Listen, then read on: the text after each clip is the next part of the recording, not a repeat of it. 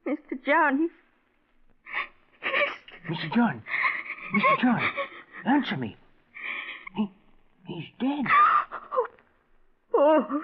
Now, please, Martha, please, you mustn't cry. The end came very quickly, peacefully. Not there, Martha, there. It came as quite a shock, Martin, hearing myself declared dead, but as I saw my earthly body sitting in the armchair by the fireplace, I knew it was true. John Drake was dead. I wanted to comfort Paul and Martha, make them understand that only the body of John Drake was dead, that the spirit would live forever. I wanted to tell them that I was indescribably happy, for I knew without knowing how that on the following day I should be reunited with my dear wife, Judith. Then my thoughts turned to you, Martin, and in one brief moment I saw your past, your present, and your future. Your future left me horrified, Martin, for in it I saw unhappiness and death. I felt that somehow I had to warn you of what the future held. I left the house I had died in and went to your home. The radio was playing. You were sitting in an easy chair reading a book, unaware of what the future held for you. Martin! Martin, you must listen to me! Martin, look up from that book you're reading. You must! But I couldn't reach you with my words.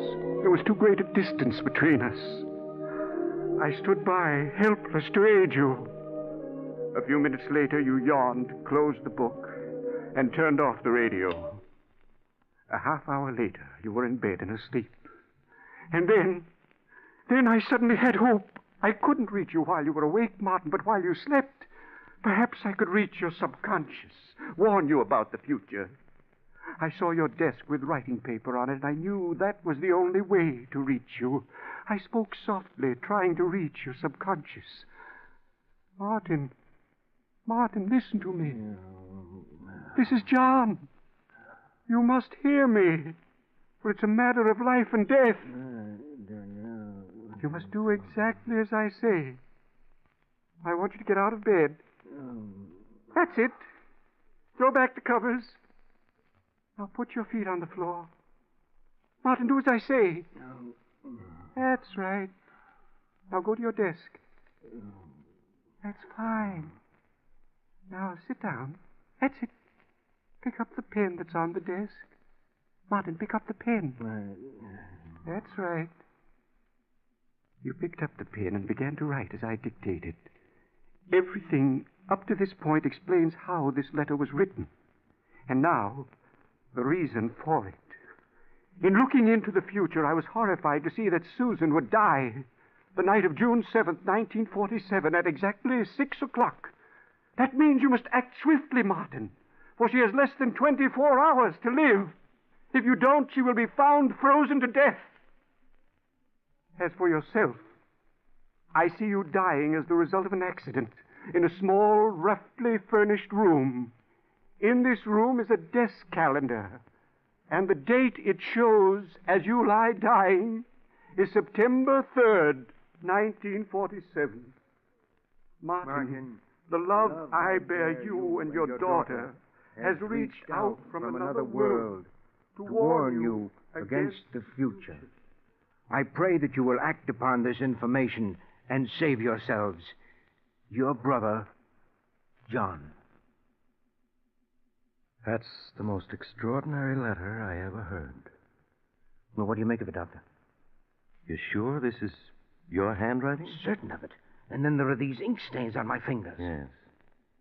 It's amazing. It's obvious that I wrote this letter last night in my sleep. What upsets me is the content of the letter. The things I wrote are so fantastic that I'm afraid I may be losing my mind. No. I'm quite sure you're sane, Martin. Well, then how do you account for my writing such a fantastic letter even in my sleep? Has it occurred to you that this fantastic letter, as you call it, may not be fantastic? What? Now, Henry, you're not trying to tell me that you believe that this letter is true. That my brother John did die last night and came here to... Surely you don't believe in all that Tommy rot. Then your explanation for that letter is that you wrote it while having a nightmare? Well, of course. What other answer could there be? It's ridiculous to think that you, a man of science, could attach any credence to this letter even for a moment. You amaze me. There have been many phenomena in history. Phenomena that never could be explained. Not even by science. Oh, you're almost as bad as my brother. Soon you'll be telling me that you, too, believe in spiritualism. Have you called up your brother this morning? Why, no. Why should I have? Oh. You think he may have died last night as he wrote me in this letter?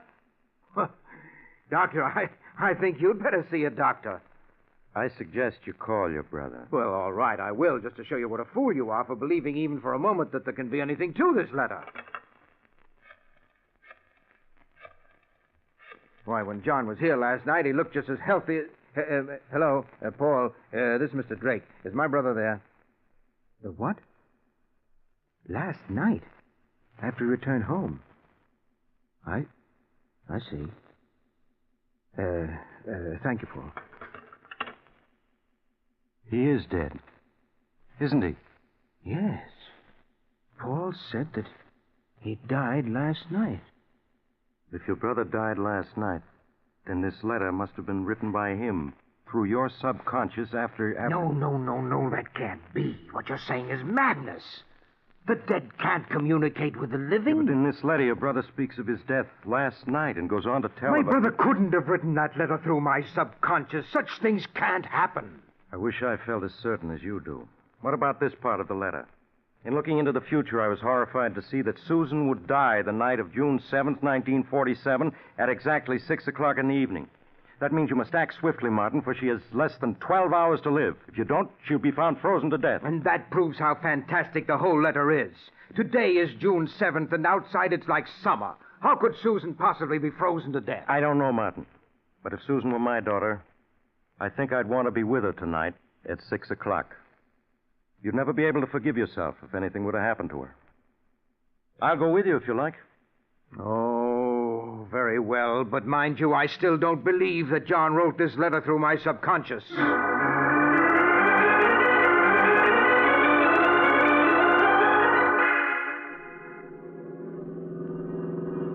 What time is it, Henry? It's a few minutes after 6. If we hadn't had the breakdown, we'd have been there hours ago. How much further is it? As soon as we reach the top of this hill, you'll be able to see it. I wish we'd reached the house before 6. Now, surely you don't believe what that letter says. How could Susan possibly freeze to death? Why, it's a warm evening. It's like summer. Yes, I know, but just the same, I wish we'd arrived sooner. Look, you can see the house now, down there in the valley. Susan's probably getting dinner. And we'll certainly look like a pair of fools coming up here because of that ridiculous letter. I hope you're right.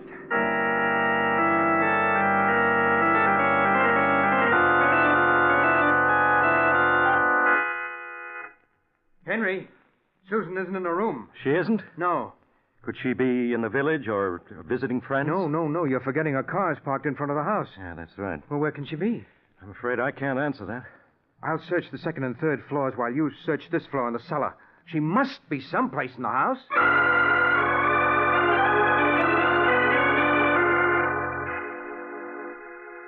Henry, where are you? Down in the cellar, Martin. I searched every room on the second and third floor, but I couldn't find a sign of her. I found her, Martin. You found her? Well, where is she? Susan. You must prepare yourself for a shock. Shock? Martin, listen to me. I found her in the cold storage room, frozen to death. No. She can't be dead. But she is, Martin. From what I could make out, she turned on the freezing system full and then went inside to store some meats, probably right after she got here. While she was in there, the door slammed shut and locked her in. Oh, Susan. If only I'd gotten here in time.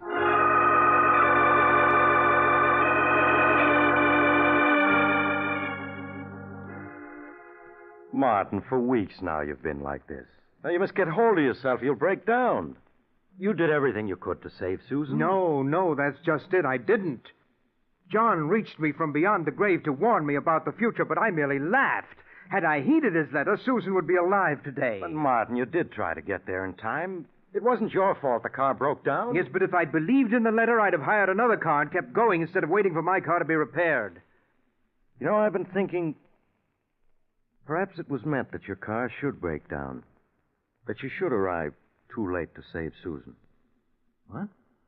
Perhaps it was wrong of John to break through the barrier that separates the living from the dead and warn you of the future. Well, how could it be wrong if it would have saved Susan? Perhaps it was ordained that Susan was to die when she did. And that's why the car broke down. No. I could have saved her if only I'd hired another car and rushed on to my country home. But at least now I can heed John's warning and save my own life. Save your own life? Yes. Have you forgotten the other part of the letter? As for yourself, Martin, I see you dying as the result of an accident in a small, roughly furnished room.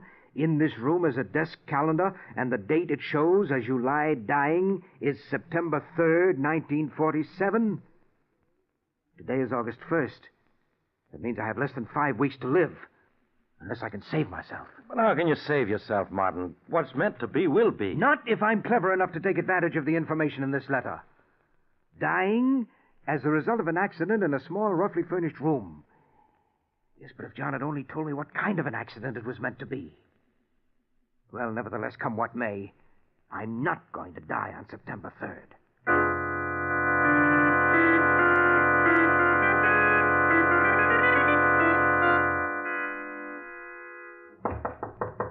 Just a minute.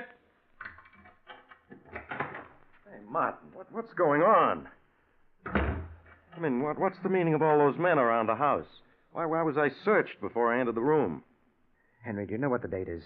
Why, yes, it's September 2nd. Yes, and in a few minutes it will be midnight, and then it will be September 3rd. Oh, yes, that's right. The letter. In the letter, John warns me that I shall die of an accident in a small, roughly furnished room. Well, you'd hardly call this drawing room that, would you? No, I wouldn't. It's my intention to remain in this room until tomorrow is past. Now, Henry, would you mind keeping me company for the next 24 hours? No, Martin, not at all. See, I've taken every possible precaution to prevent an accident from occurring. I've removed everything from this room but that sofa, chair, and table. And I have food in here to last me for several days. I have guards around this house and outside this room to prevent anyone from entering for the next 24 hours. It certainly sounds as though you've taken every precaution. Yes, I've done everything I could think of. Henry, do you hear that? It's just midnight. September 3rd is here.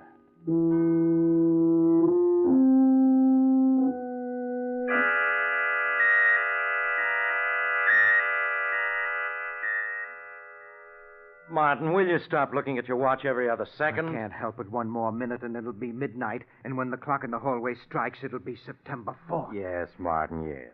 Now, why don't you sit down and take it easy? How can I at a time like this? Martin, you must calm down.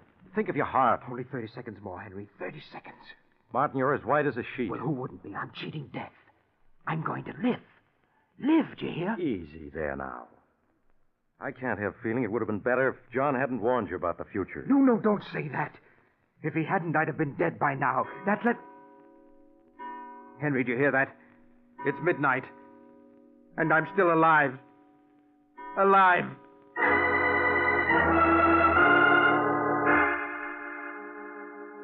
For some weeks, Martin Drake was a sick man as the result of the strain he'd undergone. But with the coming of fall, he was well on the road to recovery.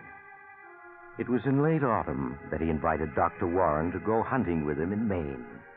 Day after day, the two men, with their guide, roamed the woods. The exercise and outdoor life did Martin a world of good, and he was soon his former self, both physically and mentally. It seems to be getting much colder, doesn't it? Yes, it feels very much like snow. I think it'll hold off for a while yet. Would you like to do a little more hunting, Mr. Drake? We still got a couple of hours till it gets dark. Yes, I wouldn't mind. How about you, Henry? Well, by all means. Maybe we'll come across that buck we spotted this morning. Yes, he was a big fellow. Where'd I put my rifle? Here it is, Mr. Drake, under the tree. Oh, yes, so it is. Here's your rifle, Doc. Right. This rifle of mine... Oh! Martin, what happened? Good grief, he shot himself, Doc. Martin, are you badly hurt? The gun went off when I picked it up on my shoulder. Easy now, while I have a look at it. Oh. Is it bad, Doc? Oh. No, not bad. We must get him to a shelter and stop this bleeding. Ed Tolliver's place is about a quarter of a mile from here, Doc. All right, give me a hand. We gotta get him there at once.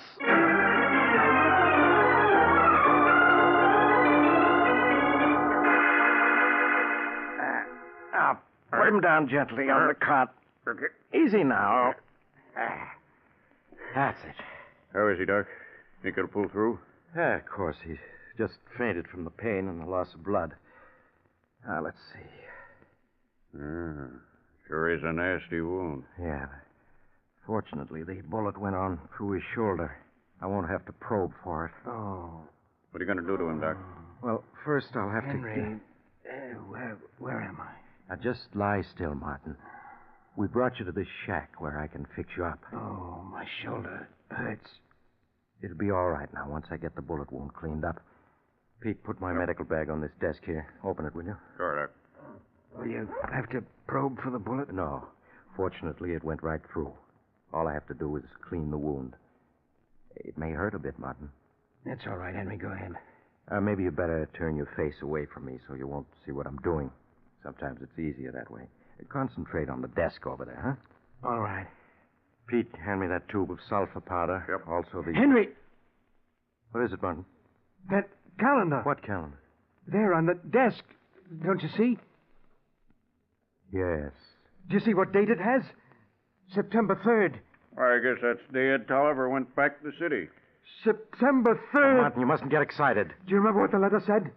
Henry, this is it. Oh, Martin, no. You'll be all right if only you'll I've calm had an down. accident. This room is small, roughly furnished. And the desk calendar does show September 3rd, 1947. Henry, it's all as John said it would be. I haven't cheated death. He's here in this room. He's come to take me. He's come to...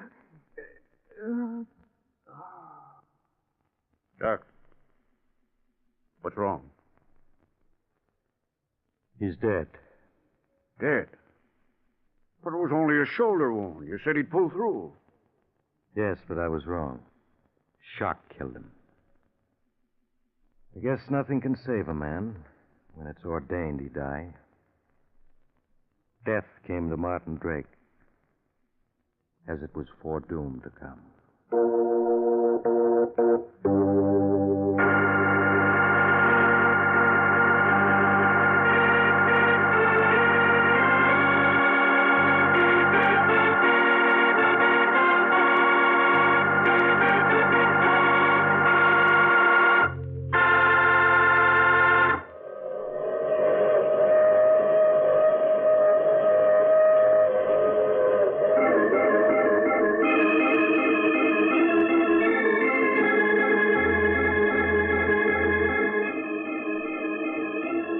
Mysterious traveler again. Too bad about Martin and Susan, wasn't it? Even John Drake's warning from another world couldn't save them, which seems to prove that when your time comes, nothing you can do can change it. So you might as well not worry about it. Though I did know of a man who managed to outwit death for several hundred years, then one day he was... Oh, you'll have to get off here. I'm sorry. But I'm sure we'll meet again. I take this same train every week at this time.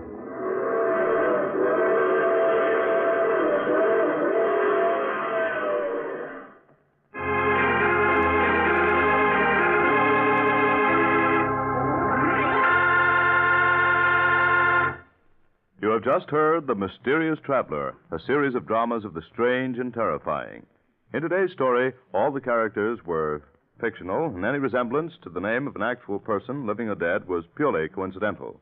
In the cast were Maurice Tarplin, Roger DeKoven, Eric Dressler, and Bryna Rayburn. Original music was played by Paul Taubman. The Mysterious Traveler is written, produced, and directed by Robert J. Arthur and David Kogan.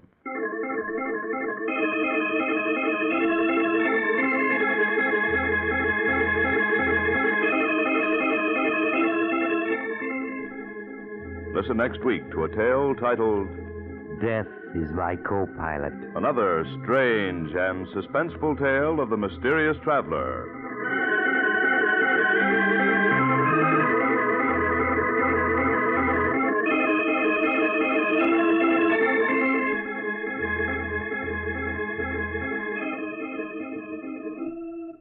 Your mysterious traveler has turned author. Yes, Maurice Tarplin has penned a chilling tale titled 7 Casks of Death. which appears in the current issue of Dime Mystery magazine, one of the popular publications group, now on sale at your local newsstand. Don't miss it.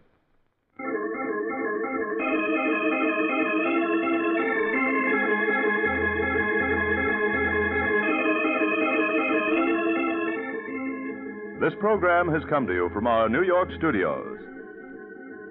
Another program of tense and dramatic action will follow in just a minute. Stay tuned to the station for Official Detective. Carl Caruso speaking. This is the Mutual Broadcasting System.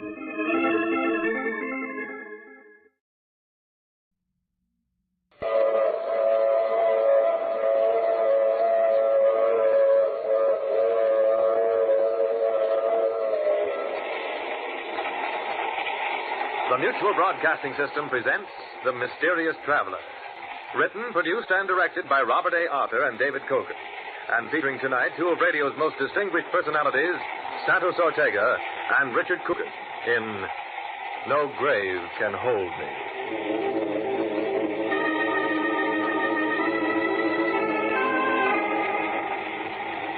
This is The Mysterious Traveler, inviting you to join me on another journey into the realm of the strange and the terrifying.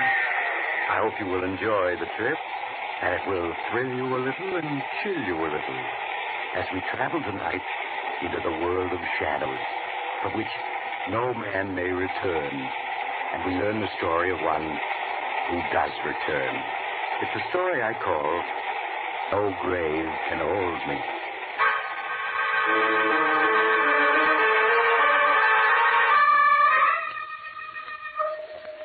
My story starts in a court of law, where a man is on trial for his life.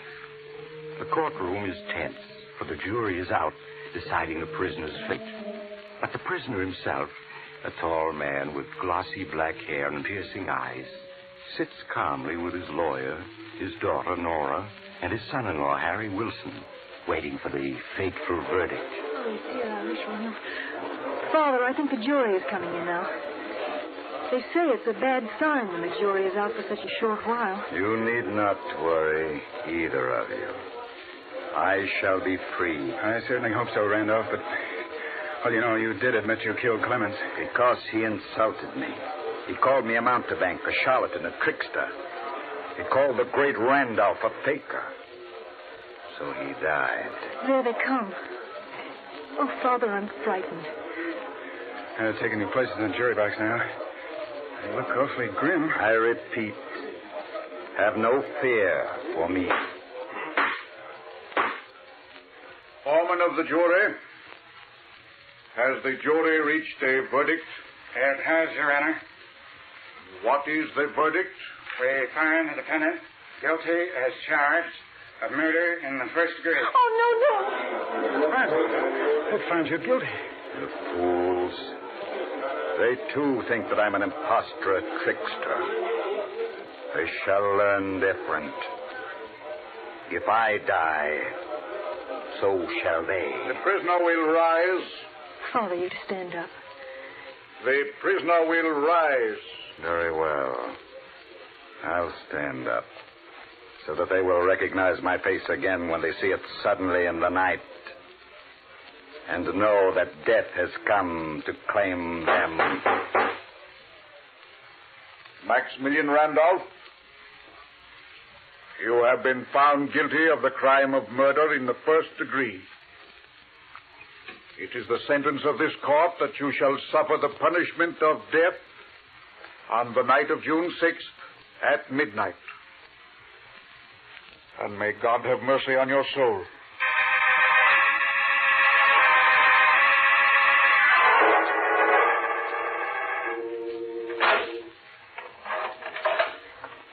Visitor for you, Mr. Randolph. Thank you, Guard Miller. You can see him for only 5 minutes, Mr. Wilson. Yes, all right, Guard. Hello, Randolph. Good evening, Harry. I see that my guard Miller managed to get you in to see me. Yes, he did. Time is so short that... Well, I know. 'Tis almost midnight. And at midnight, I die. But Guard Miller has become a good friend. I knew he'd arrange it. Nora and I saw the governor this afternoon. He refused to do a thing. It does not matter. What is death but a new garment for the soul to wear? Nora's waiting outside. You said you didn't want to see her tonight. That is as I wished. You were my assistant. We were very close, you and I. And now there is a last promise you must make to me. Anything, Randolph. When you receive my body, the empty husk of the great Randolph, bury it in a vault with a bronze door which faces east. A vault facing east.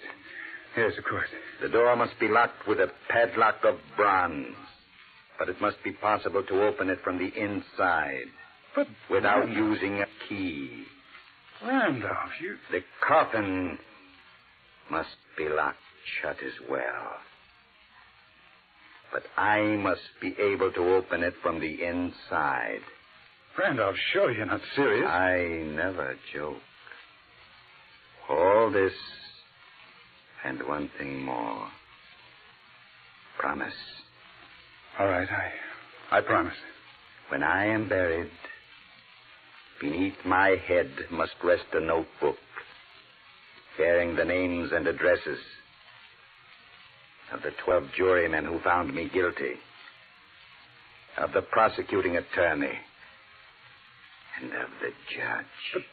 But why, Randolph? So that I may know where to seek my vengeance upon them. The vengeance I have sworn, which must be executed before my soul can sleep. Oh, Randolph, that's madness. You disbelieve. So do they. But in my studies, I have learned many things. And one of them is how to reach back from behind the dark curtain of death. Hi, time is up, sir. Thank you, Miller. Goodbye, Harry. Just tell me one more thing. Is the full moon shining tonight? Yes. It's a full moon tonight. Good. And each time hereafter that it shines, one of my enemies will join me in death.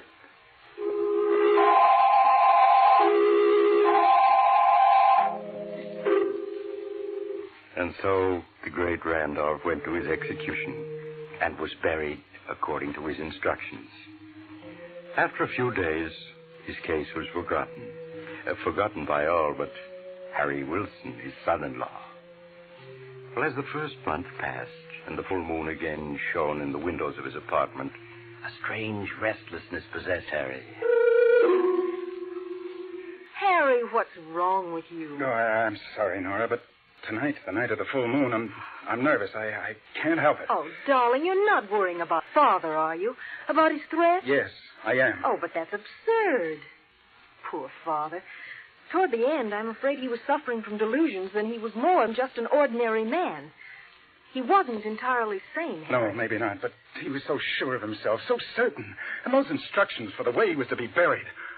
Oh, of course, I'm just being foolish. Why don't you go out and walk for a while, Harry? It'll help calm you. All right, I will. You want to come along? It's a nice night. No, I think I'll stay here and read. All right, I'll be back in an hour or so, dear. And if nothing happens tonight, I'll know that Randolph was just putting on an act.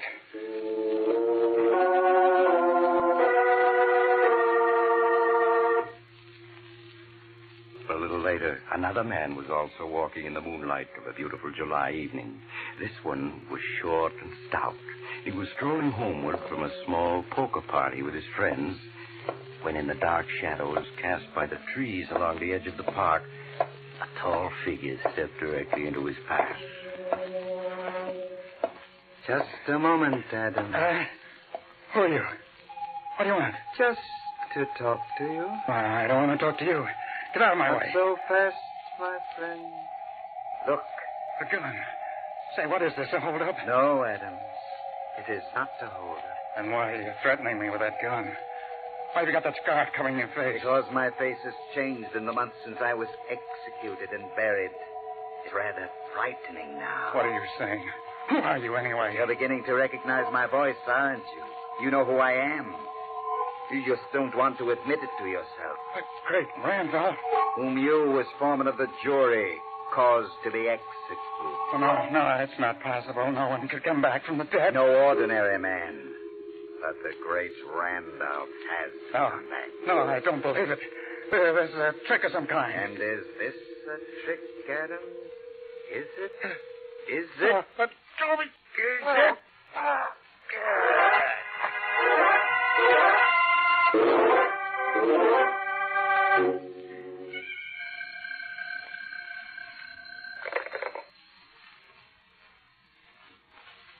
Hello? Hello, Nora. Is Harry there? No, he's out for a walk. Who is this? Don't you recognize my voice, Nora? Surely you heard it often enough. Father. Oh, no, it can't be. Strange how skeptical everyone is of me. Even my own daughter. Father, it is you. What do you want? I just want to tell Harry that I have claimed the first victim of my vengeance. Exactly on the stroke of midnight. The same minute when I died. Oh, no, no. And I wanted to warn him that he must do nothing to interfere with my plans. Or if he does, I shall have to add him to my list of victims.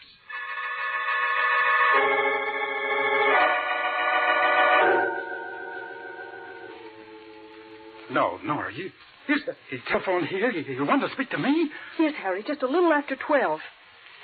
He said that he... Yes, I know. I heard the news. I was in a restaurant having coffee, and he came over the radio. Adams, the foreman of the jury, was found strangled in front of his home. Oh, but it's impossible. And yet it was his voice, Harry. Father's voice. Oh, we've got to do something. Nora, I've got to warn the others on that list. The other jurors, Baldwin, the district attorney, and Judge Dexter. Yes, but he said if you tried to interfere... I know, but that doesn't matter. In the morning, I'm going to District Attorney Baldwin. He'll believe me. He'll have to.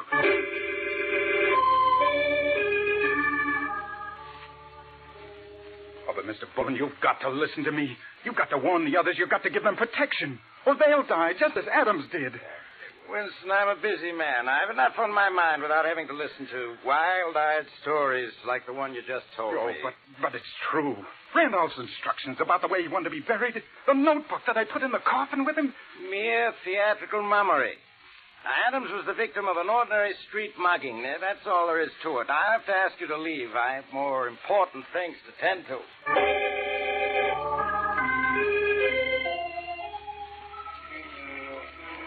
Mr. Lloyd, you're a sensible man. You edit the biggest newspaper in this city. If you'll only print what I've told you, the authorities will have to take some action. Wilson, my job is to print news for our readers, not ghost stories. If I ran your story, I'd be fired tomorrow. Then you don't believe me. Tell you what I will do. I'll make a story for the Sunday supplement out of it. Oh, that won't do any good. If it's in a Sunday supplement, people will just smile at it. When they see it there, they'll know it's just a story. And I'm afraid there's no use in talking any further, Wilson. All right, I'll go to other papers. One of them will have to believe me. I don't advise it. You run a shop, don't you, selling tricks and magic apparatus? Yes, that's right. Why? Just this. Newspapers don't believe in giving free publicity, and that's obviously what you're after. Goodbye, Mr. Wilson.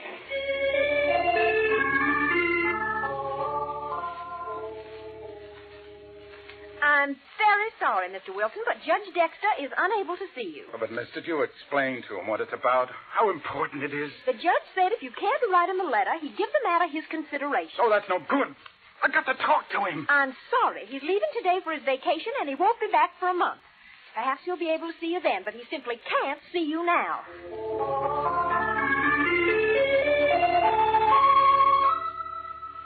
None of them would listen to me, Nora. They either thought I was crazy or that I wanted publicity. They all told me to forget it. They're right, Harry. That's the only thing to do to forget it. But, Nora... Maybe we're wrong. Maybe Adam's death last night was just a coincidence. I'm sure Father had nothing to do with it. Oh, no. He telephoned you. You heard his voice? Well, I'm not sure now that I did. Maybe it was a dream, Harry. Maybe I just imagined it. So forget the whole thing. Please, Harry, for my sake, forget it.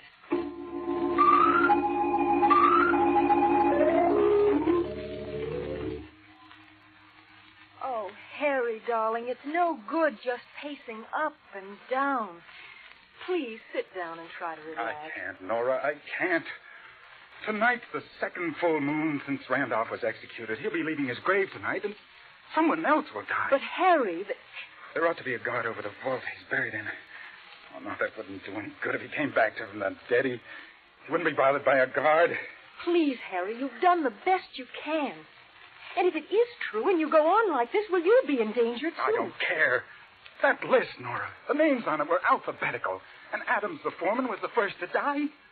What are you driving at? The second name on the list is Baldwin, the district attorney. Baldwin. Wouldn't listen to me last time, but tonight he's got to. I'm going to his home now while there's still time.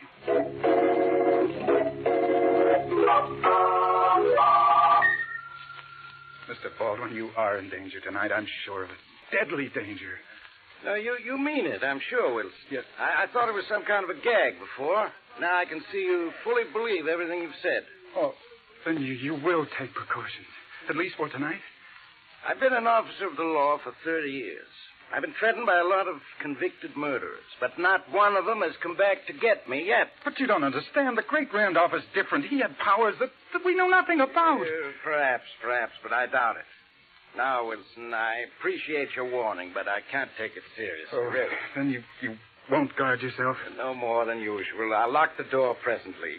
I'm sure that'll keep out any ghosts who may come this way. Mr. Baldwin, please, it's almost midnight. At least let me stay with you for another hour. I'm sorry, but I'm about ready to turn in. I expect to sleep well, too. Now, you go on home, do the same, because nobody's going to be harmed tonight by the great Randolph spook. I guarantee it. Oh, no, please, I wish you'd let me I couldn't stay. think of it. Now, you can find your way out yourself, can't you? I'm sure. Yes, of course. All right, Mr. Baldwin, I won't bother you any longer. Good night. Good night, Wilson. Well, he's gone. Afraid the poor fellow needs to see a psychiatrist. Randolph's ghost. I only hope I never have anything worse to be afraid of than Who's there? Who came in just now? Wilson, is that you again? No, my friend. It is not Wilson. Who are you? What the devil's the meaning of this? You don't recognize me, then? How can I? That cloak with the collar pulled up over your face. That is to spare the world a sight that should remain forever hidden within the darkness of a coffin. But my voice... Surely you recognize that. What are you talking about? Now, get out at once, or I'll call for the police. It would tax their powers to arrest me. They have no authority in the world to which I belong. No, it can't be. I see you have recognized me. You should have taken Wilson's warning, Baldwin, because I'm here. The great Randolph, at your service. Oh, it's impossible. That's been said of so many things, hasn't it? But I think I can convince you. No, stay away. Help! That won't do you any good. By the time anyone comes who will have joined me in the world of death. Oh!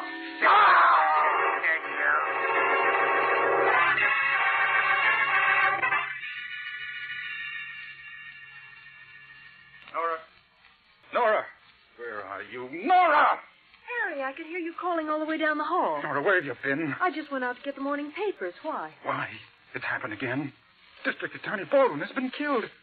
But how? Exactly the same way Mr. Adams was killed, strangled, just at midnight. Oh, no. And Nora, I think I know the truth now. What do you mean? I don't believe it was your father at all. I think it was I that killed them. I killed them both.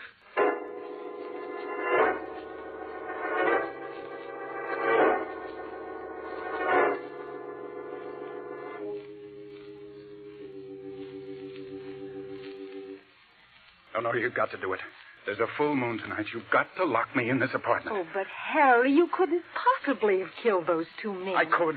I was near the scene at both times, and my My mind, it wasn't clear. I don't remember doing it, but don't you see, if I'd been hypnotized, I wouldn't remember. But, darling, Father couldn't have hypnotized you into committing murder. It's a law of hypnosis. The subject won't do anything he knows is wrong. I know that, but I can't be sure. I believe that in those few minutes I was with him, somehow Randolph impressed on my mind orders to carry out his vengeance for him. Oh, darling, I'm sure he didn't. But if you insist, I'll lock you in. All right. Well, I want you to go now. Might not be safe for you to stay with me. All right, Harry. I'll go to a movie. Got to stay locked in until after midnight. Then even if I am hypnotized, I won't be able to do any harm. You do understand, Nora, don't you? Oh, of course, darling. I'm sure you're wrong, but I'll do anything you say. All right, now. Lock me in. And don't you come back until after midnight.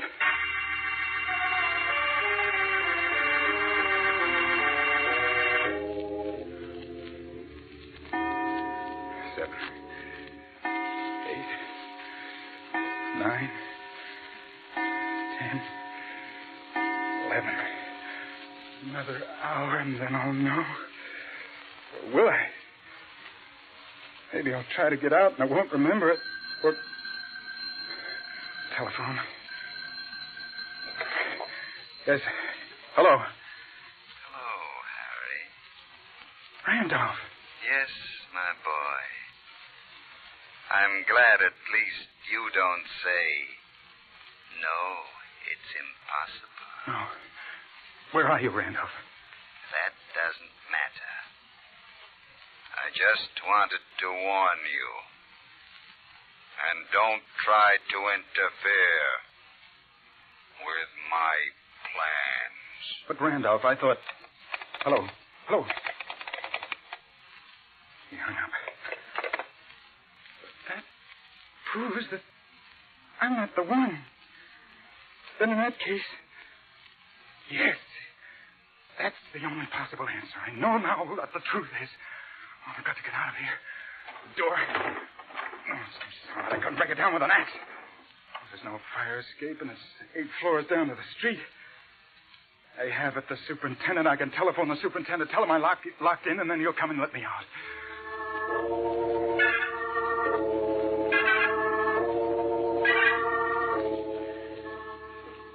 Judge Dexter. First, Adams died, then Baldwin. Their names were the first 2 on the great Randolph's list.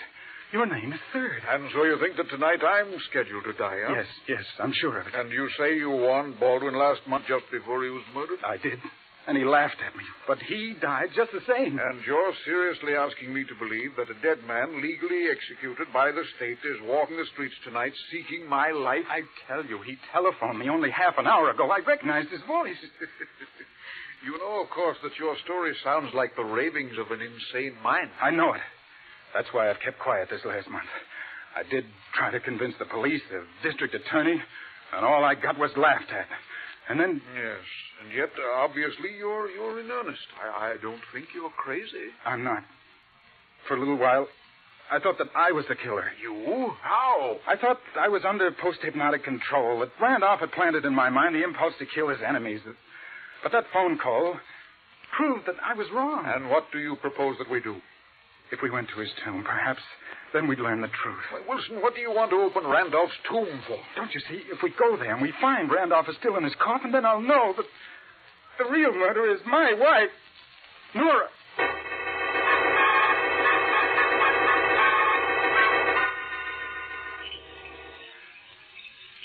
I have the key right here. I'll have the padlock off in a minute. Well, then hurry. The moon is bright. I'd hate to have anyone see us. Yes, all right. A very strange story, a man in my position prowling around a cemetery at midnight. Oh, but we had to come, Judge. We had to make sure. There. Unlocked it. We can open the vault door now. I'm rather sorry I paid any attention to you, Wilson. But we're here now, so let's get this thing over with. Now, I'm going in first. But don't forget, I'm armed. Oh, don't worry about me. There, I've shut the door. Be safe to turn on the flashlight now. There. See? There's the coffin. That's odd. Huh? What is it, Judge? The air in here is fresh. This vault has been opened, and very recently. Then it must have been opened by Randolph. Oh, nonsense. Open this coffin, and I'll prove it. Here. How does it work? This catch on the side. Can be operated either from the inside or out. There we are. It's unlocked. Well, then lift the lid, man. Lift it.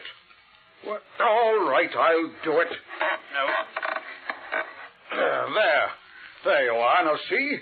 There's your precious Randolph, safe and sound, just as I expected. Quite dead. As he's supposed to be. He's still in his coffin. Yes, and that proves that Wilson, shine your flashlight down on the floor. I just touched a body lying here near the wall. Body? Oh, it's Laura. She's dead. I don't think so. Here, give me that light. Judge. What happened? Why did you turn out the flashlight? Something knocked it out of my hands. I can't find it. Because I have it, Harry. That's why you can't find it. Randolph. Wilson, what are you saying? It's Randolph. He's not dead. Oh, but I am, Harry. But don't let that disturb you. I want to thank you for bringing the judge here to me. Wilson, where are you? You're trying to play a trick on me? No, I swear. He's quite innocent, Judge Dexter. As for Nora, she merely came to make sure I was where I'm supposed to be. Just as you did. When I spoke to her, she fainted. Wilson, get the door open. We've got to have some light in here. It's no use, Dexter. I can see in the dark like a cat, and you can't. No. I have you now. No, Judge. Let me go. You're going to die, Dexter. Executed as you ordered me. Executed. Randolph, let me go. I warn you, Randolph. I've got a gun. I'm going to shoot. You're too late. You're... Judge, are you all right? Yes. Yes, I am. Now, see if you can find the flashlight. I think I've taken care of Mr. Randolph. If it was Randolph. I think I have it. Yes, here it is. Judge, Randolph's body, it's still in the coffin. I rather thought it would be. Harry? Harry, is that you? Oh, no. You're not hurt? No, just my head. I came here to see if Father... We understand, Mrs. Wilson. And then someone hit you. Yes, from behind. There was someone here in the vault. I just got a glimpse of him, and then he hit me. But who was it? That's what we're just about to find out. Now, let me have the flashlight, Wilson. Yes, of course. I think he fell over here. Now, yes, here he is. But who is he? He was impersonating Father, but who is he? Oh, here he's lying on his face. You better turn him over. Carefully now. He's still breathing. That's it. Oh, hey, it's Miller, the guard from the penitentiary, the one Randolph said he made a friend of. Yes, the one who was guarding him just before he was executed. Oh, that's it. It was Miller. Miller, can you hear me? What happened? I'm afraid he's dying. Before Father was executed, he must have hypnotized this man and ordered him to carry out his fantastic scheme of vengeance. Oh, it was a trick, but a very cunning trick. By means of hypnosis, Randolph used this man as a tool, even though Randolph himself was dead. He must have recognized that Miller was unusually susceptible. I think we'll find that Miller was a psychotic to begin with. Otherwise, Randolph's hypnosis would never have worked. For no normal person can be influenced the way Miller was under any circumstances. Isn't there anything we can do for him? No. No, he's gone. And with him, the great Randolph has died, too. For good.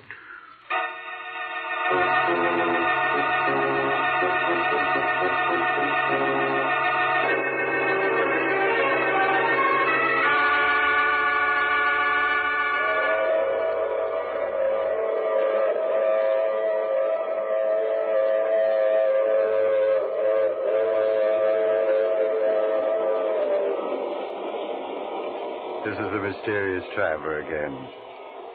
So the great Randolph is dead for good, is he? I wonder. After all, Miller wasn't the only guard Randolph had a chance to talk to.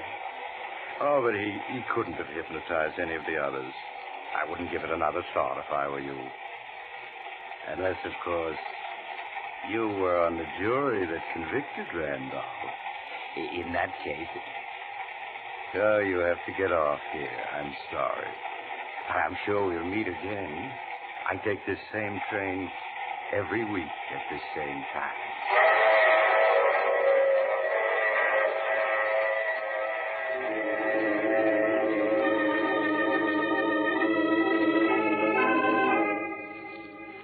You have just heard The Mysterious Traveler, a series of dramas of the strange and terrifying. The role of the mysterious traveler is played by Maurice Tarplin. In tonight's cast were Santos Ortega, Richard Coogan, Shirley Blank, and Bill Smith. Original music composed and played by Al Finelli. All characters in this story were fictitious, and any resemblance to actual persons was purely coincidental. This is Bob Emmerich speaking. This program came from New York. This is the Mutual Broadcasting System.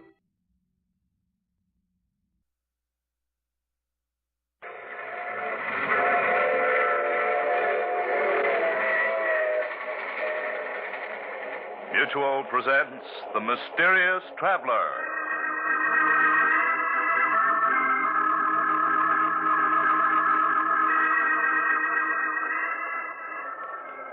This is The Mysterious Traveler, inviting you to join me on another journey into the realm of the strange and the terrifying.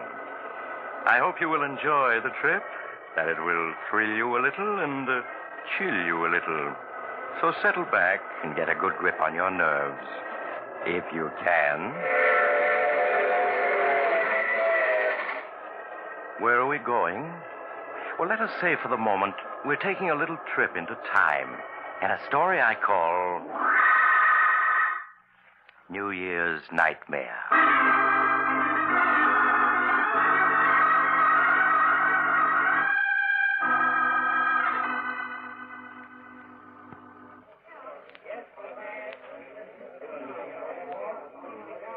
As the old year entered its last minute, the crowds at the Club Tropicana were waiting expectantly for the clock to strike midnight. At a ringside table, a lovely young woman angrily whispers to the man with her. Chris, if you take another drink, I'll leave. Oh, Judy, this is New Year's Eve. It'll be 1947 in another minute. Gotta celebrate, don't I? Just one more. Just one more, just one more. That's what you always say. I wouldn't mind if it were just tonight, but you're always getting drunk. Waiter, another bottle of champagne. Nothing I say means anything to you, does it? You think because I've forgiven you a dozen times in the past, I'll do it again. But you're wrong, Chris.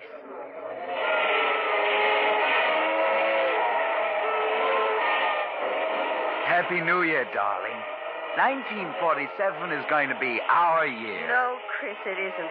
I won't marry a man who gets drunk in New York and wakes up the next day in another city. Oh, Judy, what are you saying? You don't mean that. You know I love you. Yes, Chris, you love me. But not enough to give up drinking. I'll miss you, Chris. Miss you terribly. But I know I'm doing the right thing. Judy, don't talk like that. I couldn't live without you. You know that. Won't you? I'm sorry, Chris. Here's your ring. Will you please take me home? You don't have to leave. If the sight of my drinking is too much for you, I'll go someplace else and do it. Martin will take you home. Happy New Year and goodbye.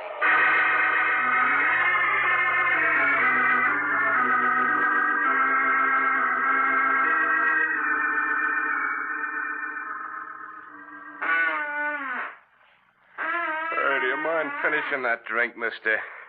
It's 5 o'clock in the morning and I'm dead on my feet. Sure, I'll drink up. No matter what she says. That's right. Now you better go home and sleep it off. Good night and a happy 1947 to you. Thanks. And the same to you. Cold. Gotta find another bar. New Year's. Gotta celebrate. Another bar across the street. Oh, gotta celebrate. Hey, mister, look out for that car. You're gonna get run down if you don't. Look out!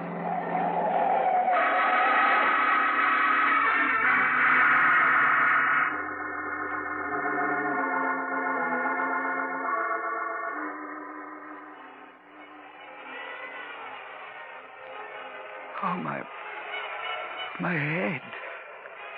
Oh, it feels so funny. What's that noise?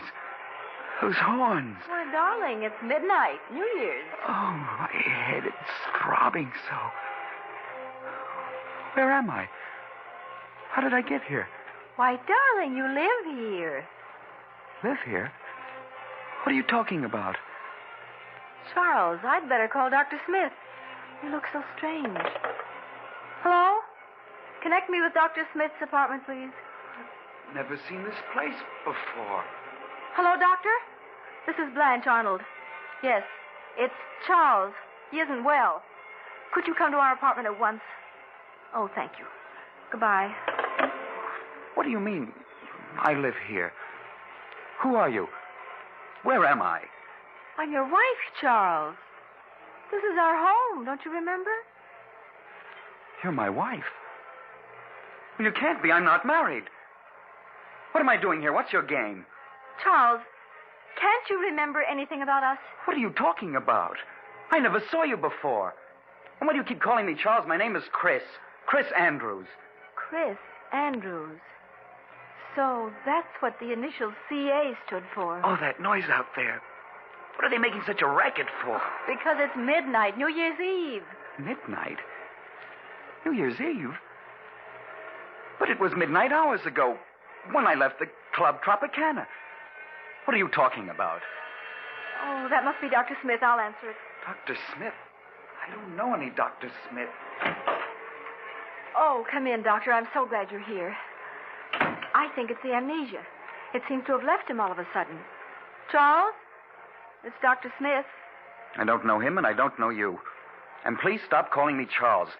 I told you my name is Chris Andrews. Mm-hmm. Won't you sit down, Mr. Andrews? I'd like to talk with you for a few minutes. What about? Tell me, Mr.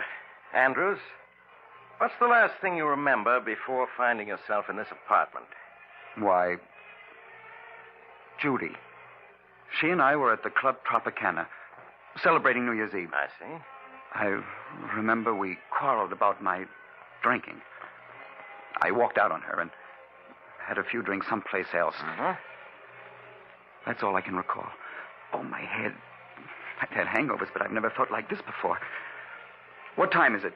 It's just 4 minutes after 12. But it can't be 4 minutes after 12 New Year's Eve. That was hours ago when I left the Tropicana. Mr. Andrews, that was New Year's Eve, 1947. What do you mean, that was New Year's Eve, 1947? This is New Year's Eve, 1948. 1948? What are you talking about? It's 1947. Well, here's the morning paper. You can see the date for yourself. Thursday, January 1st, 1948. No, it can't be. It can't be. A year gone? Just like that? But where did it go? I haven't lived it yet. Perhaps you'd better let me clear up a few things for you. 1948. My name is Smith. I was a resident physician until recently at the Park Hospital.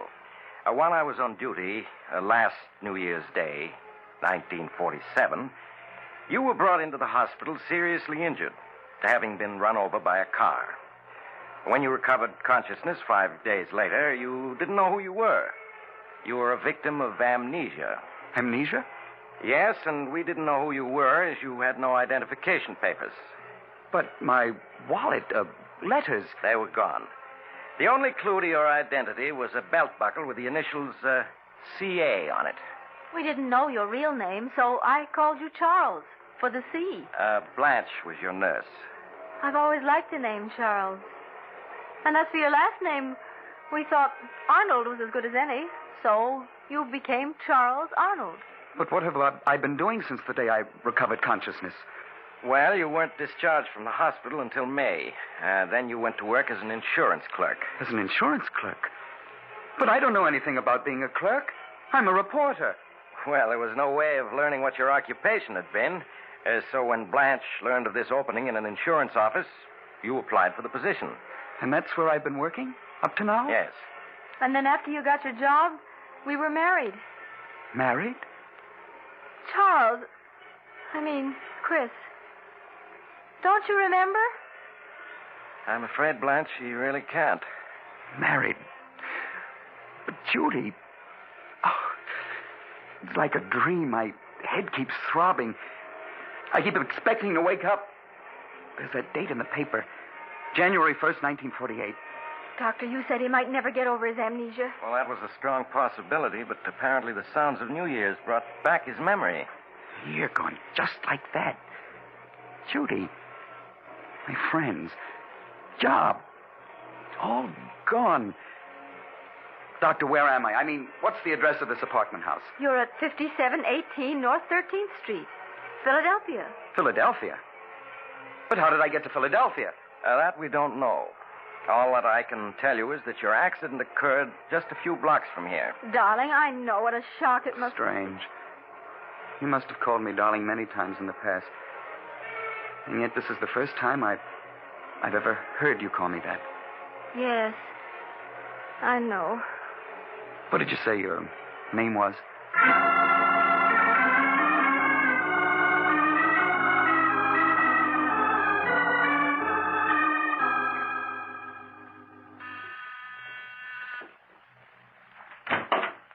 Oh, hello, Doctor.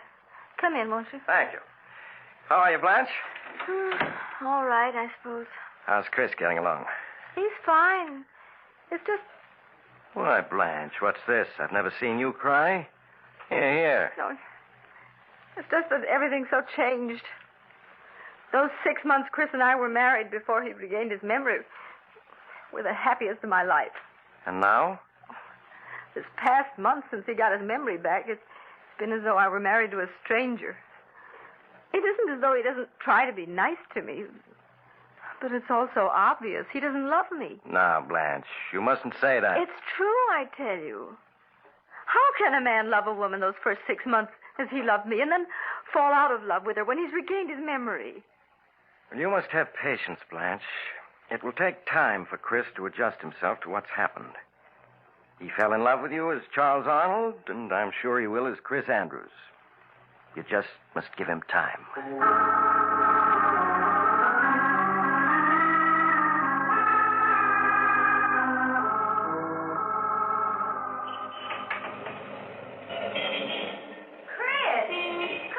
Andrews. Chris, it is you. Judy. Oh, Judy. Oh, just let me look at you. Oh, this can't be true. You're being here. Well, it is. It's been a long time. Yes. Year and a month since New Year's Eve, 1947. Chris, what are you doing here in Philadelphia? I live here. Well, so do I. I got a job with Ryan and Company as a copywriter here a few months ago. Look, Judy, we can't talk here on the sidewalk. That's right. Well, look, I live only a few blocks from here. We can go to my apartment. Oh, that's fine. There's so much I want to ask, and there's so much to tell.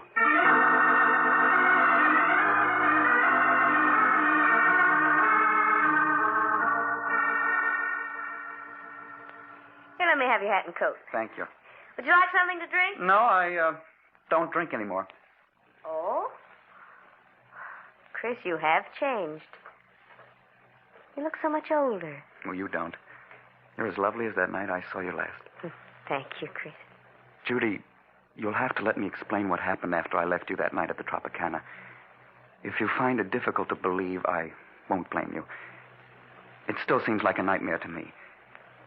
That night, after I left you...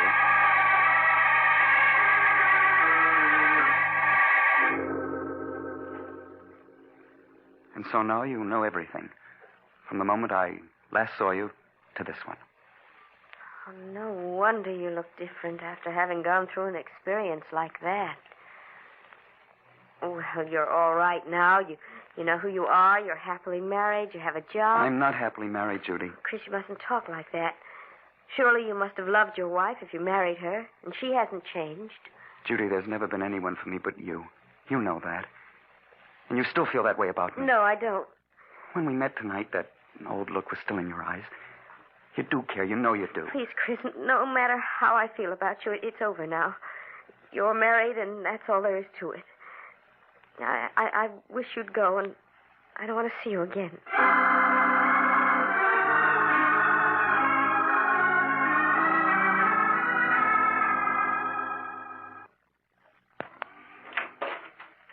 Chris, where have you been? I expected you home from work hours ago. I met a friend. Oh, you look so tired. Do you feel well? Blanche, this past month I tried my best to be a good husband, haven't I? Well, you have been, darling. No, there's something missing, and you know it. Oh, it isn't your fault. It's mine. And as a result, we're both unhappy. You mustn't say that, Chris. I feel that in time, things will be as they were when we were first married. When you were Charles Arnold. No, but they won't be, Blanche. It's no use, I tell you. Chris, who is the friend you met tonight? The girl I was once engaged to. I see. Blanche, you've got to give me a divorce. No, Chris. I'll never do that. But why? You know I don't love you. What's the sense in going on like this? Chris, when you were Charles Arnold, you did love me, and we were happy together. I had your love once, and I mean to win it back. I won't give you a divorce.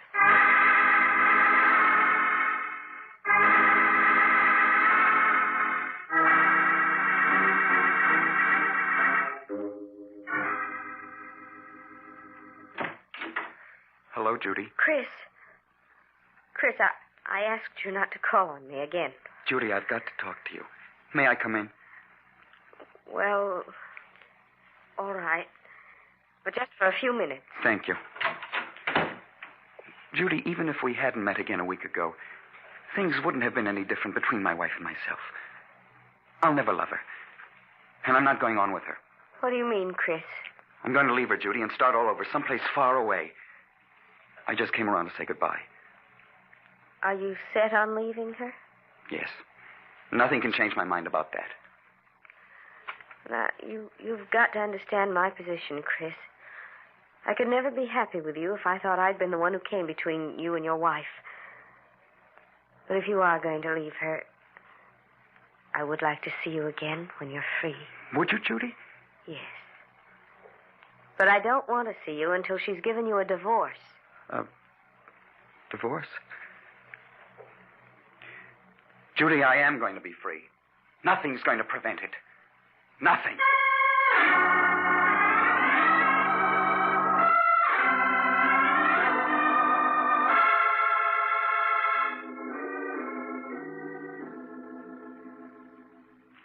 Blanche, how would you like to go out tonight?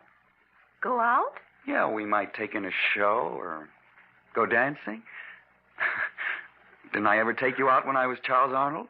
Oh, why, yes. We used to have wonderful evenings together then. Well, why not now? Unless you don't want to. Oh, Chris, there's nothing in the world I'd rather do. Hey, why the tears? Oh, it's just that I'm so happy. Oh, come here. Did this Mr. Arnold ever put his arms around you?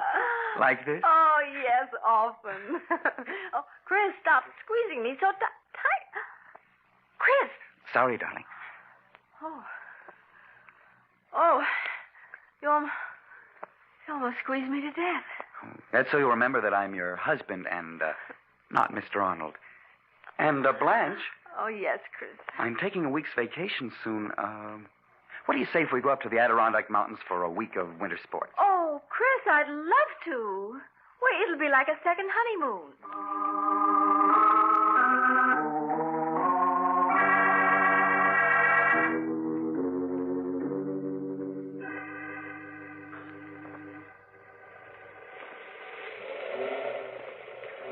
Blanche, you all right? There's only a few more feet to the top. I'm coming, darling. Where are you? Oh, there you are. Oh, Chris. Oh, the view is wonderful from here, isn't it? You're right. Being up here is like being alone in the world. Yes, just the two of us. Oh, this past week's been a wonderful one, Chris. I've never been so happy. Nor have I. Oh, be careful, Chris. Don't go so near the edge. That canyon's 4,000 feet deep. Oh, this ledge is perfectly safe. Come over here and take a look at the valley below. All right. Ooh, please keep your arms around me, Chris. Looking down like this frightens me. There. You're safe in my arms. Chris, why are you looking at me that way? What way, dear? I don't know. Is your head throbbing again? No, dear. I don't suppose you've changed your mind about giving me a divorce, have you? Giving you a divorce? But I thought we were so happy together. Yes, that's the impression I meant people to get. Chris, you can't be serious. Why, everything's been wonderful these past few weeks. Oh, I see it won't be any use trying to talk you into it. What do you mean? I'm sorry, Blanche. I don't want to do this, but you've given me no alternative. It's really your own fault, that you must die. Let go of me.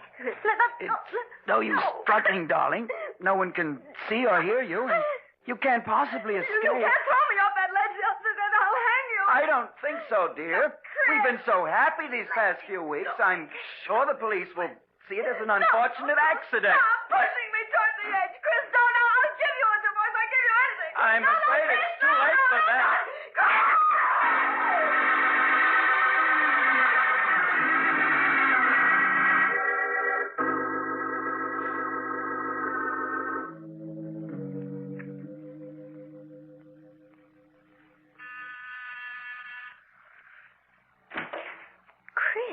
Good evening, Judy. May I come in? Why, yes, of course. How are you, Chris? Oh, I'm all right. I want to thank you for the note you sent me when Blanche died. I can't tell you how sorry I was to hear about it, Chris. Yes, it all happened so quickly. What have you been doing since then? Oh, just working. Trying to straighten myself out. Yes. Judy, perhaps I shouldn't talk about it now, seeing that Blanche has only been gone a month, but I've been thinking of leaving town. Will you come with me? Please sit down, Chris. You make me nervous walking back and forth like that. All right. But you haven't answered my question. Well, it isn't easy to answer. It would be if you said yes. I see in your eyes you mean no. Why? Chris, I've met someone else recently. Someone else? But you said if I were free, you'd marry me. I didn't say I'd marry you. I said if you were free, I'd like to see you again. But now I'm not even sure of that. You're so different from what you used to be. Stop being clever. If you didn't say you'd marry me, you implied as much. Please, Chris, you're making it so difficult for me. I'm making it difficult for you. And I suppose what I've been through doesn't count. I risked my life to get you. Risked your life? Chris, what are you saying? Are you such a fool as to believe that Blanche fell off that mountain? Chris, you didn't. Yes. And I did it because you said you'd marry me if I were free. Oh, no, I meant a divorce. But she wouldn't give me a divorce. It was the only way I could gain my freedom. And now you tell me there's someone else. Oh, Chris. I did it for you. And you're going to marry me. No, I won't. If I can't have you, no one else will. Chris, what's the matter with you? Chris! We were meant for each other, darling. In life and in death. Chris, if you come any closer, I'll scream for help. No, don't. Chris, no! You won't marry me. You'll never marry anyone else. There. He'll never have you. Open up in there. Miss Winters, are you all right? Call the police. I didn't want to do it, darling, but you forced me to. Oh, my head, it throbs so. Everything's like a nightmare. Open up in there. This is the police. The police? I've got to get away.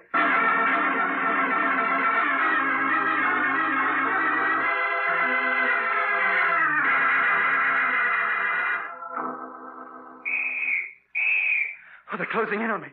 There's no escape from this roof. Let's work our way down from this end of the roof to the other. They'll never take me alive. Never. I've got 5 bullets.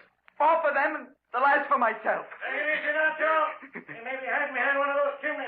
Oh, my head. It keeps throbbing so. If I could only think. All this can't be real. It's like a horrible dream.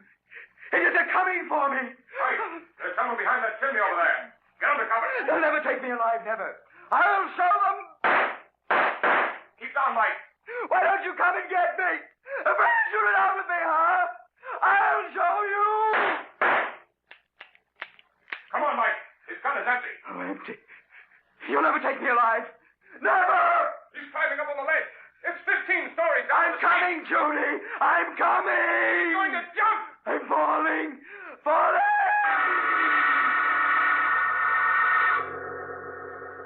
You'll never take me. Never. I'm falling. Falling. Doctor, the patient's recovering consciousness. Yes, you're right. He's opening his eyes. Oh, my head. It throbs so. Where am I? Oh, it was a dream. Not real. Oh, thank heaven. Now, you must be quiet. You've been in a serious accident. Accident? Yes. You were hit by an automobile New Year's morning. Would you mind telling me your name? There weren't any identification papers in your clothing, and we'd like to inform your relatives of what's happened. My name? It's... I can't remember my name. I see. Well, what about your address? Can you remember that? No. No, I can't remember anything. Now, you mustn't get excited. It'll all come back to you. You received a fractured skull from the accident. There was a mountain. Mountain? You mean you live near one? I don't know. There was a mountain, and the police were chasing me. And I jumped off a high building. It's all mixed up. You probably dreamed that while you were unconscious. But you're all right now. Just need rest and quiet. Where am I? You're in the Park Hospital, Philadelphia. Philadelphia? What day is it? It's January 5th, 1947. It's 7:26 in the evening. And you don't know my name? No, all we have is your belt buckle with the initials CA. CA? Nurse, will you look after the patient now? I'll be in to see him later tonight. Yes, Doctor. Are you comfortable? The initials CA. What do you suppose they stand for? Perhaps the C is for Charles? Charles? Charles. I don't know. Well, suppose I call you Charles, just for the time being. I always liked the name Charles. All right. What's your name? I'm Miss Thompson, but you can call me Blanche. And Charles, let me be the first to wish you a happy 1947.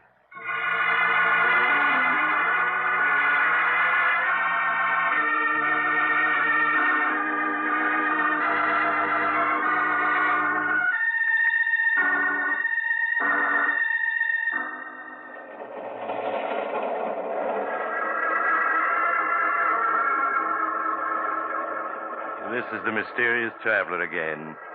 Have you enjoyed our little trip? Oh, by the way, I want to wish you all a very happy New Year. And I do hope you'll be careful about making new acquaintances. And perhaps you'd better keep an eye on the old ones, too. For after all, who can foretell the future? Not even Chris Andrews, or should I say Charles Arnold, knows what's in store for him. But we do, don't we? And speaking of the future, Oh, you're getting off here. I'm sorry. But I'm sure we'll meet again. I take this same train every week at this same time.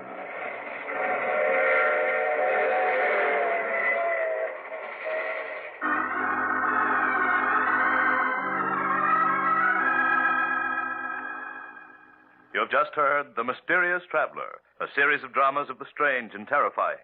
In tonight's cast were Maurice Tarplin, Stuart Brody, Louise Fitch, Hester Sondergaard, and Mort Lawrence.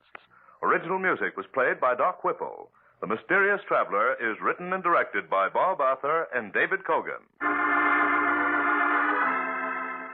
Listen next week over most of these stations to a tale titled No Grave Can Hold Me. Another Tale of the Mysterious Traveler.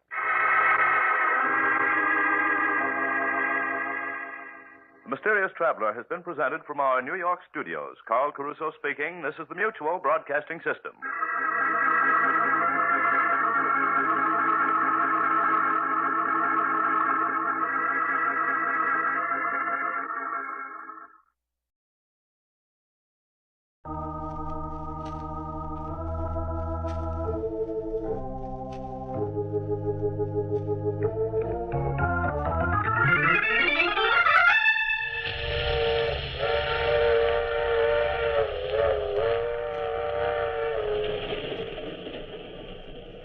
Mutual presents The Mysterious Traveler.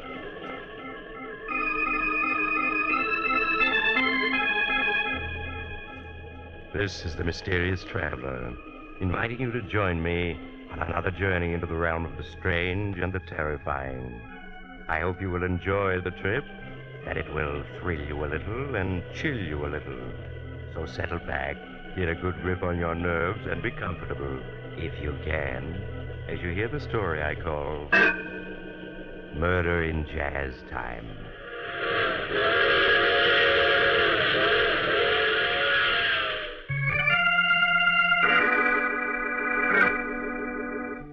Tonight, we're going to delve into the strange and confusing events in the life of Alexander Drake. But what person can tell you of these events better than Alex Drake himself? As our story begins, Drake is seated at a small table, staring at several blank sheets of writing paper. Slowly he picks up a pen, hesitates, and starts to write. I scarcely know at what point to begin telling of the things that have happened to me these past months. I suppose I should begin with Vicky. Vicky, who I have loved ever since we were children. If my love was never returned by her, I was content to wait, ever hopeful that someday she would reciprocate my feelings. We saw a great deal of each other after she graduated college, and I watched with interest as she embarked upon a singing career. Success came to Vicky quickly and smoothly, as all things did. She sang with several name bands and then became a star attraction at the swankier nightclubs. Several years passed, and then one night, as I had always dreamed of it happening, Vicky agreed to marry me. That was the happiest moment of my life. A week later, we were married and driving to New Orleans on our honeymoon. Happy, darling? Oh, yes, Alex, yes. No regrets about giving up your career? None at all. Oh, it's good of you to say that, Vicky. I'll try to make it up to you. Oh, no, really, Alex. Giving up my career isn't any sacrifice. For a long time now, I've known that I wasn't very good. Not very good? Why, you were getting $1,000 a week at the Casablanca. And look at the way your recordings are selling. Oh, let's face it, Alex. I have a nice voice. I'm fairly attractive. And thanks to fine publicity, I've come a long way. But I'm not really a very good singer. Oh, nonsense. I think you're a wonderful singer. That's because you're in love with me, darling. But I know better. Take, for example, that recording of Easy Living that I made. That was one of the best things you ever did. Yes, Alex, it was. But have you ever heard the recording that Billie Holiday made of that number? No, I don't think I have. Well, if you had heard it, you'd know the difference between good singing and really great singing. You mean she was so much better? Yes, Alex. And if I can't be a top blues singer, then I won't sing at all. Oh, Vicky, you're young yet. It takes time. No, Alex.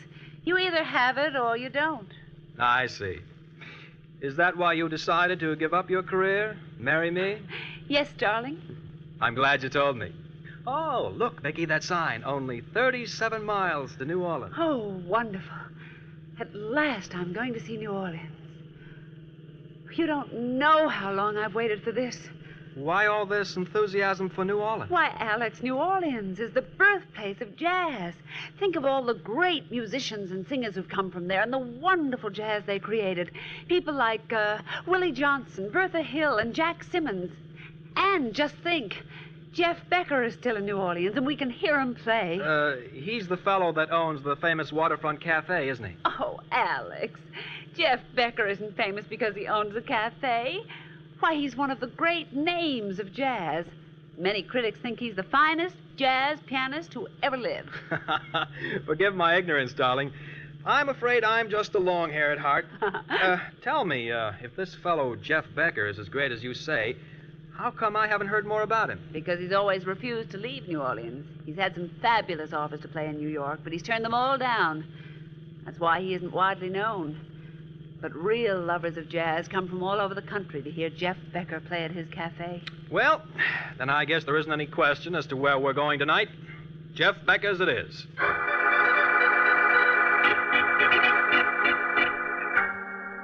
An hour later, we were in New Orleans and registered at a hotel.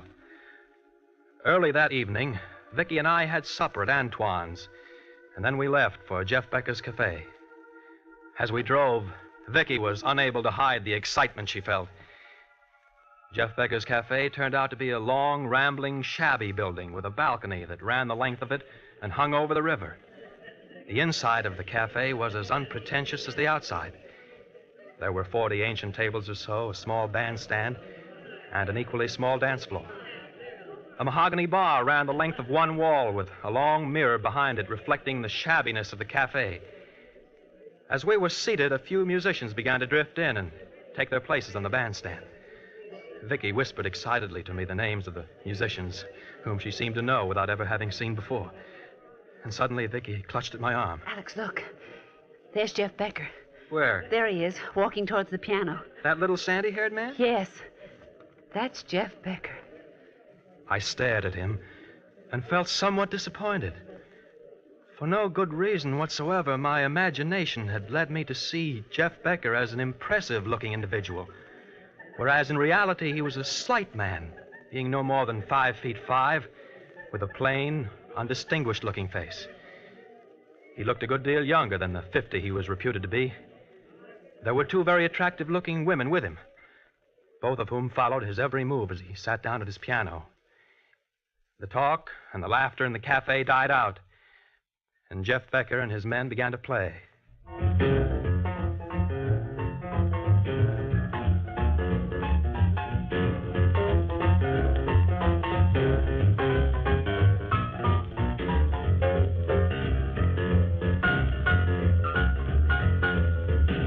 As Jeff Becker played, the disappointment I'd felt about him fast left me. As he sat there at the piano playing smoothly, effortlessly, he was no longer a small, slight man with a plain face. There was a warmth and greatness about him, and even I, who was no lover of jazz, could sense the genius of Jeff Becker.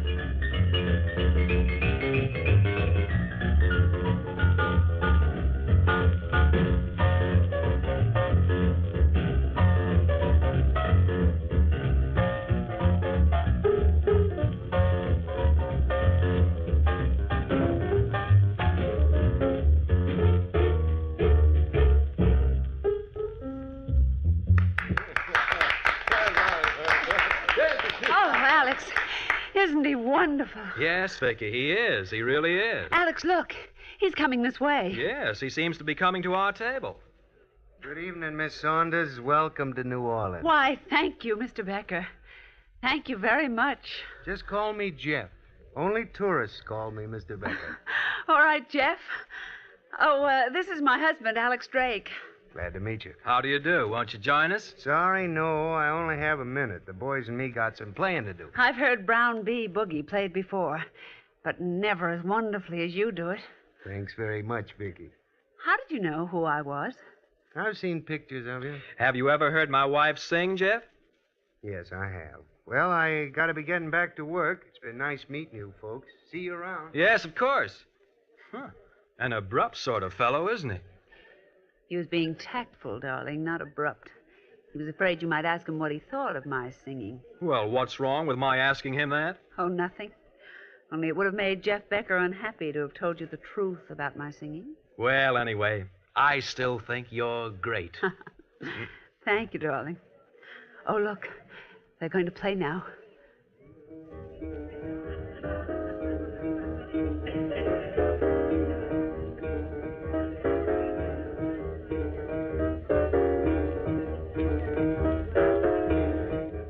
We sat listening to the magic of Jeff Becker's music for hours. When I suggested to Vicky that we leave, she refused, insisting that we remain until closing time, which was 4 a.m. The next evening found us once again at Jeff's cafe, and again we remained until closing.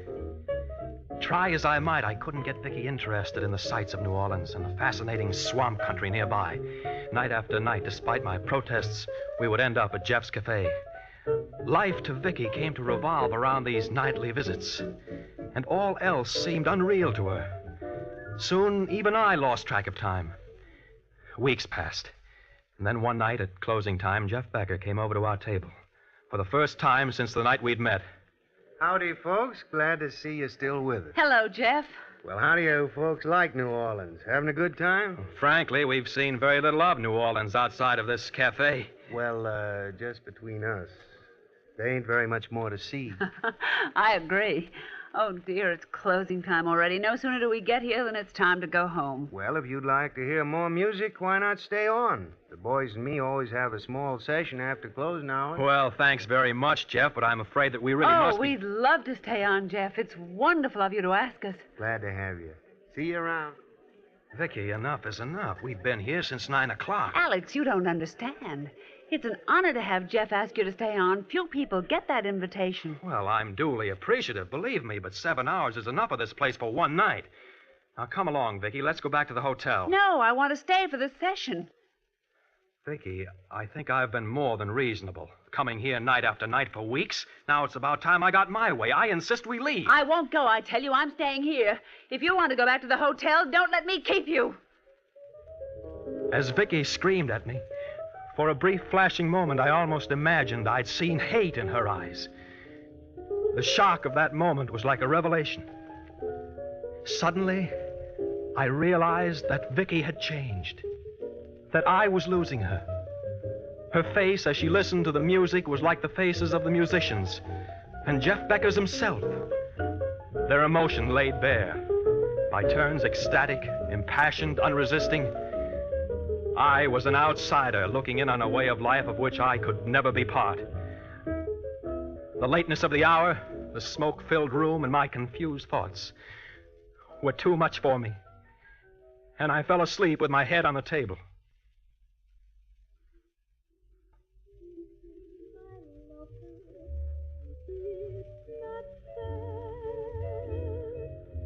I have no idea how long I slept, but when I awoke, it was daylight. I became aware of a woman singing. I looked up. I saw it was Vicky. Vicky standing by the piano, singing to Jeff Becker. Since it is a dancing floor just for my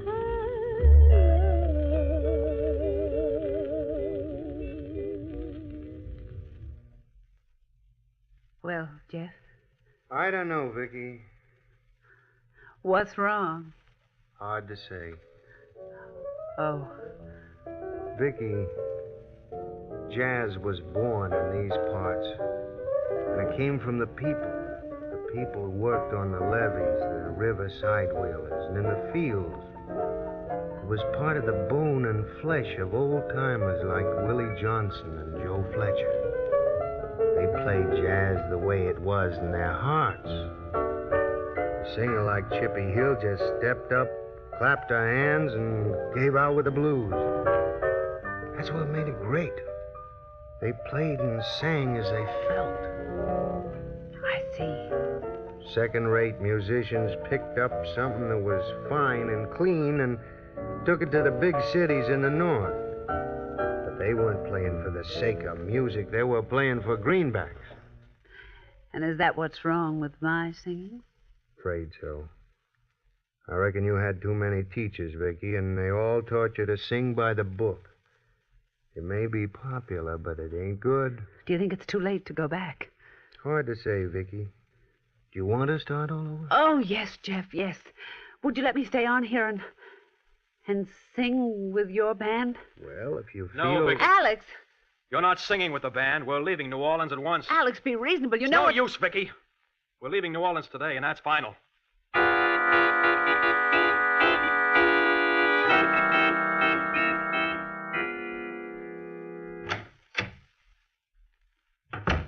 I'll get your suitcases from the closet, Vicky, so that you can start packing. I tell you, Alex, I'm not leaving New Orleans. Not only am I staying, but I'm going to sing with Jeff Becker's band. Vicky, are you blind? Can't you see what's happening?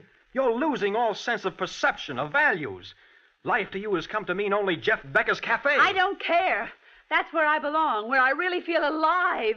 If you loved jazz, felt about it the way I do, you'd understand. I do understand, but there are other things besides Jeff Becker and his music. Not for me, there aren't.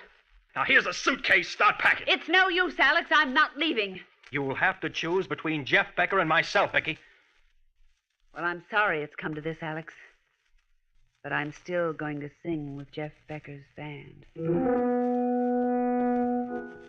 It was at that moment I knew that I had lost Vicky. As she turned away from me, an overwhelming hatred for Jeff Becker surged up within me. Had he been in the room at that moment, I would have killed him without any hesitation. I left the hotel, walked the streets of New Orleans.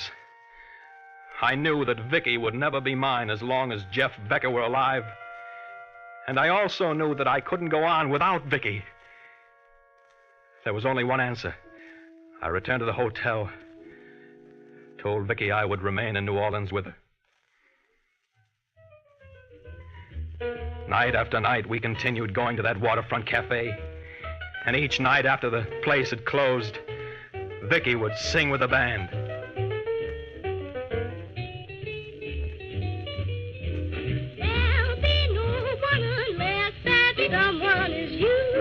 As I listened to Vicky sing, even I, who knew very little of music, could sense that her singing was superb.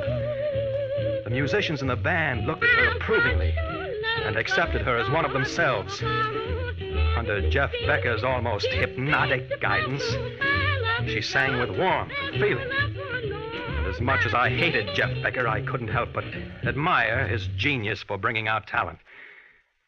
The music ended, and Jeff rose from the piano and patted Vicky on the shoulder encouragingly. He left the bandstand and started walking through the cafe towards his office in the back. This was the moment I had long waited for. I quickly eased out of my chair, which was in a darkened part of the cafe, and slipped out into the balcony. I then ran quietly along the balcony until I reached the French door that opened into Jeff Becker's office. I got there just as Jeff sat down at his desk. He was alone.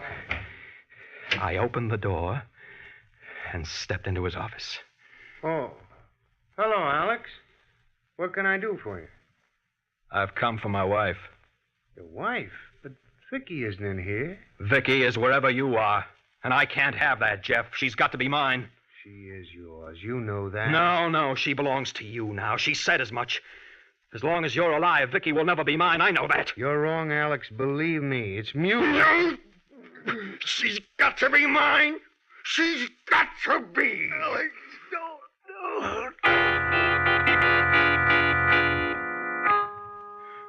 I felt Jeff's body go limp in my hands. And I knew he was dead. I quickly picked up his slight body in my arms and carried it out to the balcony. There was no one in sight. I leaned over the balcony rail and dropped Jeff's body. It fell into the river with a small splash and was gone. I quietly walked to the other end of the balcony and slipped into my seat in the darkened cafe. The musicians and Vicky were still on the bandstand talking, and I knew they hadn't missed me during the few minutes I'd been gone. The ordeal was over. A week passed, and Jeff Becker's disappearance was the talk of New Orleans. The police questioned everyone, but were unable to solve the mystery. Vicky was inconsolable and locked herself in her room at the hotel, refusing to see anyone. Who is it? It's Alex, darling. Please let me in. Darling, you can't stay in your room like this day after day. You know it isn't good for you. Vicky, let's leave New Orleans. Go to New York. No, I'm going to wait until Jeff comes back. Vicky, Jeff isn't coming back. What? What do you mean? A body was found floating in the Gulf this morning. The police think it's Jeff's body. Oh, no! After a week in the water, naturally, it was hard to identify. Jeff! Dead? Yes, darling. It's in all the papers. Oh, Alex! You mustn't cry, darling. Here, let me wipe your tears. Don't you think it would be better if we left New Orleans? All right, Alex. Anything you say.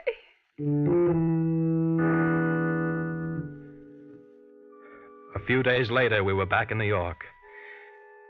There was snow on the ground, and the air was invigorating. What had happened in New Orleans seemed like a dream, a bad dream. At first, Vicky was melancholy, but as days passed, she grew better, and I felt confident that in time she'd be her old self. We saw all the shows in town and dined at the finest restaurants. And then one night I took her to Carnegie Hall to hear the Philharmonic Orchestra. Here, darling, here's the program. Thank you. Oh, I see they're going to play the Rachmaninoff First Piano Concerto with Andre Duval as soloist. You've always liked that concerto, haven't you? Yes, Alex. Look, Duval's just come up on stage. Young, isn't he? Yes, he is. Happy? Alex, they're going to play now.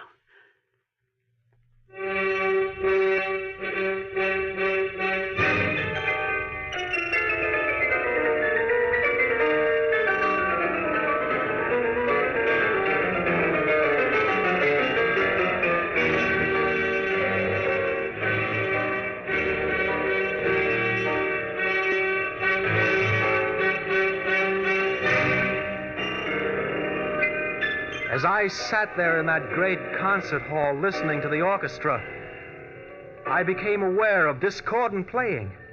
I looked at Vicky, at other concert goers, but none seemed aware of it. The discordancy grew. And then suddenly I realized it wasn't the music of Rachmaninoff I was hearing. It was the music of Jeff Becker, being played faster and faster, louder and louder. I fought the impulse to scream out.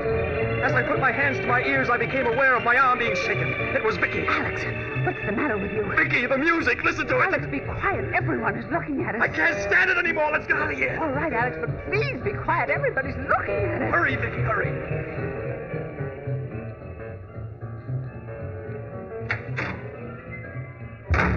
Oh, it's gone. Thank goodness I can't hear it anymore. What's gone? The music. Alex, you aren't making any sense. We came to the concert to hear music. What's wrong with you? Wrong? Nothing. Nothing at all. I just suddenly felt ill in there and had to get out. Perhaps we'd better see a doctor. You look so pale. No, I'm all right now. Are you sure? Yes. Let's go home now, Vicky, huh? All the way home, I kept thinking of the amazing hallucination I'd had. Obviously, it was the result of the mental strain I had undergone in New Orleans. But with sufficient rest and relaxation, I would soon forget the horrible events that had occurred there. Arriving home, I went to bed, but found it difficult to fall asleep.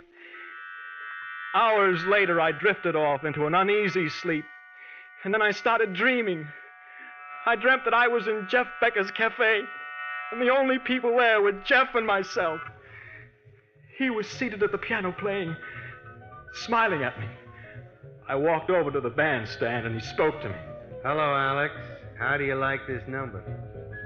Pretty good for a dead man, huh? You can't play if you're dead. Yes, I can, Alex. You hear my music, don't you? Yes, I do. You're always going to hear it, Alex. Always. Because my music will never die. Even if you did kill me, it'll go on and on. No! Stop! No! I don't want to hear it! Stop! Stop! Alex, wake up! Alex, wake up! Wake up! Alex. What? Alex, what is it? What is it? You were having a nightmare.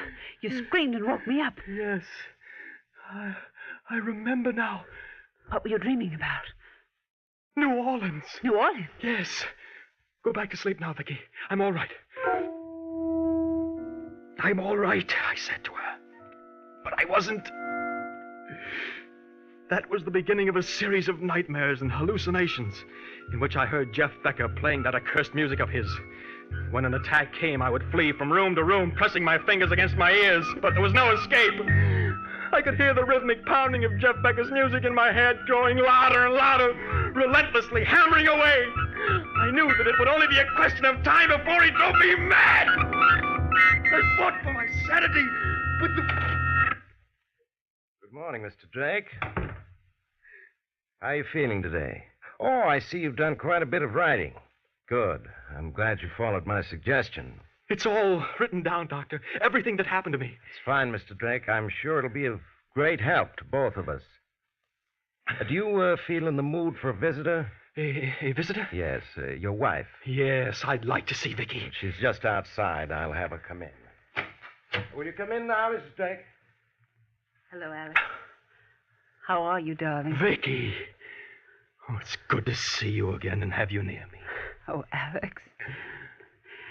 Dr. Mitchell says that you're much better. Yes, I'm much better. Doctor, will you tell him? Yes, Mr. Drake. Tell me what? Well, won't you sit down, Mr. Drake? Yeah, that's it.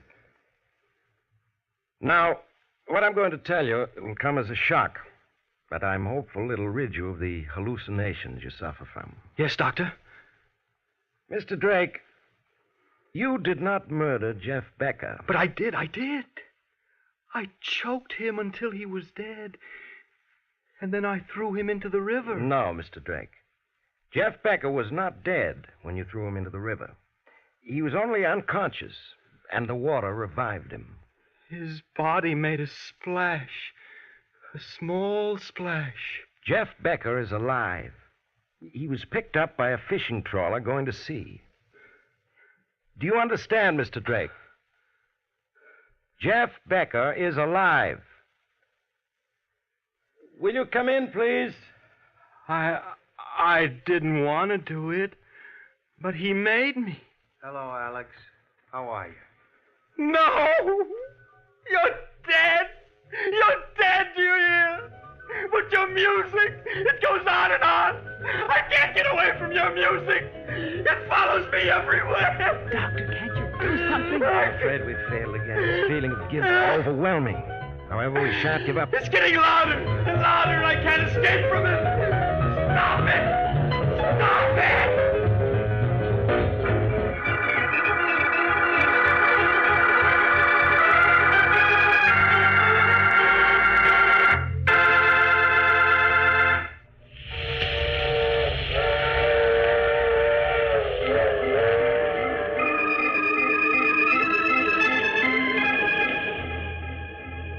This is the mysterious traveler again. Too bad about poor Alex, wasn't it?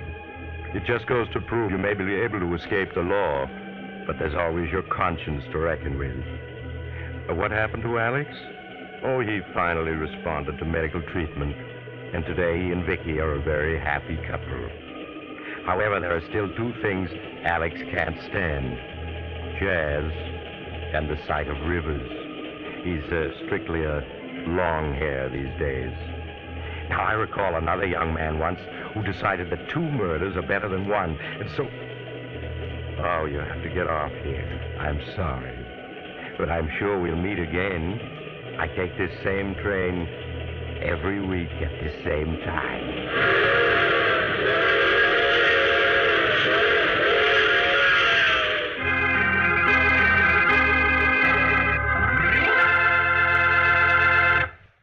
You've just heard The Mysterious Traveler, a series of dramas of the strange and terrifying. All characters in tonight's story were fictitious, and any resemblance to the names of actual persons was purely coincidental. In tonight's cast were Maurice Toplin, Frank Behrens, Joan Alexander, and John Gibson. All recordings heard in this program were played by Miss Hazel Scott and may be found in her latest album, Great Scott. Organ music was played by Paul Taubman. Sound by George Cooney, broadcast engineer Al King. The Mysterious Traveler is written, produced, and directed by Robert J. Arthur and David Cogan. Listen next week to a tale titled The Little Man Who Wasn't There. Another strange and suspenseful tale of the Mysterious Traveler. This program has come to you from our New York studios. Another program of tense and dramatic action will follow in just a minute. Stay tuned to the station for Official Detective. Carl Caruso speaking. This is the Mutual Broadcasting System.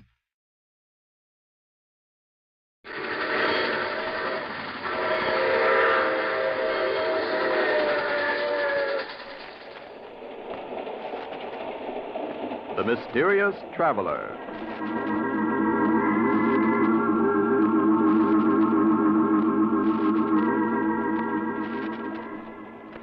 This is the Mysterious Traveler, inviting you to join me on another journey into the realm of the strange and the terrifying. I hope you will enjoy the trip, that it will thrill you a little and chill you a little. So settle back and get a good grip on your nerves, if you can.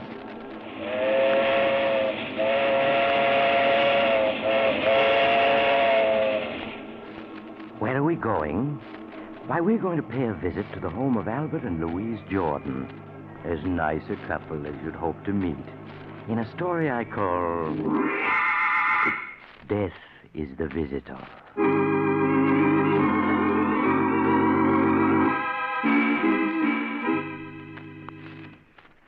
My story begins in the Jordan home late on a hot summer night.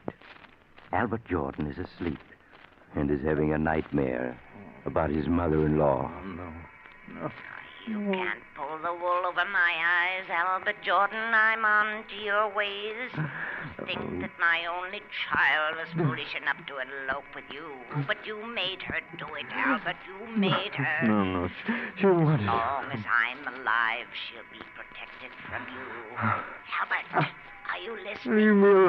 Leave me alone. Please. Darling, wake up.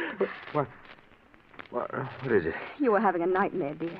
You don't want to wake Mother up. She needs a good night's sleep for a trip tomorrow. Oh, yes, the trip. I wish it was tomorrow already. She was gone.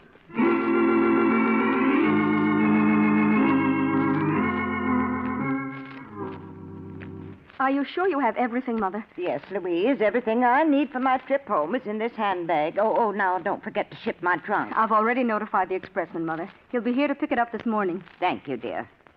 Well, it's almost 9 o'clock, Mother. You'll miss your train. I've never missed a train in my life. You needn't be so anxious to get rid of me, Albert. Not really, Mother. I didn't mean... Oh, Louise, darling, I do hate leaving you alone like this. But, Mother, I'm not alone. I have Albert. Well, I don't mind saying it right to his face. I don't trust him, Louise, and I never will. I'm rarely wrong about people, you know that. Now, see here, Mother. I've had about enough. Louise and I get along perfectly well when you're not here. See, Louise, what a temper he has.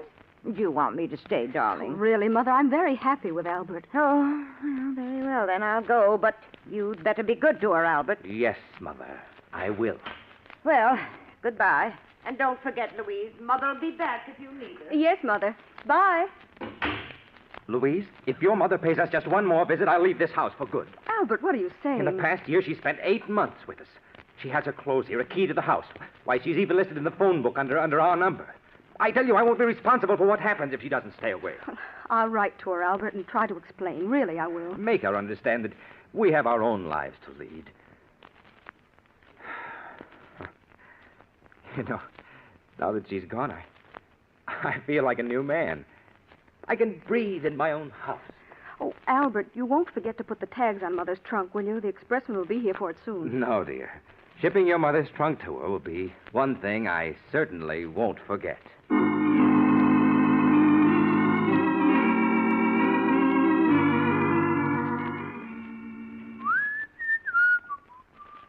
Let me see. This is Hortense Murdoch. 125 River Road, Ferndale, Pennsylvania. That won't be necessary, Albert. My trunk can remain here. Mother, but you went to catch your train. I know I did, but I changed my mind about going. I won't leave my little girl alone. Why are you looking so startled, Albert? Are you hiding something from me? No. No, of course not. Where's Louise? She went downtown an hour ago. She should be home soon. I'm sure at least she'll be glad to see me. Oh, you haven't locked my trunk yet. That's good. So you've come back. Again. You've always wanted to get rid of me, Albert. Keep me away from my only child. But I refuse to give her up. Yes, I've come back, Albert, and I'm staying for good. Frankly, I don't trust you. You don't trust me? No. I don't even know your background. For all I know, you may have criminal tendencies. There's a certain amount of the criminal in all of us. Most people can control their worst instincts, and some can't. Exactly. And I'm here to see to it that no one harms Louise. But, Mother, who's going to look out for you? Albert, why are you looking so queerly at me? Are you sick? Yes, Mother, I'm sick. Sick of the sight of you. Albert, stop looking at me that way. Why, you seem like a different person. I am, Mother. You've made me different. And now you must take the consequences. Albert, stay away from me. Don't you dare come near me. So you would keep coming back, Mother. Well, you came back just once too often. No, Albert. Don't touch me. Albert, You should have taken that train, Mother. But at least now I know you won't be coming back ever again.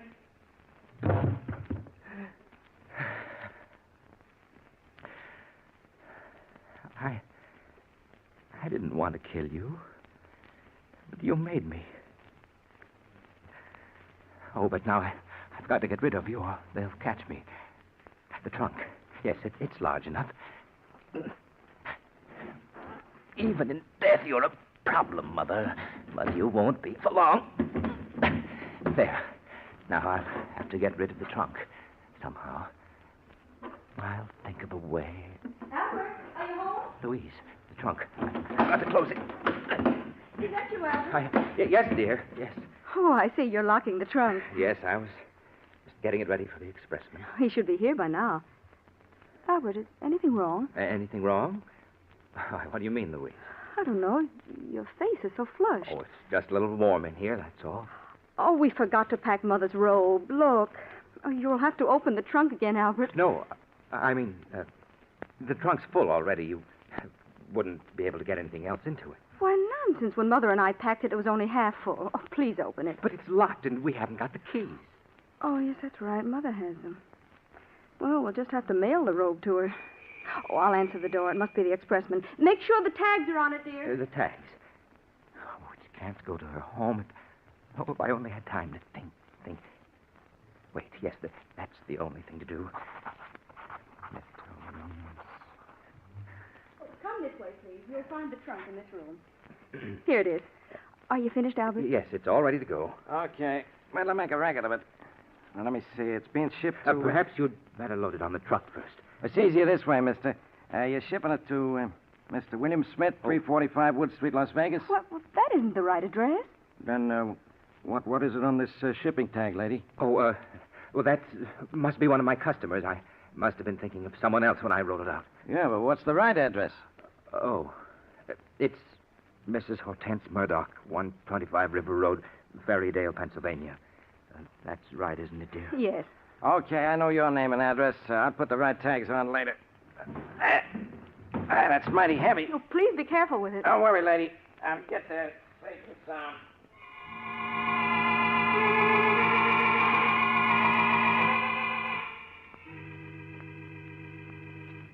Albert, did you get the mail just now? Yes, dear.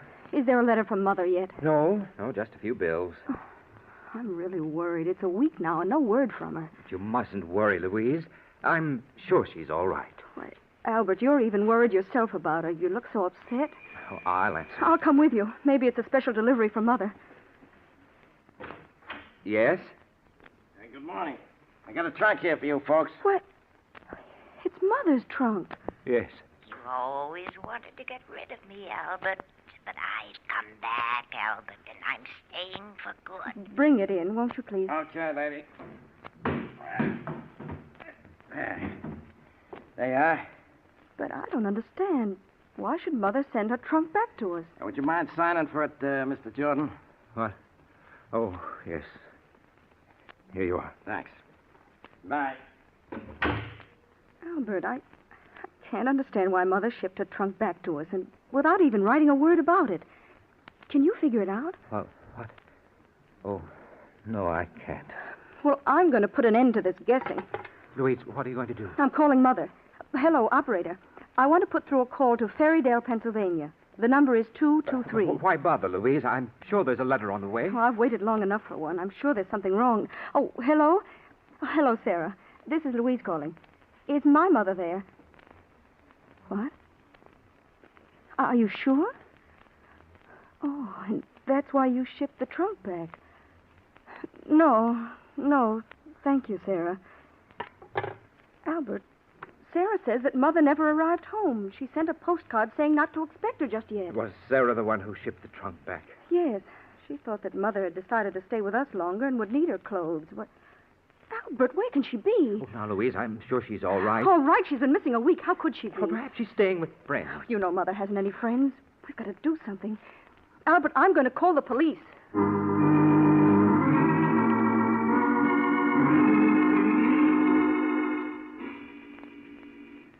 police investigated, but they had no clues, so they didn't learn anything. And George got rid of the embarrassing trunk just as fast as he could. Telling Louise he was going to put it into storage, he took it to a trucking company to ship it as far away as it could go. It was the only thing he could think of to do. All right, I got it straight, I guess, now. Mr. Richard Jones, 65 Ocean Avenue, Los Angeles. Is that right? Yes, that's right. He's my brother. Yeah, and your name is, Martin Jones. Yeah? 1635 Sherwood Road, Riverdale, New York. Jones, Sherwood Road, Riverdale. All right, Mr. Jones, now let's see. That'll be $18. Oh, well, here's 20. Keep the change. Oh, thanks, Mr. Jones. Here's your receipt. It'll go out right away. There's a truck leaving tonight. Don't you worry. This trunk will get to Los Angeles all right. That's fine. It'll be quite a load off my mind when it's gone.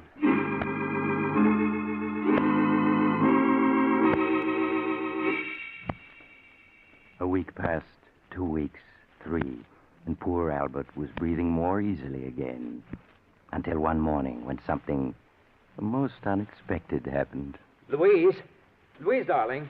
Yes, Albert. Oh, darling, I have a present for you. Some flowers. Just saw them and thought you'd like them. Thank you, Albert. You're very thoughtful.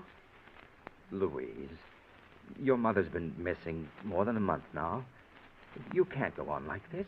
You'll have a breakdown. Oh, Albert, where can she be? Why can't the police find her? Well, darling, if she hasn't been found in 5 weeks... Oh, excuse me, dear. I'll answer it. Maybe it's news of Mother, Albert. Good evening. I got a trunk here. I think belongs to you. A trunk? Yeah, that's right. You always wanted to get rid of me, Albert. But I've come back, Albert. I've come back. Do you recognize it? It's yours, isn't it? Oh, no. Huh? Well, ain't you the fella that shipped this trunk about a month ago? Didn't you give me a $2 tip? I'm afraid you have me confused with someone else. Don't you know where the trunk goes? Well, no. You see, it's come all the way back from California. It seems there wasn't no such address where this was shipped to. Surely it had a return address. Yeah, but the trunk got wet. The return address kind of washed off, so it came back to the office where it was shipped from. Oh. But what makes you think it belongs here? Well, you see, I kind of did a little detective work. The initials stamped on the trunk are HGM. Well, I looked it up in the phone book, and the only person in town with those initials lives here. I'm sorry, but it certainly isn't my trunk. Oh, well, I'm sorry to trouble you. I'd have sworn you was the guy that gave me that $2 tip. Where will you take the trunk now? Oh, it'll be put to the unclaimed baggage, and then in a few months it'll be auctioned off.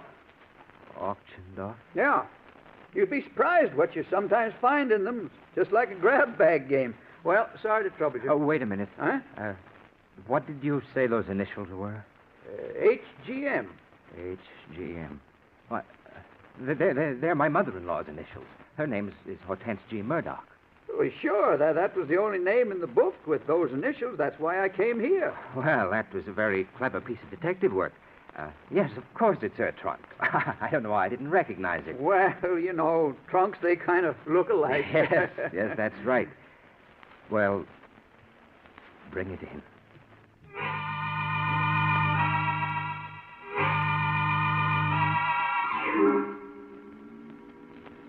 Trunks are funny things, aren't they? You have something valuable in one, and just as likely as not, it'll get lost. But put something you don't want in it, like a mother-in-law, and it'll come back every time. You can hardly blame Albert for being upset, especially since Louise wanted to open the trunk to look for possible clues. But Albert managed to get Louise out of the house, then put the trunk onto the trunk rack of his car and started out. Several hours later, he was at the receiving platform of an all-night storage warehouse in New York. Yes, mister? Can I help you? Pardon me, but you store trunks here, don't you? Yeah, sure. We store anything in here. You want to store that trunk you got there? Oh, yes, please. Okay, I'll make out a ticket. Now, what's your name? Williams, John Williams. The address? 313 Maple Street. Yeah, but what city, mister? What city? Baltimore, Maryland. Baltimore. Okay. Charge is $3 a month. How long you want to pay for? Quite a while. I'll be leaving the country and... Well, what is it? Anything wrong, mister? Oh, Dear, I only seem to have $6 with me. Well, that'll pay for 2 months. Then we'll send you a bill. No, that won't be necessary. I'll send you a money order in a few days. I may be out of the country for several years. Okay. Leave the trunk there. I'll take care of it. And here's your receipt. Just put the number of it in your letter when you send the money. I will. I won't forget. Good night. Good night. Hey, Mr. Williams. Mr. He's gone. There's a receipt on the platform where he dropped it. The nervous type. Oh, well, I suppose they can forward it to him from Baltimore.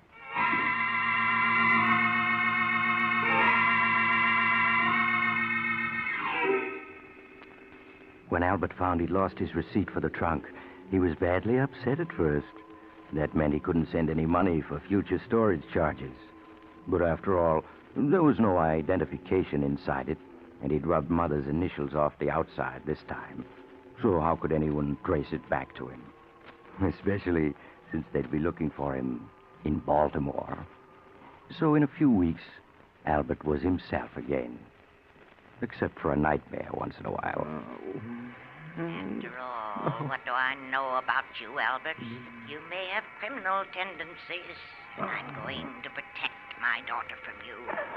Yes, I've come back, and you're not going to get rid of me. Do you hear me, Albert? I've come back to stay. No, leave me alone. Leave me alone. I can't. Albert, No.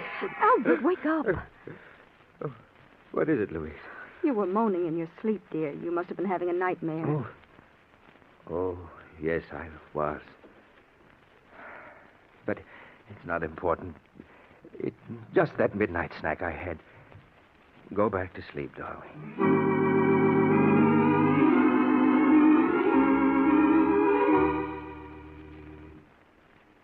But as the months passed, so did the nightmares. And finally, Albert was his old cheerful self again. Good evening, dear. How are you? I'm all right, Albert. Fine. Say, I bumped into George Horton and his wife while on the way home, and they asked us to come to the charity bazaar tonight. That was very nice of them, Albert. Well, why don't we go?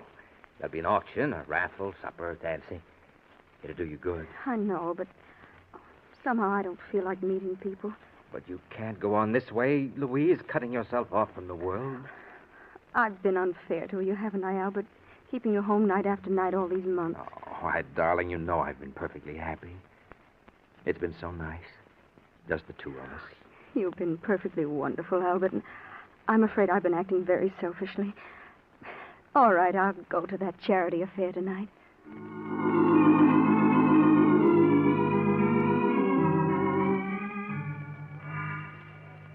Now, what am I bid for this beautiful antique lamp? Do I hear $1? Do I hear $1? I'll bid $1. Ah, there we have a lady with a real sense of beauty. Now, do I hear $2? Do I hear $2? Well, good evening, George. Well, hello, Albert. Hello, Louise. Hello, George. Gee, I'm sure glad you two came. Missed you both a lot these past months. Well, I hope you'll be seeing more of us. Hey, we've got quite a crowd here tonight. Oh, yeah. We hope to raise quite a bit of money.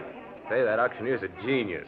Come on, let's get a little closer. All right. Now, that gentleman over there, the one with the superb eye for beauty, bids $5 for this lamp. Do I hear $5.50? Your last chance, ladies and gentlemen, going at $5 once, going twice. Sold to the gentleman in the tweed suit, and very fortunate he is. That lamp couldn't have cost more than $3 when it was new.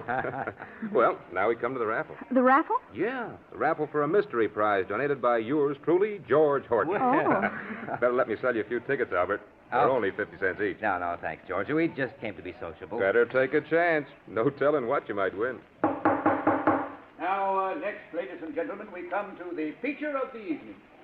A raffle for a mystery prize, which I have hidden here beneath this canvas cover. Now, I'm going to lift this cover and show you a locked trunk. Now, take a good look at it. Trunk. Oh, no. It can't be. She's come back again. Yes, Albert, I've come back, and I'm going to stay for good this time. Oh, no. Now, this is no ordinary trunk, ladies and gentlemen. It was donated by a gentleman who bought it for storage charges. Now, who knows what it contains? Perhaps the crown jewels of old Russia. Or better still, a case of scotch. Now, take a good look at it.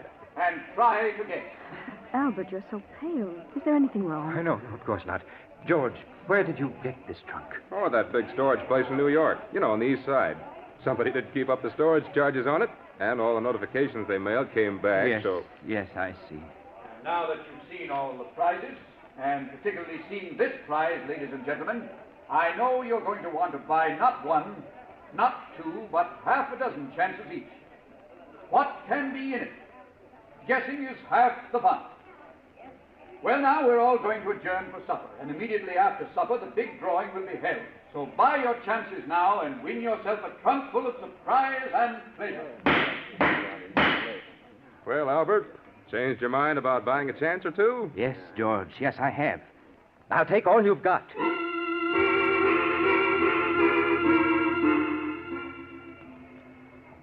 Albert, I don't understand you. You bought every chance that was left on that trunk. Louise, I know what I'm doing. What on earth do you want with an old trunk that looks a lot like Mother's trunk, doesn't it? Oh, no, I don't think so. But of course it does, Albert. It's the same make and color. It has the same dent there. But it couldn't be. Of course not. The idea's absurd. Darling, you're acting so strangely. You didn't eat any supper, and For now... heaven's sakes, Louise, will you stop nagging me? I'm sorry, Albert. Hello. Feeling pretty sure you're going to win it with all those tickets, huh, Albert? I hope so. I knew the mystery of it would get you. Say, I've even got a ticket on it myself. So you'll have some competition. Oh, I'll win it. I've got to. Well, I did my best. I picked out the heaviest trunk the place had for sale. So I don't want the winner to blame me if he doesn't like what he finds. And now, ladies and gentlemen, we're ready for the feature of the evening, the drawing for the locked mystery trunk. Now, my assistant has put all the ticket stubs in the wire wheel, and so I spin it thus. Round and round it goes, and where it stops, nobody knows. Now, the stubs are thoroughly mixed, and I stop the wheel so that this lovely young lady may reach in and withdraw the number of the lucky winner. Now, will you open your eyes, please, and read the number that you have drawn? Number 38. Number 38. Number 38. Number 38 is the winner. Is the holder of number 38 here, please? Yes, I have it. I've won. I've won. Well, good for you, Albert. Congratulations, sir. May I have your ticket, please, so that I may compare it with the stub that the young lady drew? Yes, of course. Here it is. Thank you. Now, I place the ticket and the stub together, and we... What is it? I'm very sorry. I'm afraid an error has occurred. An error? What do you mean? The young lady misread the winning number. It is number 33, not 38. No, you're lying. I won. The trunk's mine. Now, I'm sorry, but mistakes will happen. Ladies and gentlemen, I must make a correction. The winning number is 33. Is the holder of number 33 present? Oh, yes. Well, that's my number. Well, hard luck, Albert, but I guess you don't win after all. Now, may I have your ticket, please? Sure, here. Thank you very much. Now, ladies and gentlemen, the lucky winner, purely by chance, is the gentleman who donated the prize, Mr. George Horton. And congratulations to you, sir. And I hope you'll open the trunk now and let the rest of us know what we missed out on. I certainly will. No, he can't open it. You haven't got the key. No, but I have a bunch here that I borrowed from a locksmith, and one of them's bound to work. But you mustn't open it. George, I'll buy that trunk from you. But I don't want to sell.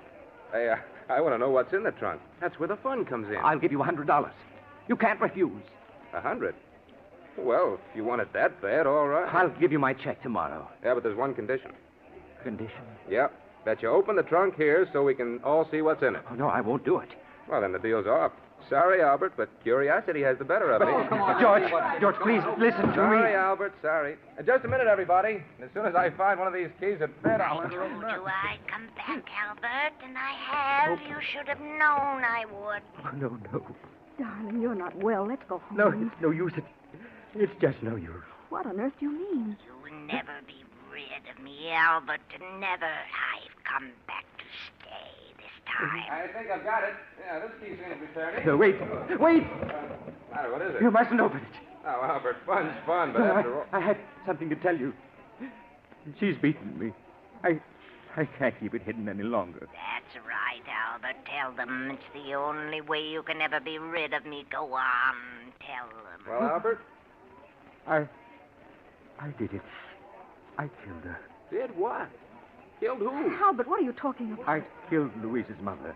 Her body is in that trunk. Oh, no. Albert, that's a very poor joke. Oh, it's no joke. I thought I could get rid of her, but I can't. She keeps coming back and coming back and coming back, and I can't stand it any longer. Go on, open the trunk now. You'll see I'm telling the truth. Go on, open it. All right, we will. Please stand back, everybody. Come on, stand back, all of you. back. Auctioneer, help me, will you? Yes, sure, Mr. Horton. I'll undo this catch now. There. All right, now lift her. Albert, this trunk. Why, there's nothing in it but old books.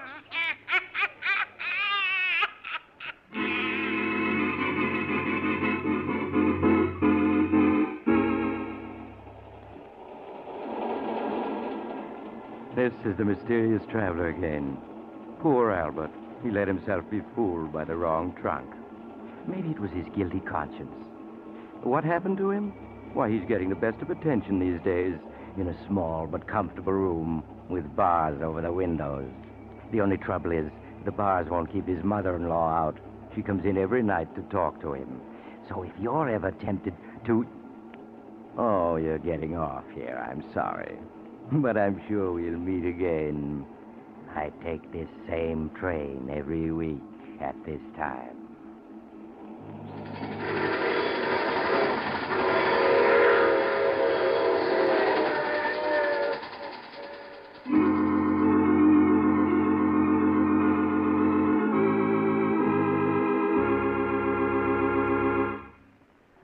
You've just heard The Mysterious Traveler, a series of dramas of the strange and terrifying. Listen next week over most of these mutual stations to a tale titled Murder is no accident. Another Tale of the Mysterious Traveler.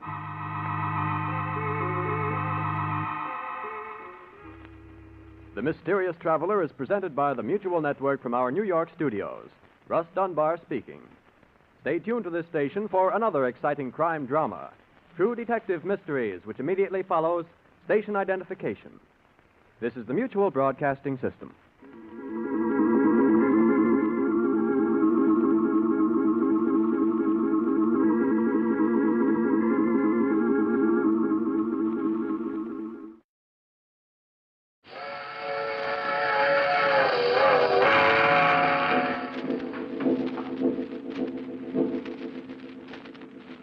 The Mysterious Traveler.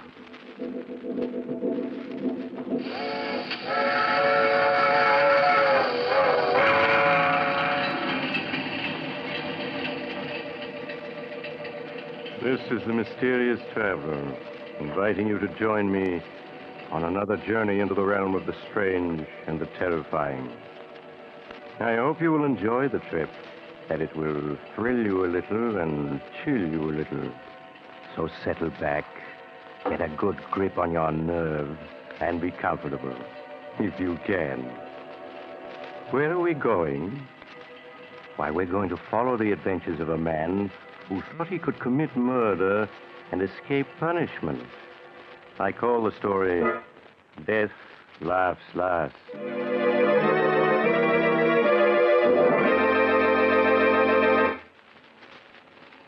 It was while I was practicing medicine in an eastern city that Edward Harrison brought his wife Mary to me for an examination. I could see at a glance that she was dangerously ill. When I had finished my examination, however, I tried to conceal her true condition from her till I had a chance to speak privately to her husband.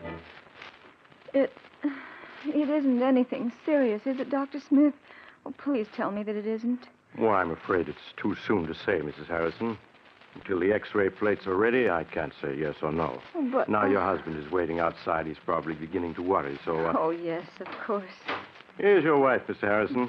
You must have thought I'd kidnapped her. No, but I was getting a little worried, Doctor. I hope you didn't find anything very wrong. Well, I took several X-rays, but I won't be able to tell much until they're developed. I'd like your wife to come back day after tomorrow, if she can. Of course, Doctor. What time would be the best? Well, any time that's convenient to you. Now, I'll write out a prescription your husband can have filled. Will you step in for a moment, Mr. Harrison? Sure thing. With you in a moment, Mary. Of course, darling. Sit down, won't you, Mr. Harrison? All right. Now, what is it, Doctor? Mr. Harrison, your wife is dangerously ill. Does that mean she's going to die? Her only hope is a brain operation. A very difficult and delicate operation. Without it, well, I could only give her 6 months, a year at most. No, it mustn't be. She's got to have the operation, you hear? I must tell you, Mr. Harrison, that only one man in this country has the necessary skill for the operation your wife needs. He's Dr. Howard Richards, and naturally, he's in great demand. His average fee for an operation is about $1,500. $1,500? Well, of course, if you can't afford that, you might consider the circumstances and... No, I can afford it. I can afford anything Mary needs. Well, then I'll get in touch with him at once. Yeah, sure. You make the arrangements right away, and I'll get a hold of the money. I'll get it to you by tomorrow, sure.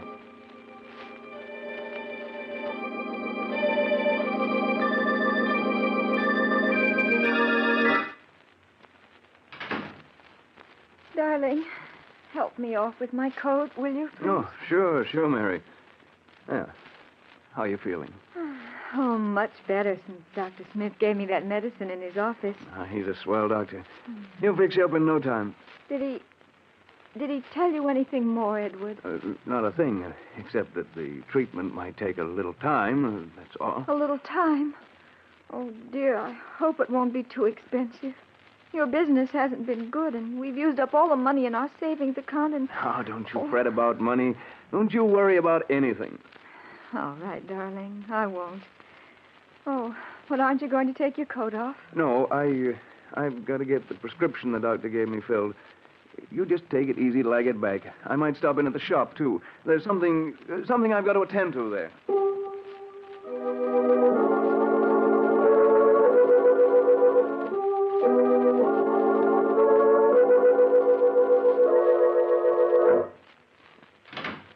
Mr. Danvers, I'm Ed Harrison. Oh, yes, Mr. Harrison. Please sit down. I see that you want to borrow $1,500 from us. That's right.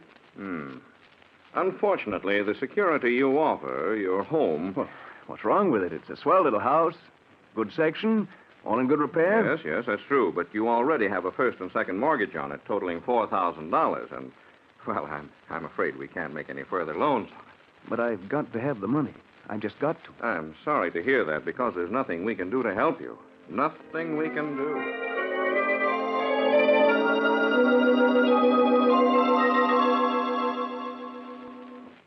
You say you're not employed, Mr. Harrison. No, I own a shop. I'm a locksmith. Mm-hmm. Well, that means you're never certain of your income. If you had a job now, a regular income you could depend on... What are you getting at? You mean you're not going to let me have the money? I certainly wish I could, but under the circumstances, well, I'm sorry, very sorry, but there's nothing I can do.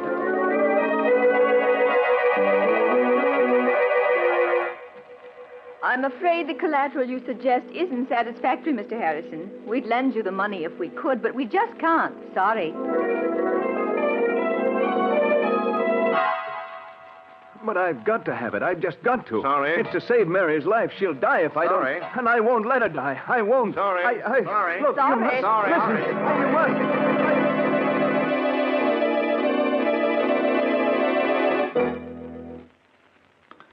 Edward, you aren't eating. Oh, and you're so quiet. Dear, is there anything wrong? What? Oh, no, of course not. You're worrying about me, aren't you? Why, no, Mary.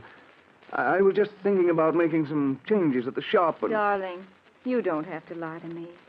I know I'm not well, but I'm going to get better. Really, I am, I promise. Of course you are. Dr. Smith said so. You're going to be well in no time. Now I've got to go out. I have an appointment over the other side of the city with Horace Latimer. He wants to see me about something. Something important.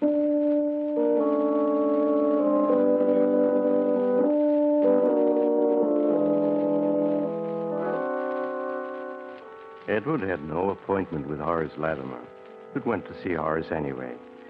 For he and Horace had been boyhood friends. Then their paths had separated, and Horace had grown wealthy. But in his desperation, Edward Harrison hoped that Horace would remember the past and would lend him the money he'd been trying to raise all day. Horace could spare it easily. But would he? 1,500? That's rather a lot of money, Ed. I know it is, Horace, but it's for Mary, for an operation. I've got to have it. Yes. Why don't you try the bank? You have a house, a business. I have tried the bank and all the personal loan companies in town. They all turned me down, said the security wasn't good enough. I see. Well, that's too bad. But I don't quite understand why you came to me, Ed. Because we're friends, that's why. Because when we were boys, we agreed that we'd each of us always lend the other a helping hand if we could. Boys don't understand business very well, I'm afraid, Ed. No, I suppose not. They don't understand business. They just understand friendship. You know, if I had the money and you needed it, I'd lend it to you in a minute. I don't doubt that at all, Ed. And you can bet I'd lend it to you if I had it. But that's the trouble. I haven't any ready cash. The income tax, you know, and a couple of shaky investments that I had to bolster up lately. All right, Horace, never mind explaining. I get the idea. You're not going to lend me the money. No, really, Ed, I would if I could, but I can't. I'm sorry, Save your but sorrow for somebody else. I don't need your money, you hear? I'll get it someplace else. Yes, I'll get it. Somehow.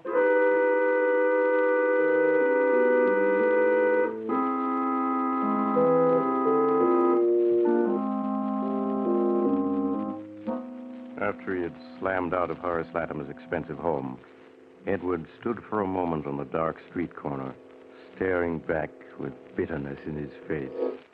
Sorry. Yes, you're sorry. In a pig's eye, you're sorry. What a sap I was to think you were a pal of mine. What's that, buddy? Oh, was you talking to me? Oh, no, sorry. I guess I was thinking out loud. Oh, that's okay. Hey, got a match? A match? Oh, sure. Yeah, there you are. Thanks. Okay, just hold it like that. Make a move and I'll plug you. Gun? Yeah, Why, this you... is a stick-up. Hold your whole hand over your dough and make it fast, see? My dough? That's a hot one. I'm out trying to raise money myself. We're both out of luck. I've only got $1 on me. Take it if you want it anyway. It's more than I could raise. Don't try to kid me. Stand still while I see what you got in your pockets. A wallet. A leather case of some kind. You'll find just $1 in that wallet. Yeah? $1. One measly buck. And I bet you got a roll hidden in this leather case. It's heavy enough. There's nothing in there but my emergency kit. Yeah, well, I'll just see for myself. Say. Oh, this kit is full of skeleton keys and picklocks and stuff. What are you, anyway? Second-story worker? I'm a locksmith and a safe repairman, if it's anything to you. Now, how about taking the $1 and letting me go on my way? I'm in a hurry. Not so fast, pal. Not so fast.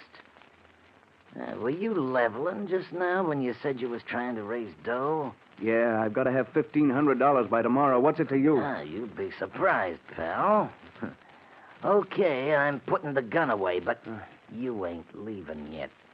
Me and you, we're going to talk business. Because I got a plan that'll get us both all the dough we need.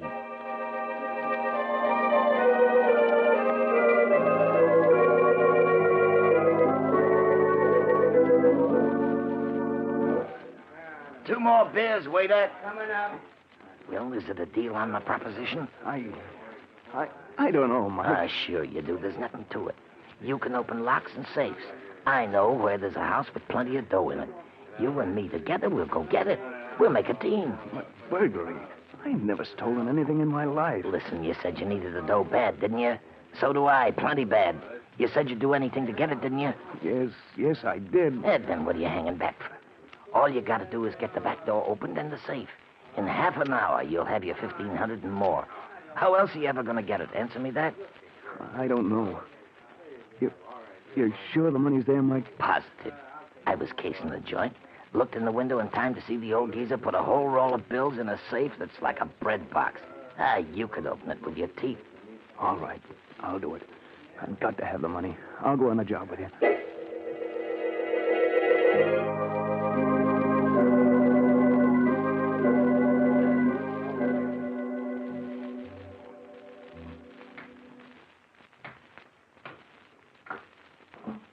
Okay, this is the joint. Everybody's hit the hay long ago. It'll be a cinch. The luck looks easy. But I shouldn't be doing this. There must be some other way to get the money straight. Don't be a sucker all your life. You gotta take what you want in this world. If you don't, you'll never get it. Everybody's a crook of some kind. Take it from me. Well... Get on. Get that door open. We gotta get inside before we're spotted. All right. Let me take a second, I think. Yes. There. It's unlocked. Okay, get inside. The safe's in the library. Down this way. Don't make any noise. You're sure there's only two of them in the house? Yeah, the old guy and his butler. Probably both of them deaf as posts. Here's the library. Come on. The safe's behind the picture on the wall. This picture? Yeah, that's it. I'll lift it down. There you are. That safe is just a kid's toy. Go ahead, get it open. It won't be that easy. But I'll have it open inside half an hour.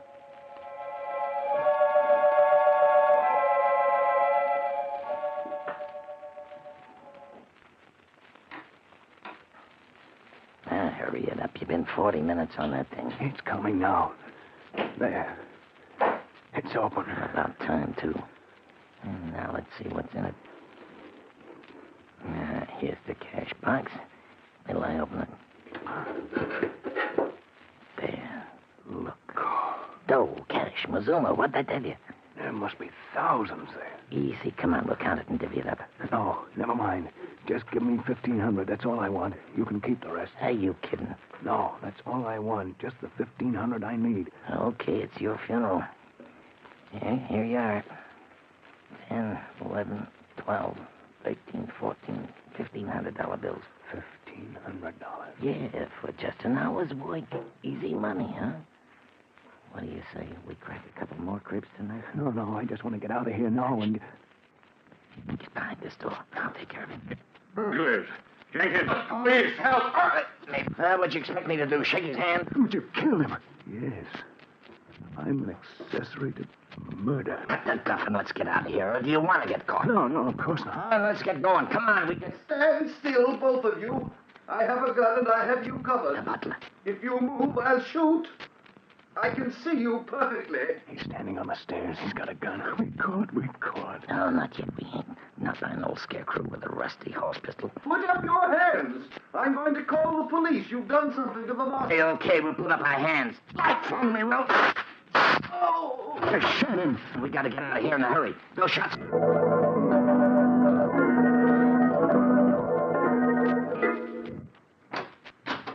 Okay, here we are. Come on in. But why did you make me come here? Why can't I go home? You heard me. Come on in. That's better. Now, take off your hat and stay a while. But I can't stay, Mike. My wife, she'll be worrying. Get home to her. You got other things than your wife to worry about, chum. What do you mean, Mike? I mean the cops. Or have you forgotten you're wanted for murder? No, I haven't forgotten. I'll never be able to forget. Why did you kill him? Why? Well, it was either kill them or go to jail. Or would you rather have gone to jail, huh? No, but I'm all mixed up. How did I get into this anyway? You needed dough. That's how you got into this. And you got it, so now cut out the sob stuff. Oh, why won't you let me go home? Why did you make me come here to your room? You're here so you and me can have a little talk. Kind of a talk. Well, chum, that door and that safe open. You and me got a future together. Oh, I won't do it. I won't. Sure you will. And always send a little note to the cops. They'd get you, too. I'd be a long ways off here. You got a sick wife. You can, they say. You don't think you can pull a job and then go on as if nothing had happened. Somebody's always got to be another. I did it only for a minute now, and you can't get out. Wait. I will get it off my chest. Oh, no, you do. You see, Dick, and if I talk... Hey, get it, go! You got me into this. You need it. I'll take that gun away from me. I'll put you out! Oh! Mike. He's dead. I'm going to get away. In a daze of horror, he made his way to the street. Thoughts which he could not control round in his head. They'll hang me. But I had the money to make Mary. Now they'll catch me. They'll hang me. I've got to. Paid for somehow. But you can't escape if you're lucky. I need a drink. I've got to have a drink before I go crazy. So So Edward Harrison stopped the street and struggling to control his shaking as normal, he ordered a double whiskey and gulped it. His senses cleared a little. He heard the radio at the end of the bar broadcasting a warning to the city. Attention. The police stop for the following man. Committed in the Buxton Park. Please make a note of the following. Say, buddy, what's the radio off for? Because I was... D? And I got a night I want to hear it. So I'm going to turn it back on again. No, you mustn't. But I'm going to. If you try your gun right here under the bar, see what that dirty killer looked like. I repeat, beyond height, lean and wiry, with reddish-brown hair, in Buxton Park earlier this evening. Man reported once to... Now turn you back to our regular night owl program of popular dance tunes. Lean and wiry with reddish-brown hair, huh? Well, that ain't you. You're heavy-set and black-haired. But for a minute there, you had me going. I was positive you was the killer the way you didn't want me to hear the description. I guess you're just jumpy, huh? Well, here, have another drink. On the house. Thanks. I need some sleep. Yeah, that's what I need. Some sleep. How close he had come to giving himself away, Edward Harrison hurried. Mike, the police were looking for, not Edward Harrison. And they had. Edward Harrison was safe. His own good luck, Edward was asleep. Quiet and troubled by nightmare, Mary was already preparing breakfast. Good morning, darling. Who? I was pretty late. I stopped at the shop. I was pretty late, a little work. I forgot to watch the time. Oh, and this morning you look terrible. I know. You're worrying about me. Really, I am. Of course you are. I'm going to see to that. What do you think? Dr. Smith called up last night. He wanted to talk to you. Said he had some good news for you. Good news? Yes, but he wouldn't tell me what it was. I don't know why. He asked for you to stop in at his office this morning. I think I know what it is. Yes, sure, I'll go right over and see him. Oh, but darling, you're going to eat breakfast first, aren't you? I'll eat when I get back. I want to see the doctor first. Anyway, I'm not very hungry. Well, all right, Edward. But please hurry back. I want to know what the doctor says, too. Yeah, sure, Mary. I'll be right back. But everything's okay now, darling. Everything's okay.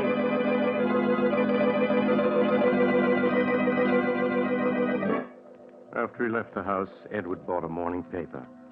Big headlines told of the murders the night before, but he scarcely saw them. His eyes hurried through the story until he found what he was looking for. The news that Mike's body had been found. The butler Mike had shot had given the police Mike's description and then died before he could tell them there was anyone with Mike. So the police had listed Mike's death as a suicide or an accident and closed the case. Edward Harrison was safe. Perfectly safe. Safe. I'm safe. Mike was wrong. Sometimes you can get away with murder and not have to pay anything if you're lucky. And I've been lucky. I've been lucky.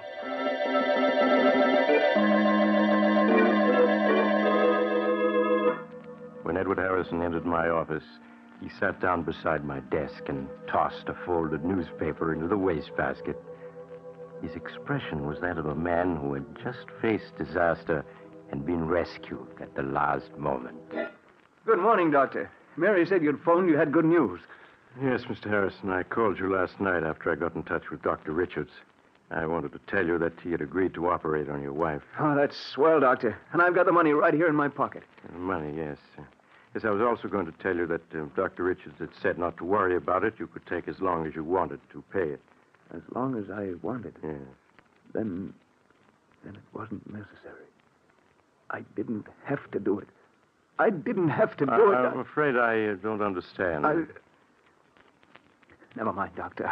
I mean, I've got the money. I want to pay it. He's got to take it right away. Well, what's the matter? What are you looking at me like that for? The operation is going to save Mary's life, isn't it? You said it would. You can go back on your word. You can, do you hear? It's not that, Mr. Harrison. Yes, the operation would save your wife's life, but unfortunately, Dr. Richards was the only man in this country able to perform it. Well, so what? He said he'd do it, didn't he? And I've raised the dough to pay him, so what's the hitch? Mr. Harrison, Dr. Richards can't perform the operation now. But you said... He was tragically murdered last night by a burglar who broke into his home in Buxton Park.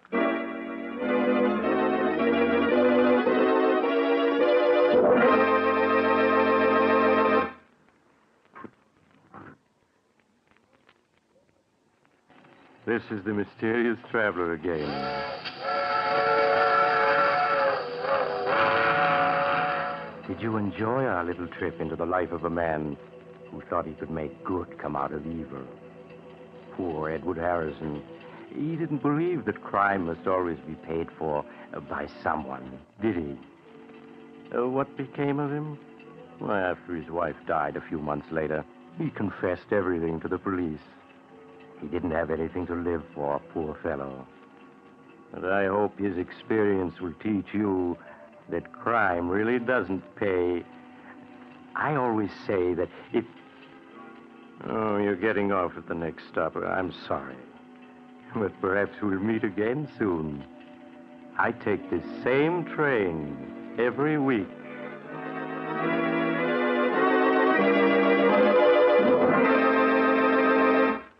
You have just heard Chapter 42 of The Mysterious Traveler, a series of dramas of the strange and terrifying. In today's story, Death Laughs Last, Philip Clark played Edward Harrison, Carl Emery played Mike, and Elizabeth Morgan played Mary Harrison. The Mysterious Traveler is written by Bob Arthur and David Cogan, and original music is played by Henry Silverne. The entire production is under the direction of Jock McGregor.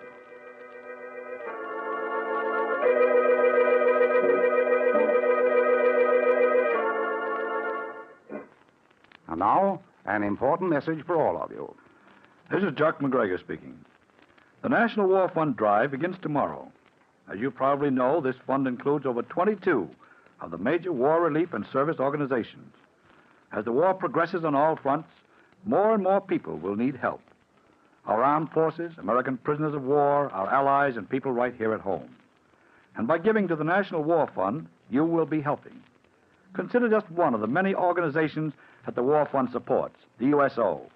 More than 3,000 service units are in operation, clubs where our servicemen and women find recreation, dances, educational activities, reading, writing, and game rooms, and religious counsel. The USO is responsible for the traveler's aid desks, which help servicemen make connections and find sleeping accommodations. It operates the lounges in railroad and bus terminals. USO camp shows bring American entertainment to our troops at camps and stations throughout this country and in all of the combat zones. Groups who play the jungle circuit in the South Pacific, the desert circuit in North Africa, the grass skirt circuit in the Hawaiian Islands, and the foxhole circuit in combat zones just behind the front lines. We can't measure in money the good accomplished by the USO, but we can help to continue that good work by giving our money the National War Fund. So when your community war fund or war chest representative calls on you, give and give generously. Listen next time to a tale titled The Man the Insects Hated. Another tale of the Mysterious Traveler.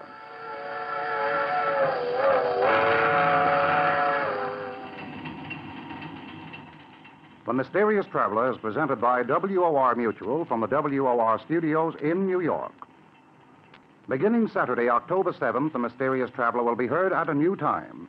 It will be presented every Saturday evening at 10:30 Eastern Wartime over most of these same stations.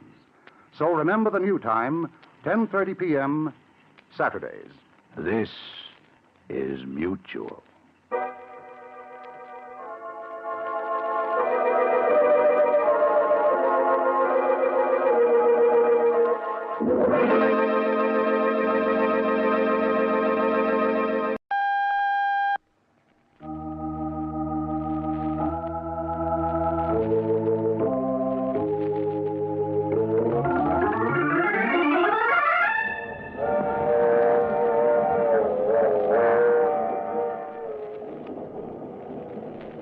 Mutual presents The Mysterious Traveler.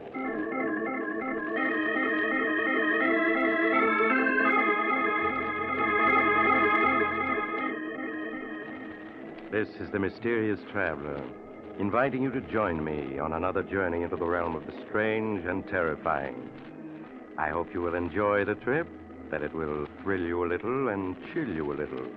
So settle back, get a good grip on your nerves, and be comfortable, if you can, as you hear the story I call The Man Who Died Twice.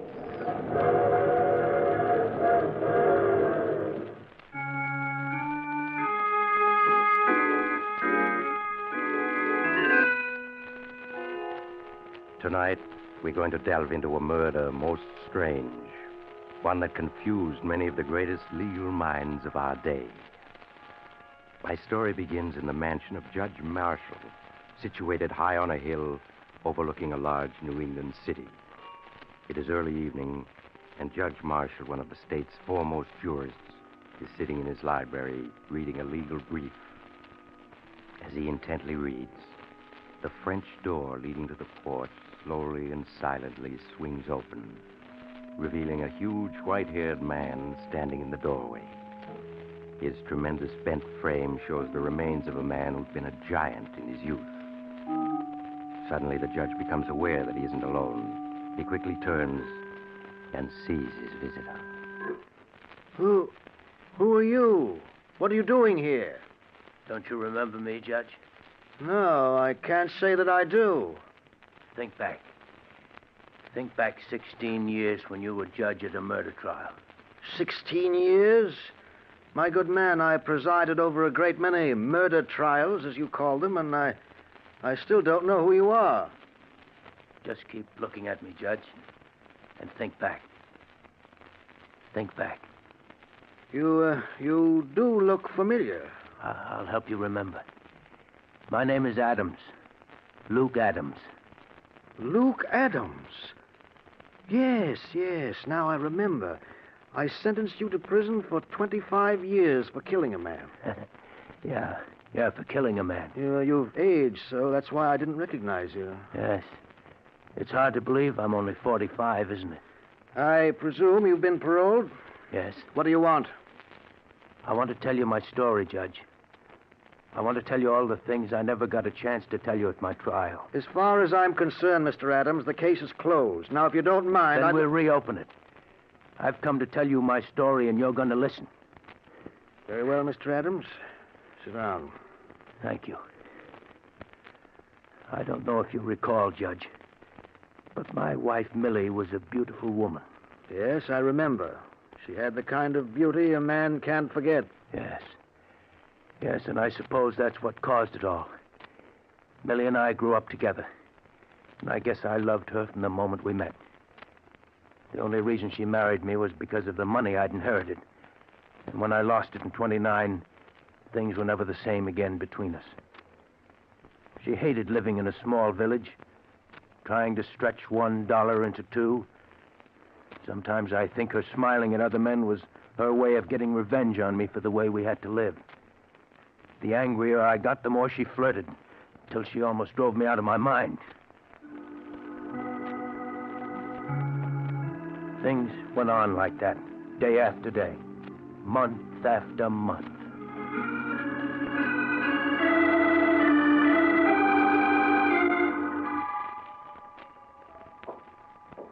Here comes Luke. Hello, Luke. Getting home from work a bit early today, huh? Yeah. Your missus and I were just talking about how hot it is. Yeah.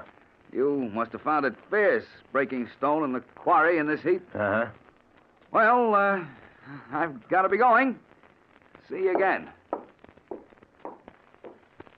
What was he hanging around for? He just happened to be going past. Stopped to say hello. Is there anything wrong in that? It's funny. Every time I see you talking to someone, it's always a man. How come I never see you talking to women? Because all the women in this village are a bunch of cats. They hate me because I'm beautiful and they're not. All right. But I'm warning you, I don't want to see Chuck, Riker, or any other men hanging around here. If I do, there's going to be trouble.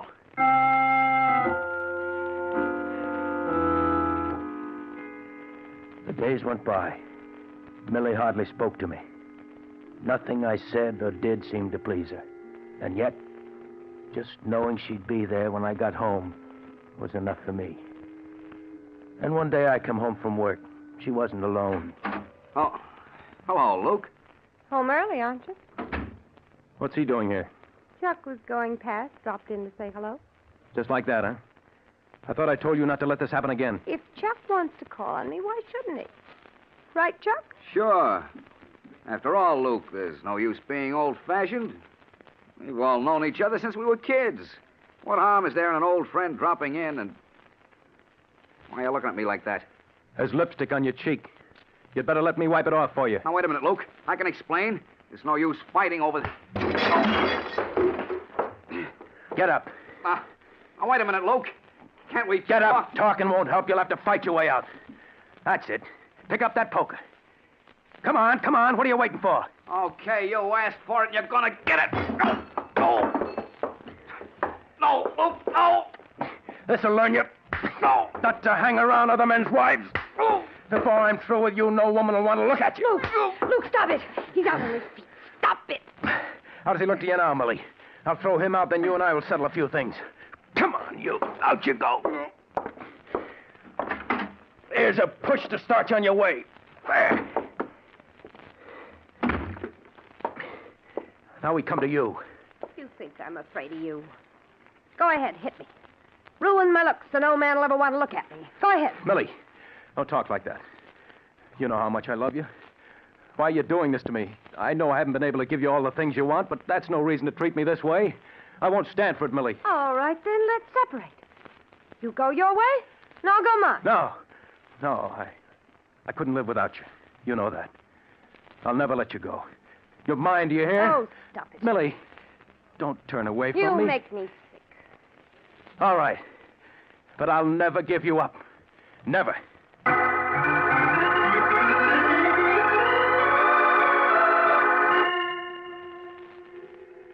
Millie just stood there looking at me, contempt in her eyes. I knew we were through, and yet I couldn't give her up. I clung to the small hope that something would happen that would change her, make her feel toward me as I felt about her. Long, lonely weeks went by. I knew that Millie and I had been the scandal of the village ever since the day I'd beaten Chuck Riker. At the quarry, the men whispered to each other when they thought I wasn't looking. I could only give vent to my rage by smashing rocks into 1,000 small pieces. Then, one day in the autumn, an opportunity came. An opportunity to escape the villagers and their gossip. Millie, where are you? Here. What is it? Millie, you've always wanted to get away from the village. Now we have a chance. How? Well, I met Mr. Anderson this morning. You remember him. He's an old friend of my father's. What about it? Well, he owns a small farm which he's willing to sell for only $300 down. You mean you want to buy it? Yeah. Just think of it, Millie. A place of our own, 20 miles out in the country, away from the village and the gossip. Do you really think I'd move to a farm? Cut myself off from everything? Well, it's what you need, Millie.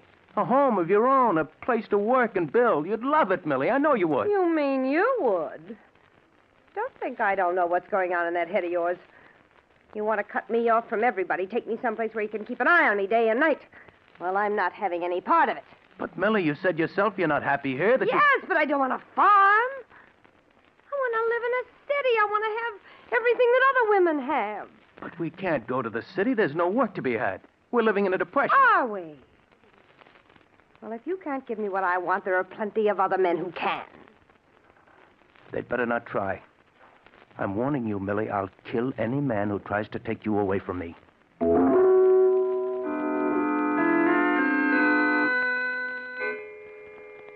Weeks went by. Weeks in which Millie scarcely spoke to me. We lived as strangers in an uneasy truce. I worked from dawn to twilight at the quarry, and as I worked, I could sense the men gossiping about Millie and myself.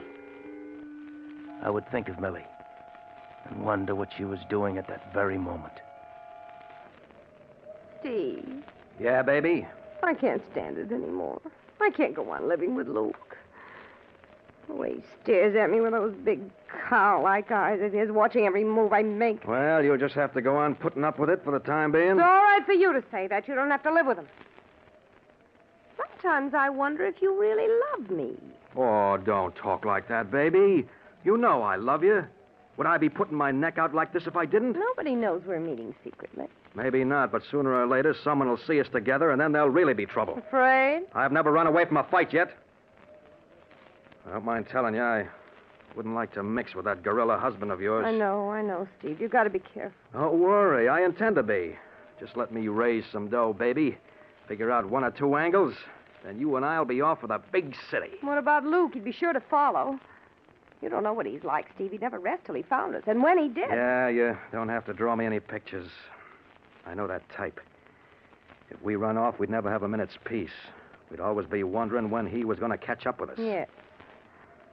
Oh, Steve, what are we going to do? Oh, I don't know, baby. I don't know. We'll just have to sit tight for the time being and be careful not to be seen together. All right, Steve. Oh, cheer up, baby. We'll make the big city yet, and until then, we've got this. Oh, yes, Steve. Yeah.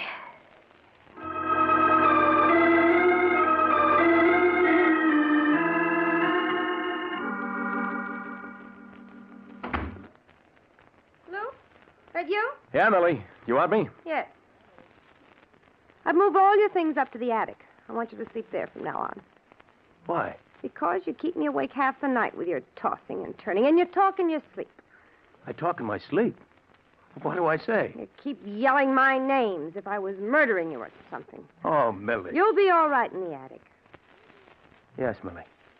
Millie, can I talk to you for a minute? What is it? I saw Mr. Anderson again today. Millie, he says he's willing to let us live free for a year on his farm so we can see how we like it. And if we do, we can buy it. I told you before I'm not going to live on any farm. But, Millie, why can't we just try it? It won't cost us anything. If we don't like it, we can give it up. No, I tell you, I won't let myself be trapped like that. You're perfectly willing to take a chance on farming, but you won't consider going to the city. But there are 15 million men out of work. What chance would I have of getting a job in the city? If you had an ounce of courage, you'd try. You don't hear men like Steve Hopkins whining about the Depression and trying to make excuses for staying in this miserable hole. Steve Hopkins, huh? I... So that's it. You've been seeing Steve Hopkins? No, I haven't been seeing. You're wrong, Luke. You're lying. It's written all over your face. You're afraid, aren't you? You're afraid of what I'm going to do to Steve Hopkins. Now, Luke, listen to me. I tell you, there's nothing between Steve and myself. When I'm finished with him, you'll never want to look at him again. Where are you going? To the village tavern. He's always there on Saturday nights. Luke, come back! Luke, come back!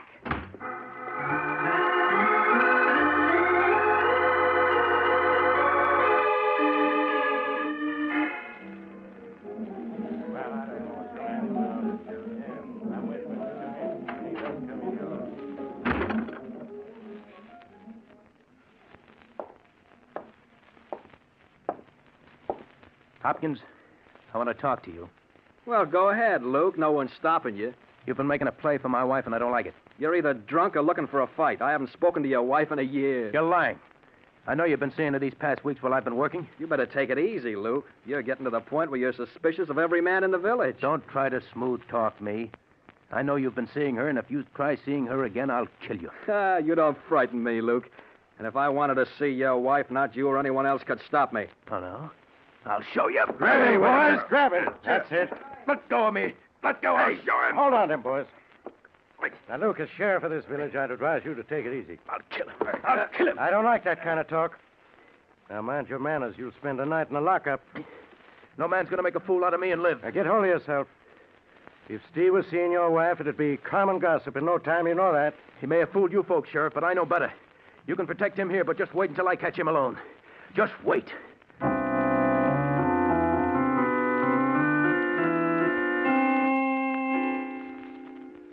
When I got home that night from the tavern, Millie was in her room, her door locked.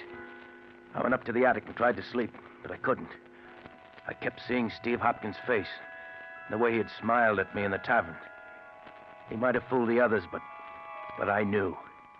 And he knew that I did. Hours later, I managed to fall asleep. I dreamt that I was alone with Steve and we were fighting. He kept hitting me, but I couldn't feel his punches. All I could feel was my fists smashing again and again into his laughing face. I woke to hear church bells ringing. It was Sunday morning. All that day, except for meals, Millie avoided me. After supper, she went to her room, and I went down to my workshop in the cellar. The next morning, when I arrived at the quarry, the men were standing around in small groups, talking to each other. They stopped when they saw me. Then from one of the groups, I saw Sheriff Roden coming towards me. Luke, I want to talk to you. What about? A number of things. Is your sledgehammer? Why, sure. That's my initials on the handle. Why is it all wrapped up in paper? I'll ask the questions, Luke. Where were you last night around 11 o'clock? 11 o'clock? In my workshop in the basement. Why? Anybody with you? Oh, no, I was alone. Luke, you're under arrest. Under arrest? What for? For the murder of Steve Hopkins. For the murder of Steve Hopkins? Yes. His body was found in his cabin an hour ago. He'd been brutally beaten to death last night around 11. With this sledgehammer. It was found at the scene of the crime. You mean you think I did it? It sure looks that way. Let's go, Luke. No. No, I won't. I didn't kill Steve Hopkins. You'll get your chance to prove you didn't. Now, let's go. No. I didn't do it. I tell you, I'm innocent. Grab him, man. Let go of me. That's it. Come on. Hold him while I get these cuffs on him. I didn't do it. I tell you, I didn't do it.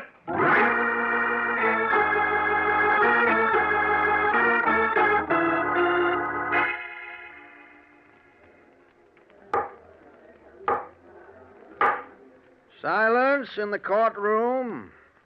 Proceed, Mr. King. Sheriff, will you tell the jury in your own words the time and circumstances under which you were notified of the death of Stephen Hopkins? On October 12th of last year, I received a phone call at 7 o'clock a.m. from Sam Morris. Said that he'd just stopped by at Steve Hopkins' cabin to pick him up for work and had found him murdered. I told Sam not to touch anything. I got to the cabin 15 minutes later. Will you tell the jury what you found? Well, sir, that cabin looked like a slaughterhouse. I don't want to upset anyone with the details, so all I'll say is that Steve Hopkins had been beaten so badly the body was beyond recognition. You say the body was beaten beyond recognition. That's right. Then how were you able to identify it as being Steve Hopkins? Well, first by the ring and wristwatch that was on the body. But most important of all, by the tattooing. By the tattooing? Yes, sir. Steve was quite a tattoo artist, and on his left arm he tattooed a heart with his initials and some girls on it. I reckon just about everyone in this courtroom saw that tattoo on his arm at one time or another. And although the body was beyond recognition, the tattoo was clearly identifiable. Yes, sir. No question about that. Sheriff, when had you last seen the deceased? Saturday night, October 10th, at the Village Tavern. Did anything unusual take place at the tavern that night? Yes. Luke Adams came into the tavern around 9 o'clock. He accused Steve Hopkins of hanging around Mrs. Adams, threatened to kill him. Sheriff, can you remember Luke Adams' exact words when he made that threat? Well, his last words before he left the tavern were, "Just wait till I catch him alone. Just wait." I see. Now, Sheriff, when you arrived at the scene of the crime, did you find the death weapon? Yes, sir. Steve Hopkins had been beaten to death with a sledgehammer. I found it in the cabin, covered with blood. Was there any identification on the sledgehammer? Yes, sir. On the handle were carved the initials, L.A.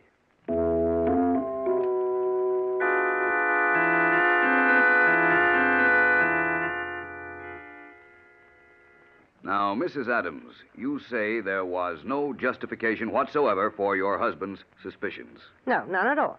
In other words, he was mistaken when he accused Steve Hopkins of forcing his attentions on you. Yes, he was. I see.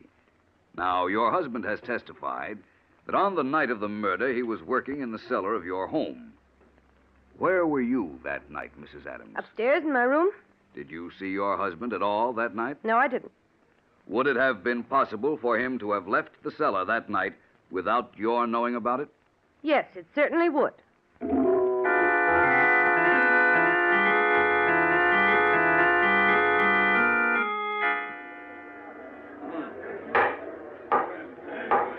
Silence in the courtroom. The prisoner will rise.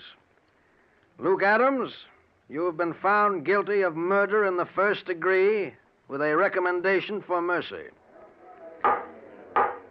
The court hereby sentences you to 25 years imprisonment in the state penitentiary.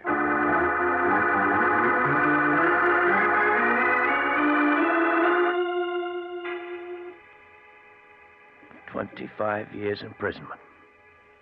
Yes, Judge, that was your sentence.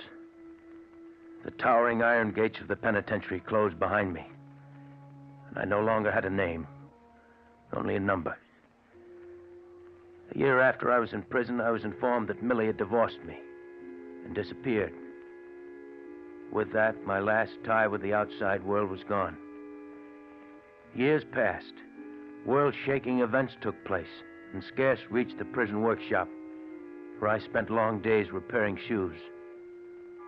Then one day I was notified by the warden that I'd been paroled. I was free. The gates of the penitentiary opened, and once again I joined the living.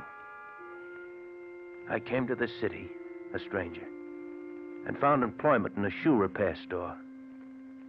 Day after day, I stood by the store window repairing shoes, watching the hurrying crowds. Then late one afternoon, I saw a woman pass. A woman who was a stranger, and yet wasn't. With a sudden shock, I realized that Millie had just passed. Throwing down my tools, I rushed out of the shop and down the street after her. I found her in the crowd and followed. She had hardly changed at all in the 16 years that had gone by. There were streaks of gray in her hair, but she was as beautiful as ever. I followed her block after block, and soon we were in a residential section. She turned up the path to a large cottage, unlocked the front door, and went in. A moment later, I was ringing the doorbell. Yes, what is it? Don't you recognize me? No, I'm afraid not. It's me, Millie, it's me. How dare you force your way in here like... Luke. Yeah, Millie. Luke, after all these years. But you're in prison. I was paroled 6 months ago. Well, I'm glad to hear that, Luke. You must leave now. I'm busy right now. I can't Millie, talk. who is that? Millie, who are you talking to? Who's he? Steve Hopkins. Oh, you're mistaken. The name is Reed, Robert Reed. Steve, it's Luke. Luke? You're not dead. You're not dead. The body in the cabinet wasn't yours. No. I went to prison for your murder, but you're alive. They said I killed you, but you're alive. Yes. You let them put me in prison. You framed me. Luke, you must listen to me. You framed me. No, Luke, don't. I didn't... You framed Luke, me. let go of him. Let go of him. Don't, Luke. Don't. Whose body was that they found in your cabin? A young hobo I picked up by the railroad tracks. But the tattooing on the arm. After I'd killed him with your sledgehammer, I tattooed his left arm to look exactly like mine. I put my wristwatch and ring on the body and then beat him beyond recognition. And then you ran away, leaving me to stand trial for murder. Luke, what are you going to do? What am I going to do? You remember Judge Marshall, don't you, Millie? Yes, I remember him. Well, I read in the papers a few weeks ago that the judge lives here in a fine mansion overlooking the city. What are you getting at? Steve and I are going to visit Judge Marshall. No, Luke, no. You know what that would mean. Luke, we have some money. If you'll just forget what's happened, we'll give you money, plenty of it. Yes, we'll give you $10,000. $20,000. I'm not interested in money. Come on, Steve. Luke, you can't do this to me. You can't. Luke, you once loved me. For my sake, Come don't. along, Steve. No, I won't go. If they find out about that hobo, they'll hang me. I wouldn't have a chance. You'll come, Steve, one way or another, understand? Yes. Yes,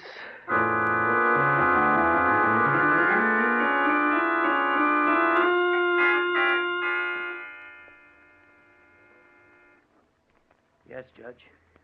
He didn't want to come here, but in the end, he came. Incredible. Simply incredible. The man is a monster to have done what he did. Where is this man, Steve Hopkins, now? He's out on the porch, Judge. Bring him in, Mr. Adams. I want to see that man. All right, Judge.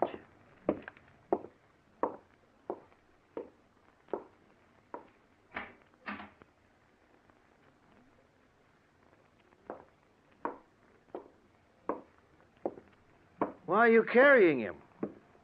He can't walk. Can't walk? What's wrong with him? He's dead. Here, Judge. Dead? Yes, Judge. But I understood he was alive. He was. Up until a half hour ago. You mean you... Yeah, Judge. I put my hands around his throat and squeezed. Squeezed until he was dead. Huh. I killed him. And there's nothing you can do to me, Judge. Nothing. Remember, you sent me to prison for killing Steve Hopkins? For 16 years, I rotted in prison. I've paid my debt to society for Steve Hopkins' death. I've paid it. There's nothing you can do to me now. Nothing.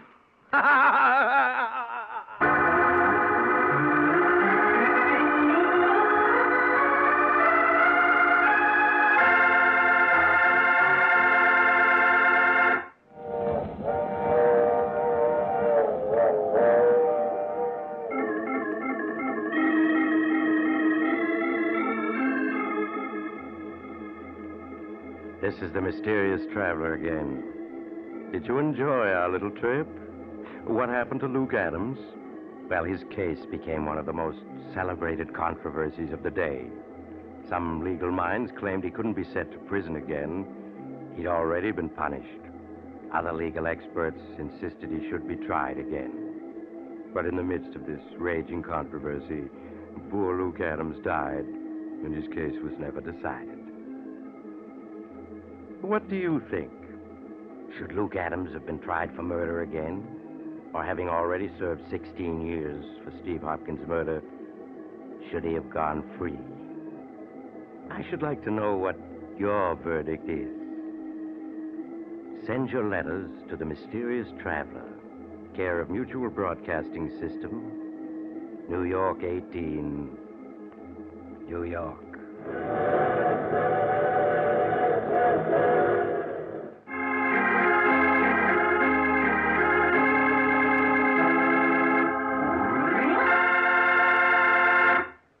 You have just heard The Mysterious Traveler, a series of dramas of the strange and terrifying. All characters in today's story were fictitious, and any resemblance to the names of actual persons was purely coincidental. In today's cast were Maurice Tarplin, Art Carney, Elspeth Eric, Frank Behrens, and Jackson Beck. Original music was played by Paul Taubman. The Mysterious Traveler is written, produced, and directed by Bob Arthur and David Kogan.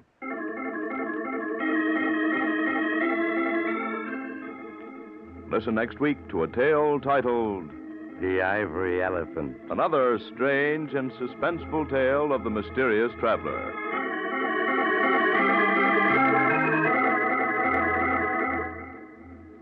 This program has come to you from our New York studios.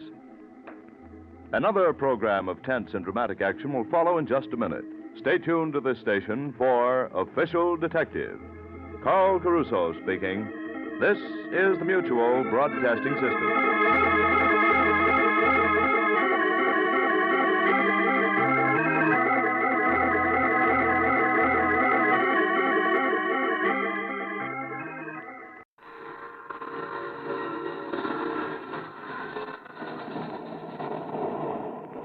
Mutual presents The Mysterious Traveler.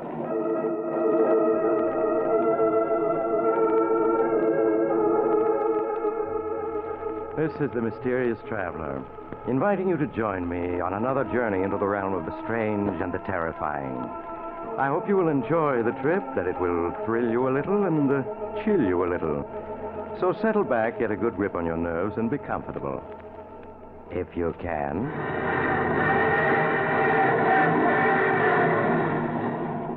What is our story tonight? Why, tonight we're going to see what happens when an honest man yields to temptation and descends into the murky depths of murder and despair. It's the story I call Dark, Dark Destiny.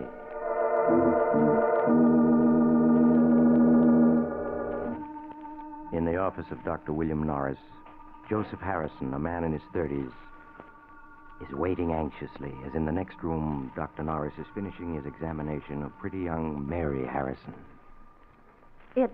isn't anything serious, is it, Dr. Norris? Please tell me it isn't. I'm afraid it's too soon to say, Mrs. Harrison. Until the X-ray plates are developed, I can't say yes or no. And now, your husband is waiting outside, and he's probably beginning to worry, Yes, so... of course, Doctor. Poor Joe, he does worry about me. Well, here's your wife, Mr. Harrison. You must have thought I'd kidnapped her. No, but I was getting a little worried, Doctor. I hope you didn't find anything very wrong. Well, I took a complete X-ray series. I won't be able to tell much until they're developed. I'd like Mrs. Harrison to come back the day after tomorrow, if she can. Of course, Doctor. Any time in the day that's convenient to you will be quite all right. Meanwhile, I'll write out a prescription your husband can have filled. Will you step in a minute, Mr. Harrison? Sure thing. I'll be with you in a minute, Mary. All right, darling. Won't you sit down, Mr. Harrison? All right. What is it, Doctor? Bad news? I'm afraid so. Does that mean Mary's going to die? No, Mr. Harrison. Not that serious. But within a few months, she will be confined to her bed. I'm afraid she faces a life of invalidism. Oh, no. No, it can't be. I'm sorry, Mr. Harrison. Doctor, there must be something you can do for her. Well, I don't want to raise your hopes, but... Yeah?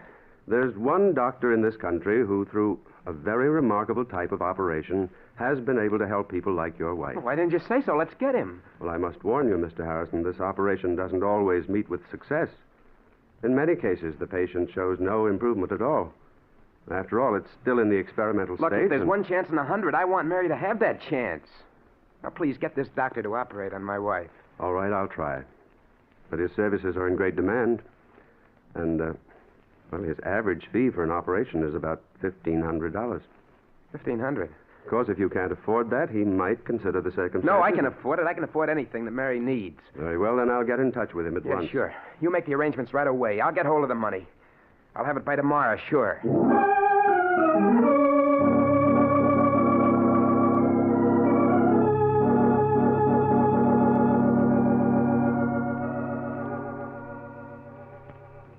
Darling, help me off with my coat, will you? Oh, sure. How you feeling? Oh, my backache is much better since I took the medicine Dr. Norris gave me. I'm sure I'm going to be all right, Joe. Of course you are. He's one of the best doctors in the city. He'll have you well in no time. Did he tell you anything more, Joe? No, not a thing. Except that the treatment may take a little time. That's all. A little time? Yeah. Oh, dear, I hope it won't be too expensive. Your business has fallen off, and we've used up our savings Now, don't account. you worry about the money. Don't you worry about anything. All right, darling. I won't. But aren't you going to take your coat off? No, I got to get that prescription the doctor gave me filled. Now, you just take it easy till I get back. I might stop in at the shop, too. There's something I have to tend to.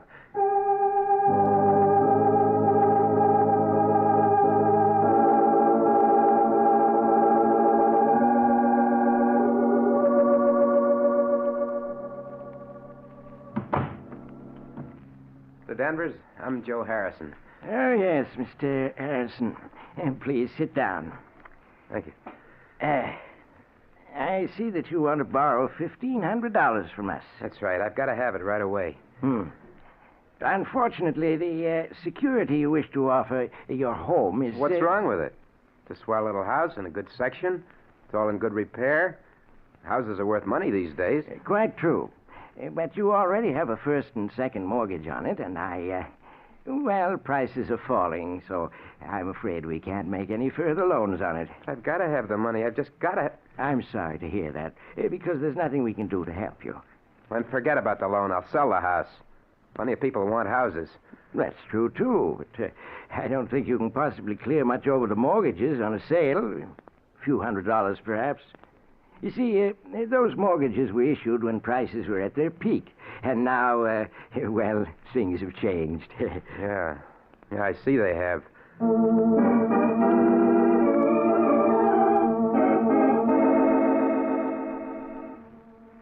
You say you're not employed, Mr. Harrison. No, I own a shop. You see, I'm a locksmith.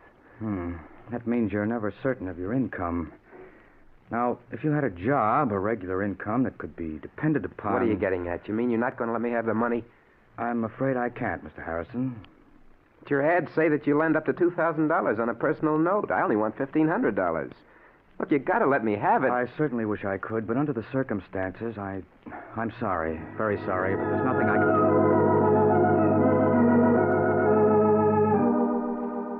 I'm afraid the collateral you suggest isn't satisfactory, Mr. Harrison. We'd lend you the money if we could, but we just can't. Sorry. But I've just gotta have it. I've got to. Sorry. Do you hear me? I've gotta have it. Sorry. Sorry. Sorry. Sorry. Sorry.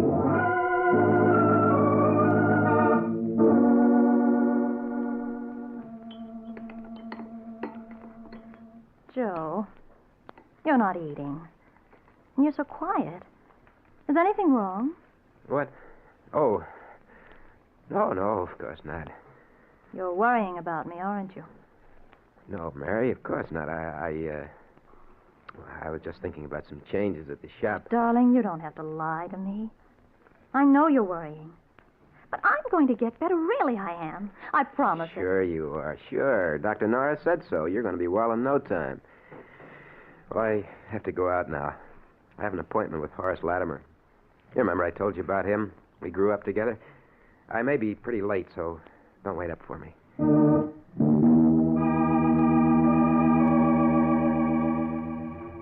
Joe had no appointment with Horace Latimer, but he went to see Horace anyway, for they had been boyhood friends until their paths had separated. Horace had grown rich, and Joe hoped desperately that Horace would lend him the money he had been trying to raise all day. A sum that would mean nothing at all to Horace. $1,500, that's rather a lot of money, Joe. I know it is, Horace, but it's for Mary. It's for an operation. I've got to have it. I see. Well, now, why don't you try the bank? You have a house, I business. have tried the bank, and a half a dozen loan companies. They all turned me down. They said my security wasn't good enough. Oh, I see. Well, that's too bad. But you know, I don't quite understand why you came to me, Joe. Because we're friends, that's why. Because when we were boys, we agreed that each of us would always lend the other a helping hand if we could. Boys don't understand business very well, I'm afraid, Joe. Oh, I guess not. They don't understand business. They just understand friendship. You know, if I had the money, I'd lend it to you if you needed it. I don't doubt that at all, Joe, and you can bet I'd lend it to you if I had it. But that's the trouble. I haven't any ready cash. The income tax, you know, and, well, a couple of shaky investments that I'm trying to bolster up. All right, Horace. Never mind explaining. I get the idea. You're not going to lend me any money. Now, really, Joe, I would if I could, but I can't. I'm sorry. Save your sorrow for somebody who wants it. I don't need your money, you hear? I'll get it someplace else. I'll get it someplace. Somehow.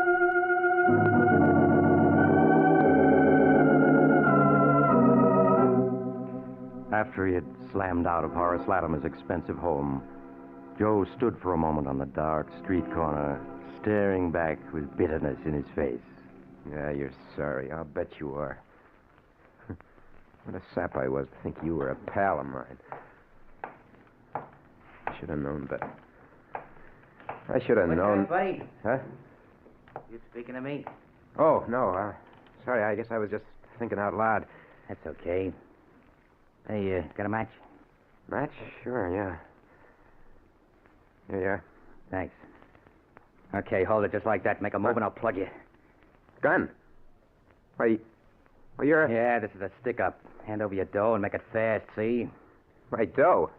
That's a hot one. I'm out trying to raise money, and so are you. Well, I only got $1 on me. Take that if you want it. Anyhow, it's more than I could raise. Don't try to kid me. Stand still while I see what you got in your pockets. Go ahead.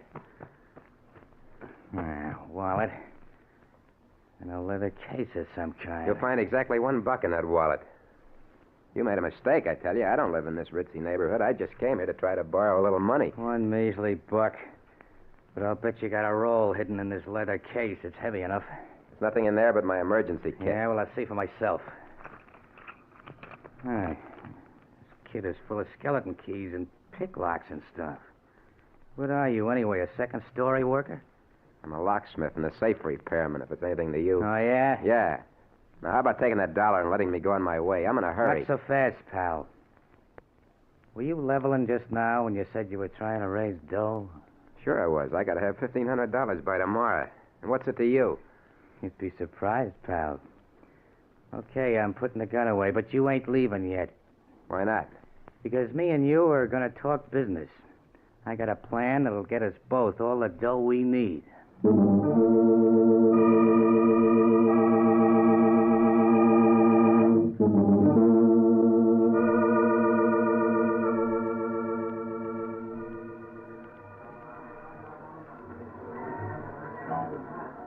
Two more beers, waiter.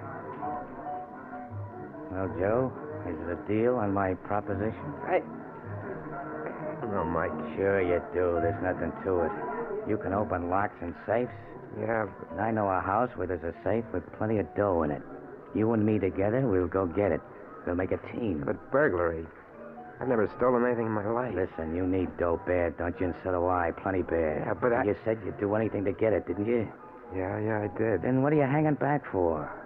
All you gotta do is get the back door open and the safe. You can do that, can't you? Yeah, I suppose so. Then forget the buts. In a half an hour, you'll have your 1,500 and more. How else you ever gonna get it? Answer me that. I don't know. Hey, look. You saw all those big houses lived in by guys with dough. How'd they get it? They took it from somebody else, every one of them. Yeah, I suppose so. You sure the money's there? I'm positive. Look, I was casing a joint, and I looked in a window just in time to see the old geezer put a roll of bills in a safe you can open with your teeth. All right, I'll do it. I gotta have that money.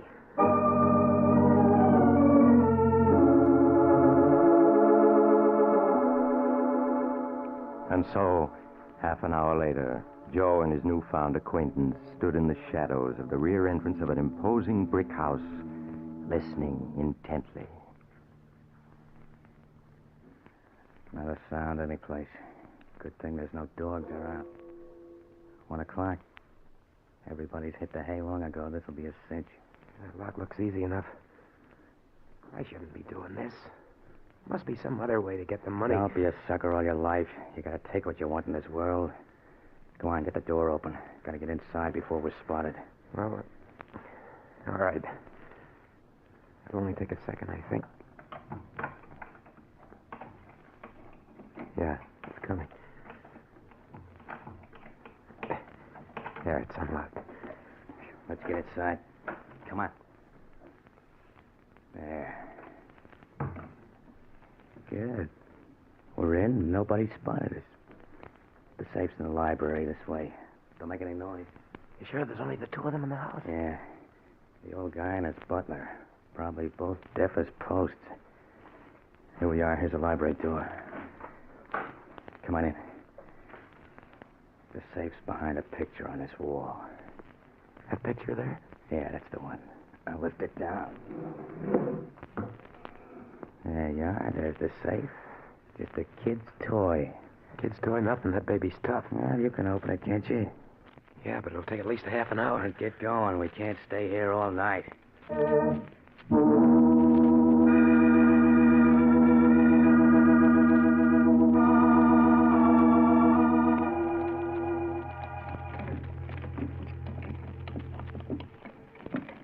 Hurry it up. You've been 40 minutes on that thing. I told you it was tough.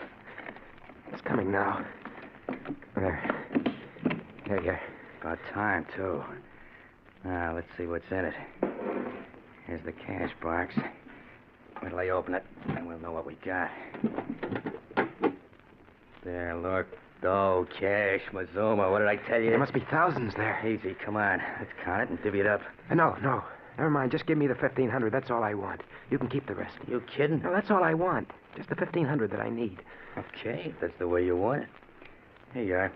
10, 11, 12, 13, 14, $1,500 bill. $1,500. Just for an hour's work? Easy money, huh? Hey, look. What do you say we crack a couple of more cribs tonight? No. I just want to get out of here now. Someone's coming. Someone's coming? Yeah. Here, get behind this door. I'll take care of this. What are you going to do? Never mind. Now shut up. Who's there? Jenkins? Jenkins, is that you? The safe's open. The burglars. Jenkins! Jenkins, call the police, quick! Nobody's calling any cops tonight, mister. Why, you're a thief. Jenkins! Jenkins! Maybe that'll convince you. Why did you hit him? What'd you expect me to do? Hold his hand? Wait a minute. He looks like he's dead. I wouldn't be surprised. He don't seem to be breathing any to speak of. That's murder. So it's murder. You're in it just as much as me. Don't forget that. Yeah. I'm an accessory to murder. Cut that guff and let's get out of here. Or do you want to get caught? No, of course not. Then come on, let's get going.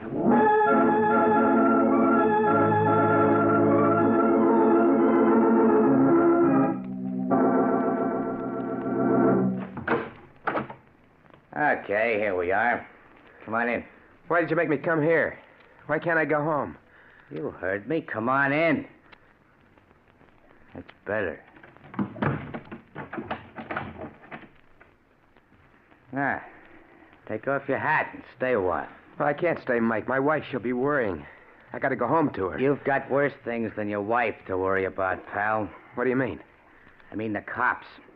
Or have you forgotten you're wanted for murder? No, I haven't forgotten. I'll never be able to forget. Why did you kill him? Why? So we wouldn't have to go to jail. Would you rather have gone to jail, Joe? No, of course not. Yes, I would. Well, I'm all mixed up. How did I get into this anyway? You needed dough. That's how you got into this, and you got it. So cut out the sob stuff. We're in the clear. Nobody got a peep at it. Why won't you let me go home? Why do you make me come to your room here? 2 reasons. The first is I want to make sure you know what it'll mean if you let anything slip. I know. You don't have to tell me. I won't let anything slip. If I thought you might, I'd slit your throat right now. I won't, I tell you. I have to live, for my wife's sake. Okay. And the second reason you're here is so you and me can have a little talk. Talk? What kind of a talk? Joe, I like the way you got that door and that safe open tonight. You and me got a future together. I don't know what you mean. Oh, yes, you do. As soon as the heat's off, we're going to do another little job together. Oh, no. No, I won't. I won't. Yes, you will. I tell you I won't. You can't make me. Oh, yes, I can.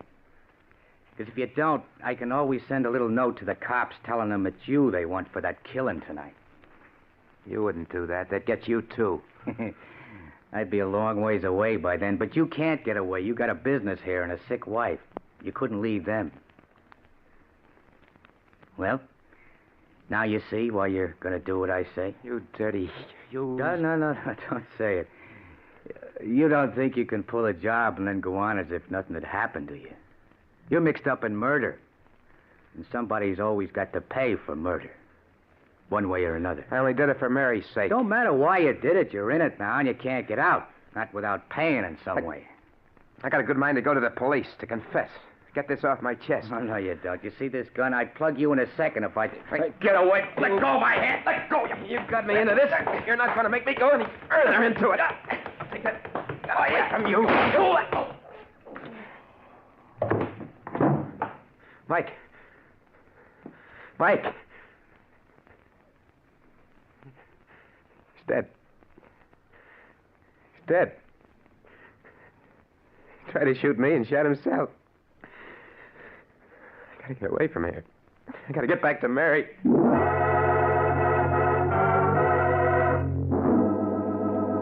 In a daze of horror, Joe Harrison found his hat and made his way to the street. His mind was a dizzy whirl of thoughts which he could not control. They went around and around in his head. I'm a murderer. They'll catch me. They'll hang me. I didn't mean to do it. I just wanted the money. The money was all. I wanted the money to make Mary well, that's all. Now they'll catch me. They'll hang me. I got to escape. Got to. Mike said the murder has to be paid for somehow. That isn't true. Sometimes you can escape if you're lucky. I just got to be lucky. I need a drink. Got to have a drink before I go crazy. So Joe Harrison stumbled into a tiny bar on a dark street. Struggling to control his shaking hands and to keep his voice normal, he ordered a double rye and gulped it down.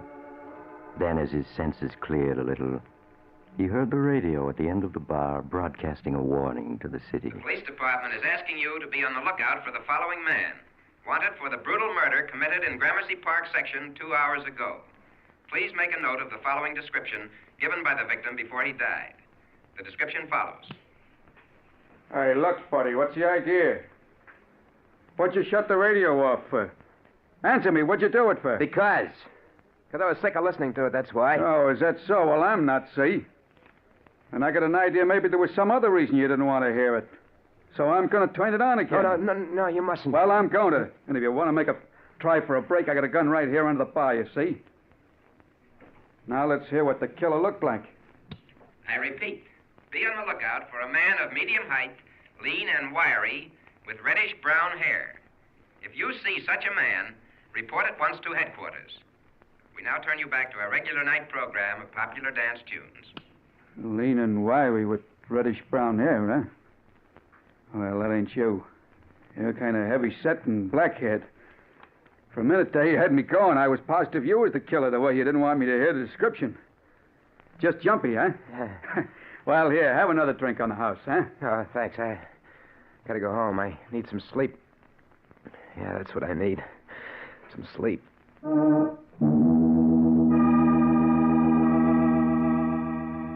Aghast at how close he had come to giving himself away, Joe Harrison hurried home. It was Mike the police were looking for, not Joe Harrison. It was Mike whose description they had. Joe Harrison was safe. Safe. Hardly able to believe in his own good luck, Joe reached his home and let himself in. Mary was already asleep.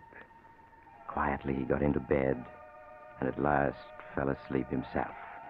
A sleep troubled by nightmares that gave him no peace. When he woke, it was morning, and Mary was preparing breakfast. Good morning, darling. What time did you get home anyway? I waited up for you almost till 2. I was pretty late. I stopped at the shop and did a little work. Forgot to watch the time. And this morning you looked terrible. I know. You're worrying. About me. But you mustn't, darling. I'm going to be all right. Really, I am. Of course you are. I'm going to see to that. What do you think? Dr. Norris called up last night. He wanted to talk to you. He said he had good news for you. Good news? Mm-hmm. But he wouldn't tell me what it was. I don't know why. He asked for you to stop in at his office this morning. Yeah, I think I know what it is. Yeah, sure. I'll go right over and see him. Oh, but, darling, you're going to eat breakfast first, aren't you? No, I'll eat when I get back. I want to see the doctor first. Anyway, I'm not very hungry. All right, Joe. But please hurry back. I want to know what the doctor says. Yeah, sure, Mary. I'll be right back. But everything's okay now. Everything's okay.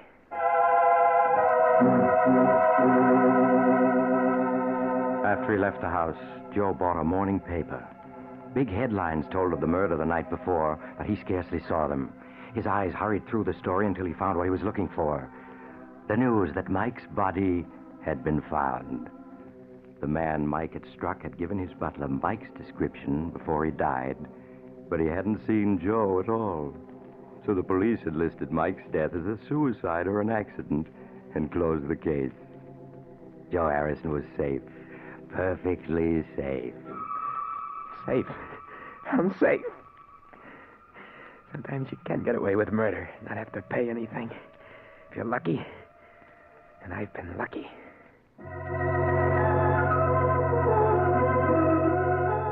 When he entered the doctor's office, Joe's expression was that of a man who had just faced disaster and been rescued at the last moment. He seated himself and tossed the folded newspaper into the wastebasket. Good morning, Doctor. Mary said you phoned that you had good news. Oh, yes, Mr. Harrison. Yes, I called you last night after I got in touch with the surgeon I spoke of yesterday, Dr. Nelson Richards. I wanted to tell you that he had agreed to operate on your wife. That's swell, Doctor. That's swell. I got the money right here in my pocket. The money, yes. Yes, I was going to tell you that Dr. Richards had said not to worry about that. You could take as long as you wanted to pay it. As long as I wanted. Then it wasn't necessary.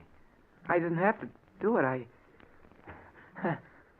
didn't have to do it. I'm afraid I don't understand, Mr. Harrison. Oh, never mind, Doctor. I mean, here's the money. I got it right here. I want to pay for it. He's got to take it right away. What's the matter? Why are you looking at me like that for? The operation is going to cure Mary, isn't it? You said it would. You can't go back on your word now. You can't, do you hear? It's not that, Mr. Harrison. Yes, the chances are the operation would have cured your wife. But, well, unfortunately, Dr. Richards was the only man in this country able to perform it. Well, so what? He said he'd do it, didn't he? So what's the hitch? Mr. Harrison, Dr. Richards won't perform the operation now. Why not? Dr. Richards was tragically killed last night by a burglar who broke into his home on Gramercy Park.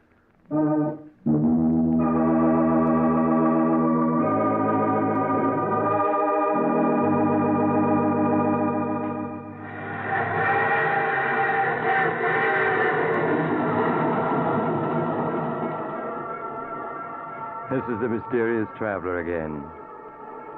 Fate plays strange jokes sometimes, doesn't she? Poor Joe Harrison. He forgot that good can never come out of evil, and that crime must always be paid for by someone. If only he hadn't let himself be tempted. But he did. What became of him? Why, he devoted himself to taking care of his invalid wife, Mary. But his deed continued to weigh on his mind. And when she died several years later, he confessed everything to the police. I do hope his experience is proof that crime really doesn't pay. I always say... Oh, you have to get off here. I'm sorry. But I'm sure we'll meet again. I take this same train every week at this time.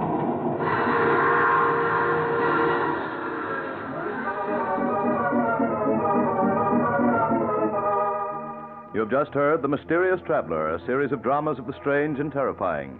In tonight's cast were Maurice Tarplin, Joseph Julian, Elaine Kent, Palmer Ward, Kenny Lynch, and Bill Smith. Original music was played by Charles Paul. The Mysterious Traveler is written, produced, and directed by Rob Arthur and David Cogan. Listen next week to a tale titled Flight from Fear. Another strange and shivery tale of The Mysterious Traveler. The Mysterious Traveler has come to you from our New York studios. Carl Caruso speaking. This is the Mutual Broadcasting System.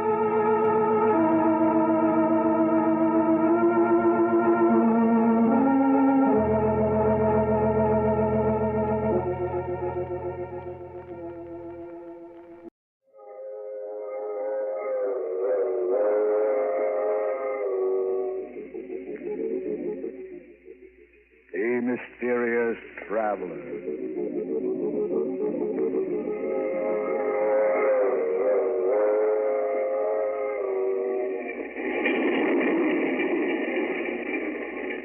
This is the Mysterious Traveler, inviting you to join me on another journey into the realm of the strange and the terrifying. I hope you will enjoy the trip, that it will thrill you a little and chill you a little.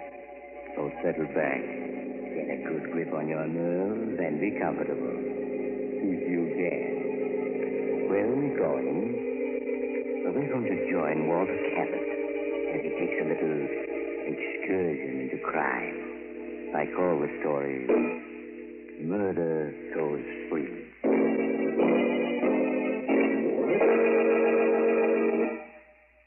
Late one foggy evening, several years ago, as I was walking along one of the main streets of a large city, I was stopped by an elderly man who seemed unusually agitated. Pardon me, sir. May I speak with you for a moment? Of course. Here, perhaps this will help. Oh, please. It isn't money I want. I just want someone to listen to me. No one is interested in seeing justice done. No one. Well, I should be glad to hear what you have to say. You will listen to my story? Yes. I want to confess something that's on my conscience. I've confessed 100 times, no, 1,000 times. Yet no one will believe me. You must help me make them believe. It all began that day in my office when Martin, my son, came in to see me. Hello, Dad. How are you? Oh, Martin, I'm glad you're here. I want to talk to you. Oh? Sounds as if I've done something you don't approve of, Dad. Did you read the gossip column in this morning's Daily Ledger? Oh, that. Why haven't you told me about this woman, Diana Winters? Well, I'm sorry, Dad. I just didn't think it was important. You've always told me about your other friends. Are you ashamed of Diana Winters? No, of course not. Why should I be? Martin, you know as well as I do that her reputation is, well, spectacular, to put it kindly. Those stories about her all lies. I'm not taken in by gossip, Martin. I happen to know that this Winters woman is just plain no good. Dad, I won't have you talking about her like that. Martin, you don't love this woman, do you? Yes. Yes, I do. Martin, you must give her up. Dad, I'm old enough to make my own decision. Can't you see what she's doing to you? She's just a predatory gold-digging... Stop talking about her like that. All right, son. That's the way you feel about it.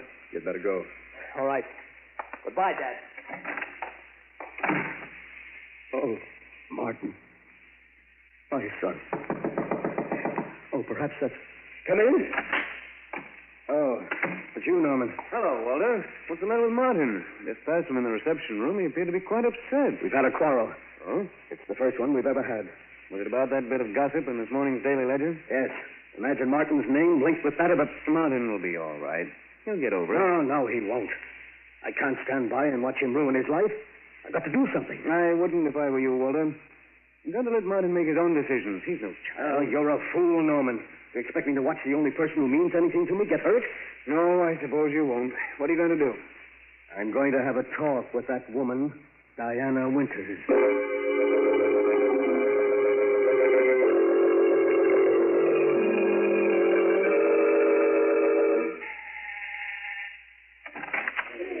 Hello. Oh, good evening.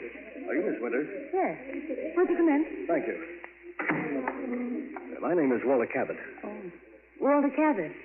I see. And I have a word in private with you. Really, I have guessed, Mr. It Cabot. will only take a few minutes. Well, all right. Come this way. Thank you. No, I'll bother us in here. I hardly know how to begin, Miss Winters. And let's be frank, Mr. Cabot, and save ourselves time. You've come here to ask me to give up your son, haven't you? Yes. Well, then you may as well know that you're wasting your time. I love Martin, and I won't give him up. I know better. Since we're being so frank, I'll get to the point. How much do you want to let Martin go? Are you insinuating that I now, just come, Miss Winters. There's no need to put on an act for me. How much? Really, Mr. Cabot, you know, you're far more interesting than your son. Shall we say, 100,000? 100,000? Yes, 100,000. If you love your son, surely he's worth it. I haven't anything like that amount of money. Oh, I'm sorry. Do you believe for a moment that Martin has any money? Oh, no. But he will inherit $250,000 from his mother's estate in a few months. Oh, so you know about that? Hmm. Yes, of course. What other reason would you have for leading Martin on? None that I can think of. What if I were to tell Martin of our conversation? He wouldn't believe you. You can't do this to him. I'm afraid I must be getting back to my guest, Mr. Cabot. Now, wait, please. Please listen to me. Martin is everything I have. If I had the money, I'd gladly give it to you. But I haven't it. Oh, so sorry. Women like you don't deserve to live. Will you please leave at once? If you don't give Martin up, I'll kill you. Oh, get out, do you hear? I'll have my friend throw you out. I'm warning you. Stay away from Martin, or I'll kill you.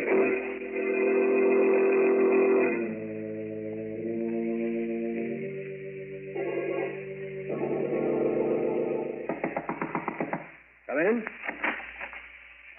Dad, Diana told me you tried to bribe her to give me up. Is that true? Yes, Martin, it is. You did that after I told you I loved her? Yes, because I know she doesn't love you. And why weren't you able to buy her off? Because she wanted $100,000. You're lying. She never asked you for 1 cent. Have you ever known me to lie to you? Dad, I told you I was fully capable of making my own decisions, and I meant it. An hour ago, I asked Diana to marry me, and she accepted. You're going to marry her? Yes. Just a few days. So you're going to ruin your life for a cheap gold digger? Dad, I told you not to speak about her like that. If you feel differently, Diane and I will be happy to see you. Get out. Get out, do you hear? All right, I will. After all these years and everything I've tried to do for him. Well, Walter, were you able to do anything? No. I'm not going to let him ruin his life, do you hear? But what can you do? If there's no bride, there can be no wedding. If there's no bride? Walter, you don't mean you... Why not? You think of anyone who deserves less to live? You're mad. For years, my hobby has been the study of famous murders. I've studied hundreds of cases closely. In each case, I was able to pick out the flaw that prevented it from being a perfect crime. And then one day, I began to work out a perfect crime for myself. Walter, what are you saying? I was merely doing it for fun, just as some men do crossword puzzles. But, Norman, I did hit upon a way to commit a perfect murder. And now I have a motive. You must stop talking like that, Walter. There's no such thing as a perfect crime. You're wrong, Norman. And I'm going to prove it. Walter, can't you see that what you want to do is insane? It's far better that Martin marry that woman than for you to become a murderer. No. If Martin were to marry that woman, it would be the end for both of us. At least this way I can be certain that his life won't be ruined, and that's all that counts. As for the police, Norman, they'll never catch me. Never.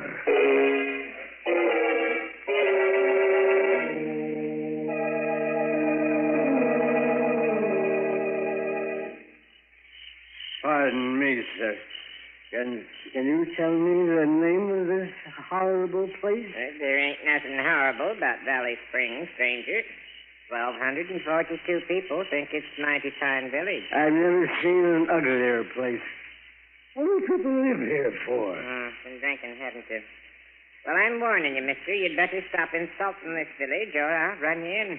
I'm the village constable. Oh, so you're gonna get rough, eh? Well, take this. Hey, I'll learn you to push the law around. You're under arrest for drunkenness and disorderly conduct. You and me are going to see George Hutchins, Justice of the Peace.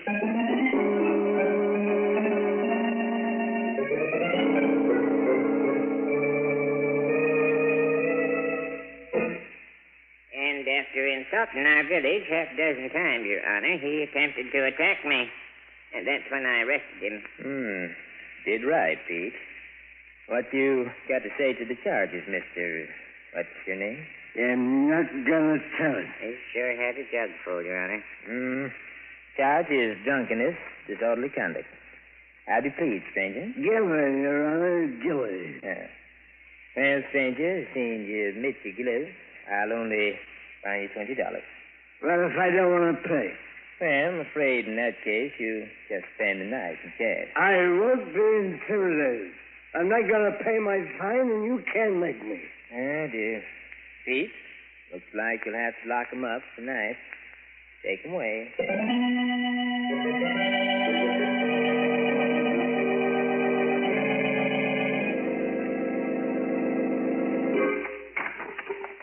Well, stranger, now you can see what the inside of our jail looks like. Good. It still ain't too late to pay your fine. Don't you want to pay it and sleep in a nice, soft bed? No, I like it here. Which of the two cells is mine? Well, you take the one on the right. I'll sleep in the other. I got to guard you.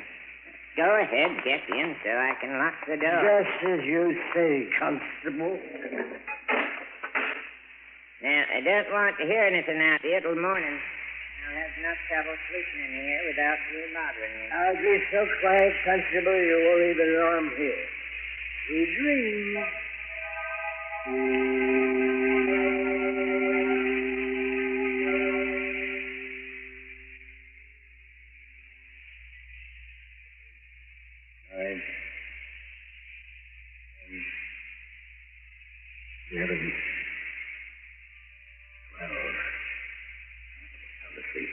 So far, everything is working out perfectly. Where did I hide that skeleton key? Oh, yes, here it is. Mustn't wake up the constable or it'll spoil everything. Easy now, easy. There, it's unlocked. I knew this old place would be perfect for my plan. Now, if only the door doesn't creak as I open it. Softly, softly. Oh, he's waking up. Oh. He's going back to sleep. There, I'm out. Now to get to the car and drive to the city for the most important part of the plan.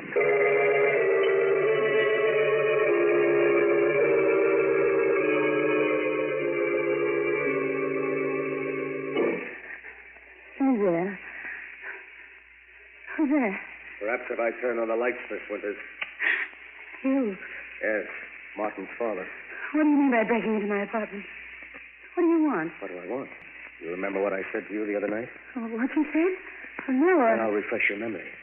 I said I'd kill you if you didn't give Martin up. You wouldn't dare. Oh, but I would. Oh, my friend said you threatened me. You get the chair. I don't think I will, Miss Winters. Why are you looking at me like that? You're just trying to frighten me, aren't you? I tried to reason with you, but you wouldn't listen. You should have. No, you can't kill me. Stay away from me. Stay away from me, you hear? It's no use trying the door. I locked it when I came in, and I have the key. Please. Please listen to me. I'll do anything you want. I'll give Martin up. I'll go away. You had your chance. You wouldn't take it. No. I'll get away. Don't touch me. I'm free.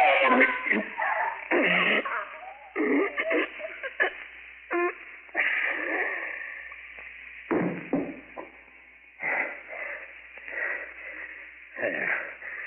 I'll just turn her wristwatch back to 12 and stop it.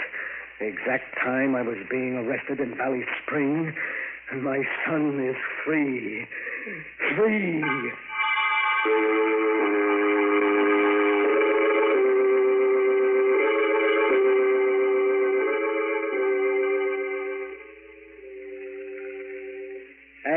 Hey, Constable. Constable, wake up. I want another drink. Wake up, will you? Wake up. What's all this noise about? Oh, my back. Hey, what's the idea waking me up, boy? It ain't even dawn yet. I want another drink, and I'll take it straight. Oh, go to sleep, you hear? It's 4 o'clock, and you ain't getting out of here until late in the morning. You got 4 hours yet. I don't want to hear any more out of you. Oh. Just so you say, Constable. Anything to oblige a gentleman. 4 hours more.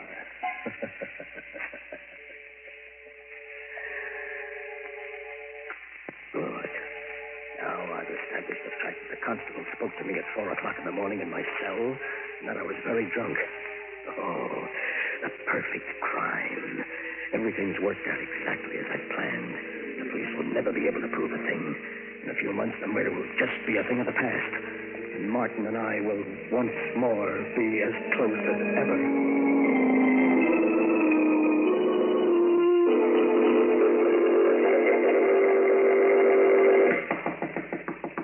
Come in.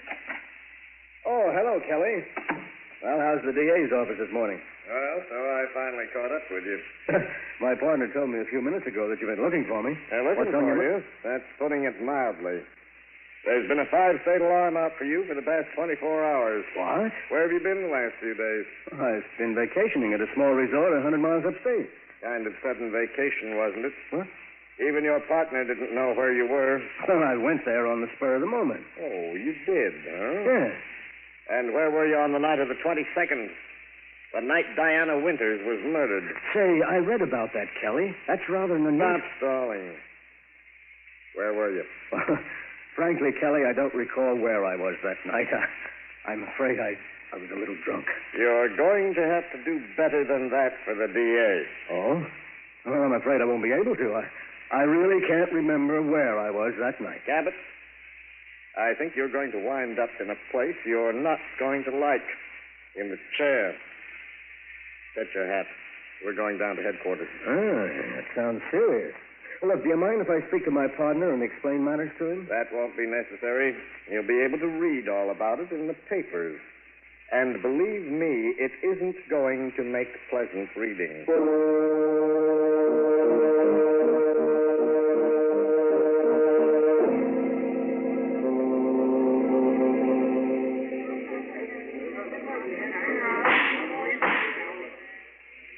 A dozen witnesses have testified that the defendant, Walter Cabot, threatened to kill Diana Winters.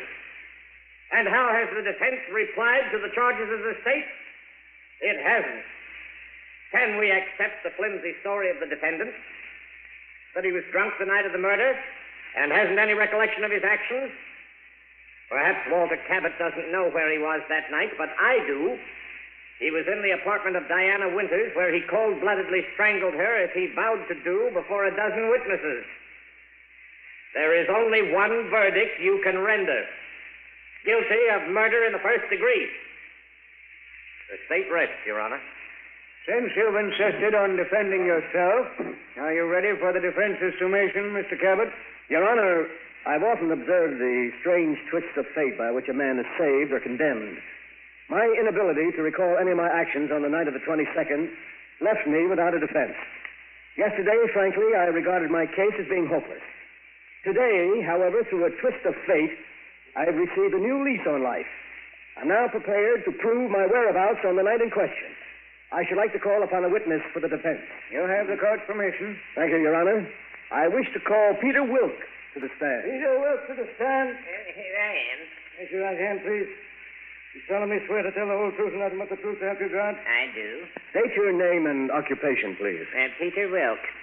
I'm constable for the village of Valley Springs. Mr. Wilk, will you tell the jury exactly what you told me this morning? Well, yesterday, George Hutchins, he's our justice of the peace, and myself were looking at a city newspaper. And in it, we see a picture of a man, Mr. Cabot, right on the front page. It says he's being tried for a murder committed on the night of January 22nd. Well, George and me recognizes him right away as the fellow we locked up in our jail that night on a drunken and disorderly charge.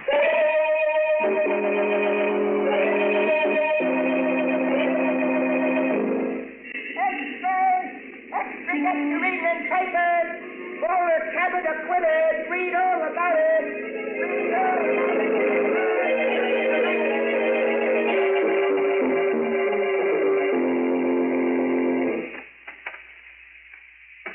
Martin. Hello, Dad. How are you, son? Oh, it's good to see you again after all these months. Oh, Dad, can you ever forgive me for having run away when you needed me? Forgive you? There's nothing to forgive, son. Dad, I know now how right you were about Diana. Oh, you don't know how happy it makes me to hear you say that, son.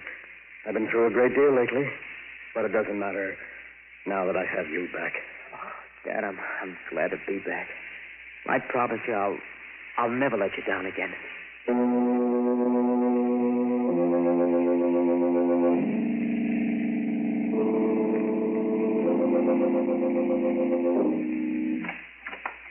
hello, Kelly. Come in, have a seat. Been quite some time since I've seen you. Yes. Last time you were here, you put the cuffs on me for the Winters murder. Well, mistakes will happen. Anything on your mind, Kelly? No, nothing special. Just friendly call. Oh. Well, thanks for dropping in, Kelly. Oh, by the way, have you seen the latest edition? I know. Anything of interest happen? Yeah, you might find it interesting. It could mean a client for you. Oh, really? What's happened? Well, here's the late paper. Read it for yourself. Oh, thanks. New suspect held for Winters' murder. Oh, no. Oh, it can't be. Why not? If you didn't kill Diana Winters, someone did. And we've got that someone down at headquarters. But you must be mistaken. What evidence have you got? Evidence? Yes. Oh, well, we can prove the guy we've got was at Diana Winters' apartment that night. What's that? But he was seen leaving just after midnight, after a whale of a quarrel with her. Quarrel? What about? Oh, usual thing. We both know what Diana was. Two-timing gold digger. Yes, of course. She had plenty other boyfriends than your son. Only none of them knew about the others. But yes, but that night, the guy who killed her found out a few things about her and bumped her off. No. I don't believe it. I told you he left right after midnight, didn't I? That's right. Well, her watch was found on the floor where she dropped it during that fatal struggle. Stopped just at 12. And that watch is going to hang the guy. We may have been wrong in your case, but this time we have the right man, and we'll make it stick, even though the evidence is circumstantial. Well, I'd better be running along. Good night. Good night. Keep the paper. You might want to read the whole story. New suspect held for Winters' murder. District Attorney uncovers apparently conclusive evidence of guilt. That can't be. I had it planned perfectly so that no one could be held for it. There's no such thing as a perfect crime, Walter. The murderer always overlooks something. No such thing as the perfect crime. Murderer always overlooks something. Norman said that. But I knew better. And now an innocent man has been arrested for my crime. Whoever he is, he's innocent. I must save him. Yes. I can't let him die.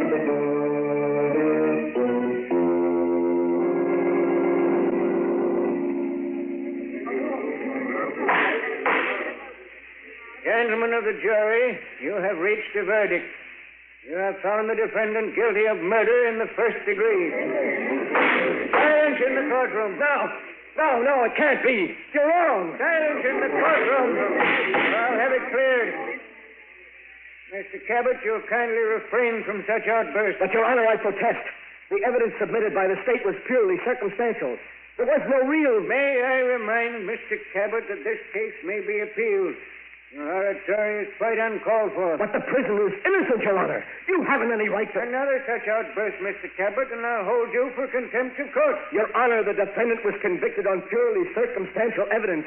But I have positive proof of his innocence. Why did you wait until after the jury rendered a verdict to make this statement? I hoped, Your Honor, that the defendant would be acquitted and I wouldn't have to reveal my proof of his innocence, but I would like to do so now. Yeah, this is highly irregular, Mr. Cabot. But since the jury has already rendered its verdict and cannot be influenced, you may proceed. Thank you, Your Honor. I know for a certainty that the defendant is not guilty of the murder of Diana Winters. For it was I who committed the crime. In the courtroom. Mr. Cabot, you say you confessed the murder of Diana Winters? Yes, Your Honor. I and I alone am responsible for her death. You must believe me. Mr. Cabot, only 3 months ago you were acquitted of the murder of Diana Winters. You well know that a man may be tried only once for a crime. This confession now can do you no harm. The court sees your confession as being motivated only by your desire to see the defendant go free. No, Your Honor, that isn't true. I did murder Diana Winters. Then I broke her watch, and I set it back to 12 o'clock. You must believe me, you must. Bailiff, have Mr. Cabot escorted from this courtroom. Prisoner will remain in his cell. No, wait, Your Honor. Listen to me. He isn't guilty. I am. I'm the one.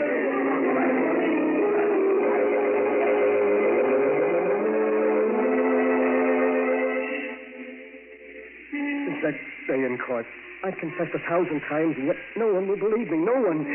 But you, sir, you will help me, won't you? We can't let an innocent man die for a murder I committed. No, of course not. But I hardly see how Every minute that passes brings him closer to the end. We must save him. We must. If you only help Hello, Cabot. Oh, Kelly, I was just telling this gentleman here my story. We can't let an innocent man go to the electric chair. Kelly, you're a smart man. You believe I murdered Diana Winters, don't you? Yes, I do. You do? Then you'll help me save him? People wouldn't believe me any more than they do you. But they would, Kelly, they would. Why should they believe your story? You can't be tried again for the murder of Diana Winters. And what man in your position wouldn't confess to save his own son? But he's innocent, Kelly. Martin, my son is innocent. He was convicted only because he was near her apartment that night. And now there's so little time to do anything. The execution is set for midnight, and it's already... It's 12 already. No. I'm sorry, Cabot. May his soul rest in peace. Oh, my son.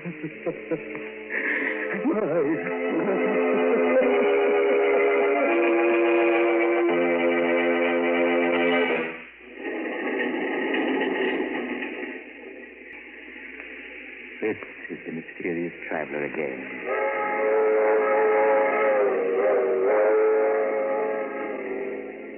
Did you enjoy our little trip? Too bad about poor Walter Cabot, wasn't it?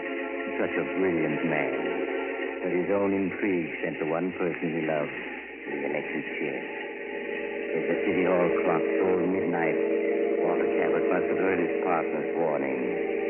There is no such thing as a perfect crime. The murderer always overlooks something. So, if by any chance you're contemplating murder, I suggest that you stop and think it over. Lest you'll find to your sorrow that you... Oh, you're getting off here. I'm sorry. But perhaps we'll meet again soon.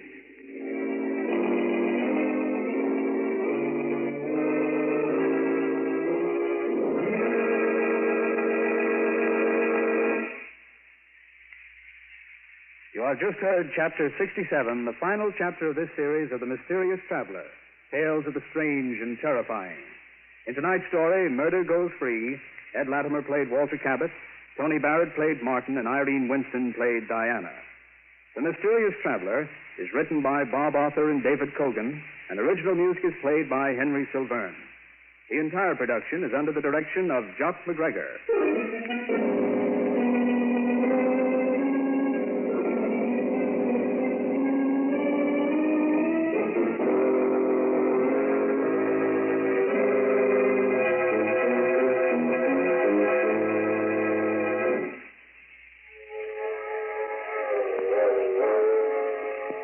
The Mysterious Traveler is presented from our New York studios. This concludes the present series of The Mysterious Traveler. Next Saturday evening at 9:30 Eastern Wartime over most of these stations, Mutual will present a new program, radio's first nationwide audience participation mystery series. It's called Calling All Detectives. We invite you to be with us for Calling All Detectives next Saturday night at 9:30 Eastern Wartime. This is the Mutual Broadcasting System.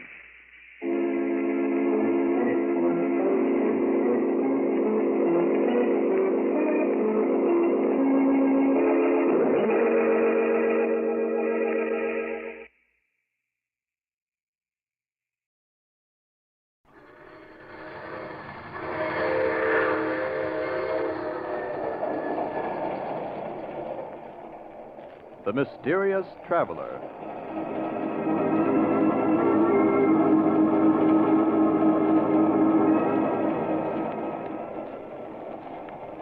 This is the Mysterious Traveler, inviting you to join me on another journey into the realm of the strange and terrifying.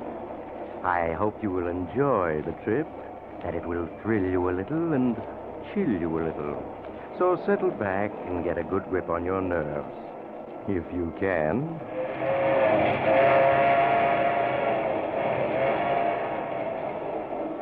Where are we going? We're going to call on Edward Farrington and his 3 sisters, a little family of 4 who love each other devotedly, and whose story I call The Symphony of Death.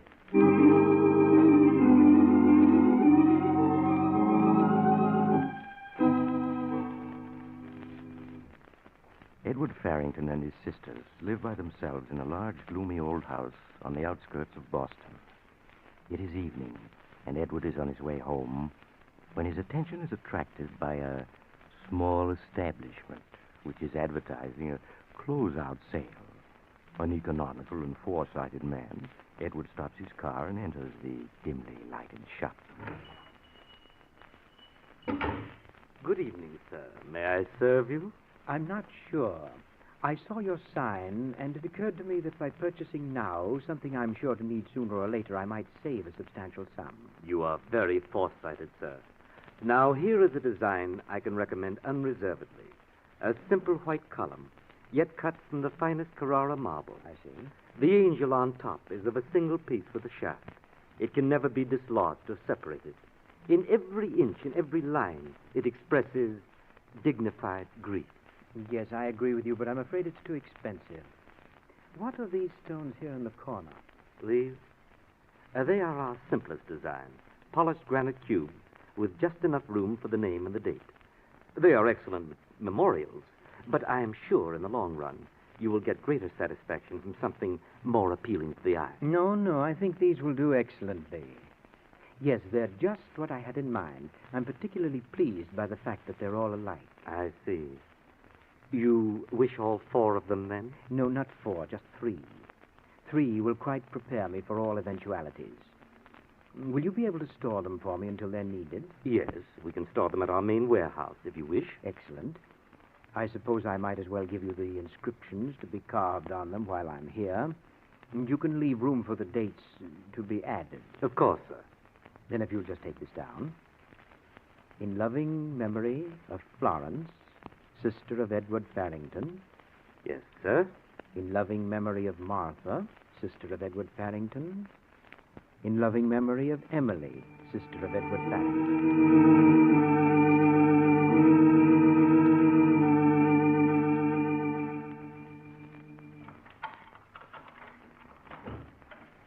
Edward, is that you? Yes, Emily. Oh, you're all wet. Yes, it's beginning to rain. Let me help you with your coat, Edward. I'll hang it up for you. Now, Emily, please don't fuss over me this way. It makes me nervous to be poured at. But I just want to help you with your coat. I can hang it up by myself. Emily, is that Edward? Oh, Edward, you're late. We were worried about you. I'm here, and I'm perfectly all right, Florence, as you can see. Now, is dinner ready? Oh, yes, Edward. Martha has everything ready. Martha, Edward's home. What? Oh, it's you, Edward. We were worried about you. Martha, I've told you not to worry if I'm a few minutes late. Well, I suppose we just can't help it, Edward. Now we'll eat. And perhaps after dinner you will play the piano for us. Oh, will you, Edward? Please say yes. Please, Edward. Well, we'll see. I really should work on my symphony tonight, but perhaps I can play for a few minutes after dinner.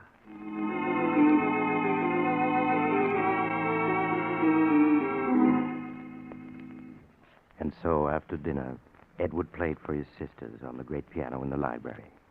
Emily and Florence crowded close to him as he played, and Martha, busy with her knitting, sat and watched them with fond gaze.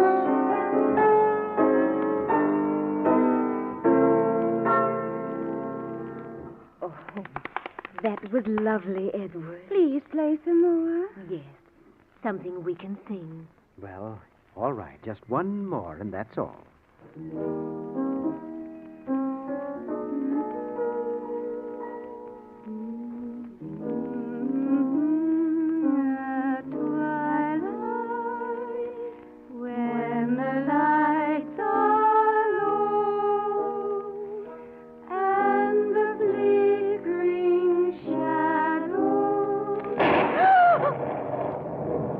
Emily, it's just thunder. You mustn't jump like that. It can't hurt you.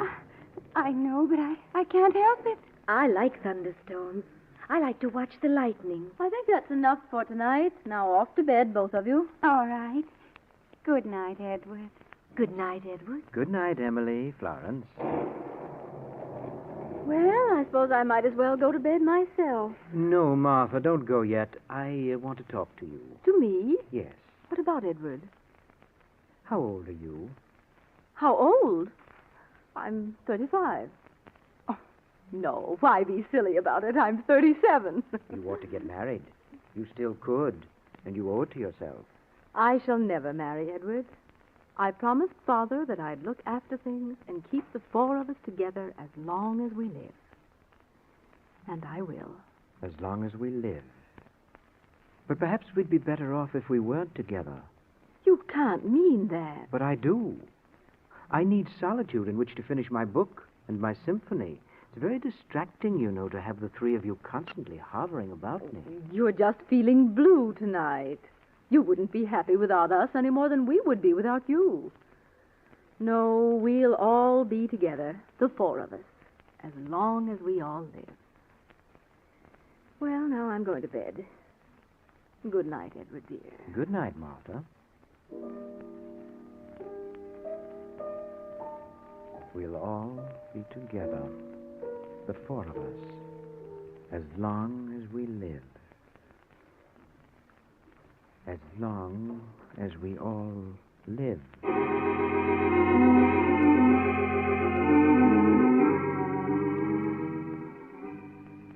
In the morning, it was still raining. After breakfast, Edward shut himself in the library to continue work on his symphony.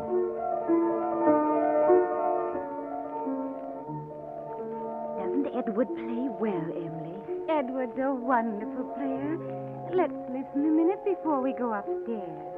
Do you think he'd really mind if we went in? If we just sat very quiet? I don't think so. We'll be very quiet.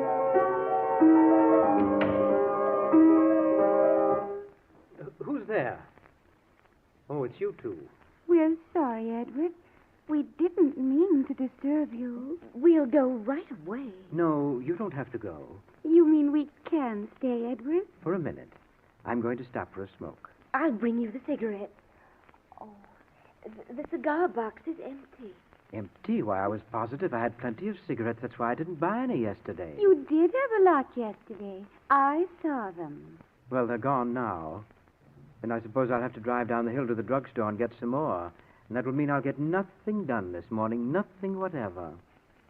I wish I had someone I could send for them. Edward, let me go for you. In this rain? Why, you'd get soaking wet, Florence. Well, I could take the car. Take the car in weather like this? But I'm a good driver, Edward. You once said so yourself. And I have a driver's license.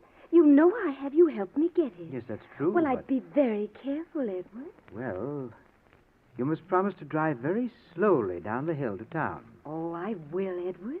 All right, then, Florence. Here's the key to the car. The old car, of course. Now be very careful. Oh, I will. I promise I will. May I stay and listen until Florence comes back? Well, I suppose so, seeing you're here already. You don't like us to be around, do you? Sometimes I think you don't like us at all anymore. Oh, that's nonsense. It's just that I'm trying to get a great piece of music written, and you keep disturbing me. Oh, there goes Florence in the car now. She's going fast. Florence likes to go fast, and then step on the brakes. She promised to be careful. I know, but she forgets. Well, I'm sure she'll be all right. Now I must get to work.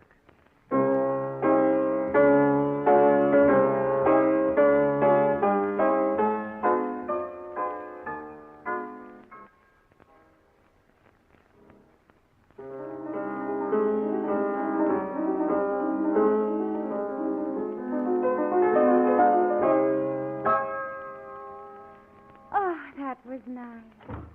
Edward, I brought you a jacket. Well, I'm perfectly comfortable, Martha. I don't need a jacket. You mustn't take chances. Here, put it on. Oh, all right. Emily, where's Florence? Is she up there? Oh, no. She's gone to get Edward some cigarettes. Gone out? In this rain? Edward let her take the car. Edward, you didn't. Martha, please don't get excited. She can drive, and she promised to be careful. But you promised never to let her drive alone. You know how she drives unless someone's with her. Really, she's a better driver than you think. There's nothing to be alarmed about. She'll be back any minute, and then... I'll answer it. No, it's probably for me. I'll answer it. Hello? Yes, this is Mr. Farrington. The police? Edward, what is it? Hush, Martha. What about my sister? She did what? All right. Yes, of course. I'll be right down. Edward, what is it? What's happened to Florence? Martha, we must all be very calm. Florence has had a terrible accident. No. The brakes of the car apparently gave way at the bottom of the hill. Florence ran off the curb and crashed into the rocks there. She was killed instantly.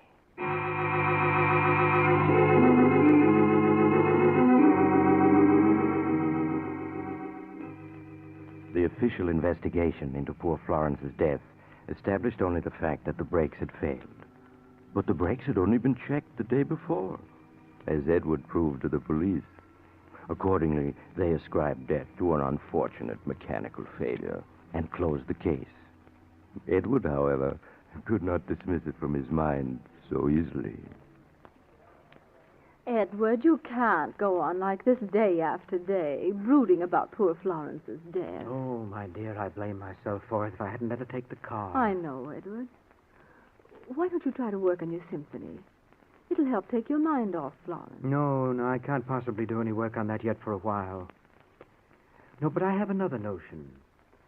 I think I'd like to write our family history. Our family history? Yes, and it seems to me that once in Mother's old trunk in the attic, I saw a lot of letters that were written to her by relatives. Are they still there? Why, yes, they are. I'd like to look them over. They might help me get started on my history. Will you show me where they are, Martha? Why, yes, of course. We'll go up to the attic, and I'll get them out for you right after lunch.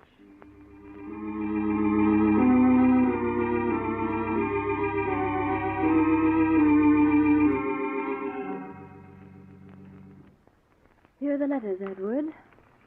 Mother wrote a lot of letters those last few years, after the doctor said she must never leave the house. Yes, I remember. How quiet and dark it is up here in the attic. We used to play hide-and-go-seek here, the four of us. Yes. Until Mother died. I've often wondered about that. She fell from one of these attic windows, I remember. She was leaning out, looking at the river, and she slipped. Yes. It was that window there. The one looking down into the courtyard. I'd like to look at it. Oh, the catch is stuck. Will you help me open it, Martha? Well, all right. There. It's almost 50 feet down to the courtyard. She was killed instantly, wasn't she? Yes. But let's close it now. In a moment. Martha, did Mother really slip and fall, or did she throw herself out? What makes you ask that? I was only 8 at the time, but it seems to me Mother was wandering badly in her mind there at the end. And then I recollect hearing Father say something about an asylum to Uncle George. Edward, you mustn't say that ever again. It would terrify Emily. But it's true, isn't it? Yes, it's true. Poor Mother. It's strange you calling her Mother because she wasn't really your mother. No, but I always think of her as Mother. I was only 2 when Father married her. Poor creature. Let's believe that she slipped. It would be easy to slip from this window, wouldn't it? Well, the sill isn't very low. Yes, but lean out a little farther and see how easy it would be. No, a little farther. You see how overbalanced one becomes? Yes, you're right. Now, help me back, Edward. Of course. Martha, catch yourself. Martha!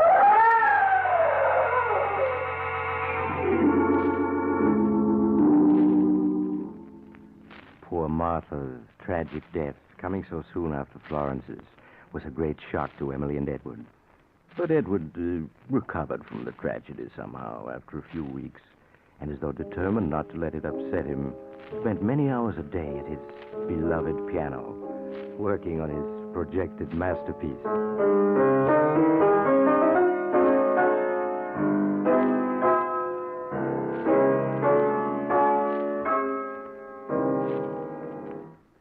Oh, Edward, that was wonderful.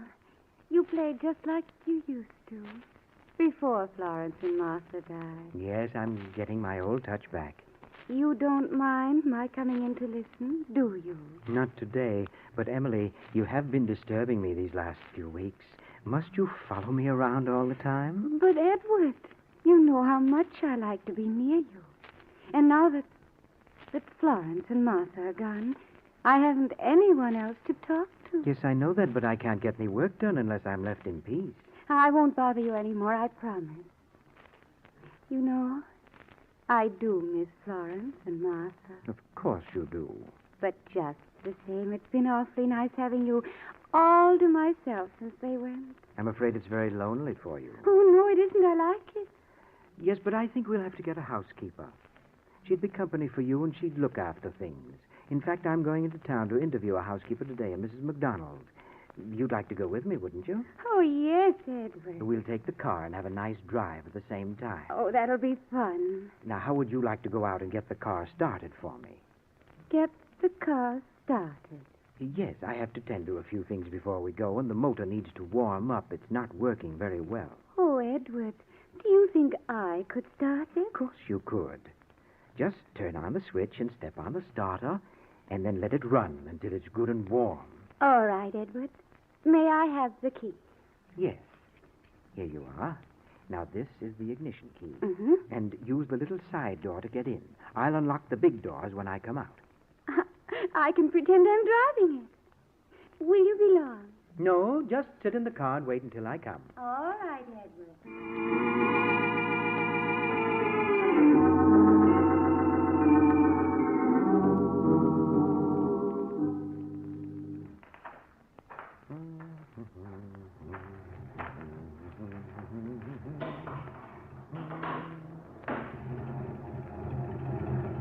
Here I am, Emily. I took longer than I expected. I hope you hadn't been sitting here with the motor running all this time. Emily! Emily!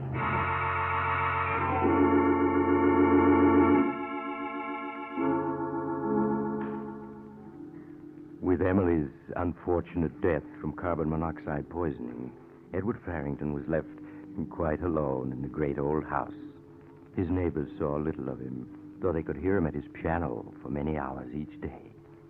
They knew, however, that a week after Emily's funeral, he hired a housekeeper, Mrs. McDonald, to take charge of the house for him. Now, Mrs. McDonald, this is your first day, and before you start, I'd like to explain a few things to you. Of course, Mr. Farrington. As you know, I've suffered the tragic loss of all my sisters in the past few months. Oh, yes, sir. A great sorrow it must have been. But they do say tragedies come in threes. Indeed, they seem to. But I'm sure I'll be quite comfortable now with you to look after me. I surely hope so, sir. I'm certain of it. Now, I'm a rather moody man, and I'm working upon some music for which I have great hopes. Yes, sir. Above all else, I wish to be left alone. I do not want to be disturbed. Is that understood? Quite, Mr. Farrington. You may call me at meal times. At all other times, I prefer that you do not even enter this part of the house.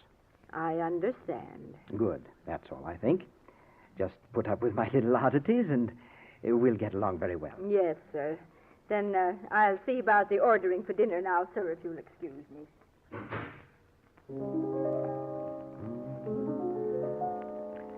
Now, let me see. The second movement needs touching up, so perhaps I'd better... What is it, Mrs. McDonald? I thought I said I was never to be disturbed. I'm very sorry, sir, but there's a gentleman come to see you. It's Detective Barnes, sir, from the police. From the police? Am I to be bothered with more stupid questions? Well, show him in. I suppose I must see him. Yes, sir. Will you go in, sir? Thank you. Good morning, Mr. Farrington. You remember me, I think. Yes, Mr. Barnes, I remember you. In view of the number of ridiculous and unnecessary questions you asked me after the deaths of my poor sisters, I have good reason to remember you. I've come to ask you more questions, Mr. Farrington. Tell me, did your sister Emily have a driver's license? I really don't know, and I don't care. You should care. Listen to me.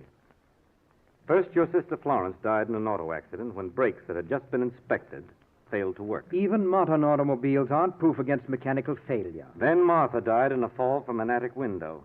Her body landed in the courtyard a full 6 feet from the wall of the house. Well, what of that? It was much too far away for her to strike, unless she leaped or was pushed. And you have said she didn't leap. I repeated, she did not leap. She fell. Perhaps. Now we come to Emily. She died of carbon monoxide poisoning in a closed garage. Well? You have said it happened because she went to get the car out to drive you downtown. That was your statement under oath. And a perfectly accurate statement. But I have just learned from the neighbors that Emily didn't know how to drive a car. Well, of course she could. Furthermore, they say her mental condition was such she could never learn to drive. Well, perfectly absurd. Did she have a driver's license? I repeat, I do not know. Because if she didn't, your statement is false. And if any part of your statement proves false, Mr. Farrington, I trust I make my meaning clear. Mr. Barnes, you can't show one jot of evidence to back up your ridiculous suspicions. Any court in the land would laugh at you for them. I can show no direct evidence. But there is such a thing as circumstantial evidence. You haven't even any circumstantial evidence. I have a world of it. The brakes on your car failed, and you are an amateur mechanic. Well? Martha's body falling so far from the building that she must have been pushed. Mere conjecture. Finally, Emily dying in a car she couldn't drive, though you have said she was going to drive you downtown. And she was. You've done nothing but build a tissue of fantastic suspicions. A jury will take them more seriously, especially when they learn that just before the first death, you bought 3 tombstones, one for each of your sisters. That shows what you were planning. It shows nothing. It was a sale. I was merely being foresighted. Then, Mr. Farrington, why didn't you buy 4 stones? One for each of you. I refuse to discuss the point. There was no reason for me to kill my sisters. No normal reason, perhaps. Though now that you are alone, you are living very comfortably on the income from your father's estate. Indeed. Furthermore, Mr. Farrington, I have checked on your family history. I know the truth about your unfortunate mother. Well? The fact concerning her might cause the jury to look differently upon you. It might influence the jury to bring in a verdict of murder while of unsound mind. Get out. Get out of this house, do you hear? You can prove nothing. Nothing whatsoever. All right, Mr. Farrington. I'm going. But I'll be back. No, wait. I'm ill. Help me. Here, sit here. That's it. It's my heart. There's medicine in my desk drawer. There.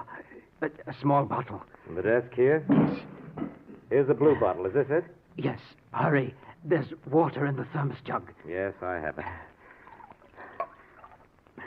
Here's the water and the pill. Swallow it. Yes. Thank you. That's better. The pain is going away. Then, Mr. Farrington, I'll be on my way. I warn you, I'm going to check as to whether Emily had a driver's license. Today is Sunday, so it may take me a few hours. But if I find she had no license, I'm going to return with a warrant for your arrest. No, there's no need for that. Of course, the poor simpleton had no driver's license. I should have thought of that. I should have thought of that. Then you admit you killed her. Certainly I did. Why shouldn't I? She annoyed me. Me, a genius. I'm afraid a jury won't care whether you're a genius or not, Mr. Farrington. Do you suppose I care what a jury thinks? A genius is not answerable to the laws that bind other people. The law does not agree with you. The law? What do I care for the law? You think you've trapped me, don't you? But you haven't. You hear? You haven't. I think I have, Mr. Farrington. You fool. No one is going to put Edward Farrington in an asylum. No one. In a minute, I'll be beyond your reach. What do you mean? I mean that tablet you so obligingly got for me is a deadly poison. Poison that I bought months ago. You and your circumstantial evidence. You're never going to get a chance to use it. Never get a chance to blacken my name. But Detective Barnes. Yes? What is it? Promise me one thing. Promise me you won't let them bury me with my sisters.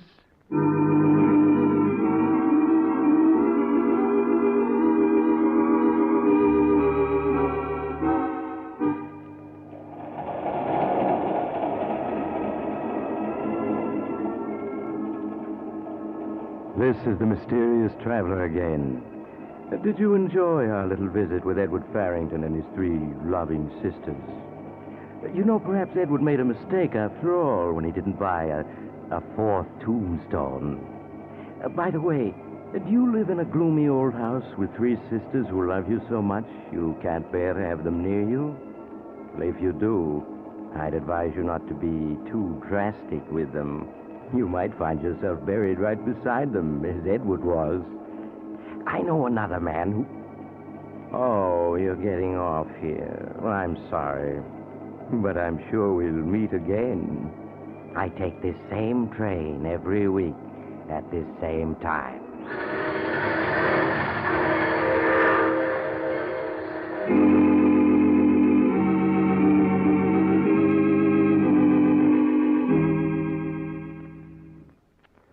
You've just heard The Mysterious Traveler, a series of dramas of the strange and terrifying.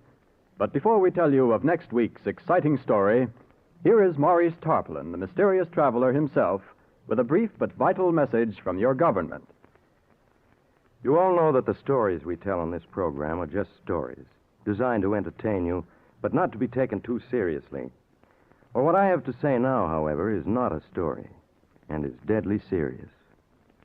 All over the world, people are starving. The United States and other food-producing nations are fighting a battle against famine. To win, food stocks must be conserved. You can help conserve them by canning and preserving food for your own use. If you have a victory garden, put up as much as possible from it. When your local markets feature an abundance of fruits or vegetables suitable for home preservation, can or preserve a winter's supply and release that much commercially canned food for the starving. Conserve your sugar for canning purposes. Follow the wartime rule of 1 pound of sugar to 4 quarts of finished fruit. And be sure to use only safe, tested methods. If you want information on any phase of home food preservation, write to the United States Department of Agriculture, Washington 25, D.C. Thank you, Maurice Tarpaulin. In addition to Maurice Tarpaulin, today's cast included Eric Dressler, Hester Sondergaard, Ann Tiemann, Inga Adams, and Martin Wilson. Original music was played by Doc Whipple. The Mysterious Traveler is written and directed by Bob Arthur and David Kogan.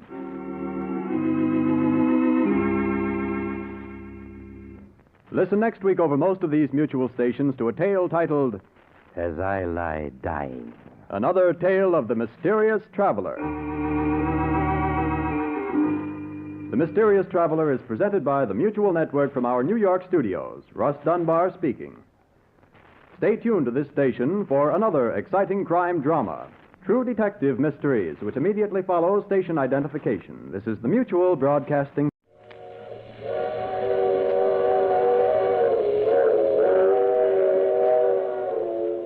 Mutual presents The Mysterious Traveler, written, produced, and directed by Bob Arthur and David Kogan.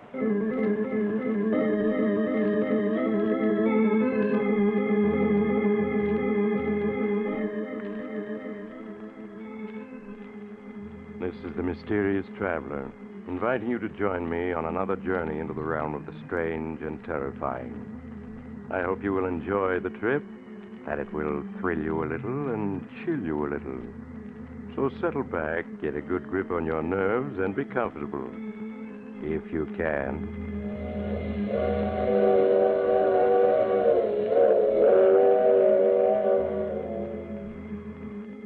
Where are we going? Tonight we're going to drop in on Henry Norton, a man who saw death in every corner. I call the story Death is My Caller.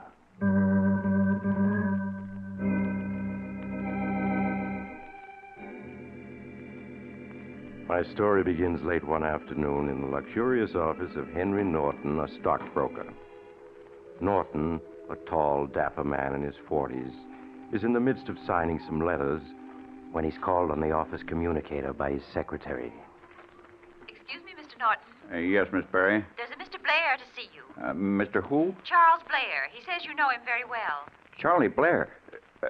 Tell him I'm not in. I'm out of town. Tell him anything. I don't want to see him. I don't ever want to see him. He says he knows you're here, insists on talking to you. Get him out of the office. Get some of the boys to help me. If he won't leave, just... Oh, I'm sorry, Mr. Norton. He forced his way in. I'm sorry. I couldn't stop him. That's quite all right, Miss Perry. I'll see him. Hello, Henry. I thought you'd be delighted to see me. We haven't seen each other for 7 long years. That wasn't nice not to have a chat with your ex-partner, was it? Well, I was awfully busy. I have a lot of work to do. You know how it is. No, I don't. I didn't know you were out already. I thought you had 3 more years to go. I did, but good behavior cut 3 years off my sentence. Well, that's wonderful, Charlie. I'm glad you're out. It must have been a terrible experience. You've changed. It was a little hard to recognize you at first. Perhaps the prison pallor doesn't become me. And my hair has turned completely gray. I don't look so good, do I, Henry? Not like you with a Florida tan. Well, how's Helen? My wife's dead. She's dead? Oh, I'm terribly sorry. What'd she die of? She died of heartbreak. Oh, poor Helen. She was always such a sensitive woman. What about your son, Alan? He disappeared after his mother died. I don't know where he is. He never wrote me while I was in jail. Never forgave me for bringing ruin and suffering upon his mother. You see, he was sensitive, too.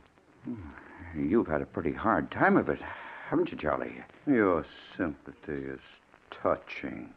Well, I hope you'll drop around again sometime when I'm not so busy. I'm not leaving yet, Henry. I've got some important work to finish. If you come around in a week or so, perhaps I'll have a spot for you, something in your line. Don't be so nervous, Henry. I'm not going to kill you. Not yet. Kill me? Why should you want to kill me? I was wondering how long you'd put on this innocent act. All this concern about my welfare, about my wife and son. Why, you slimy rat. If it weren't for you, I'd never have gone to prison. My wife would be alive today, and my son wouldn't be embittered against me. I swear to you, it wasn't my fault. Believe me, Charlie, I had nothing You should have to known that sooner or later I'd be freed. Did you think I was ever going to forget how you framed me? I didn't frame you. It was out of my hands. I couldn't do When a my thing. wife died and my son disappeared, I had no reason to live. Just one thing that kept me alive. A fine and beautiful vengeance I had worked out for you. I thought of you constantly as I tramped the prison yard. I lay awake at night, smoothing out my plans to pay you back for all you've done to me. 7 years. You can think of an awful lot of things. It was all Grayson's fault, I tell you. He's the one to blame. I nourished and built my hate for 7 long years. I cultivated it as I would a garden, so that it isn't a hot, violent anger anymore. Oh, no.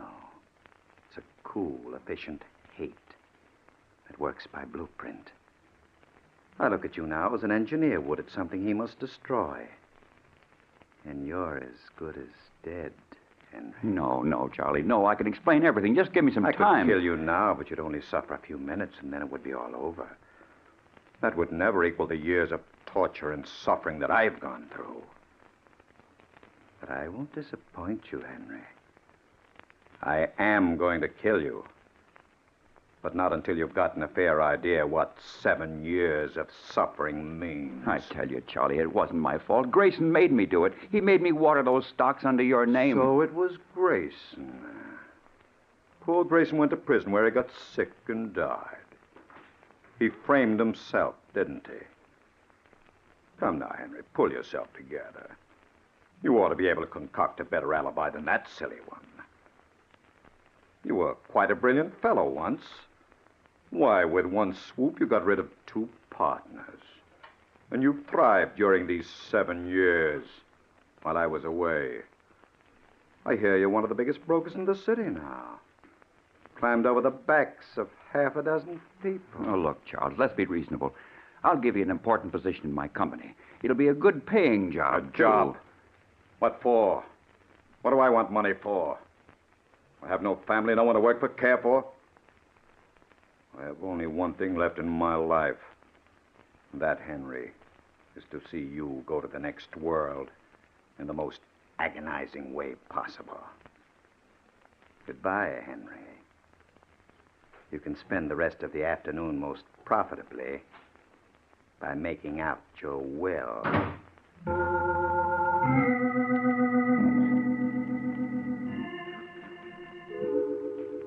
Henry Norton's cold and clammy hands were trembling as Charles Blair left his office. The impact of seeing this ghost from his past left Henry's mind in a whirl of confusion. His mind turned to flight, but that was impossible. His money, his very life was wrapped up in his business. He couldn't flee. His brain in a turmoil, unable to do any work, Henry got his hat and coat and left his office. He arrived home, badly unnerved, and retired to his study to give the problem of Charles Blair further thought. But he was interrupted. See who that is, Miss Dean. If it's Mr. Blair, don't let him in. I'm never into him, understand? Yes, Mr. Norton, I understand. How do you do, madam? Is this the Norton home? Yes, what can I do for you? I'm Mr. Madden. I'd like to see the head of the household. Just a moment, please. Who is it? He says his name is Madden. Madden? I don't know anybody by that name. Has he got gray hair? No, Mr. Norton, his hair is black. All right. All right, I'll see him. Did you want to see me, sir? Yes, sir. Are you Mr. Norton? Yes, I am. All right, boys, bring it in. Just put it down by the door for the moment, boys. That's it. Hey, what's going on here? Why are you bringing a coffin into my apartment? Who are you? Well, now, if you please, I'd like to see the body. Body? What body? What's this all about? What's this coffin doing here? We've come for the body of Henry Norton. Why, you must be crazy. I'm Henry Norton. You? I'm sorry. I must have gotten the names confused. What was your brother's name? I have no brother, and there's no body in this house. If this is some stupid joke, I don't think it's funny at all. I'm not in the habit of playing jokes, sir. I've been an established undertaker for many years. Here's my card. Well, the devil take your card. Who put you up to this? Some man came to my parlor yesterday and arranged for the funeral of Henry Norton. He paid for everything in advance. Some man? What was his name? He didn't leave any name. Charlie Blair. What did he look like? Rather tall, I think. His hair had turned white. Blair. So it was Blair trying to frighten me. Get out. Get out of here, you stupid fools. Take that coffin back with you. I'm not used to being spoken to like that, Mr. Norton. Get out of here before I throw you out. Come on, boys. Wait a minute. Don't leave that coffin here. It's all paid for, Mr. Norton. It's yours now. Keep it. You might need it sometime.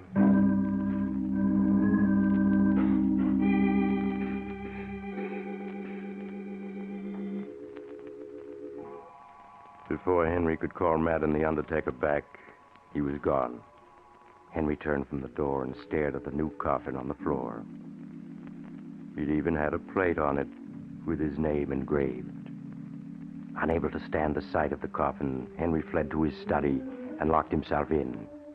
Unable to sleep, he spent the night trying to think of a way to escape Charles Blair's vengeance. The following morning found Henry haggard and distraught, and no closer to a solution of his problem. As he ate a tasteless breakfast, the doorbell rang. Miss Dean, the housekeeper, went to the door. A minute later, she returned. Who was that, Miss Dean? It was the postman, Mr. Norton. His special delivery package came for you. Oh, it must be the new field glasses I ordered. Here, let me have it. Nice of them to wrap it in a gift box. Kind of a small box, though. Guess it isn't the binoculars after all. Someone sent you a gift.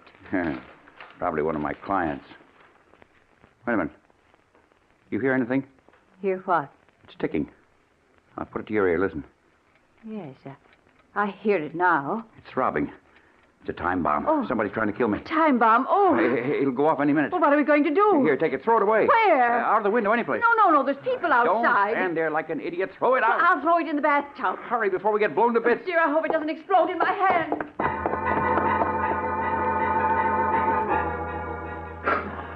Henry Norton stood frozen with fear as Miss Dean raced with the package to the bathroom. A moment later, he heard the water gushing in the tub. Aware of the danger he was in, he hastily retreated to the library, which was the farthest room in the house from the bathroom. There, he crouched in the corner, feverishly mopping his brow. 10 minutes later, a police car raced up to the house, and the doorbell rang.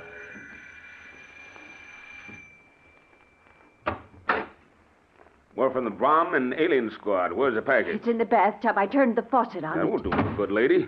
Where's the bathroom? It's that door on your left. All right, you stay here. Jim, you come along with me. Okay, here's the bathroom. You better stand back a little, Jim. I'll take a look at it myself. Well, it isn't ticking anymore. Might be safe to open it now. Well, here goes.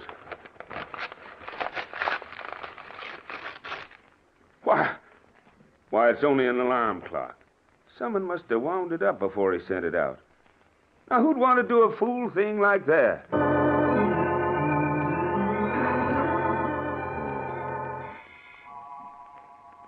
That night, Henry Norton found it hard to sleep. He tossed and turned for hours, and it seemed he had hardly closed his eyes before he awoke with a start, certain there was someone in the room. Who's there? There's somebody in this room. I know it. I'll turn the light on. Never mind the light. It's you, Charlie. What do you mean by breaking into my room in the middle of the night? Get dressed, Henry. Get dressed? What for? You and I are going somewhere. You're crazy. I'm staying right here. If you don't leave immediately, I'll call the police. If you call the police, they'll find only you here. Dead. Get dressed, Henry. All right. I'm getting dressed, but you won't get away with it. Make it fast. Don't make any unnecessary noises. Remember, it's with great control I keep myself from pressing the trigger. Well, I'm coming. I've got to get my clothes on, don't I? You're not going to a dance. Just put your shoes on and get into your coat. Where are we going at this hour? Don't be impatient. You'll find out soon enough. You're not going to kill me. You'd better stop stalling. I'll get my coat. It's in the closet. Go ahead and get it. You make one suspicious move and you're a dead crook. Are you ready? Yes. Walk in front of me. We're going out through the back door.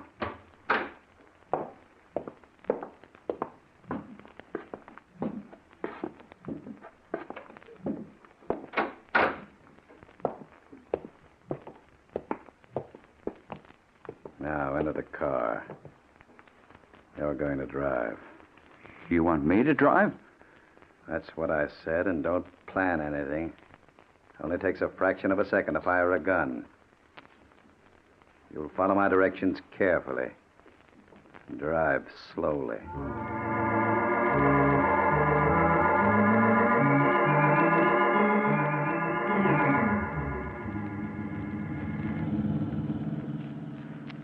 How much further are we going? Not much further, Henry. Stop a little ahead of that tombstone sign. Oh, we're near the cemetery. Look, Charlie. Charlie, I know I did you a great wrong. Maybe we can work out something. I've got lots of money. Stop here. We're getting out. Be reasonable, Charlie. Let's talk The to... tombstone cutting establishment. Keep walking between the 2 rows of tombstones. Because this is our destination. Please, Charlie, don't. I'll do anything. I'll turn over half my money to you. Why not all? All right, I'll give you everything I have. I don't want any of your money. And I'm not going to kill you yet. You see the tombstone in front of you? You see it? I'll turn the flashlight on it so that you can read it. There. Well, go ahead, read it. Henry Norton, born March 15, 1899. Died October 24th, 1947. October 21st. Why, that's Tuesday, the day after tomorrow. That's right. The day after tomorrow. You have 2 whole beautiful days to live. But since you're the worrying type, you'll probably die 1,000 deaths in those 2 days. 8 o'clock Tuesday night. Your infamous career will come to a sudden and violent end. You'll never get away with it. Nobody can get away with murder. You're right. That's why you're going to die in 2 days. I suggest that about 5 minutes to 8 you crawl into the coffin I sent you. It'll save time. Funerals are so disagreeable. The sooner you get it over with, the better. You're inhuman, Charlie. Am I? Then you don't accept my generous offer? You prefer to be put out of your misery right now? No, not now. Why, you're shivering, Henry. Better button up your coat. You're liable to catch cold. Imagine dying in the midst of a sneeze. Well, shall we go? Or would you rather look around at some of the other tombstones? Being so rich, you might prefer marble instead of granite. No, I want to go back Perhaps home. you'd like to look over the nice cemetery I picked for you. It's just the other side of this yard. I'm sure you'd like to see where you're going to be buried. No, I wouldn't. I wouldn't like to see anything. Not even curious. Well, it doesn't really matter. Doesn't make any difference where you're buried after you're dead. Please, let me go home. I can't stand anymore. Please, let me go. Come now, Henry. You mustn't go to pieces. Why, you're trembling all over. Well, you're due for a nervous breakdown. You must be very tired. You've had such a hard day. Oh, you're driving me mad. Please, let me go. No pride at all. You ought to meet your fate with defiance instead of oozing out like a blob of melted jelly. All right. Come on. We'll go back to the car. You can return home and go back to bed now, if you think you can sleep.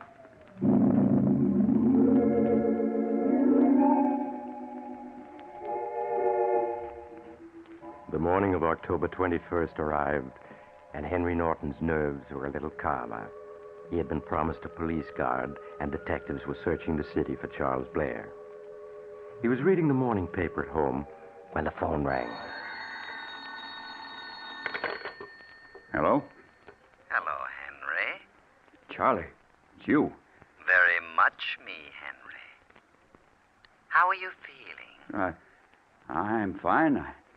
I forgive you for your joke on me the other night. Joke?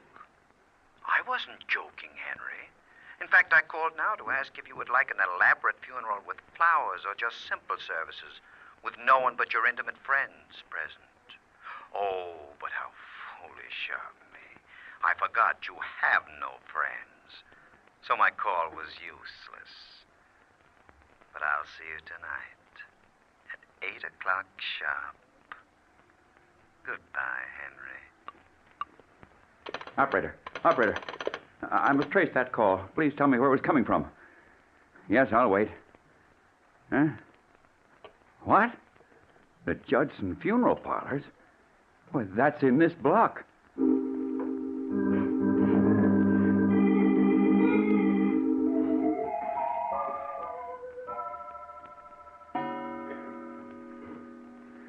$6 o'clock. My head's splitting. Are there any aspirins in the house, Miss Dean? Yes, they're in the medicine cabinet. Shall I get them for you? No, never mind. I'll get them myself. Tonight I'm supposed to die at 8 o'clock. That's fantastic. Blair can't carry out his plan. Not if I had police protection. I have nothing to be afraid of. Nothing. Here are the aspirins. I'll take a couple of them. Oh, my head's splitting. No, maybe they're poison. That's right. They do look too large for aspirins. They are poison. Got to be on my guard. Death may come in 100 different ways. Got to be on my toes. Oh, my headache. That's nothing. I won't take any aspirins. Dinner's ready, Mr. Norton. No, I'm not hungry. Oh, but you must eat. You haven't eaten all day. How about a little broth? It'll warm you up. All right, yes, I do feel cold. Can't seem to get warmed Well, I'll up. get it for you. Why, she's so anxious for me to eat. She doesn't like me. She never showed any concern about me before. Here it is, Mr. Norton. Would you like some croutons with it? No, nothing else. Something's wrong.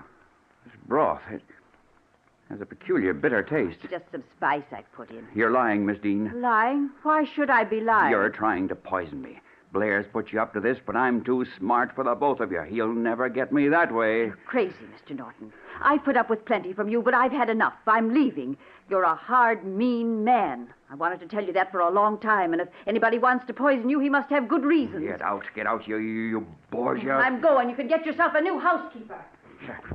Good riddance. You tried to poison me. Good thing I didn't swallow it. Huh? Who's there? It's the police. Oh, just a second. Police. It's about time you got here. You're Henry Norton? Yes, of course I am. Come in. I'm Officer Gibson, Mr. Norton. I was sent to act as your bodyguard. I was told someone's trying to kill you. Yes, 8 o'clock tonight. You don't say.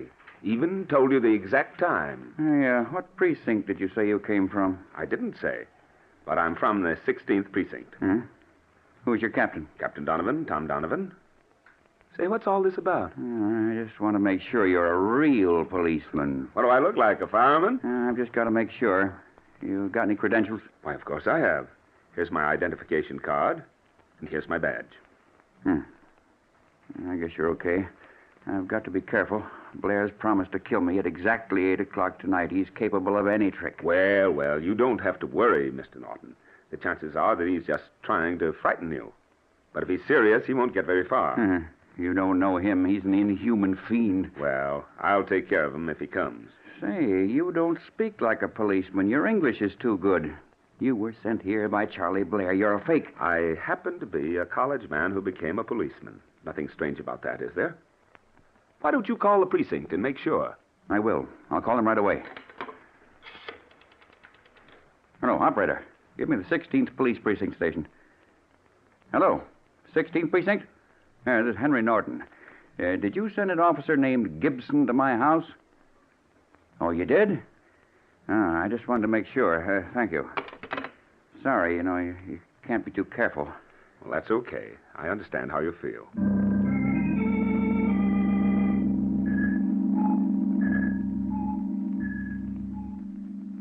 What time is it? It's 2 minutes to 8. Is that the exact time? My watch says 3 minutes to 8. I checked my watch by radio just an hour ago. He'll be here. I know it. I don't think so. No man in his right mind would walk into a trap.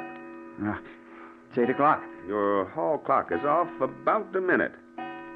Well, say, you're shaking like a leaf. Well, I'm frightened. He certainly put a scare into you. But what was that noise? I didn't hear anything. I'm sure I heard something move. Oh, it's just your imagination. Oh, what time is it? Just 8 o'clock. As a matter of fact, it's a few seconds after 8. There he is. It's him. He's come. Stay right here. I'll answer it. Don't leave me. No, you stay here.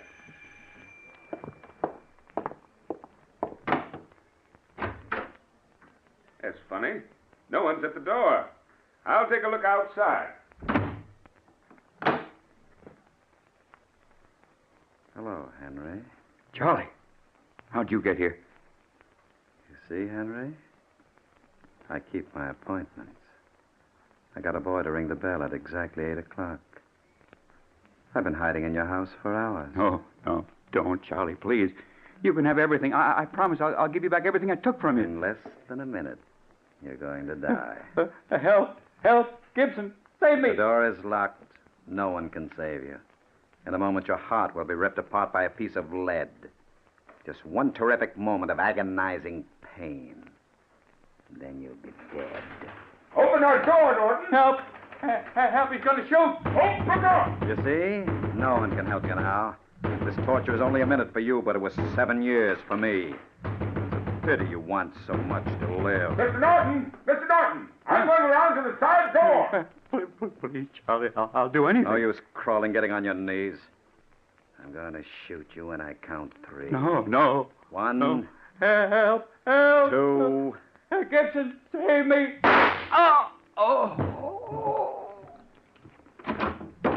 What's going on here? Why did you lock me out? And just who are you? I was playing a joke on my friend. A joke? You just shot him. Hand over your gun. Yeah. But I didn't really shoot him. You can see for yourself. I just fired a blank. Huh? That's why Norton is lying on the floor? He's just fainted. We'll see. Keep your hands up. He wasn't shot. There's no wound. Not a drop of blood anywhere. That's right. I only meant to scare him. He's in a deep faint. We had better call the doctor. So, you only meant to scare him. Well, Norton's dead. You frightened him to death.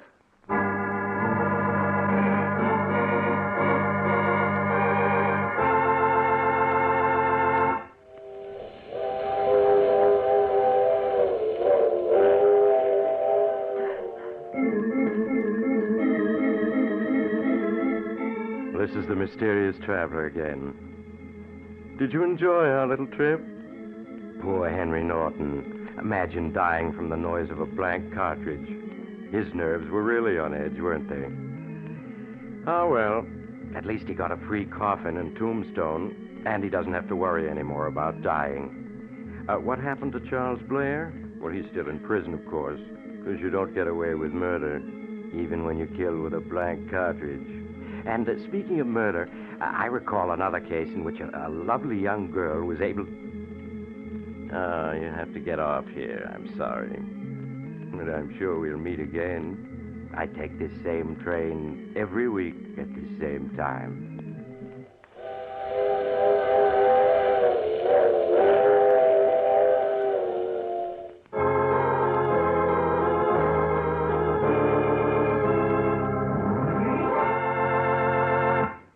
You have heard The Mysterious Traveler, a series of dramas of the strange and terrifying. In tonight's cast were Maurice Tarplin, Santos Ortega, Agnes Young, Ted Jewett, and Neil O'Malley. Original music was played by Paul Taubman. The Mysterious Traveler is written, produced, and directed by Bob Arthur and David Cogan. Listen next week to a tale titled Invitation to Death. Another strange and terrifying tale of the mysterious traveler. This program came from New York. Another program of tense and dramatic action follows in just a minute. Stay tuned to the station for Official Detective. Carl Caruso speaking. This is the Mutual Broadcasting System.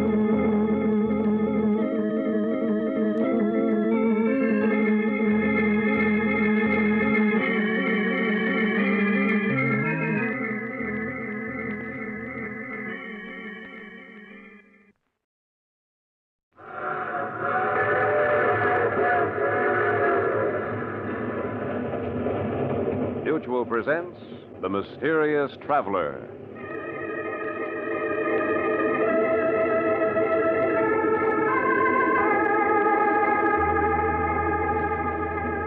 This is the Mysterious Traveler, inviting you to join me on another journey into the realm of the strange and the terrifying. I hope you will enjoy the trip, that it will thrill you a little and chill you a little. So settle back, get a good grip on your nerves, and be comfortable, if you can.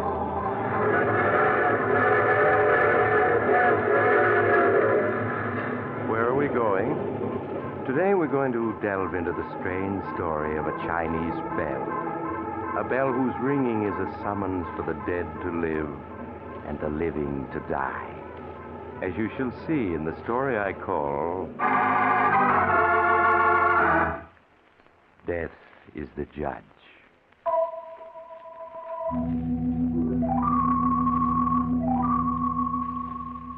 Our story begins in a small curio shop in New York's Chinatown. Dr. John Williams, one of the finest brain surgeons in the Middle West, and his wife are celebrating their 20th wedding anniversary by a trip to New York. They have stopped in at this curio shop for sentimental reasons, just as they did on their honeymoon 20 years before. Oh, John, it's the same. It's exactly the same as it was.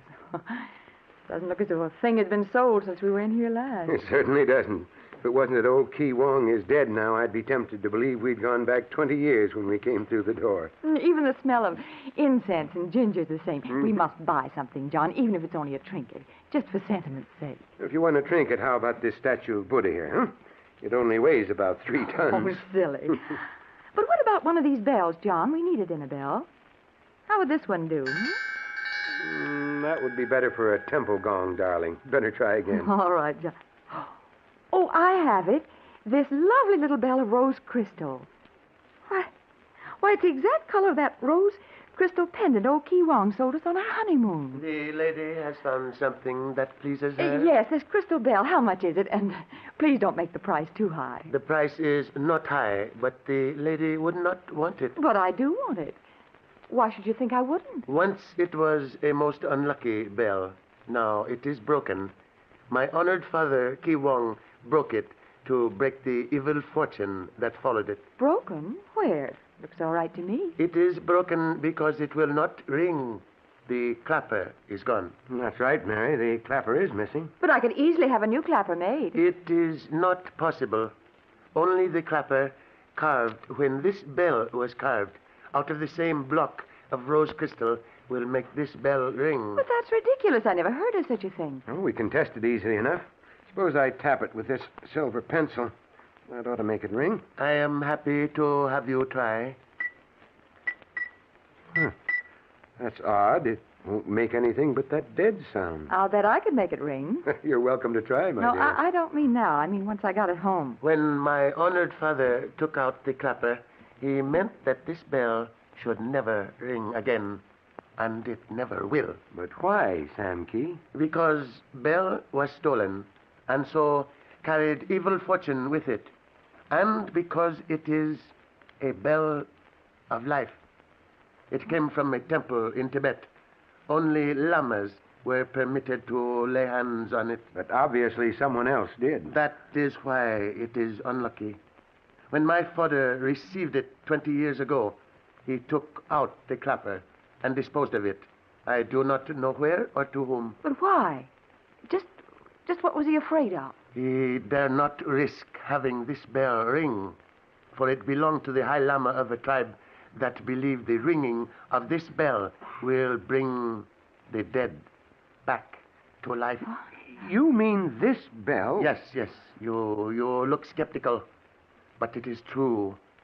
When someone died whose life was too precious to spare, this sacred bell was rung beside his body, and death let go his hold. The dead return to life. You mean you really believe that? It is true, but I have not told the whole story. This carving here upon the bell, it is Tibetan. It says, "Who rings this bell cheats death, but death will not be cheated." A little cryptic, I'd say. It means that when the bell is used to rescue someone from death, another whose span of life is not yet over is taken by death instead. You mean that the Grim Reaper keeps his quota filled even if he has to take somebody who's not on his list? It is so, Doctor. John, you're talking as if you believe the whole thing. It's just nonsense, of course. But what a lovely topic for conversation it'll make. I just simply won't leave without this bell now. But if it won't ring, what good is it? I'll make it ring. Leave that to me. If the lady wishes the bell, the price is $5. Well, the lady wants it, so she'd better have it, I guess. Oh, I don't want to risk breaking it while we're traveling, though. Can you mail it to our home address? Of course. The name is Dr. John Williams, 1766.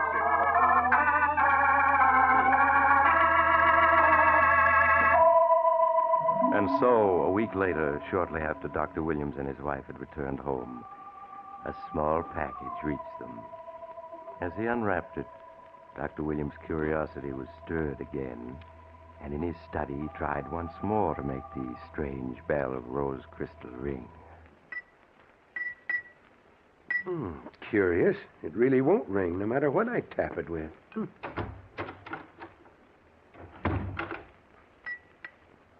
Hello, John. Oh, hello, Mary. You're home from the hospital early, dear. Yes, I felt a little tired today. But look what just came in the mail. Oh, why, it's my crystal bell. Oh, John, it's lovely. It's even more beautiful than I remembered it. Yes, but I'm afraid Sam Key was telling the truth when he said only the original clapper will make it ring. I've tried everything I can think of. The trouble with men, darling, is that they're not logical. What do you mean? Well, if the ball is of rose crystal, a rose crystal clapper should make it ring, shouldn't it? The logic is perfect, but how can we test it? By using my rose crystal pendant, of course. I'm wearing it this afternoon so we can try it out right away. Here, see? Now what? You hold the bell, and I'll tap it with a pendant. All right, tap away, but I bet it doesn't ring. You'll see. Now listen. There. What'd I tell you? It did ring. Of course it did. I was sure it would, even if Sam Key's story was true. John, don't you see? Don't I see what? Well, my crystal pendant is the bell's missing clapper. The missing clap? Mm-hmm. Good heavens, I almost believe you're right. Well, I am right. As soon as Sam Key told us how his father took the clapper out of the bell and sold it 20 years ago, well, I was positive he'd made it into the pendant that he sold us 20 years ago. It should be impossible, but it certainly looks as if it must be true. After all these years, the bell and the clapper have come back together again. You know, I knew there was something queer about that bell the minute I saw it. Queerest feeling came over me that I just must have it. I'm not sure that I like that thought, Mary. Silly. I know you half believed that story Sam Key told us, but I didn't. Now, I have my bell complete. Now, all I have to do is unfasten the pendant and attach it to the bell again. But, Mary... Help me do it, John. Look, the pendant's loose. It'll come off the chain if I twist it. Yes. Here it is. Mary, are you sure this is wise? Now, if I tie it inside the bell with this thread... Darling, please hold it so I can see what I'm doing. There. Now it's as good as new again. Listen. Mary, John, what is it? I don't know. I don't feel well. Oh, you're tired, darling. Now, please sit down. Sit down here. I will. I feel better now. It was just a moment's dizziness. You're working too hard at the hospital. That's what's the trouble. Well, maybe. I admit I had a strenuous day. I spent 2 hours on a brain operation. A splendid boy. He looked a lot like our David. But he'll be good for another 50 years now, with luck. Just the same, you must take it easier, John. Now, you sit still here while I fix you some spirits of ammonia, and then... Well, that's probably for me. Now, you sit still. I'll answer. Hello? Yes, Dr. Williams is here. Who's calling, please? The hospital? Oh. Yes, I'll tell him. Goodbye. Mary, what's happened at the hospital? It's an emergency case, John, another brain operation. And, oh, darling, you are so tired. Can't be helped. I'm the only brain surgeon in town these days. Help me get into my coat, will you? Where's my hat? Oh, here you are, dear. Thanks. Now let me straighten your tie. All right. There, you're ready. I'm going to drive you over, and you can relax until we get there. All right, then, but let's get going. The almost 5 miles to the hospital.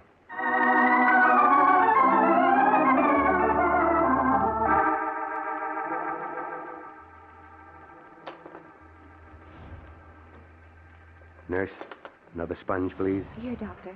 Dr. Williams, the pulse is very faint. The breathing has become dangerously weak. I'll have to try adrenaline.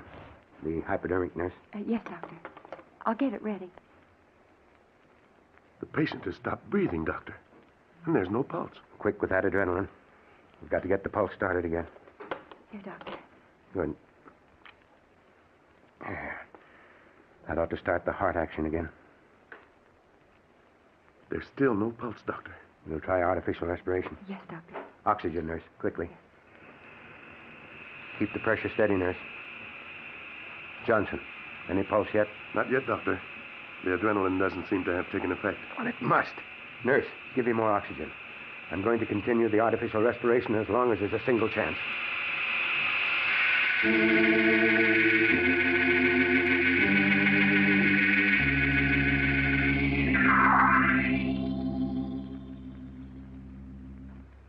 I'm afraid it's no use, Doctor. No sign of a pulse at all. Dr. Williams, please rest now. You've done everything that anyone could. But he hasn't shown a sign of life, not for half an hour. Yes, I'm afraid we're beaten. If anyone could have saved him, you'd have done it. But death had, well, too strong a grip on him for anyone to bring him back. Too strong a grip. Yes, I do rather feel as if I'd been wrestling with someone for this poor fellow's life. And lost. Well, Doctor, don't feel too badly. In room 8, there's a boy who has a full life ahead of him, thanks to you. I suppose I have to look at it that way. Now, help me off with these things, will you, nurse? Of course, Doctor. There's the gloves and the jacket. Now, what did I do with my coat? I just threw it down somewhere when I arrived here. I was in such a hurry. I've got it, Doctor. Let me help you. Oh, thanks, Johnson. What the deuce have I got in this pocket? It's that bell. I must have jammed it into my coat without thinking in the rush to get here. Oh, look out. Catch it. Oh, I have it. Ooh, that was close. Might have smashed on the floor. Here you are, Doctor. Thanks. I almost wish it had broken, though. For some reason, I hate the sound of it. But my wife... Dr. Williams. Yes, nurse? The patient. The color's coming back in his face, and I can feel a pulse now. What? Now, let me see. Yes, you're right. His heart's beating again. Look. He's beginning to breathe. Quick, start the oxygen again. I'm going to give him an injection of plasma. Make the preparation, please, Johnson. Yes, Dr. Williams. How is the pulse now, nurse? It's getting stronger, Doctor. And his respiration is gaining, too. Yes, Doctor. What? I've never seen anything like it. It's almost a miracle.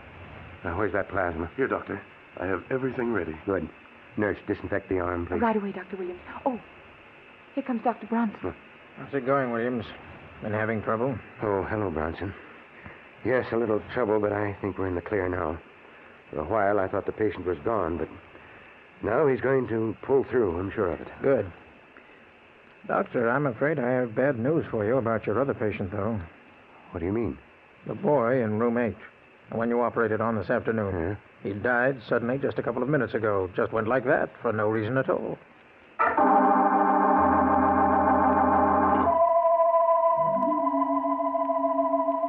Dr. Williams' second patient, who had come back seemingly from death itself, did live.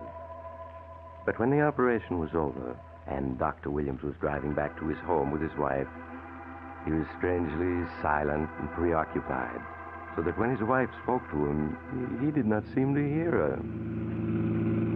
Don't you want me to drive, John? John, I'm speaking to you. Oh, what, Mary? I said, don't you want me to drive? Oh, no, thanks, Mary. I'm perfectly all right. It's just that I was thinking. About that operation? Yes, the nurse told me about it. It was wonderful that you saved him. That's just it. I didn't save him. He was dead. Dead, do you hear? Then for no reason whatever, he came back to life. But you injected adrenaline and... I injected adrenaline half an hour before he showed signs of life. Then he revived. For no apparent reason whatever. Well, perhaps the adrenaline took a delayed effect. Perhaps. But there was no more reason for it than there was for the boy in room 8 to die suddenly as he did. But you have said yourself, John, that in medicine, nothing is ever absolutely certain. That's true, but just the same, that boy's sudden death bothers me. I want to know why he died. Well, an autopsy would tell you, wouldn't it? An autopsy? Yes. Mary, I'm going to turn around and go back to the hospital right now. I'm going to perform that autopsy myself. But, John, you mustn't turn here. There's too much traffic here. There's nothing coming now. I'll just swing around. John, look out! That car coming around the curve! Look out!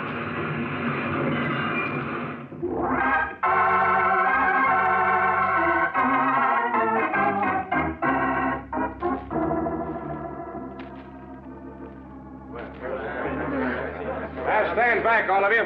Come on, get back. Now, lady, drink this. It'll make you feel better. Oh, thank you, officer.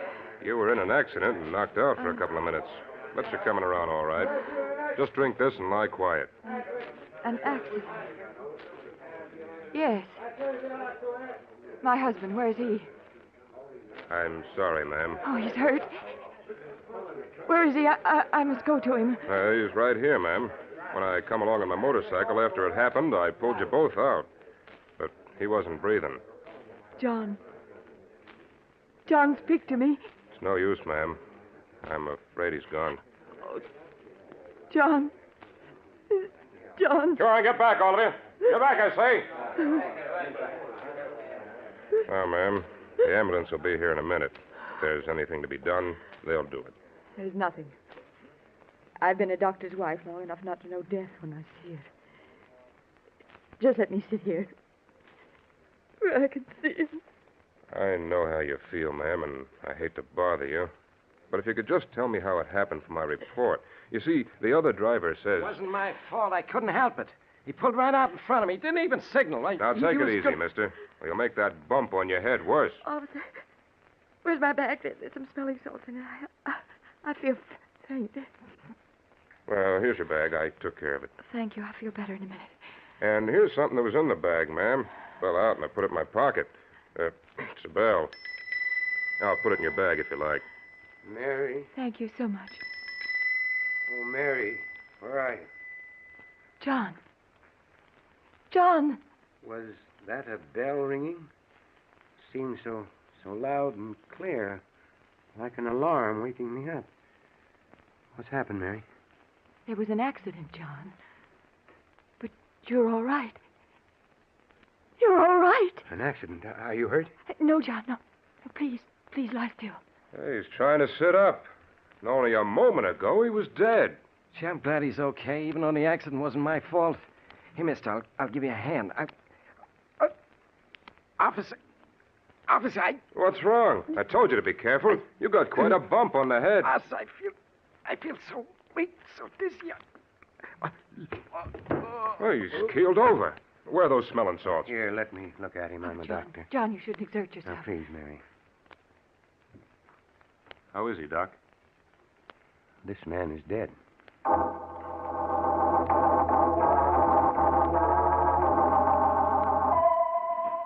Though Dr. Wilson protested that his injuries were not serious, he returned to the hospital where Dr. Bronson treated him, finding nothing wrong save a slight concussion.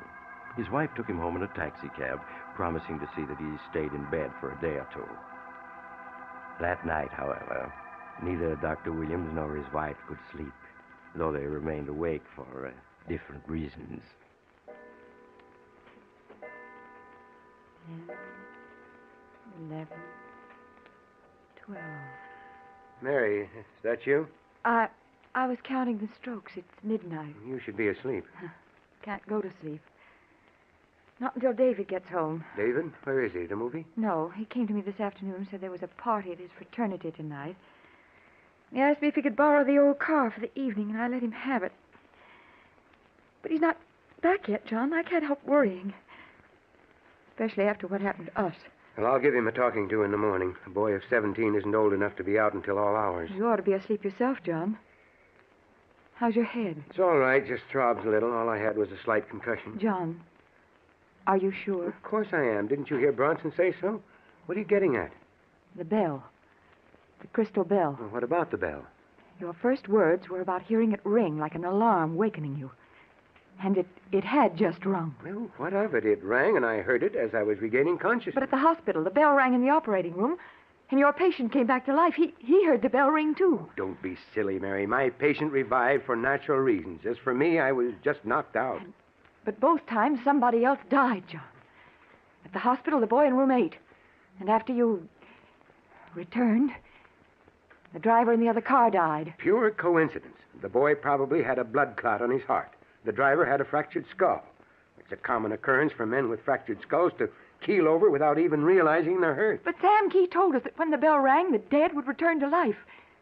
and someone living would die. Stuff and nonsense, Mary. You've been a doctor's wife long enough to know that such thing isn't possible. But, John, No buts about it. It's impossible, do you hear? Yes, John. Of course it's impossible. Oh, I do wish David would get home. I feel so uneasy about him. He'll be home any minute now. He knows that he's supposed Oh, to... it's the telephone. Well, I'll answer. No, let me. No, stay in bed. I'll answer. Oh, all right, John. It'll only be a moment. Hello, Dr. Williams speaking. The police? What is it? What's happened? An accident. My son? Where is he? Is he badly hurt? The car turned over and burned. And my son? I see. The Rockford Village morgue. Yes, I'll come at once. John, what was it? Mary, I told you to stay in bed. It was just an emergency call. It's David, isn't it? Yes, it is David. I can tell by your face. Where is he? What's happened to him?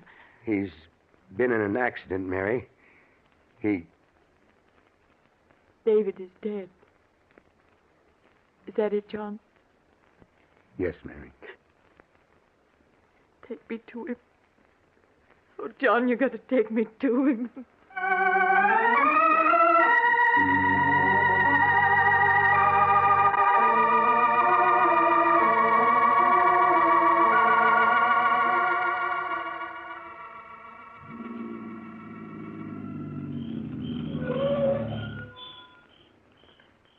This is the place, mister.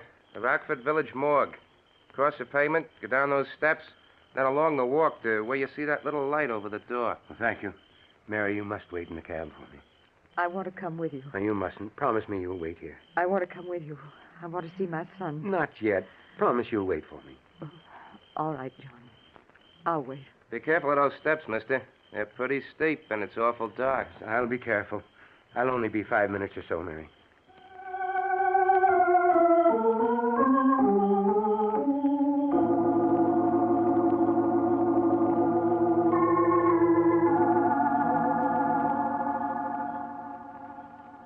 Here comes your husband back now, ma'am.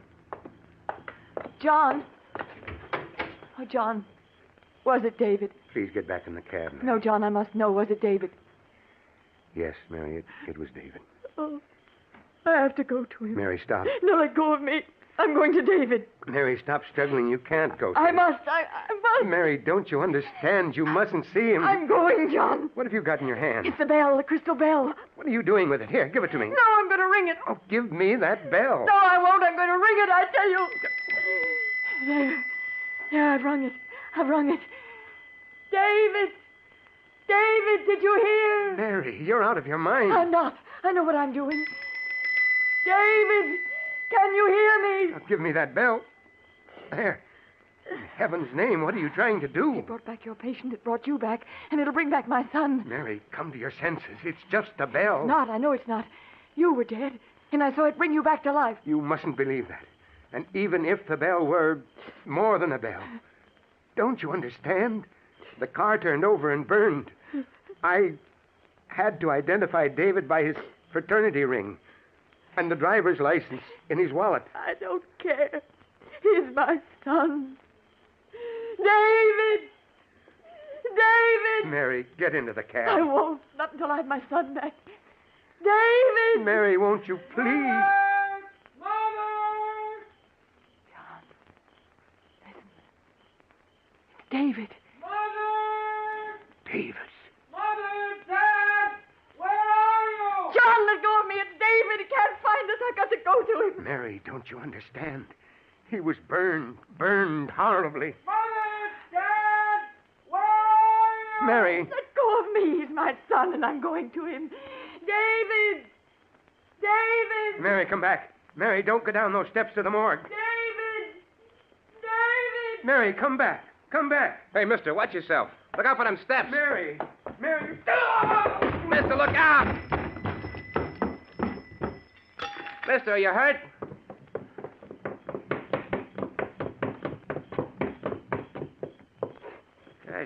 the way down the steps. Mister, are you all right? Here, let me help you. Dad! Dad, here I am. I'm all right. I wasn't in the car at all. It was one of my fraternity brothers. I lent him my driver's license and... Dad. Dad, what is it? What's wrong? He started this way and fell down these steps. But why is he so still? Dad. Dad, speak to me. John, speak to us. David's all right, do you hear? David's come back to us. He's come back from the dead. He doesn't answer. He isn't breathing. David. He's dead. Yeah, lady. I guess he is. You see this glass bell he was holding? When he fell down, it broke. Looks like one of the pieces of it went straight into his heart. The bell killed him.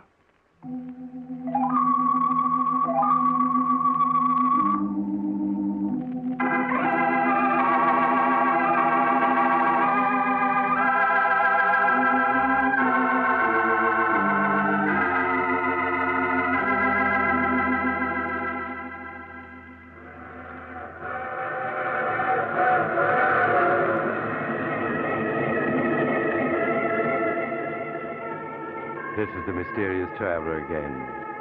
Yes, Dr. Williams was dead, but his son is alive and well, even today. Although it wasn't because the bell rang. Of course not. Anyhow, the bell is broken, so there's no way of proving whether or not it had strange powers of life and death, or whether it was just a coincidence that each time it rang, one of the dead lived and the living died. But if I were you, I'd certainly play safe. If you hear a bell ringing tonight, don't answer it. It might be ringing. Oh, you have to get off here. I'm sorry. But I'm sure we'll meet again. I take this same train each week at this time.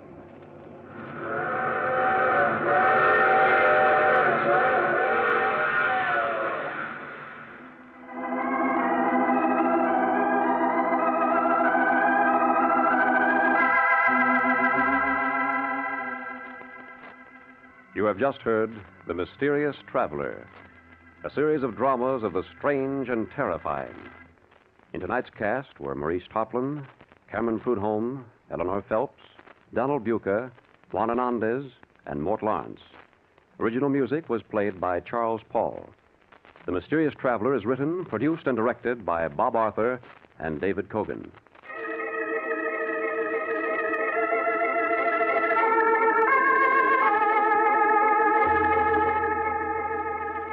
Listen next week to a tale titled Meet Me at the Morgue. Another strange and shivery tale of the mysterious traveler.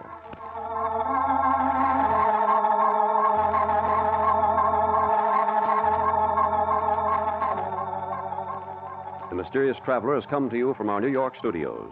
Ralph Paul speaking. This is the Mutual Broadcasting System.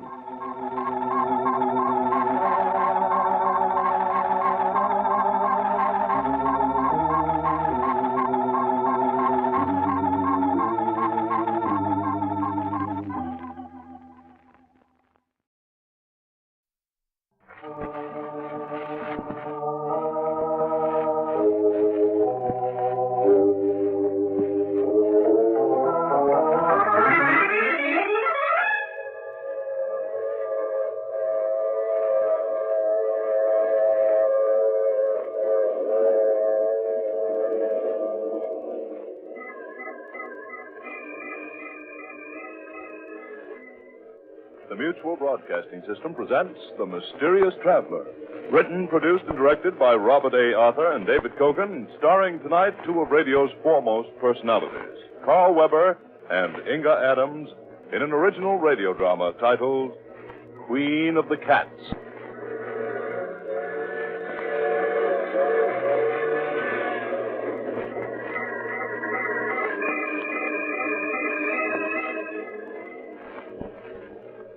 This is the Mysterious Traveler, inviting you to join me on another journey into the realm of the strange and the terrifying.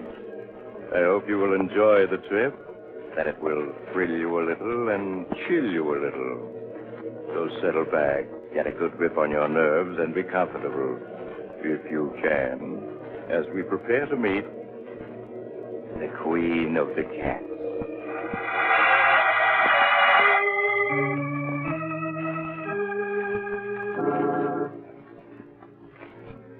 Our story begins late one night in a large New England town.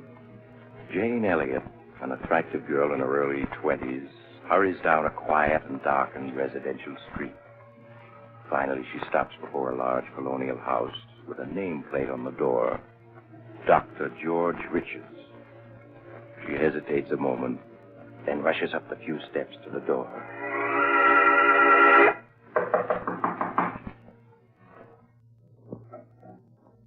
Yes? Dr. Richards, my name is Jane Elliott. I'm sorry to wake you up at such a late hour, but I'm desperate. That's quite all right, Miss Elliott. Please come in. Thank you.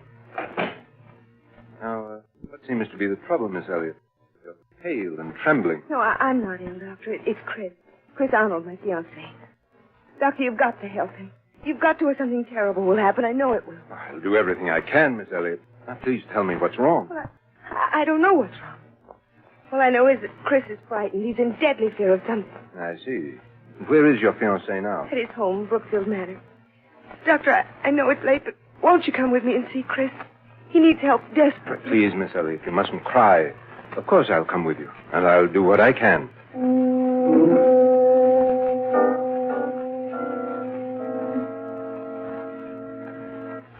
If you'll follow me, Doctor, Chris's room is this way. All right. Oh, tell me, Miss Elliott, aren't there any servants in this huge house? No, Doctor. Chris dismissed them all 2 months ago, except for a cook who's here during the day. He lives alone. Here we are, Doctor. Who is it? Chris, it's Jane. Just a minute. Jane, I've asked you before not to... Who's he? Darling, this is Dr. Richards.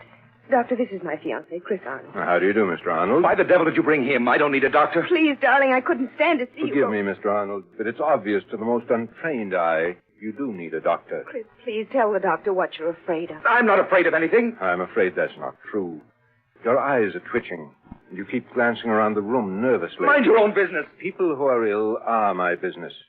I want to help you, but I can't unless you tell me what you're afraid of. Darling, please tell him. Please, you can't go on this way. Yes. You're right. I can't go on this way. Believe me, Mr. Arnold, you'll feel much better once you've talked your fears out.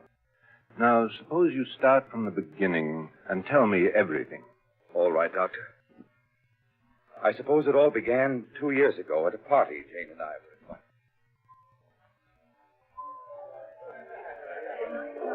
Oh, Chris, isn't this a wonderful party? The only thing wonderful about it is you.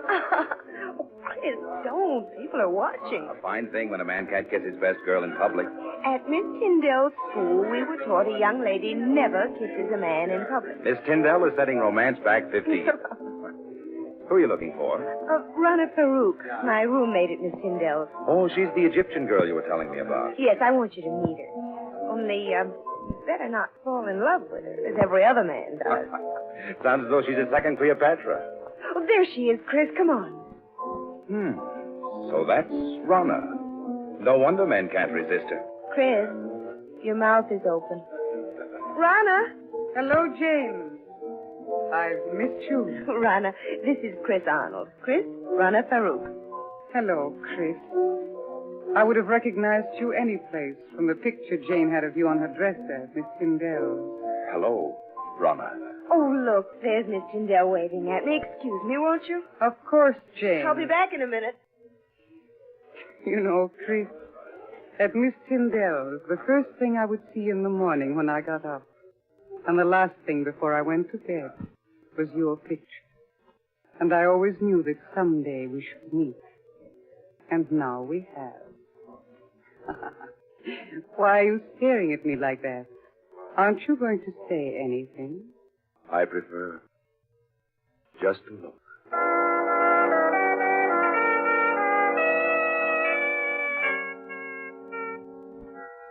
Even now, Doctor, 2 years after our first meeting, I find it difficult to describe how beautiful Rana was. She had lustrous black hair that came down to her shoulders, green eyes that bewitched you. And she walked She was so lithe and graceful that every eye in the room followed her. I was captivated the moment I saw her. I see. Well, what happened after that first meeting? Rana also seemed attracted to me. After that night, we saw each other constantly. Nothing seemed to matter to me when I wasn't with her. It made me indescribably happy to learn she felt the same way. So, just a month after we'd met, we were married. Please go on, Mr. Arnold. In the months that followed, I began to see Rana not as the image I had been infatuated with, but as she really was. Vain, selfish, and intensely possessive. She couldn't bear to have me out of her sight. And if I was, when I returned, there would be questions. Countless questions. I began to dread seeing her. And then there were the cats. The cat? Yes, she had an insane passion for them. When Rana and I were at school together, Doctor, she always had a few cats around. She said she couldn't live without them. The house was always full of cats. She'd sit for hours stroking them, whispering to them, until I thought I'd go mad. Life became a nightmare for me. A nightmare full of cats. And Rana asking questions, endless questions, as to where I'd been and whom I'd seen. Finally, one day I realized I couldn't go on living with her any longer, that our marriage had been a mistake. I decided to tell her so that very evening.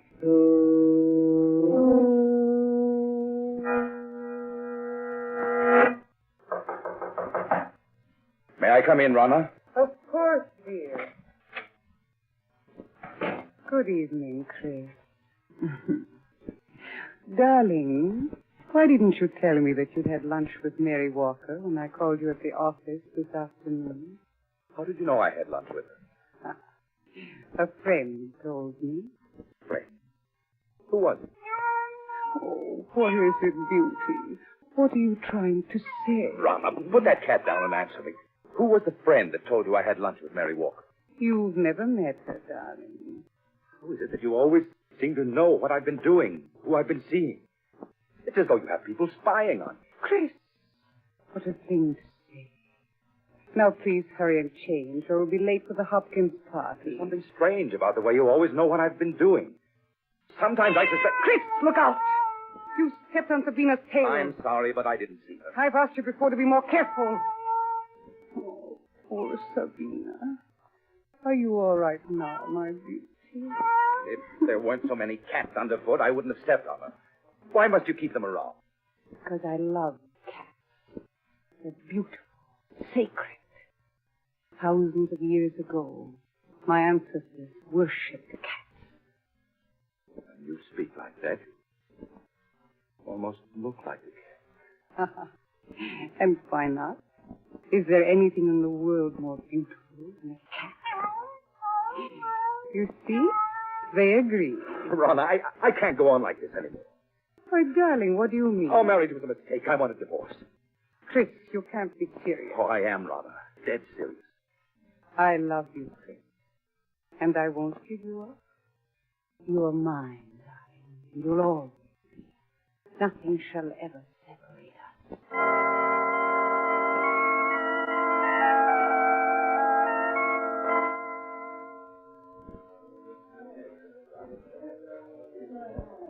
Would you care for a cocktail, sir? No, thank you. Well, even if you won't have one, Mr. Arnold, I will. Jane, it's good to see you again. Just let me look at you. It's good to see you, too, Chris. You're as lovely as ever, Jane. Chris, you're not looking well at all. You all right? I am now. Jane, can't we go someplace and talk? What about the terrace? All right, Chris. Here, this door opens onto it. How is Rana? Oh, she's fine. Jane, I've made such a mess out of it. I was a fool to mistake infatuation for love.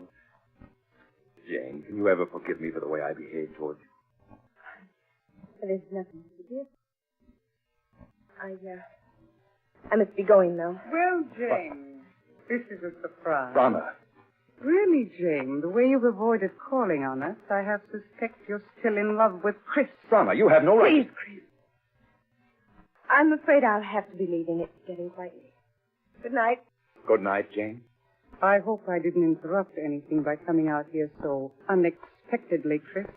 Yes, Rana, you did. I was about to tell Jane that I love her and that I always will. I suppose that's why you asked me for a divorce. You've been secretly seeing her. Secretly seeing her? Is it possible for me to see anyone or do anything secretly without you knowing about it? No, you're right. It isn't possible. I know everything you do. So I would forget Jane if I were you. Rhonda, how could you possibly want me, knowing how I feel about Jane? You've got to give me a divorce. I'll never give you a divorce. Never. Do you hear? You're mine. And you always will be.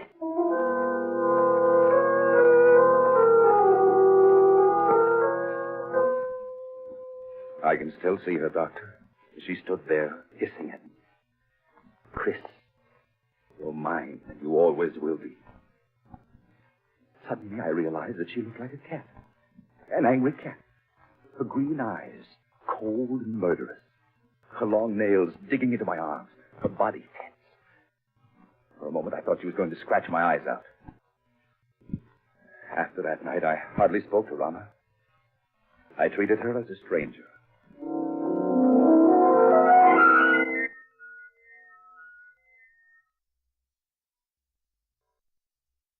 Darling, you're behaving very childishly, refusing to talk to me. It's been a month now. Why are you slowing down? I want to talk to you, Chris, and I can't talk to you while I'm driving. There's no point in your stopping. We have nothing to say to each other. Oh, but we do, darling. Chris, we could be so happy together if you want. You know how much I love you. I'd do anything to make you happy. Anything. Anything? Then you can give me a divorce. So you're still thinking of her? Hoping I'll give you a divorce so you can marry her? Well, I won't.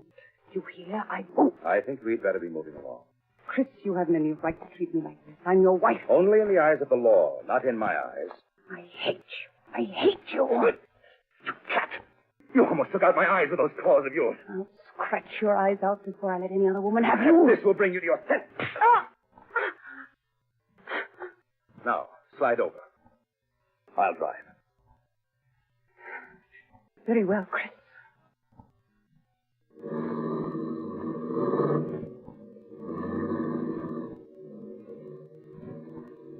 You think you've beaten me, Chris, but you haven't. Don't think it was weakness on my part because I tried to make up with you this evening. I know better than to think that. In the end, you'll come crawling to me. It may take a year, 2 years, 5 years, but I'll wait. I'll never come crawling to you. But you will, Chris. Jane knows I'll never give you your freedom. In time, she'll marry. And when she does, all the heart will be gone out of you. And then you'll be mine. You have everything planned perfectly, Rana, don't you? But I have one escape from you you've never thought of. Really? And what is that, Chris? I can escape through death. Through death? Yes, Rana. If I should fail to take that curve ahead, we'd plunge off the side of the mountain. Chris, you wouldn't. Why not, Rana? You've shown me there's nothing to live for. This at least is a clean way out. Chris, you don't mean it. But I do, Rana. Just watch. No, Chris. Don't. No!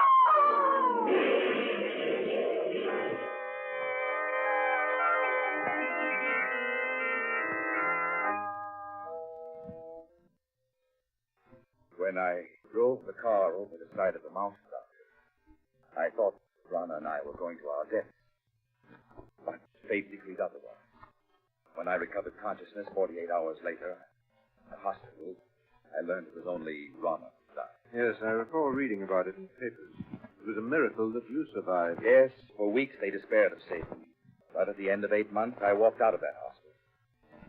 It was just a week after I was discharged that I ran into Jane on the street. Chris. Oh, Chris, it is you. Jane. Chris, I heard about your accident just a few days ago when I got back from California. Jane. You always seem to pop up just when I need you. Dear, you look so much older. These past months must have been so difficult. I don't want to look back as fast, Jane, but only to the future. The future I once hoped we'd share. And still.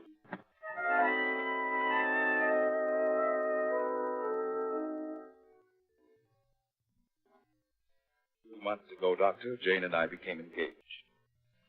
It was just about that time that I first began to notice that everywhere I went, there always seemed to be a cat following me. So that's why you were always looking around so nervously all the time. Tell me, Miss Elliot, did you ever notice that the two of you were being followed by a cat? Well, I have seen a few cats around, but they didn't mean anything to me. Oh, but they did to me, Doctor. Was it always the same cat that followed you? Oh, no. One day it'd be one cat and another day a different one. Doctor, I know you must think I'm insane. At the time, I felt I was going mad. That is, till that night. What night, Mr. Arnold? The night I saw her. It happened in this very room 6 weeks ago. I had great difficulty in falling asleep. And when I did, I had a nightmare. A nightmare in which I was being followed by hundreds of silent cats. Then the silence was broken by the faint crying of one cat. The crying grew louder and louder. Suddenly, I awoke.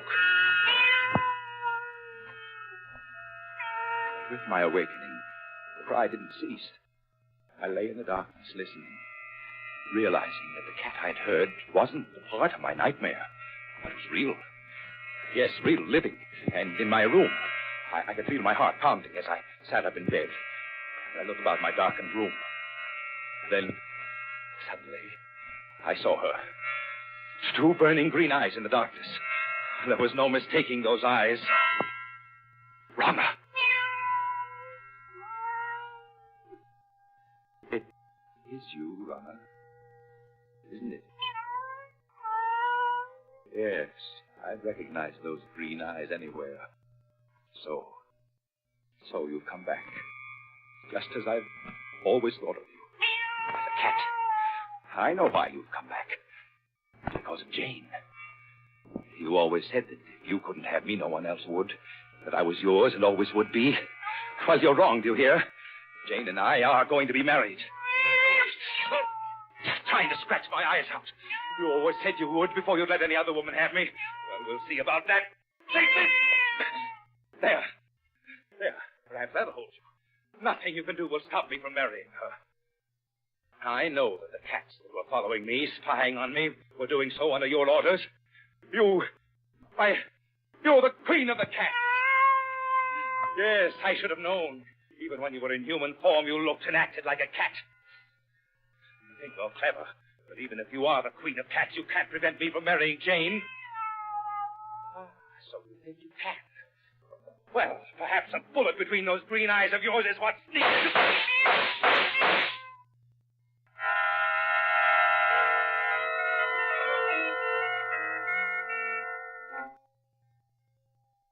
I emptied the gun at her, then turned on the light. There was no sign of her. She vanished. All that I found were 6 bullet holes in the wall. Now, Mr. Arnold, isn't it possible that you only dreamed all that actually you fired your gun in your sleep and the shots themselves awakened you? I tried to tell myself that, Doctor. But during the nights that followed, I knew it was not a dream. But night after night, she appeared in my room. I'd lie awake, waiting to hear her voice. Then she would appear, stare at me with burning green eyes, waiting. I knew she'd never leave me alone as long as I intended to marry Jane. Finally, I couldn't stand it anymore, and I went to see Jane. I asked her to postpone our wedding for a time.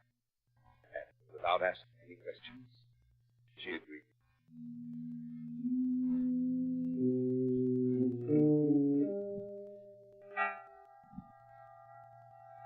Doctor, the night I put off my marriage with Jane was the first night that Rana didn't appear. And the first night in weeks that I was able to sleep. Chris, why didn't you tell me that night what was troubling you? I was afraid you wouldn't understand, Jane. That you might think I was mad. Do you think, Mr. Arnold, that she didn't appear again because you had postponed your marriage to Jane? I know it. Weeks went by. Weeks in which I was able to sleep soundly without being awakened by her. I came to think that Perhaps it had all been part of a horrible nightmare, and that I was over it at last. Then, a week ago, I asked Jane to set the date for our wedding. She did so. And that same day, we took out a marriage license. Dr. Chris looked so much better that I thought he'd gotten over what was troubling him. So did I. But the night after we'd applied for a license, she appeared again, in this very room. And you've seen her every night ever since? Yes, yes. She just keeps staring at me with those green eyes. Waiting. And Doctor, I have a feeling something horrible will happen if I attempt to marry Jane. Do you still have the marriage license? Why? Yes. Why do you ask? Mr. Arnold, you've reached a crisis in your life. You're faced with fears that are threatening to overwhelm your sanity. If you want Jane and happiness, you must be prepared to fight. Fight? But how, Doctor? Often when we challenge our fears, we find that they exist only in our imagination. The only way for you to challenge your fears is to go through with your marriage with Jane. Now, tonight. Tonight? Yes, I know it's quite late, but a friend of mine who's a judge, I'm sure he'll marry you. All right, Doctor. Jane, will you marry me?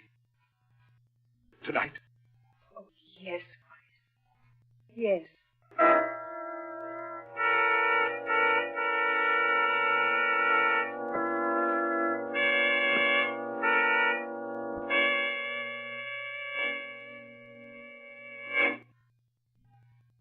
Sorry to get you up in the middle of the night, Judge, but for reasons I can't explain, it's important that these two be married tonight. That's quite all right, Doc.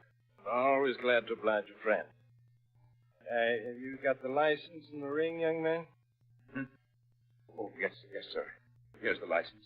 And here's the... What was that? It's only my cat, Lucifer. Never saw a fellow so nervous. Scat, Lucifer, scat! There, he won't bother us anymore. Chris, it's all right. He's gone.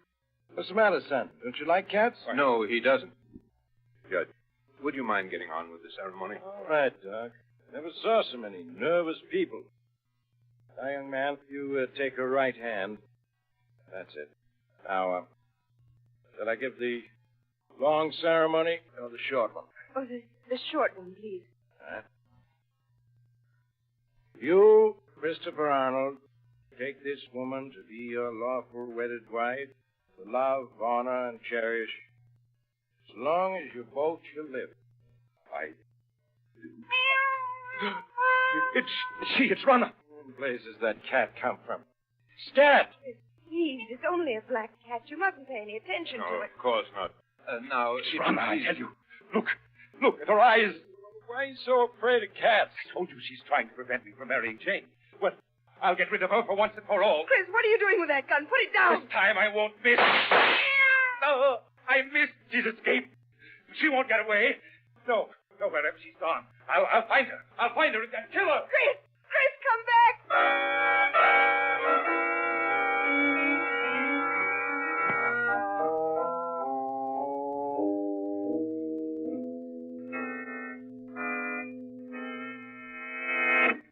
Wait.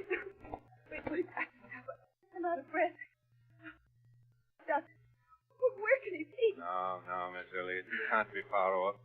We'll find him. There isn't a soul in sight. Doc, you sure he isn't crazy? Please, Judge. Well, he sure acted like he was. Pulling out that gun. Listen. Doctor, that must be Chris firing that gun. Yes. Come on. Those shots came from close by. But, Doc, there's no one in sight. I think those shots came from that driveway just ahead. Hurry, please. Hurry. We better take it easy now, Doc. This driveway's in complete darkness. Yes, you're right. Can't see a thing. It's so dark. Have you got any matches, Doc? Yes. Wait a minute. I'll strike one.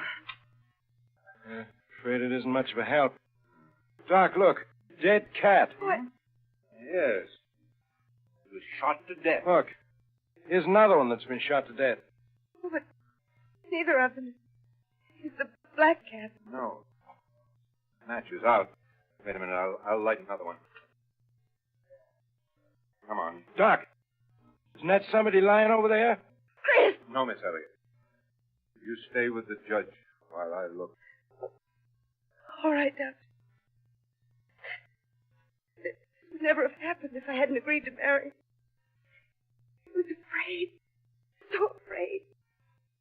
Doc, is it Arnold? Yes. It's him. Dead, isn't he? You can see it in your face. Yes. He's dead. Doc, I don't understand. What happened to him? He's been clawed to bits, as if by hundreds of cats. His face has been torn to shreds, and his eyes...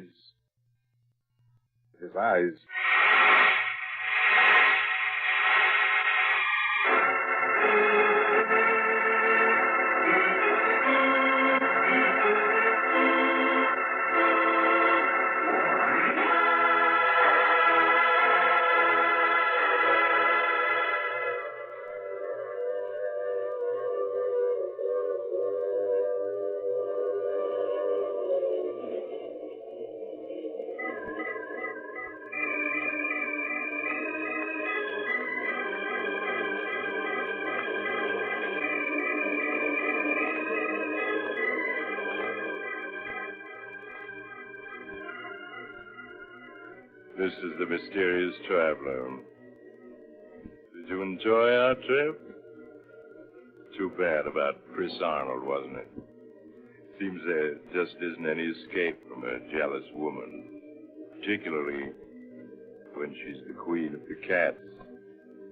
You know, strangely enough, at Chris Arnold's funeral, just as the coffin was being lowered into the grave, the mourners suddenly noticed a black cat with green eyes sitting on the edge of the grave, quietly licking its paws. That cat simply couldn't be driven off.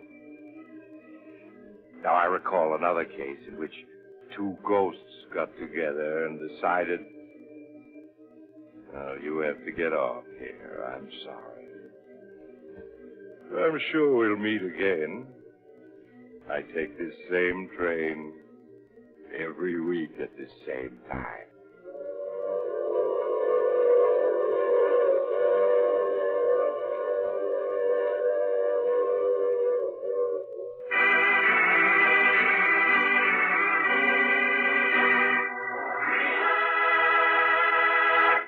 You have just heard The Mysterious Traveler, a series of dramas of the strange and terrifying. All characters in tonight's story were fictitious, and any resemblance to the names of actual persons was purely coincidental. In tonight's cast were Maurice Tarplin, Carl Weber, Inga Adams, Mitzi Gould, John Seymour, and Brad Barker. Original music was played by Paul Taubman. The Mysterious Traveler is written, produced, and directed by Robert Andrew Arthur and David Kogan. Listen next week to a tale titled 0 Hour. Another strange and suspenseful tale of the mysterious traveler. This program came to you from New York. Another program of tense and dramatic action will follow in just a minute. Stay tuned to the station for Official Detective. Carl Caruso speaking. This is the Mutual Broadcasting System.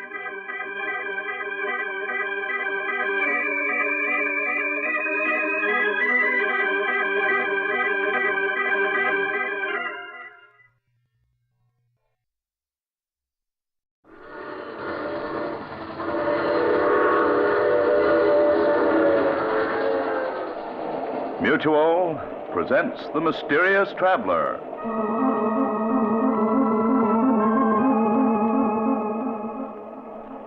This is the Mysterious Traveler, inviting you to join me on another journey into the realm of the strange and the terrifying. I hope that you enjoy the trip, that it thrills you a little and chills you a little. So settle back, get a good grip on your nerves, and be comfortable, if you can. Tonight we're going to join Bill Storm, a newspaper reporter, on the strangest manhunt ever conducted, or should I say woman hunt, as he searches frantically through a great city for the most dangerous and deadly woman you've ever imagined. In the story I call The Woman in Black.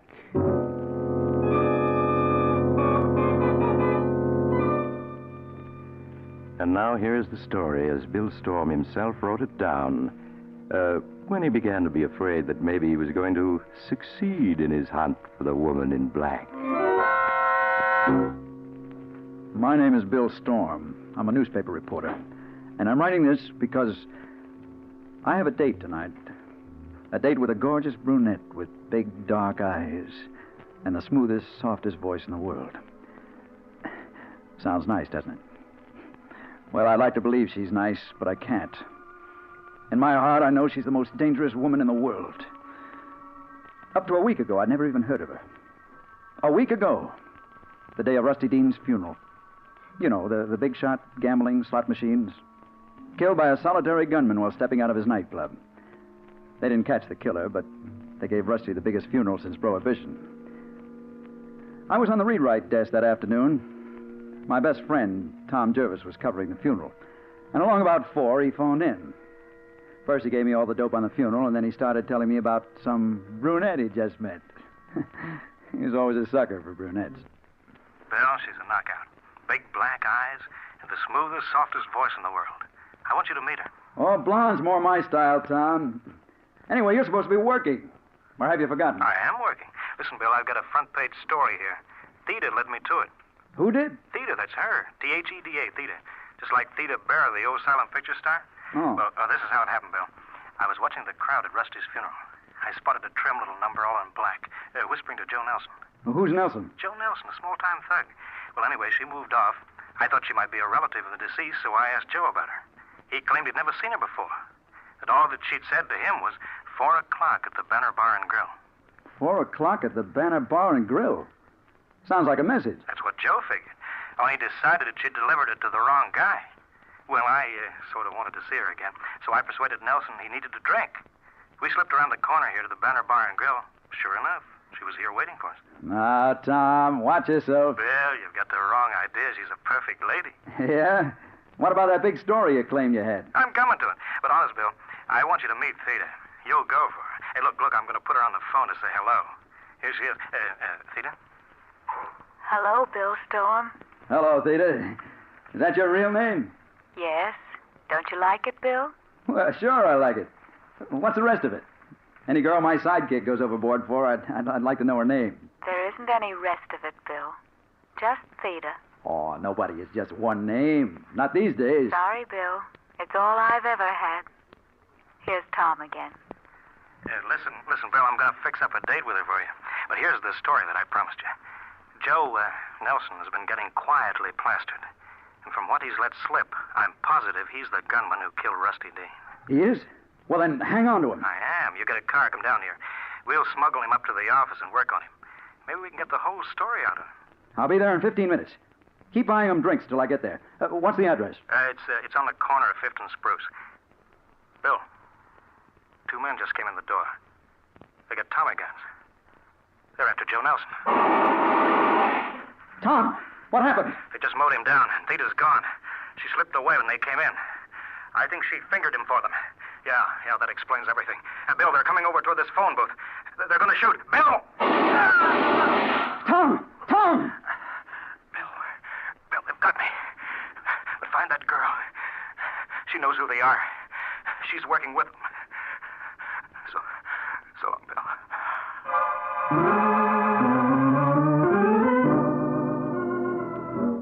I was there in 5 minutes, even before the police got there.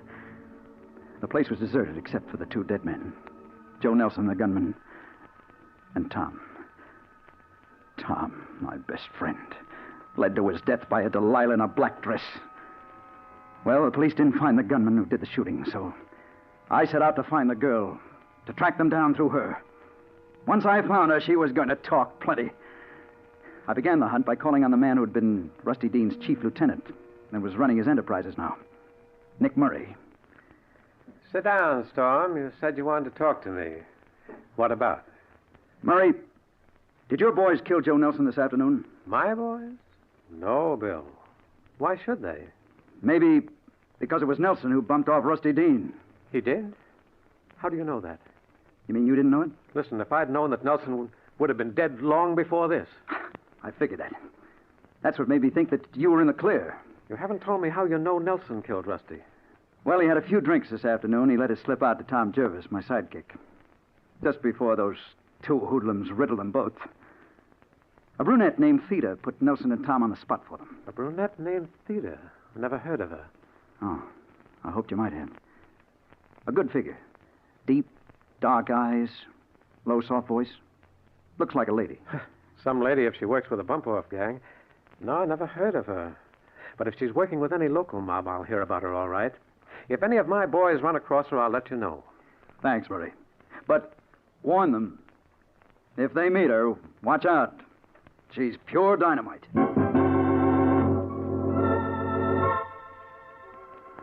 Well, that was one lead that got me no place. So next I dropped in on Captain Hughes, the head of homicide, to ask if the police had gotten any fingerprints off the glass the girl had been drinking from before the shooting started. Sorry, Bill. No dice. You mean you didn't get anything from the girl's glass? Not a thing. You see, she hadn't touched it. None of the liquor was gone. Well, now that proves that she wasn't on the level. Not necessarily, but well, I've issued orders to have her picked up if she's found. Not much to go on, though. We try to get a description from Gomez, the waiter who served them, but... But what? Well, he says he didn't get a good look at her. When she slipped away, he didn't even see her go. Some eyes he must have had. I suppose he didn't even see the shooting. Not much of it. He dived down the cellar steps when it started. He's in Civic Hospital now. Well, I'm going out there to talk to him. He must have noticed something. Oh, and so long, Captain, and thanks.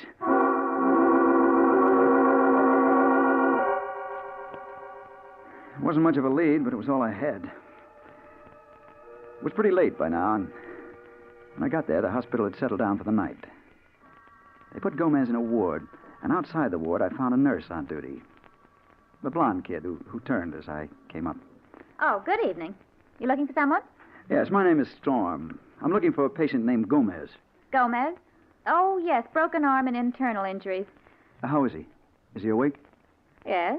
He's feeling badly, complains of pains in his chest. Well, if he's awake, I want to talk to him. This is police business. What bed's he in? The last one, down by the far door. But I'll have to ask the doctor if you can see him. Will you wait here? She disappeared down the hall, but I didn't wait. The ward was dark, except for a couple of dim lights. I started for the far end, and then I saw her.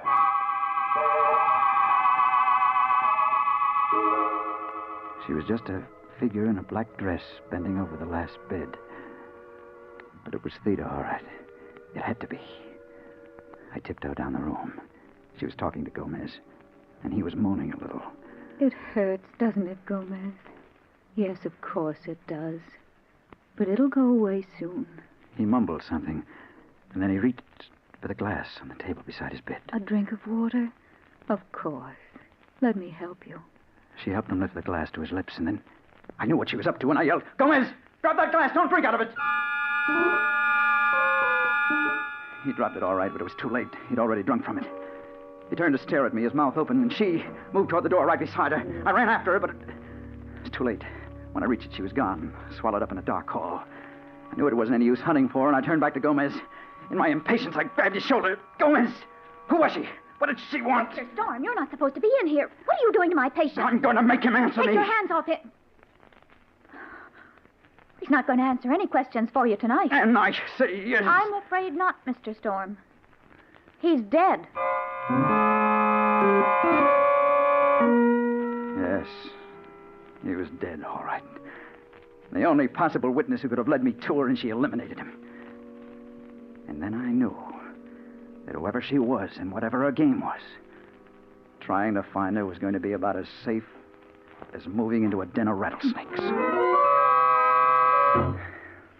I put in a bad night trying to figure it all out. Next morning, when I got down to the paper, my eyes looking like two holes burning a bladder, I hunted up my editor, Harry Holloway, in the city room. Well, look at Frankenstein. What happened to you, Bill? Oh, I'm all right, Harry. Listen, anything new come in about those thugs who killed Tom? Not a thing. Papers needling the police, but, well, so far, no results. And there won't be either, till we find that girl in black. She's the key to the whole thing, I know it. Aren't you getting a little hipped about that girl in black? After all, she may be perfectly innocent. Oh, yeah? Then how do you explain her killing Gomez last night, just before I could question him? Bill, are you sure you didn't imagine you saw her at the hospital? After all, nobody else did. Not even the nurse. Imagine it. I heard her talking to him. In a soft, honey voice, as if she was bringing him flowers instead of poison. Yeah, that's another thing. The hospital autopsied Gomez. Found no trace of poison. They claim it was internal hemorrhage and shock that killed him. Sure, the shock of a nice, healthy slug of poison in his glass of water. Suppose they didn't find anything. They weren't looking for it, that's all. Harry, look, I saw her kill her. Okay, you saw her. Now what? I want to be relieved of all assignments until I find her, that's what. She's in this city, and I'll run her down inside a week. Or I'll quit calling myself a reporter. A week, I said. It didn't take any week to find her. Not that girl. She got around too much. I saw her again just 1 hour later. It happened like this. I went back to my apartment, and I dropped into a chair beside my window. And I started trying to figure my next move. Now, I have an inside room, and the window looks right out on another building across an air shaft, not 10 feet away. I'd been sitting there about half an hour when, out of the corner of my eye, I saw someone in the room directly across from me come to the window and stand there, looking over at me. It was a girl in a black dress, wearing a cute little hat with a black veil down over her eyes. And as soon as I saw her, I knew it was Theda. Don't ask me how I knew, I just did. Standing there with a 10-foot air shaft separating us. Well, I did what I could. I turned so that she couldn't see what I was doing, and I got Captain Hughes on the phone. He said that he'd have the building surrounded if I could keep her talking for 5 minutes. Well, I hung up the phone, and I turned back toward the window, trying to act casual. Hello, Theda. Looking for me? Hello, Bill. No, it's just accidental that I'm here. But you're looking for me, aren't you? Her voice did something to me. I can't explain it. It sounds crazy for a hard-boiled crime reporter to say, but it seemed to get down inside me and twist things all around. Why, a minute ago, I had hated her. And now... Well, now I knew why Tom had gone overboard about her. I said something, anything to keep her talking. Why, yeah, Theda, I've been looking for you. You're a hard girl to find. I have to be, Bill. But why, Theda? Look, you're just a kid. What kind of a racket are you mixed up in, anyway? I'm sorry, Bill. I can't answer that. But listen, you could be anything you wanted. You don't have to be mixed up with murder. Then you think I'm a murderer? Oh, what else can I think? Last night you killed that poor devil at the hospital. I saw you. Yes, I know. You wouldn't believe me if I told you you're wrong, would you? Oh, I'd like to, Theda, but I can't. I'm sorry, Bill. Someday you'll know the truth. Now I have to go. Oh, no, wait. Let me look at you.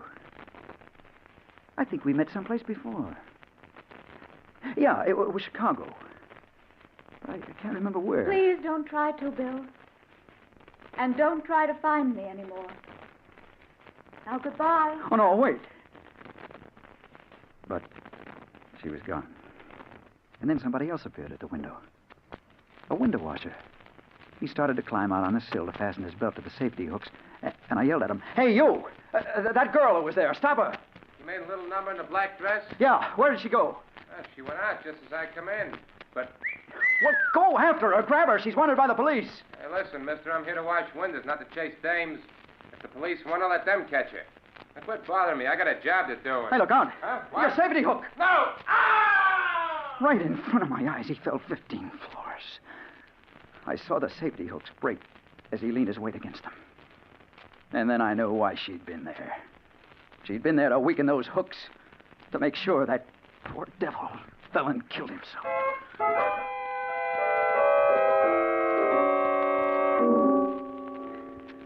Well, Storm, we didn't get her.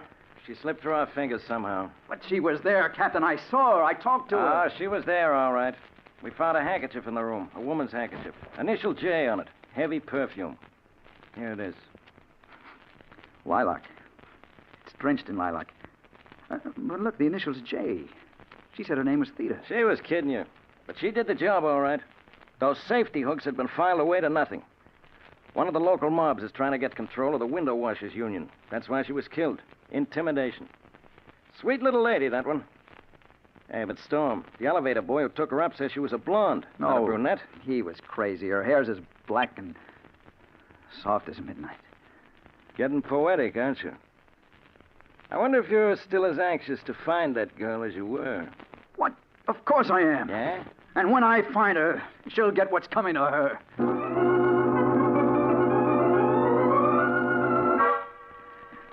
That's what I said. I didn't know for sure whether I meant it or not. I just knew that I had to find her again. For 4 days, I combed the town for that girl. And then, 2 nights ago, as I was walking home, just about midnight, I ran into Dutton, a cop I knew, looking down the dark street and scratching his head. Hello, Dutton. What's the matter? You see a ghost? Oh, hello, Mr. Storm. No, but I got a funny feeling I just saw that girl Captain Hughes once picked up. You did? Where? When? Just a minute ago. I was walking my beat when this dame comes past me, all dressed in black, and she smiles at me. Yeah, go on. What happened then? Where'd she go? Down the street. She turned into that door down there. Well, come on, then. If she's still there, we gotta get her. In 30 seconds, we were standing before the dark door that Dutton said the girl had turned into. It was partly open. That's the door, Mr. Storm. But that's the entrance to a first storage loft. Why would she go in there? I don't know, but we'll find out. Well, better let me go first. I got a gun here. I'll see what's going on inside. He pushed the door open, stepped into the dark hall. And then I heard him call out. Hey, lady, I want to talk to you. Hey, you up there. Put down that fur. Put it down. Dutton! Dutton! Who shot you? Was it the girl? No. She was just standing there.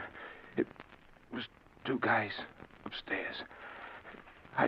Hijacking the furs. They... Oh, Dutton! Dutton!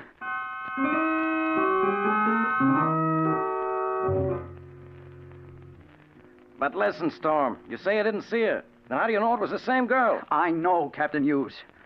She was acting as a lookout for those fur thieves. She deliberately lured him in there to his death. Maybe, or maybe not. I'm seriously beginning to doubt if it's the same girl mixed up in all these cases. I think it's just a theory. Your theory. I'll prove it to you. She's definitely mixed up in these rackets. And by now, Nick Murray and his boys must have learned something about her. I'm going over there now and find out.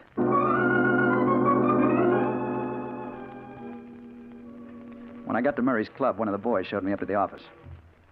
Hello, Storm. Come in and sit down. Thanks. I will. Can I fix you a drink? No, thanks. No?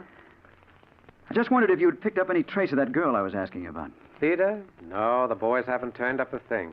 Look, are you sure you're not just imagining her? That's what the police are beginning to think, too. But I'm not, Nick. She's real, all right. Listen, if there was any such girl working in this man's town, I'd know about her by now. Unless she's awful smart.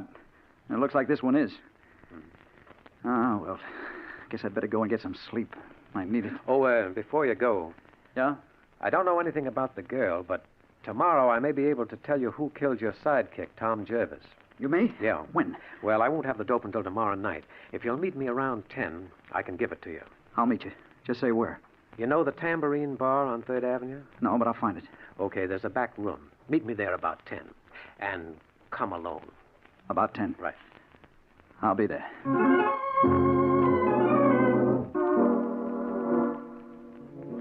I went home, but I didn't get much sleep. I was too keyed up. About 3, I got up and I put on a dressing gown. I sat down by the window to smoke. And then, behind me, Hello, Bill Storm. I turned, and she was there, standing in the doorway. I started to get up. No, stay where you are, Bill. Unless you do, I'll leave. Theta, why have you come here? You've been looking for me so hard, Bill, I thought I ought to. Look, I won't touch you or try to make you stay, but let me get up and fix you a drink. I'm sorry, Bill. I can't stay. But I did want to tell you the time has come when you can know the truth about me. You mean you're going to tell me who you are and why you've done what you did? Everything, Bill. But not tonight. I'll see you again tomorrow, though. When? Where? You have an appointment, don't you, with Nick Murray at 10 o'clock? Oh, yeah. At the Tambourine Bar. How do you know? Are you working for him? No, Bill, I'm not. I don't work with anyone. Yeah, but Theda... Please don't ask me any questions now. I can't tell you anything until tomorrow night. Good night, Bill. Oh, no, wait. You can't go yet? But she was gone. By the time I reached the door, she was out of sight. So I went back to bed, but I didn't get any sleep. I was groggy, punch-drunk. I knew she was guilty, but I wanted to believe she was innocent. Well, now I'm going to learn the truth. I'm waiting in the back room of the Tambourine Bar. It's almost 10. And I'm just finishing this report that I started this morning. She should be here soon. So should Nick Murray. If what she tells me satisfies me that she's innocent, I'll tear this up. But if she isn't, well, I'm going to find out because she's coming through the door now. Hello, Bill. Hello, Theda. You did come, didn't you? Of course I came, Bill. You believe bad things about me, don't you? Oh, yes. How can I help it? Believe me, Bill, I'm not wicked. Look at me and see if you really think I'm bad. She lifted her veil then. And for the first time, I saw her face clearly. It was just as I thought it would be. A beautiful face. With dark eyes that I could see into deeper and deeper, like looking into the heart of the night itself. Now, Bill, do you really think I'm wicked? Oh, no. No, I don't. I've been wrong. But who are you then? What's your connection with these murders? You'll know in a moment, Bill. I have to leave you, just for a minute or two. Just while you talk to Murray. He's coming now. She slipped out one door while Murray came in the other. Nick closed the door behind him and sat down. Well, I see you're on time, Storm. Yes. If you can tell me who killed Tom Jervis, I want to know. That's what I'm here for. 2 of my boys killed him. 2 of your boys? That's right. You see, Joe Nelson killed Rusty Dean on my orders, so I could take over. Then I saw your friend trying to pump Joe. I couldn't very well afford to take chances. I had to get rid of both of them. I see. That explains a lot. What about the girl? I don't know a thing about her. I think you just made her up as an excuse to come asking me questions. Oh, no. No, I didn't. She's real. I know better. Because you did see a girl in that apartment where the window washer fell, but not a girl in black. You saw Janice, my girl. She filed those safety hooks, dropped that handkerchief the police found. She did? You mean you had that fella killed? Yes, Storm. Just a little business deal I'm interested in. And last night I decided you were getting to be a nuisance. That's why I'm telling you all this now. Because you're not going to pass it on. Oh, no. No, put that gun away. You can't get away with it. You... Goodbye, Storm. We won't be meeting again.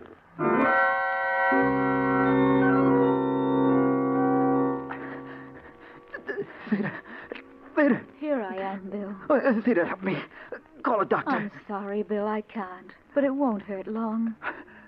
Theda. Yes, Bill. I recognize you now. I know where I saw you that time in Chicago. Yes, Bill, I knew you'd remember. Oh, no. No, stay away from me. Bill, don't be afraid of me. Oh, no. Stay away from me. Stay away. Bill, come back. You mustn't run away from me. Come back. Come back. No. No, I won't. I won't. You're not going to get me like you did the others. Mr. Storm. Mr. Storm, can you hear me? What? Where am I? You're a nurse. Yes. You're in Civic Hospital. You were brought here an hour ago, shot in the chest. You were found crawling down 3rd Avenue by policemen. Oh, yeah. I remember. Nurse, take this down. Nick Murray shot me. What? Get word to the Morning Ledger. Certainly, Mr. Storm. Now, please lie quietly while I get the doctor. I'll only be a minute.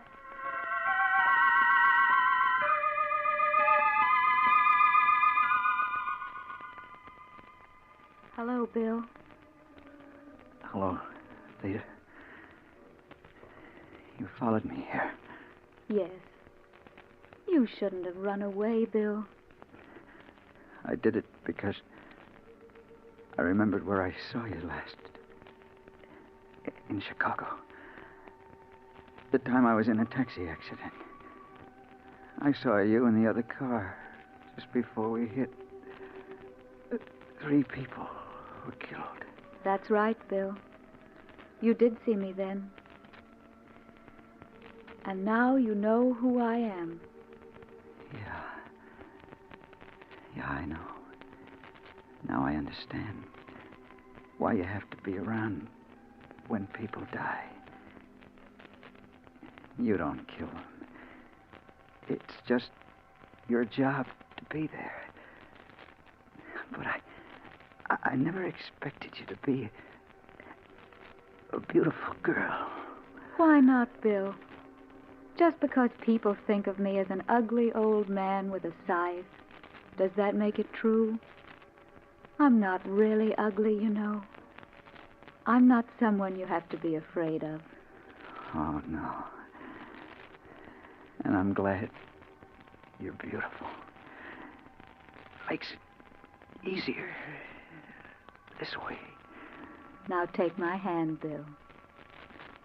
It's time for us to go.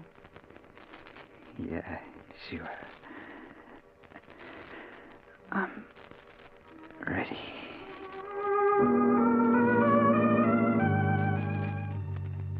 He recovered consciousness a minute ago, Dr. Clark. I came for you at once. He seemed to be quite strong, and I... Dr. Clark!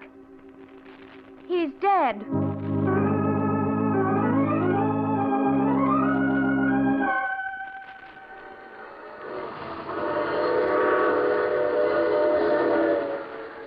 This is the mysterious traveler again. So that was the secret of the girl in black. Theda, a strange name. Theda. I wonder if Bill ever did realize that those are the same letters that spell death. But he did what he set out to do. He learned the truth, and he avenged his friend, and he... Oh, you have to get off here. I'm sorry. But I'm sure we'll meet again.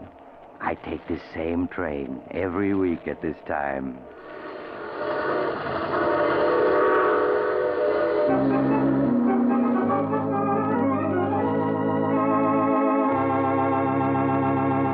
You have just heard The Mysterious Traveler, a series of dramas of the strange and terrifying. In tonight's cast were Maurice Tarplin, Chet Stratton, James Van Dyke, Wendell Holmes, Mort Lawrence, and Joan Tompkins. Original music was played by Jack Ward. The Mysterious Traveler is written, produced, and directed by Rob Arthur and David Kogan. Listen next week to a tale titled Death Wears My Face. Another strange and shivery tale of the Mysterious Traveler. The Mysterious Traveler came to you from our New York studios. Carl Caruso speaking. This is the Mutual Broadcasting System.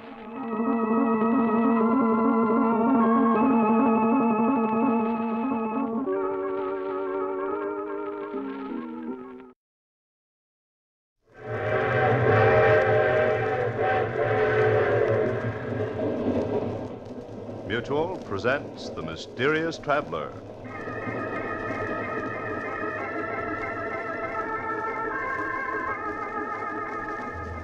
This is the Mysterious Traveler, inviting you to join me on another journey into the realm of the strange and the terrifying. I hope you will enjoy the trip, that it will thrill you a little and chill you a little. So settle back, get a good grip on your nerves, and be comfortable, if you can.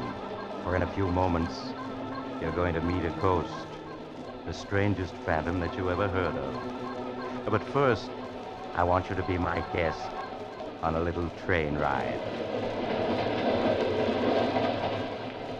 We're running at 60 miles an hour on open track in the dead of night. Now we thunder through a sleeping village. Then beyond it, we plunge into the waiting mouth of a tunnel.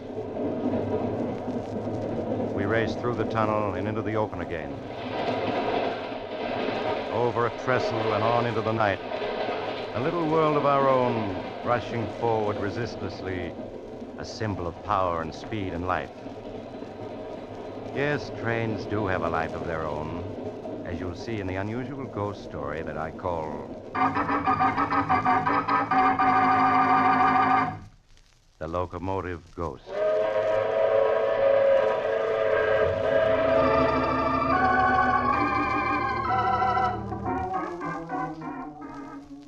My story starts some years ago in a hilly region of western Pennsylvania.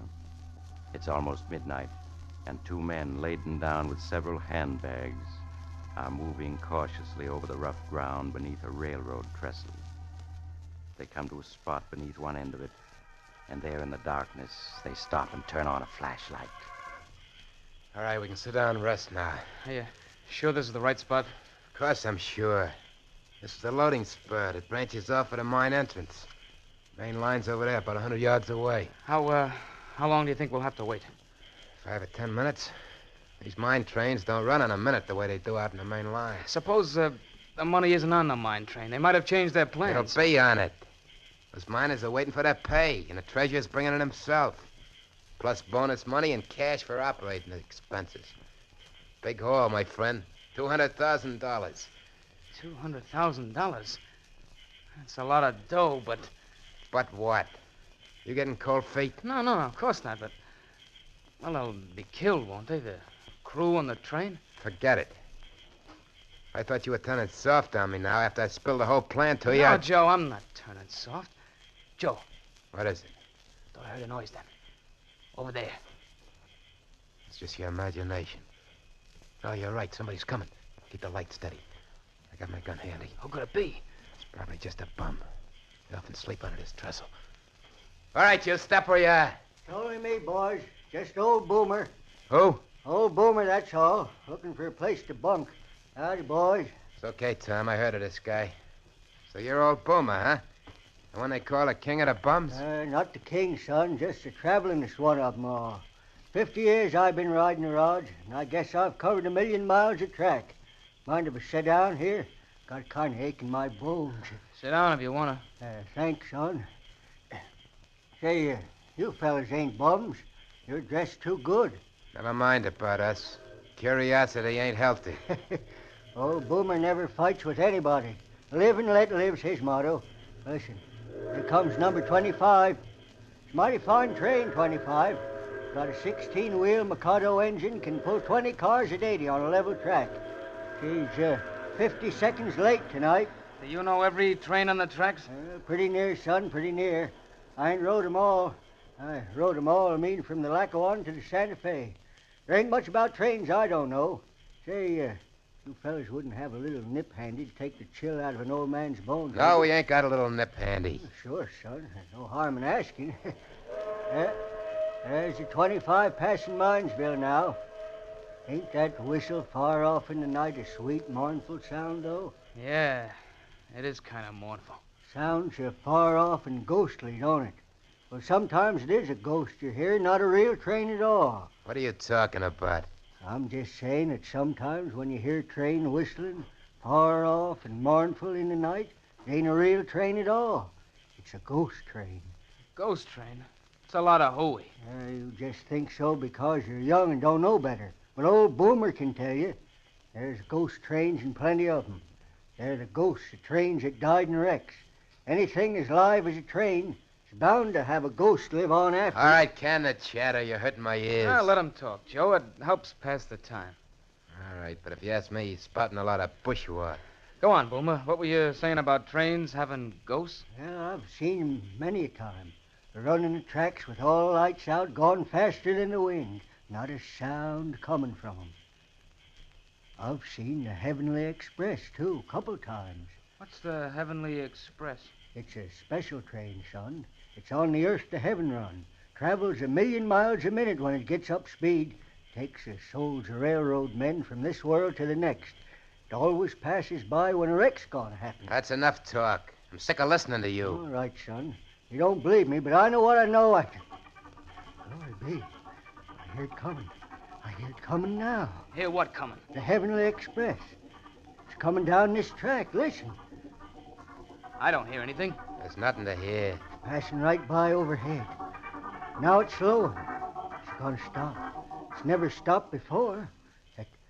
That means the wreck's gonna be here. Joe, he knows. That's it. That's what you're here for. You're gonna wreck that mine train. Hear that, old man? That's a mine train turning into this spur. You're right, we're gonna wreck it. No, you can't. You mustn't. But before we do, we gotta take care of you. And this is how we're gonna do it. You shot him. I guess the Heavenly Express stopped for me, too. I sure hope so. But you fellas, it'll punish you. It'll follow you, sure as I'm laying here. Oh, follow us. What are you talking about? The Judgment Special. It punishes fellas that wreck trains on purpose. It runs any place has tracks. And it follows them until it gets them, one way or another. Because murdering a train is like murdering a man. You got to pay for it. And you'll pay for it. You think I'm crazy, but you'll see. You'll see. Yeah, that shut him up. Crazy old coot. I wish you hadn't killed him, Joe. Don't be a sap. Couldn't let him live to tell what he knew, could I? No, of course not. Listen. I hear the mine train coming. We just got time to get ready now. Put the suitcase with the dynamite against the trestle here. That's it. Now, come on, help me unroll a wire. Yeah, sure, Joe. Anything you say. That's it. Keep coming. All right. We gotta get plenty far away. Hear the train now? Yeah, I hear it. I can see the headlight, too. Look how bright it is. Okay, this is far enough. Take me just a second to hitch up the detonator. There it is. Now we're all ready. It's on the trestle now. Almost halfway across. What's the matter? You sound shaky. Listen, Tom, you're in this now, and it's too late to back out, you hear? Yeah, I know. It's almost across. All right, then I'll close the detonator. Now. There she goes.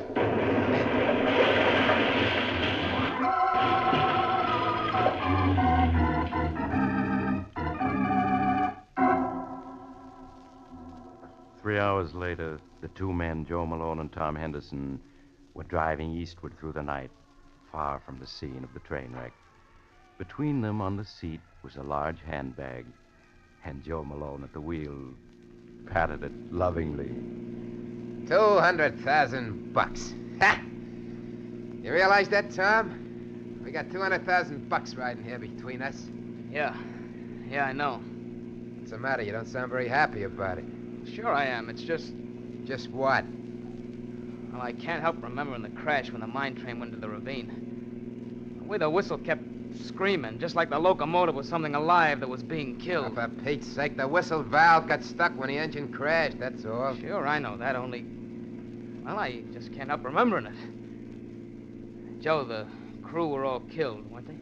Suppose they were. What do you care?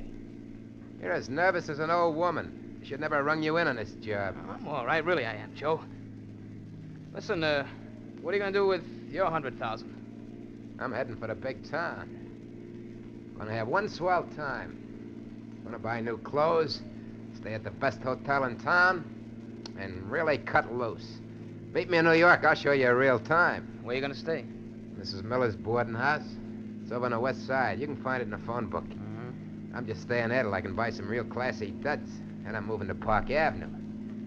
Always had a yen to live on Park Avenue. Now I'm going to see what it's like. Yeah, sounds all right. Maybe, Joe, look out, that train! What'd you do that for? Why'd you grab the brake? You stalled us right here in the middle of a railroad crossing. I had to, Joe. The train on the track there in front of us. We almost ran into it. What are you talking about? There wasn't any train on that track. But there was, running without lights and not making a sound. You're crazy. I tell you, there wasn't anything in sight, not even a handcar. But I saw it, Joe. Never heard of a train running without lights. That proves you're crazy. Well, maybe it was an empty. But if I hadn't stopped the car, we'd have smashed into the side of it. A good-minded suck, you one. Now we're stalling the railroad track, and the car won't start. I'll get out and push. Joe, look! A headlight! Real train this time, coming around the bend. It's not 200 yards off. Joe, it's gonna hit us. We gotta jump. Yeah, but this door won't open. It's stuck. Come on, out this side. Come on, I got the bag. Oh, my coat's caught in the car door. I'm stuck. Help me. I can't, Joe. Jump! Jump! Help me, Tom. Help! Help me! Help!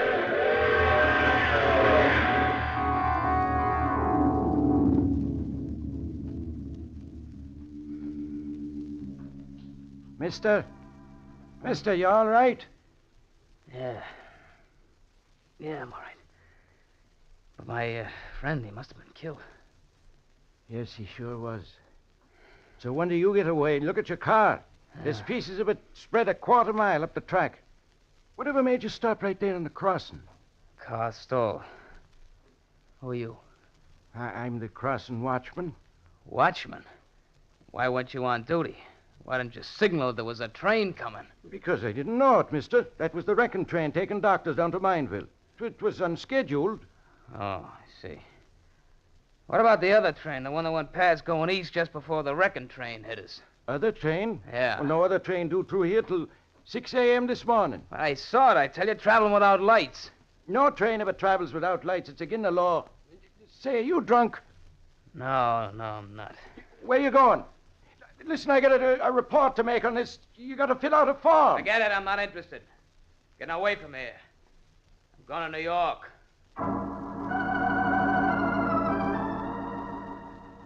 Late the next afternoon, Tom Henderson reached New York.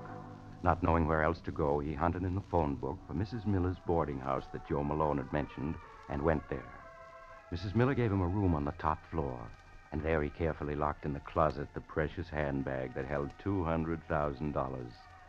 All of it his since Joe's unfortunate death. After that, Tom went out to see New York's nightclubs. But he got back after midnight, feeling considerably more cheerful. As he was about to unlock his door, Mrs. Miller appeared in the hall. Oh, Mr. Henderson. Oh, yeah, Mrs. Miller. I was waiting for you, Mr. Henderson. Huh? It's turned so cool that I lit the gas heater in your room. Well, thanks a lot. I just wanted to warn you that you... What was that? What was what, Mr. Henderson? That whistle just now. What was it? A boat out in the river? Oh, that was a freight train, Mr. Henderson. Freight train? Here in the heart of New York? Well, yes. They come down the west side elevated tracks to the freight yard downtown. They run past just a few yards down the street. I didn't know that. I wouldn't have come here if I had. Oh, I'm sure they won't bother you, Mr. Henderson. Really, they won't.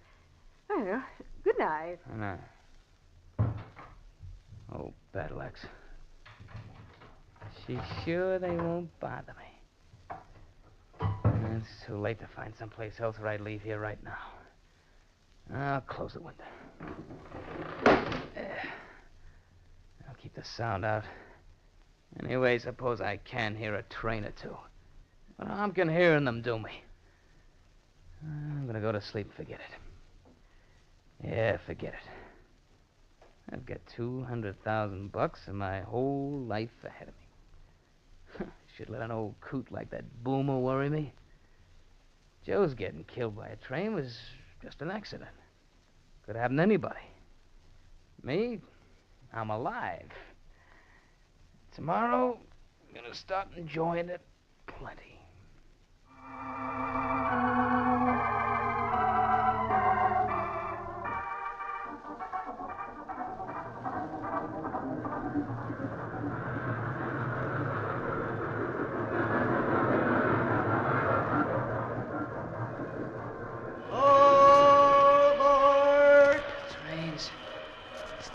Trains. All aboard, son. We're leaving in 1/1,000,000th of a second, and we gotta be on time. Boomer, it's you. That's right, son. You gotta wake up and get aboard. We're pulling out. Well, I'm at a railroad station someplace, but everything's so misty I can't see much. No time for talking, son. Gotta get aboard. Yeah, but I'm the only passenger, except for you and me, there isn't another soul in sight. And you're wearing a conductor's uniform. They promoted me. Now, come on, get aboard. Yeah, but I don't want to. I don't like trains. I don't want to go anyplace. Can't help it. This is a special trip just for you. And you got to be aboard. Come on now, up those steps. That's it. Now we're off, right on time to the 1,000,000th of a second.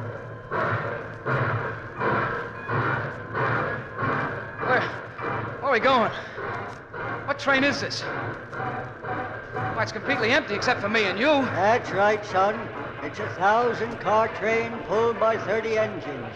And you and me are the only ones aboard. Yeah, but where are we going? What train is this, anyway? It's the Judgment Special, son. And we're bound from this world to the next. No! Yeah, or any place there's tracks, the judge up right outside your window and took you aboard. I don't want to die. I don't want to. You haven't any choice, son. You're on the Judgment Special, and we're hitting 1,000,000 miles a minute now. What? Look out the window. There's the earth way down below us. See it? Yeah, but I don't want to leave it. I don't want to go. Look at the stars flash by. We're going 1,000,000 miles a minute, and it'll take us all eternity to get there. Yep. Here, I'll put the wind up so you can see better. There you are, son. There's the Earth we left. That tiny little dot of light way up in the sky. Oh, I won't go with you. I won't. Hey, I won't. What are you doing? Get down. You can't jump out that window. We're going 1,000,000 miles a minute. I will jump. I'm not going with you. Come back. Come back. Wake up, Mr. Henderson. Wake up. Wake up. What is it? Oh. What is it? Oh, Mr. Henderson, thank heaven you're still alive. I thought you were dead for sure. What happened? Well, you closed your window. I meant to warn you that with the gas heater on, you must leave it open. Well, you almost suffocated in your sleep. I almost suffocated? Yes. If I hadn't heard you trying to get your breath and hurried in and opened your window, you'd have been dead now, for sure. The rest of the night, Tom Henderson spent sitting on a bench in the nearest park, shivering at the nearness of his escape. The next day, he bought himself an expensive wardrobe. Then he checked into the biggest hotel on Park Avenue. There, just before he retired, he took a sleeping tablet. Yeah, that fixed it. No dreams for me tonight. Some layout. So this is what you can enjoy when you have money. And I'm going to enjoy it. I've been letting my nerves get the better of me. Not anymore. Feel better already. So out goes the light. Gotta sleep like a millionaire. Yes, just like a millionaire. And so Tom fell asleep. But unfortunately, he did dream. And he knew he was dreaming, but he couldn't wake up. It was a very curious dream indeed. He dreamed that he got up and dressed, rode down in the elevator, that he walked out into Park Avenue, and there, down the street, he found a tiny door which he entered. It led down a flight of steep iron stairs to a dark tunnel far beneath the ground. There in the tunnel, a man was waiting for him. The man turned, and he saw it was his former pal, Joe Malone. Hello, Tom. Joe, it's you. Yeah. I've been waiting for you, Tom. But you're dead. I saw you killed. Maybe I'm dead. Maybe I'm not. You're dead. I know it. It's just a dream. I gotta wake up. Can't wake up. Don't you understand? You're never gonna wake up. I will. Oh, Tom. Now come along with me. I'm here to guide you. Where? Where are you taking me? Down this tunnel. See how it stretches out? On and on. Now it keeps going down and down. No. What do you think it goes to? I don't know. I don't want to know. Come on now, Tom. I can't wait all night. No, I won't go. I'm gonna wake up. You can't, Tom. The night I was killed, you saw the judgment special.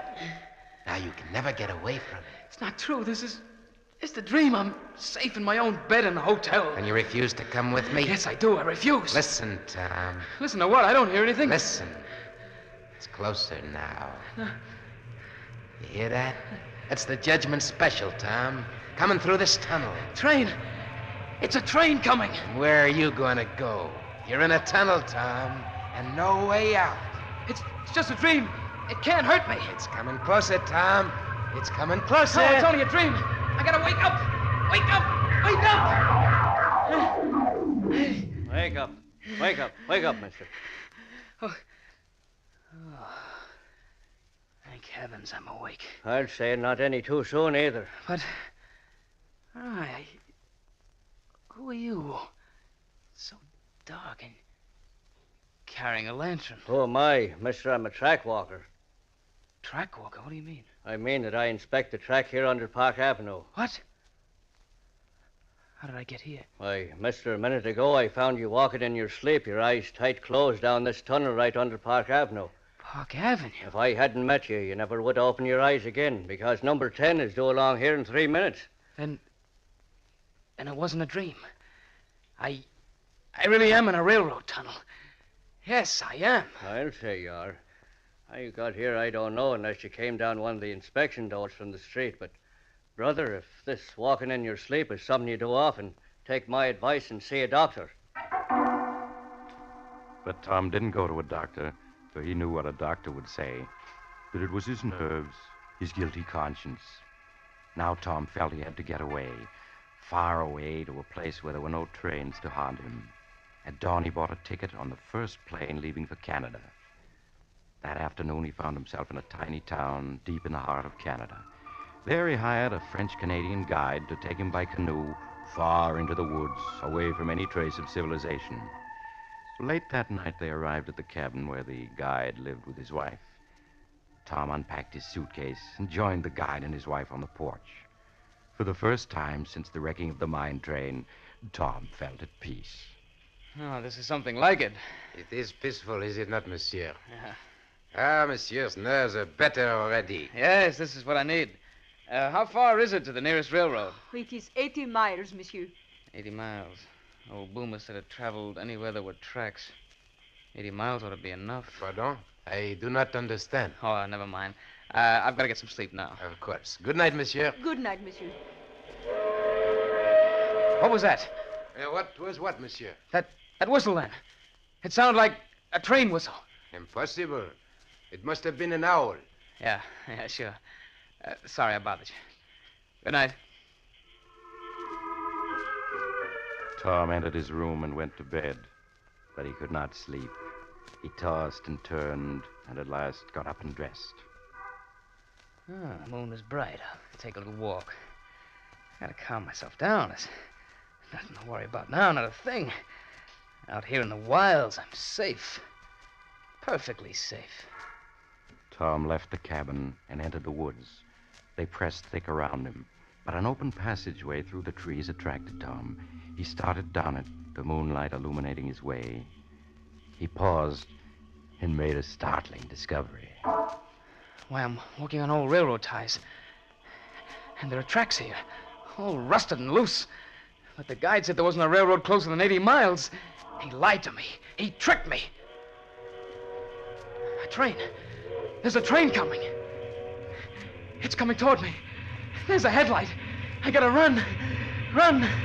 Run!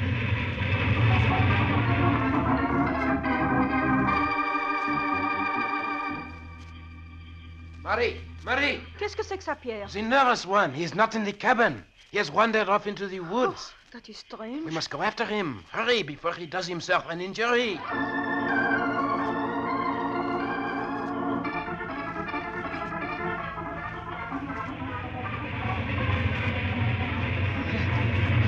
It's still behind me. Still following me. I can't run anymore. I can't go any further. I gotta stop.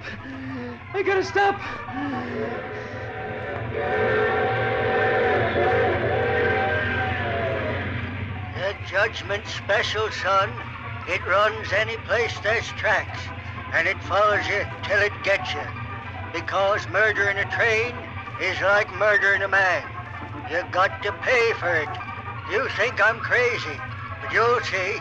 Here it comes, son. No!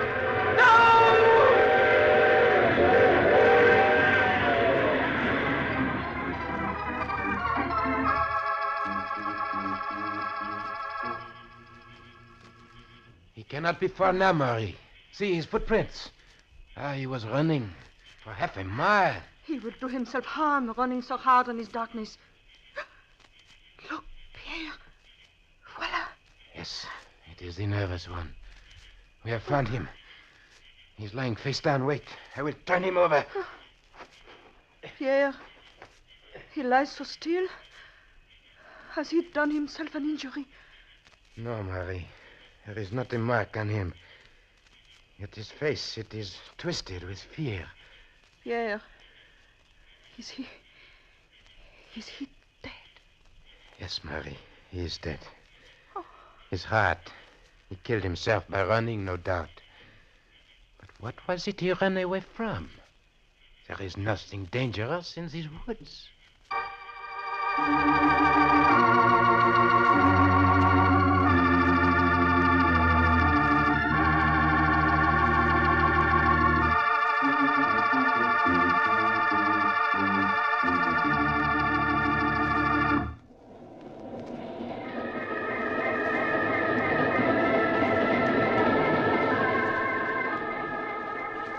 This is the mysterious traveler again.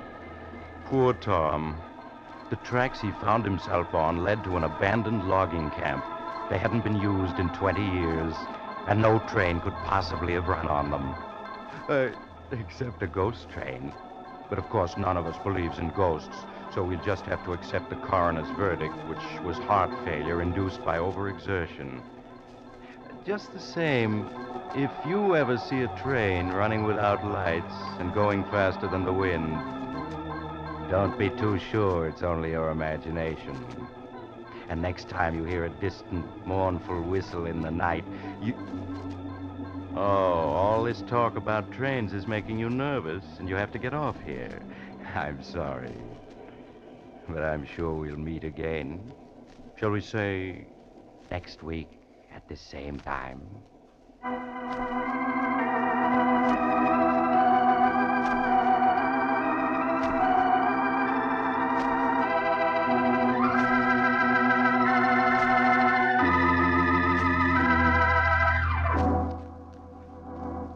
You have just heard The Mysterious Traveler, a series of dramas of the strange and terrifying.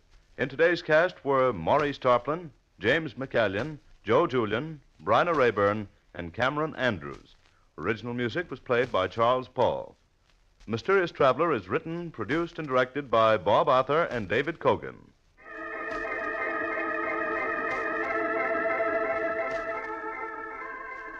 Listen next week to a tale titled The Man the Insects Hated. Another strange and shivery tale of the mysterious traveler. The Mysterious Traveler has come to you from our New York studios. Carl Caruso speaking. This is the Mutual Broadcasting System.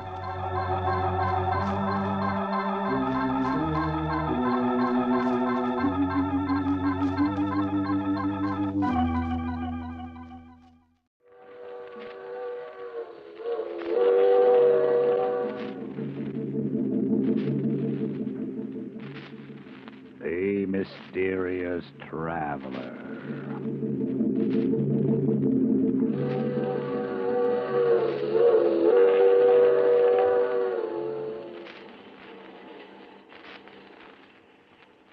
This is the Mysterious Traveler, inviting you to join me on another journey into the realm of the strange and terrifying.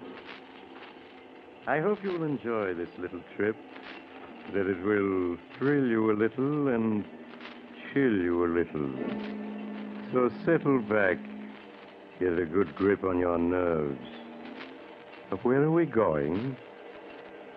We're going to delve into the life of a frightened man in a tale titled The Queen of the Cats.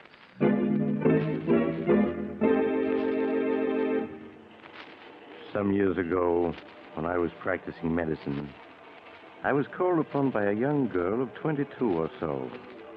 As she was shown into my office, I could see that she was having a difficult time suppressing her agitation. Her lips trembled as she spoke. Dr. Smith, my name is Jane Elliott.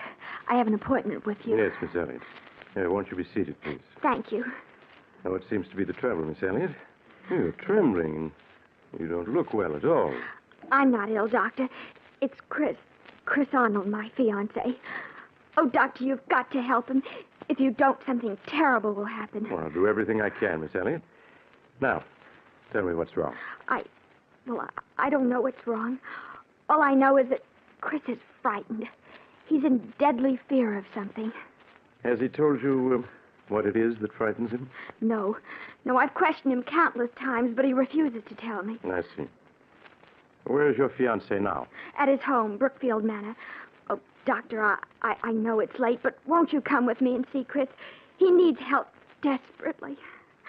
There, Miss Elliott. You mustn't cry. Of course I'll come with you. And I'll do what I can.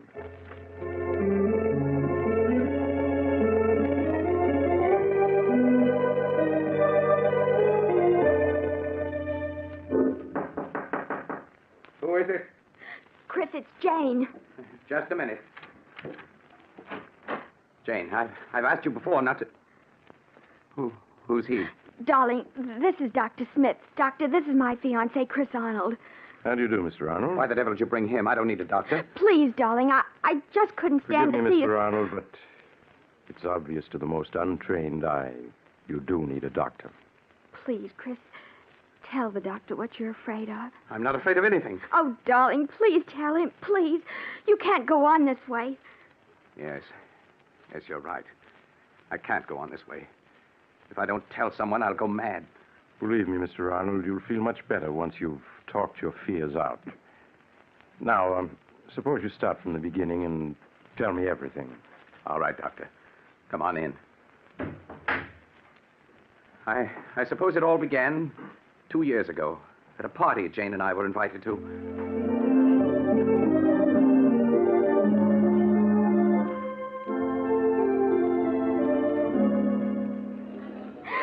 Oh, Chris, isn't this a wonderful party? The only thing wonderful about it is you. Oh, Chris, don't. People are watching. A fine thing when a man can't kiss his best girl in public. What's this generation coming to, anyway? At Miss Tyndall's school, we were taught a young lady never kisses a man in public. Miss Tyndall is setting romance back 50 years. Who are you looking for, anyway? Rana Farouk, my roommate at Miss Tyndall's. Oh, yes, she's the Egyptian girl you were telling me about. Yes, I want you to meet her. Only you better not fall in love with her as every other man does. Sounds as though she's a second Cleopatra. Men just can't seem to be able to resist her. Well, I'm curious to see this siren of the Nile. Oh, there she is, Chris. Come on. So that's Rana. No wonder men can't resist her. Hello, Jane. I've missed you. Rana, this is Chris Arnold. Chris, this is Rana Farouk. Hello, Chris. Hello, Rana. Oh, look, there's Miss Tyndall waving to me. Excuse me, won't you? Of course, Jane. I'll be back in a minute. You know, Chris, at Miss Tyndall's, the first thing I'd see in the morning when I got up, and the last thing before I went to bed, was your picture. And I always knew that someday we should meet. And now we have. Why are you staring at me like that? Aren't you going to say anything? I prefer just to look.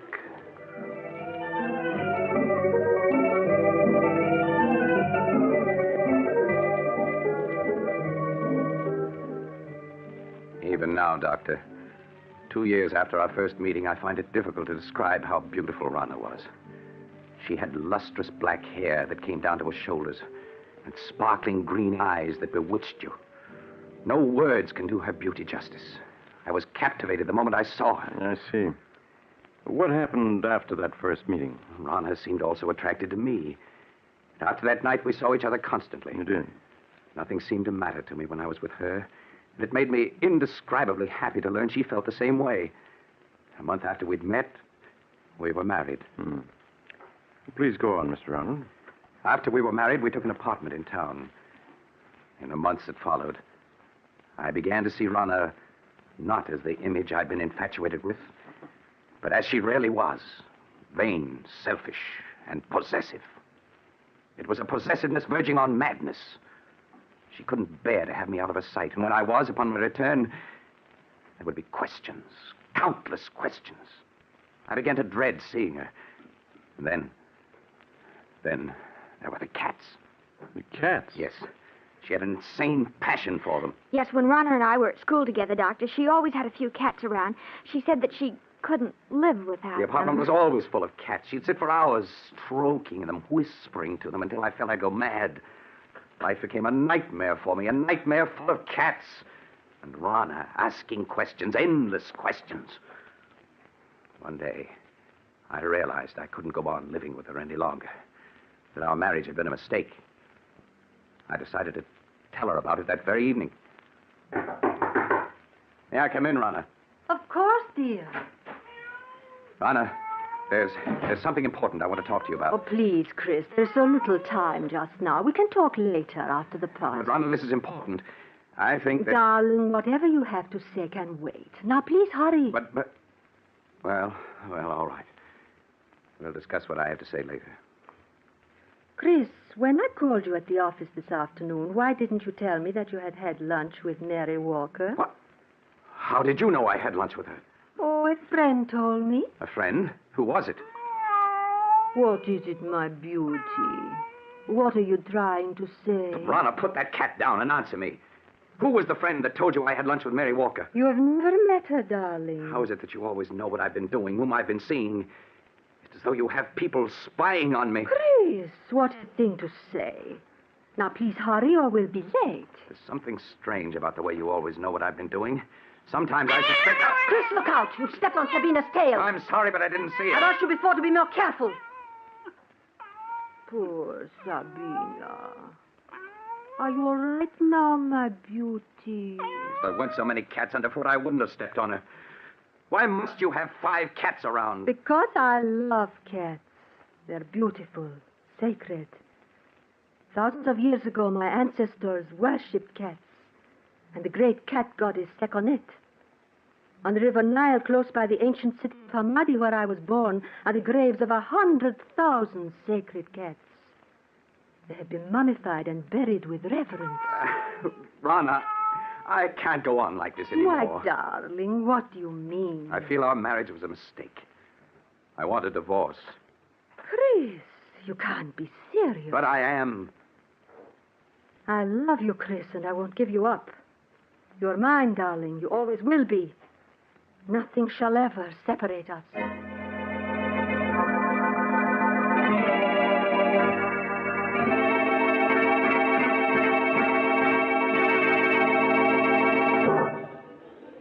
Would you care for a cocktail, sir?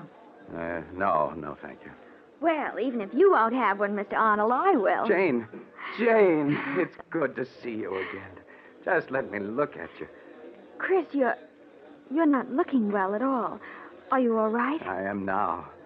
Jane, can't we go someplace and talk? What about the terrace? All right, Chris.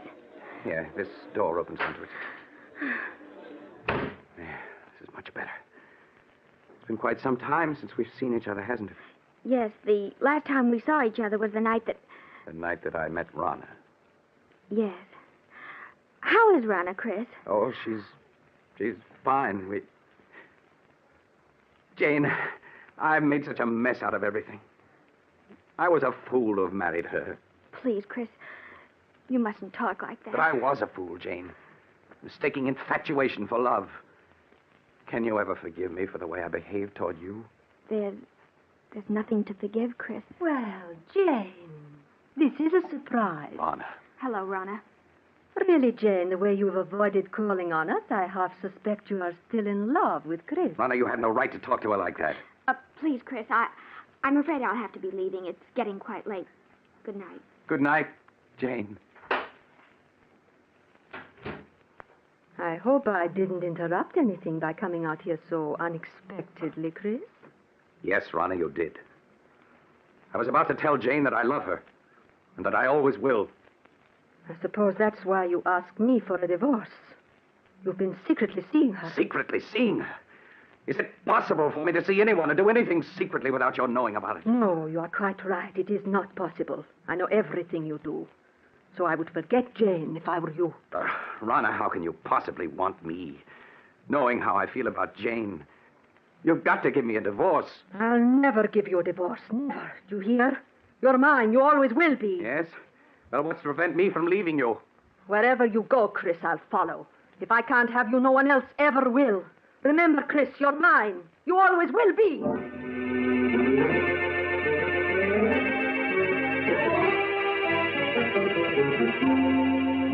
I can still see her, Doctor. As she stood there screaming at me. Remember, Chris, you're mine and you always will be. It was a shock to suddenly realize that she looked like a cat, an angry cat. Her green eyes, cold and murderous. Her long nails digging into my arms, her body tense. For a moment, I thought she was going to scratch my eyes out. Yes, Rana did look like that when she was in a rage. What happened after that night, Mr. Arnold? I stopped speaking to Rana. We lived in the same apartment, but that was all. Weeks passed, and Rana waited for me to come around as she felt certain I would. Yes. She had all the patience of a cat playing with a mouse. But when a month had passed and I still refused to talk to her, she made an attempt to win me back. It happened one night as we were driving to this house. Why are you slowing down, Rana? I want to talk to you, Chris, and I can't talk to you while I'm driving. There's no point in your stopping. We have nothing to say to each other. Oh, but we do, darling. Chris, we could be so happy together if you wanted to. You know how much I love you. It's a possessive love that smothers me to death. Chris, you know that isn't true. I could make you happy if you'd only let me. Oh, please don't turn away from me, Chris. I'll do anything to make you happy. Anything. Anything? And you can give me a divorce. So you're still thinking of her, hoping I'll give you a divorce so you can marry her. Well, I won't. You hear? I won't. I think we'd better be moving along. Chris, you haven't any right to treat me like this. I'm your wife. Only in the eyes of the law, not in my eyes. I hate you. I hate you! You can't. You almost took out my eyes with those claws of yours. I will scratch your eyes out before I let any other woman have you. You're mine. You always will be. Perhaps this will bring you to your senses. Slide over. I'll drive. Very well, Chris.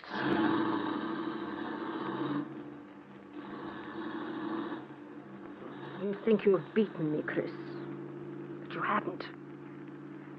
In the end, you'll come crawling to me. It may take a year, 2 years, 5 years. But I can wait. I'll never come crawling to you. Never. But you will, Chris. Jane knows I'll never give you your freedom. In time, she'll marry. And when she does, all the heart will be gone out of you. Then you'll be mine. That'll never happen. But it will, Chris. And deep down in your heart, you know I'm right. Jane will never be yours. I'll see to that. You have everything planned perfectly, Rana, don't you? But I have one way of escape from you that you've never thought of. Really? And what way is that? I can escape through death. Death? Yes, Rana. If I should fail to take the curve 100 yards ahead, we'd plunge off the side of this mountain. Chris, you would. Why not, Rana? You've shown me there's nothing to live for. This at least is a clean way out. No! Chris, don't!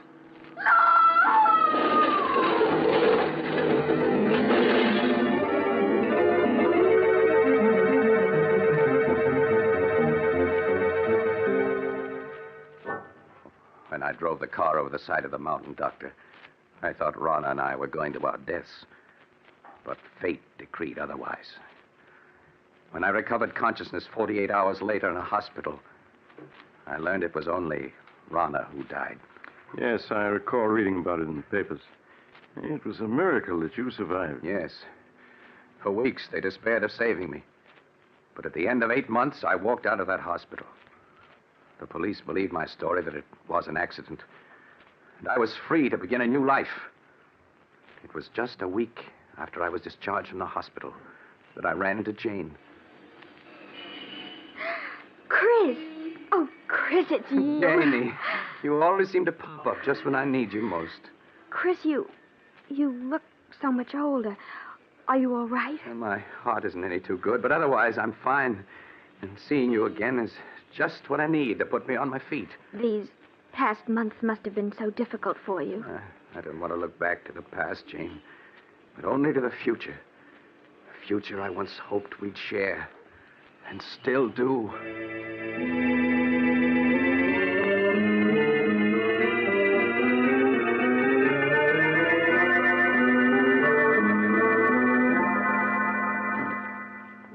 Two months ago, Doctor, Jane and I became engaged.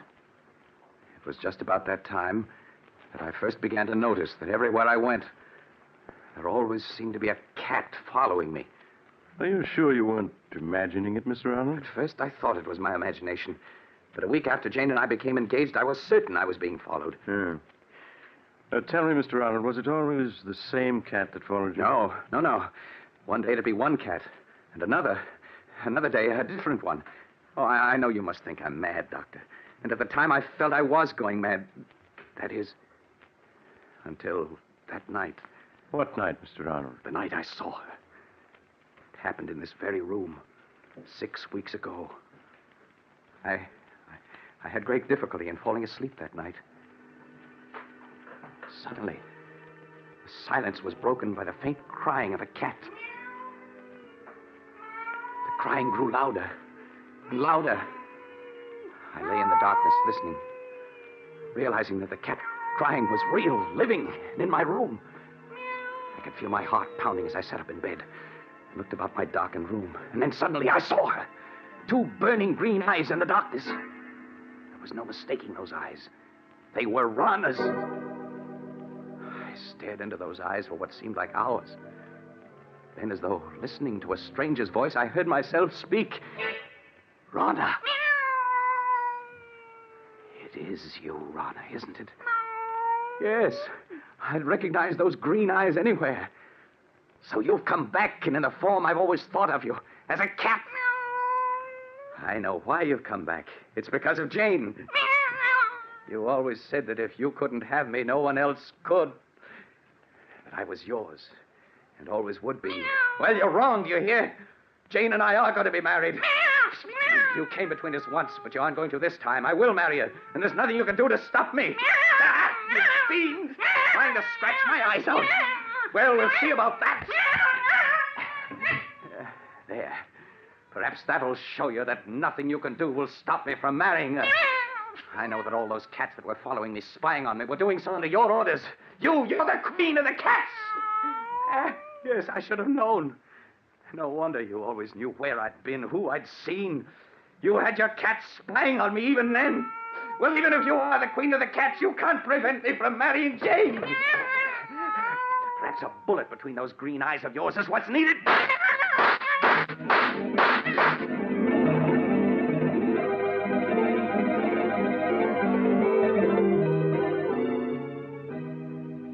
I emptied the gun at her, Doctor, and then turned on the lights.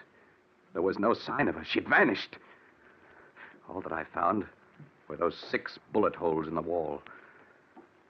Tell me, Mr. Arnold, isn't it possible that you only dreamed all that? That actually you fired the gun in your sleep and the shots themselves wakened you? I tried to tell myself that, Doctor.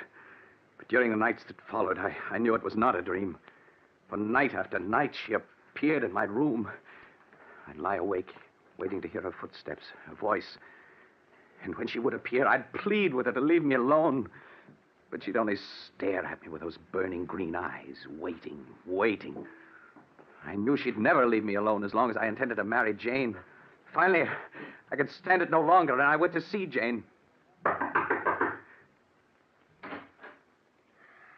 Chris, this is a surprise. Come in, darling. Thank you, Jane.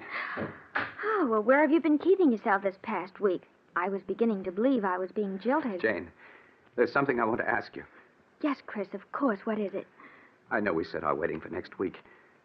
But couldn't we put it off for a while? Just a little while. Darling, what is it? There's something wrong. I know there is. Please tell me. I wish I could, but I can't. Please, Jane, just have faith in me. You know I wouldn't postpone our marriage if I could possibly help it.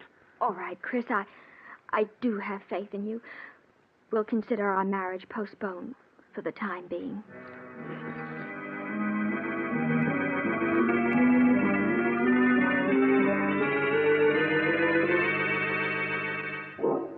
The night I put off my marriage to Jane, Doctor, was the first night that Rana didn't appear. And the first night in a week that I'd been able to sleep. You think, Mr. Arnold, that she didn't appear again because you would postpone your marriage to Jane? I know it. Weeks went by, weeks in which I was able to sleep soundly without being awakened by her. And I came to think that perhaps it had all been part of a horrible nightmare, and that I was over it at last. A week ago, I asked Jane to set the date for our wedding. She did so. And that same day, we took out a marriage license. But that night, she appeared again.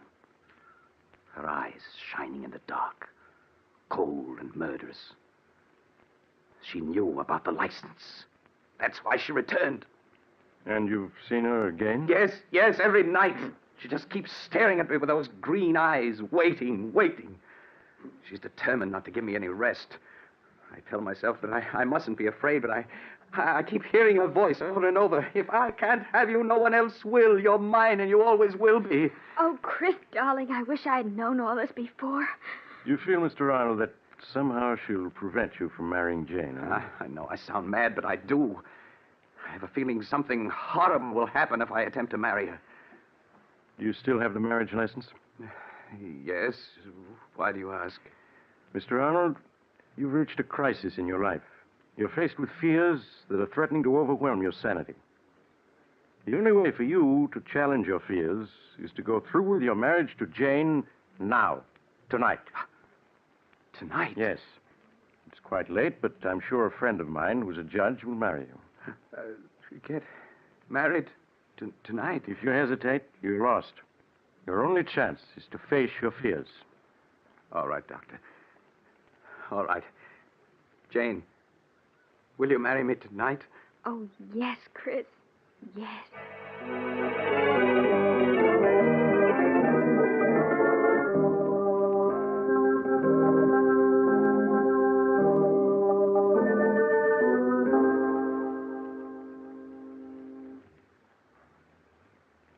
I'm sorry to get you up in the middle of the night, Judge, but for reasons I can't explain, it's important that these two be married tonight. That's quite all right, Doc.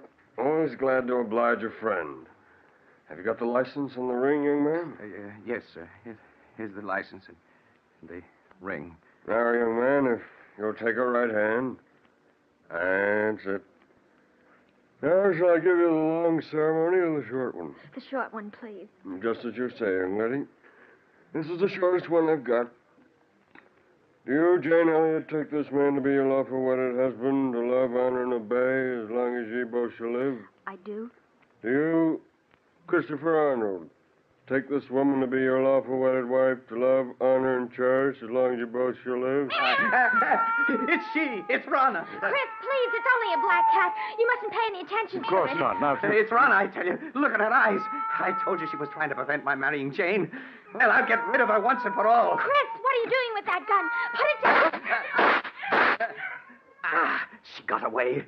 Well, wherever she's gone, I'll find her and kill her. Chris, come back.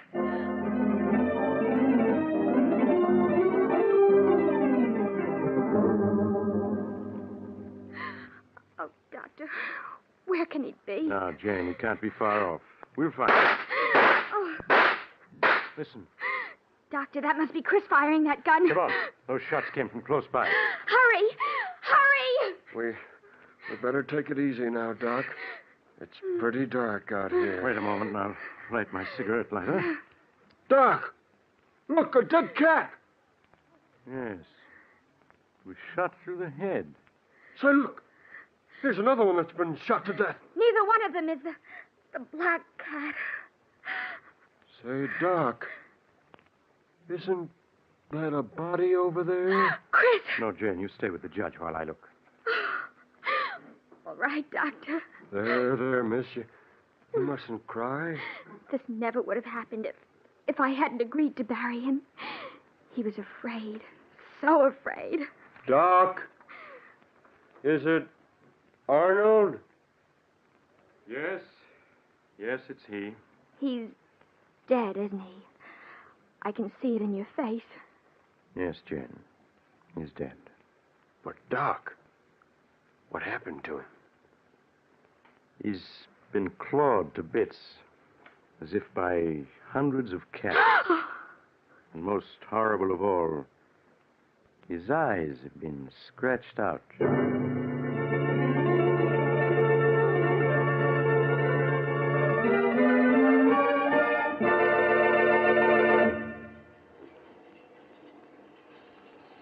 This is the mysterious traveler again.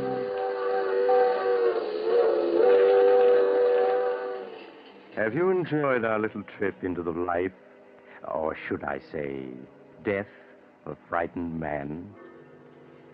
Strangely enough, 2 days later, at Chris Arnold's funeral, just as the coffin was being lowered into the grave, the mourners suddenly noticed a black cat with green eyes sitting on the edge of the grave, quietly licking its paws.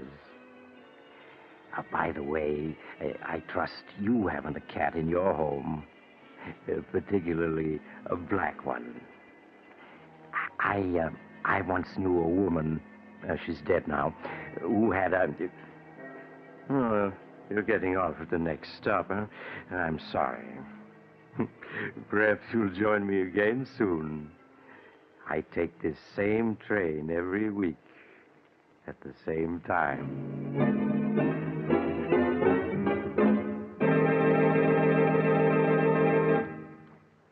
You have just heard Chapter 31 of The Mysterious Traveler, a series of dramas of the strange and terrifying.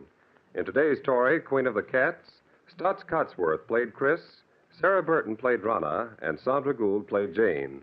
The Mysterious Traveler is written by Bob Arthur and David Cogan, and original music was played by Doc Whipple. The entire production was under the direction of Jock McGregor.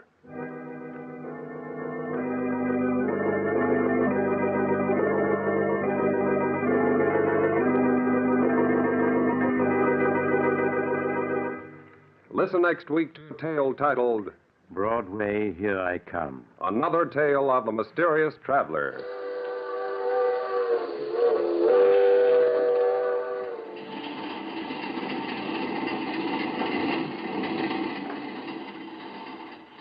The Mysterious Traveler is presented by WOR Mutual from the WOR studios in New York. It is presented over most of these stations every Sunday afternoon at 3:30. This is Mutual.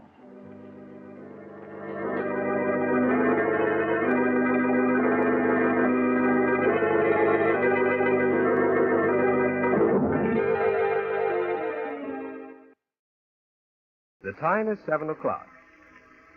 The following program is transcribed.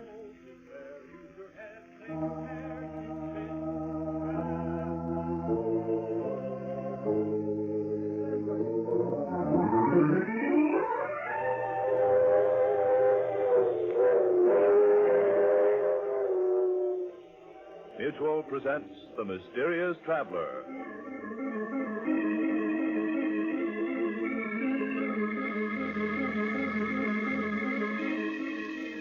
This is the Mysterious Traveler, inviting you to join me on another journey into the realm of the strange and terrifying.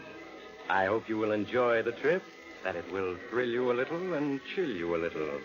So settle back, get a good grip on your nerves, and be comfortable, if you can, as you hear the story I call The Man in the Black Derby.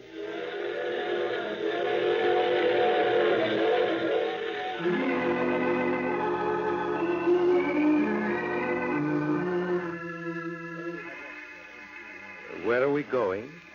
Tonight we're going to delve into the mind of Florence Gordon, a young, attractive woman with a secret fear.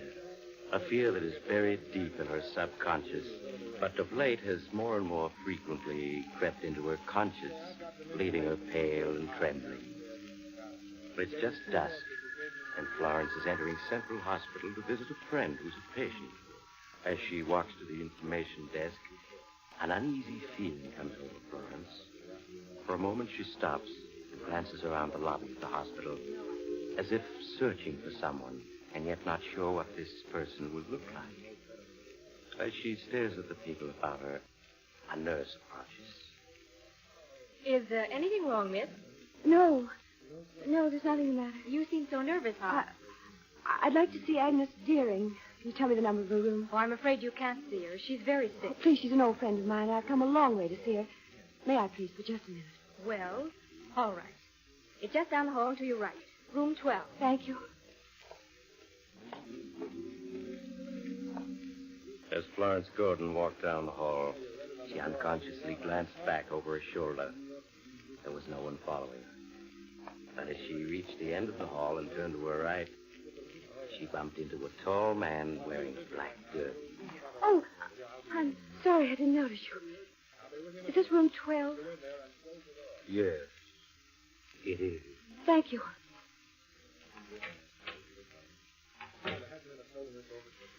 Hello, Agnes.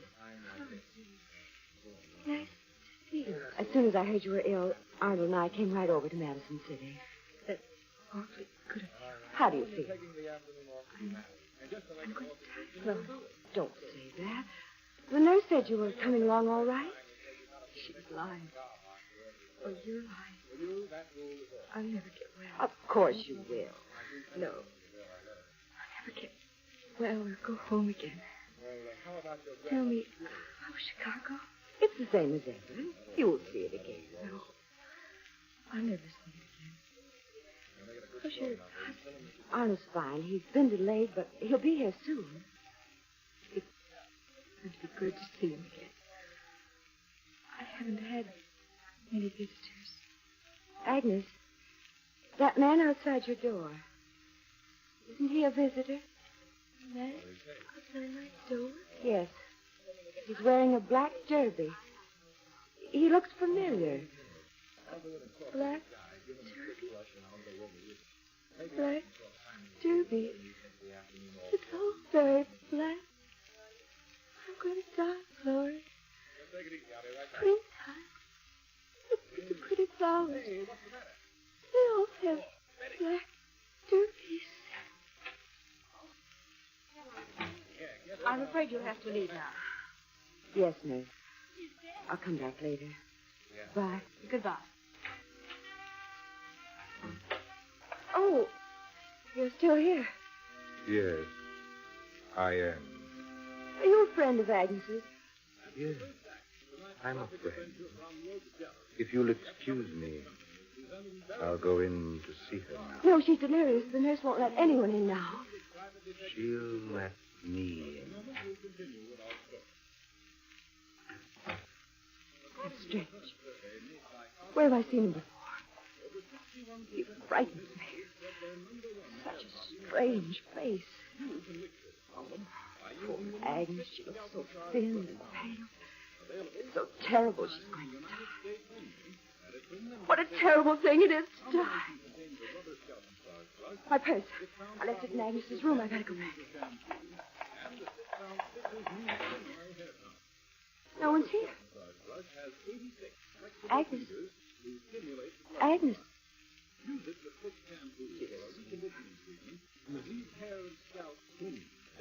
No. She's not asleep. She's not breathing. Nurse! Nurse!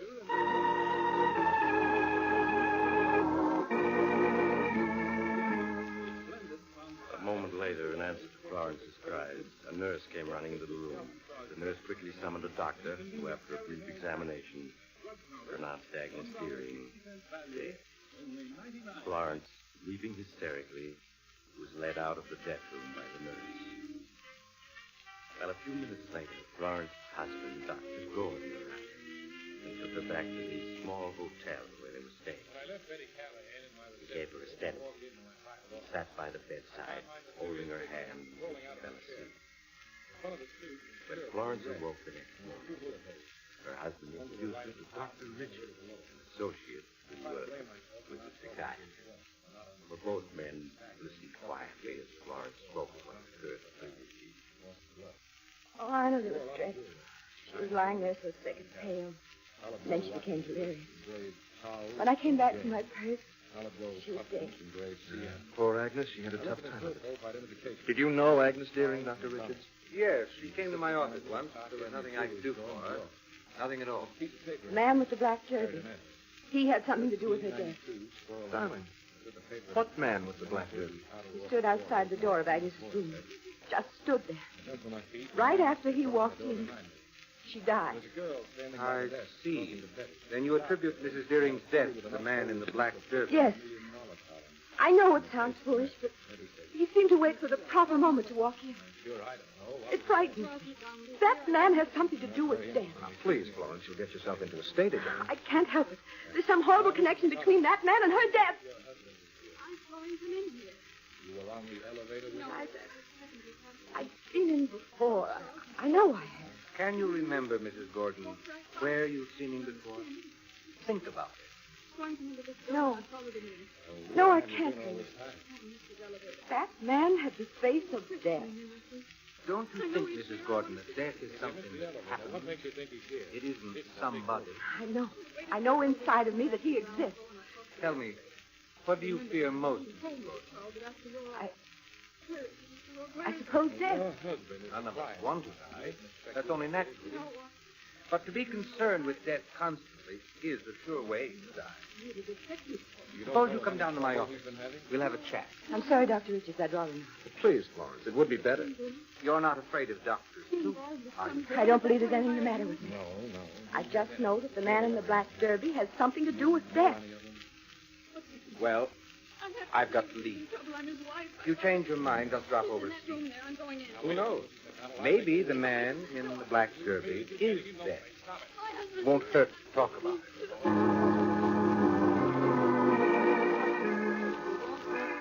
With this last suggestion, Dr. Richards said goodbye to Florence and left.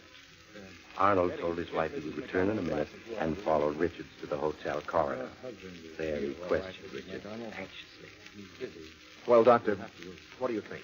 This fear your wife has of death, its very intensity shows how deep-rooted it is. She needs treatment. Yes, I felt that all along, but you heard what she said. She absolutely refuses to place herself under your care. Yes, I know. Don't urge her to see me. You'll only antagonize her. I think that in a very short time she'll come to see me for treatment of her own will.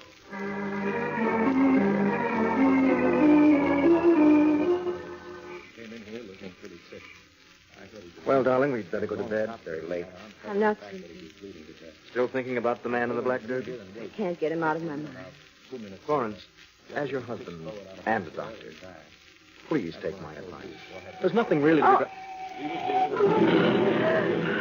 What happened? Car smashed into a telephone pole right outside this hotel. Good heavens! Come on, Florence. Someone's hurt. Yes, get my medical bag and hurry. Quickly, Florence snatched up her husband's medical bag and followed him from their suite into the corridor.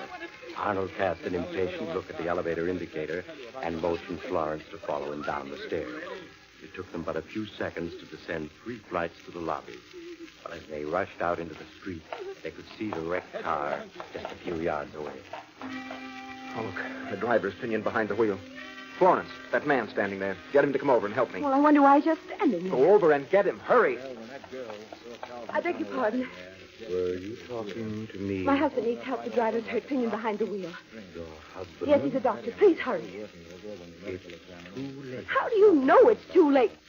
We picked her up and carried her into the outer room. You. She came to. I thought I recognized you. The man in the black derby. Arnold! It's too late, Florence. The man's dead. I know. You know? Yes. He told me. The man in the black derby.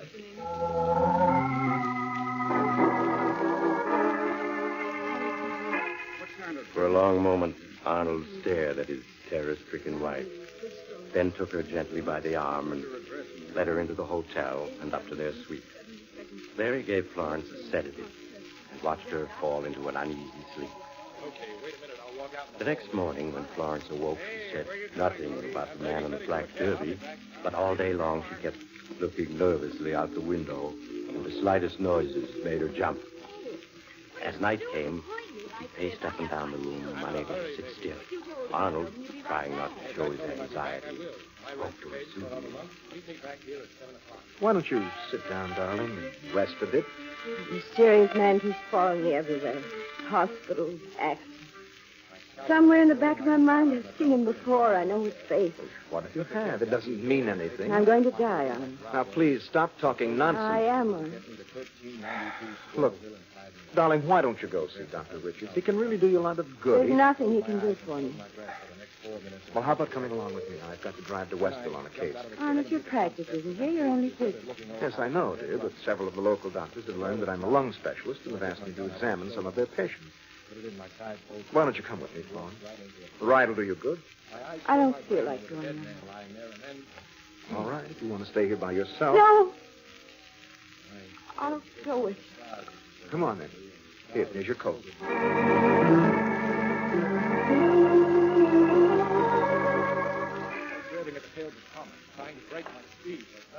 It's such a dark night. Yes, it is dark tonight. Door of the car. It's open.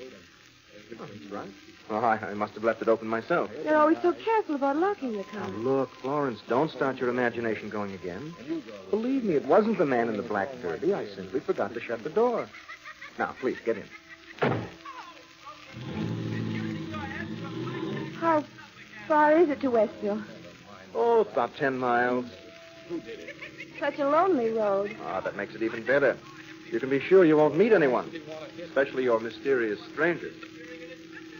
Arnold, why do you keep looking in the mirror? Why, it's just a habit. I always look in the mirror. There's no car behind us. But it's just a habit, Florence. What's the matter? I thought I saw something in the mirror. I thought I saw someone in the back seat. There's no one in the back seat. Turn around. Look for yourself. It's so dark I can't see. Well, just switch the light on the side and see for yourself. Oh, there's no one.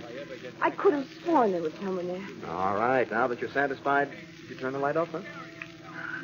I can't shake off the feeling that someone else is in the car. But you must know there's no one here. You just saw that yourself. Maybe it is my imagination, but I have such a dread feeling of something terrible about to happen. It's as if... Ah! What is it? What's the matter? Stop the car! Stop the car! Why did you scream? What's wrong? I saw him. I saw him. The man with the black derby? Yes. In the mirror. He was serious.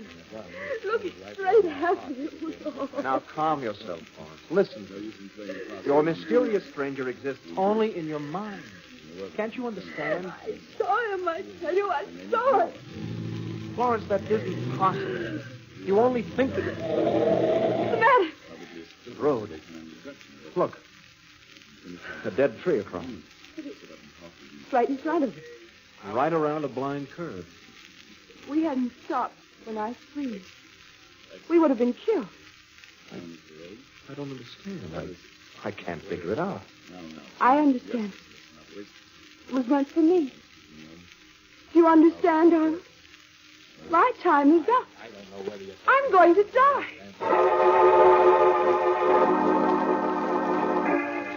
Unnerved by the near accident, half believing Florence's statement, Arnold turned the car around and started driving back to Central City.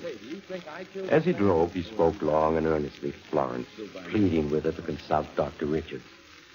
At last, Florence gave in and agreed to do as her husband asked. Arnold, afraid that she might change her mind, drove directly to Dr. Richards' home. Shortly afterwards, they were seated in Dr. Richards' house. Well, so you saw your mysterious stranger again. If I hadn't seen him in time, both Arnold and I would have been killed. You say you saw him in the mirror of the car? Yes, that's right. Well, now, I've driven the car, and Arnold will bear me out. You can't see... excuse me. You can't see anything in the mirror at night, unless there's a car behind you. Both of you admit there wasn't any car. But I'm positive I saw him. Don't you think that in your state of mind, fear plus darkness might make you see anything? You can put mysterious interpretations on many things when you're frightened. She's even got knee jittery now. Panic is contagious. What I'm really interested in is where did you first see the man with the black derby? I saw him at the hospital, who my friend died. But you said you knew him. You'd seen him before that. Yes, I have. Must have been a long, long time ago. That's what you've got to tell me. Do you think you can remember? I can't. Can you describe his face? It's kind of blurred. I can't describe him, but I recognize him when I see him. He's always wearing a black derby. Try to concentrate on where you saw him first. I can't remember. All I know is that it has something to do with death. A long time ago. If you can remember where you saw him for the first time, we'll be getting somewhere. But you're tired. We'll stop. I'll expect you tomorrow evening, same time. You don't believe he exists, do you? You think I'm seeing things? No. I think he's real, all right. Very real.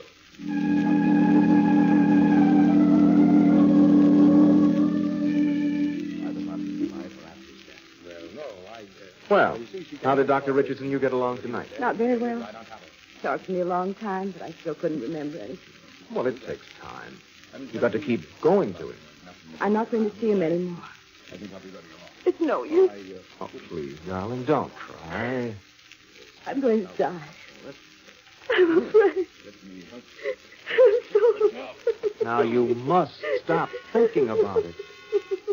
Florence, I'll tell you what we'll do. Let's go to the carnival, huh? They set one up right outside the town. It's been years since we've been to one. I want to stay right here. Please. as a favor to me. Will you? All right. Oh, that's good.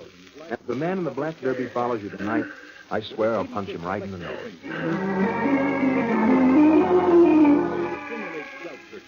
A few minutes later, Arnold and Florence were driving to the carnival. Arnold trying his best to make Florence forget her feelings. They parked on the outskirts of the carnival grounds, and Florence reluctantly left the car and followed her husband toward the lights and music. Soon they were in the midst of the pushing, swirling, joy-seeking crowd. But the noise and excitement and color had no effect on Florence. She only stared at everything through unseeing eyes. Oh, it's like the old days, isn't it? Yes, like the old days. Please, darling, it's pointless to keep looking behind you. There's no one but all these people who are trying to have a good time. I can't help it. Well, just hold on a minute. Arnold, this is different. Come on, folks, get the thrill of your life. The biggest Ferris wheel in all of Wayne County. See the lights of Central City below you for 25 cents. Only $0.25. Safe, exciting, thrilling, only 25 cents. Step right up, get your ticket. Look, here's the Ferris wheel. How would you like to go up in it? No, I don't think I Oh, will. come on. I'll get some tickets. 2, please. Yes, sir, 2 it is. Who's next? It'll be a lot of fun. Are you sure it's safe? Well, of course it is. Here, we'll take this compartment. Come on. No, I'm not going. Why, what's the matter now? Go away from here. Please. Hurry, folks. Just room for 2 more on the biggest Ferris wheel in the country. Only 25 cents, $0.25. All on. There she goes. What in the world has got into you? Why did you run away? I saw him. I saw him. Where? Sitting in the Ferris wheel. By himself. All by himself. Oh, for heaven's sake, darling, you just imagined that you saw He was him. sitting in the next compartment to the one we were going to take. Sitting there watching me. Well, I guess it's no use. We may as well go. What is it? Is something wrong? The Ferris wheel. One of the compartments has come loose. There are 2 people in it. What's more, they're going to be killed.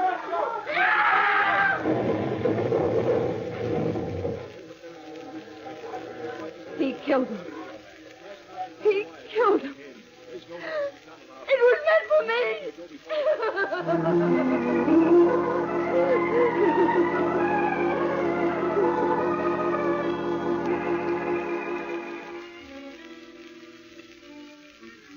Dear, you mustn't let your imagination become your master. You mustn't. Must be something like this. I've been punished. You've done nothing evil. And you're not being punished.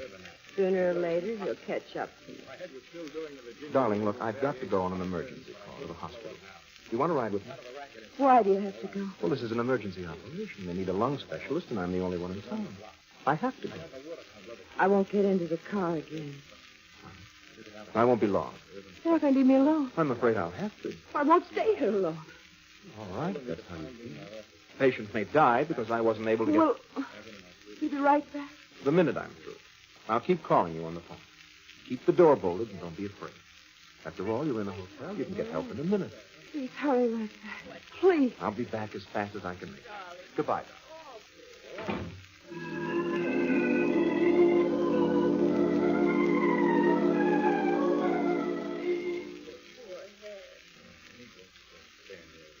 I'm alone. I'm really alone. There's no one here but me. No one. No one. No one. Oh, I can't carry on like this. I can't. 5 after 5 after 8. I'll let the 10. What did he call? No idea how much. 6 after 8. A couple more. 6 after 8.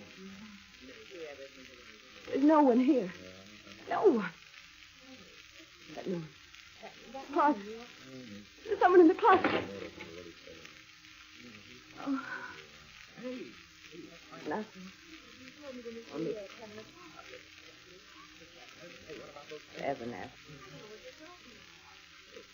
Why didn't he call? He should be back by now. Maybe something happened to him instead of me. No. Me, the man in the black derby dress. 8 after. Oh. Hello? Hello? Hello, darling. Are you all right? Oh, yes, Arnold. Yes, I'm all right. Oh, that's fine. No visitors? No, Arnold. No one's come yet. Yes. No one's going to come except me. I'll be over in a few minutes. I'm only a few blocks away. Hello? Hello? Florence? He's here. He's here. He's come. Florence? Florence? Hello? Hello? Florence, I'll be right over. No. Don't come near me, please. Come this way. We haven't any time. I won't go with you. I won't. You must. There's no time. You've got to come. Leave me alone, please. Please, leave me alone. You can't go through the door. The hotel is afire. There's another way. Come along. Help! Help! You can't go through the window. It's 3 stories down. Keep away from me. If you won't come, I'll have to force you. No, I'm going to jump. There is no time to waste. I'll have You'll to. never get me. There she is. She jumped up off the tree. Hold on, Florence. Hold on. No, no. Don't let go. Don't. Oh, she jumped. All right, stand back, all of you. Florence. Florence, it's me. Arnold. Don't let him come near me. Don't let him. Oh. Can someone call an ambulance? And hurry!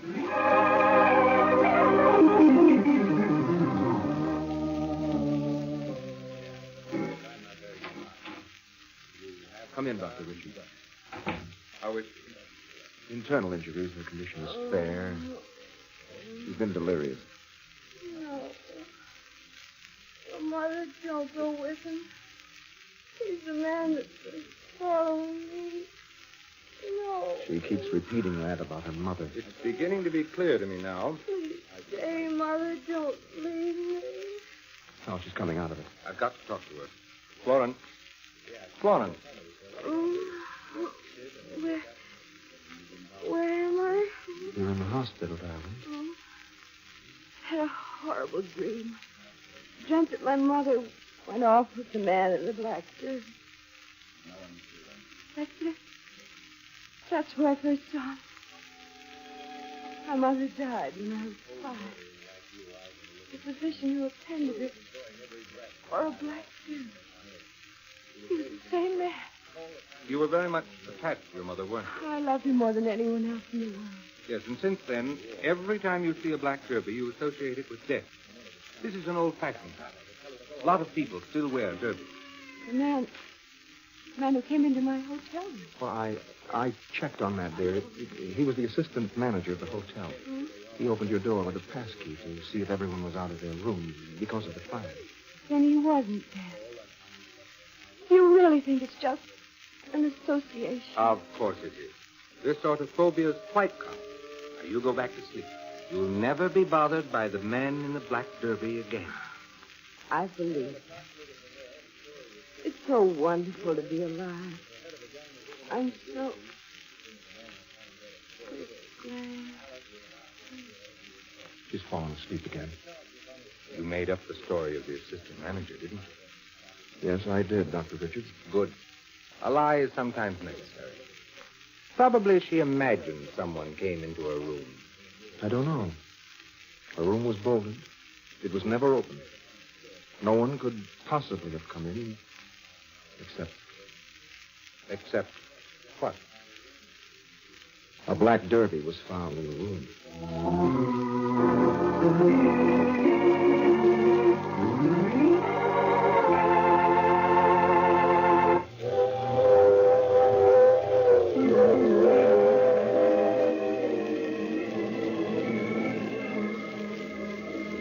This is the mysterious traveler again. How did you enjoy our trip?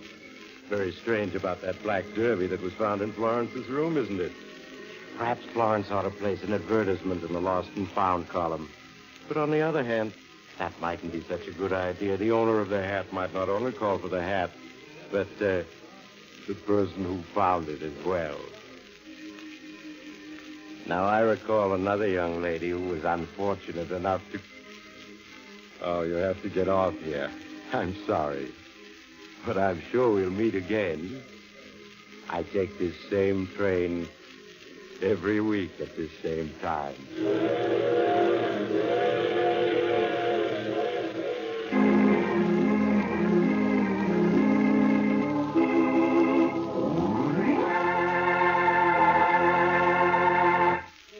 You have just heard The Mysterious Traveler, a series of dramas of the strange and terrifying. All names of characters in tonight's story were fictional, and any resemblance to the names of actual persons was purely coincidental. In tonight's cast were Maurice Tarplin, Grace Matthews, Ted Osborne, John Larkin, and Helen Titus. Original music was played by Paul Taubman. The Mysterious Traveler is written, produced, and directed by Bob Arthur and David Kogan.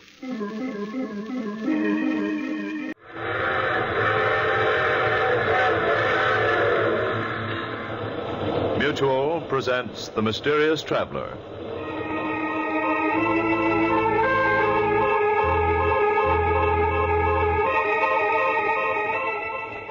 This is The Mysterious Traveler, inviting you to join me on another journey into the realm of the strange and the terrifying.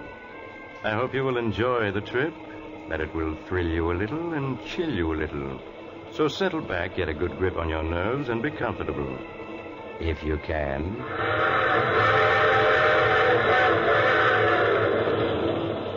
It's the end of July, and rather warm, isn't it? There's probably an insect or two buzzing around in your living room right this moment, or banging against your screen trying to get in. Before we go any further, you better get rid of it.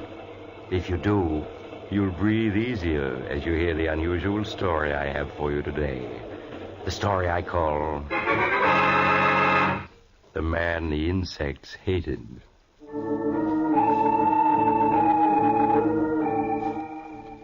My story begins in a homemade laboratory in a crumbling mansion on the edge of a bayou, deep in the heart of the Louisiana swamps.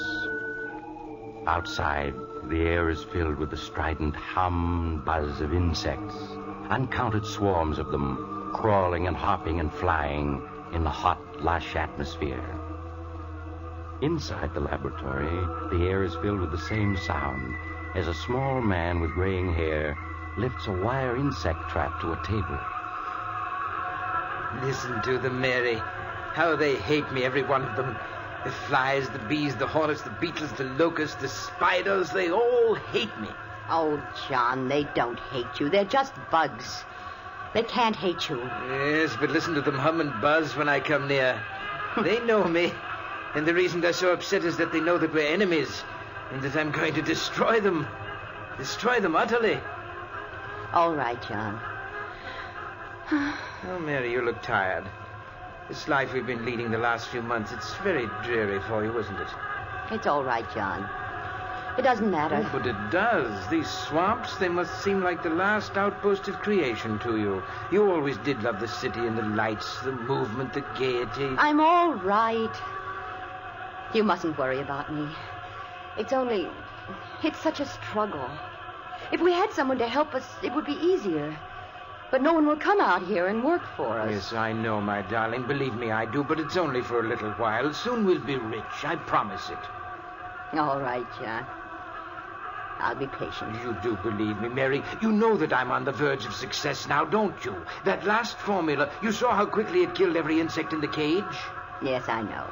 It was wonderful, John. Yes, and you know yourself what it'll mean to the world. The perfect insect killer, something much better than DDT. Why, it will be tremendous. It will make the worst jungle livable. It'll cut down disease and increase the crops and... There's someone at the door. Yes. It's very odd. I wonder who it could be. I'll see. Perhaps it's Dr. Guernsey or Mr. Conway, the druggist. They promised to call. Good morning. Is Professor Hanson in? Why, yes, he is. Come in quickly. There's so many flies. Yeah. Seems like the air is full of bugs outside. Never saw so many in my life. What is it, Mary? It's someone to see you, John. I don't know who. Andrews, the name, Professor. Martin Andrews. Say, you really are out in the wilds here, aren't you? Thought I'd never find you. Yes, we are rather isolated, but... You're wondering who I am and what I want here. The truth is, I was in Conway's drugstore back in town, and he told me you might be able to use a handyman. Oh, a handyman? Yes, we can use a handyman. How much do you want? Oh, not very much. I guess $25 a week would do me. We can manage that, I think. But on second thought, I don't know. I'm not crazy about these swamps with all these bugs around and... Oh, please try it anyway, Mr. Andrews. My husband is engaged on some very important research, and he needs help badly. Oh. Well, when you put it like that, Mrs. Hanson... Then you will stay. Yeah, I'll stay. What have I got to lose? Maybe I'll like it better than I thought at first. Excellent, Mr. Andrews, excellent. Oh, just call me Martin, Professor. Yes, Martin, yes. Now, there are a lot of details that you can help me with. Now, take this watch, and... Lunch will be ready in a minute. Oh, yes, my dear, yes. Take this watch, Martin, and you see this wire trap full of insects? Yeah. There must be thousands of bugs in there. There are. You see, I'm working to discover the perfect insect exterminator. Oh, yeah, I see. Yes, and in this spray gun, I have my latest solution, Formula 312. And I'm going to spray it just once at this trap full of insects, and you are to time how long it takes them all to die. You're gonna kill all those bugs with just one squirt from that sprayer? I hope so. And they know it, too. Listen to them hum. How they hate me. They know I'm going to kill them, and they wish they could get free to kill me. Huh? Oh, yes, they know me. Insects hate me. All insects, just as I hate them. They'd kill me if they could, but instead I'm going to kill them. Have you got your eye on the watch? What? Oh, yeah, sure. Then start timing. Now, watch and listen. Say, that stuff really mows them down, Professor. Yes, they're dying now. A few of them are still trying to crawl around, but there they go. Now, how long did it take? 29 seconds. It's good, but not quite good enough. But I'm sure I'm on the right track. Lunch is ready, John. Oh, yes, my dear, yes, we're coming. Well, Martin, do you think you're going to like working here, helping me develop my new insect killer? Yes, sir, Professor. I've got an idea it's going to be a lot more interesting here than I ever imagined.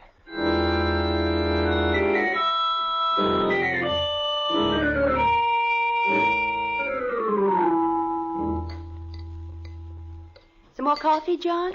Thank you, my dear. No, I want to go back to the lab to try a new formula. And while I'm mixing it, why don't you show Martin around the place? Why, That's a swell idea, Professor. I'd like to get wise to just what you're doing here.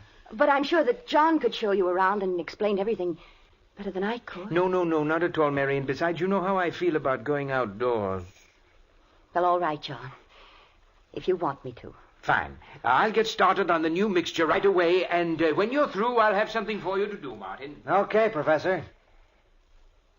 Well, Mrs. Hanson, I'll be obliged to you if you'll give me the lowdown on everything. Well, all right, Martin. There are things that you really should know.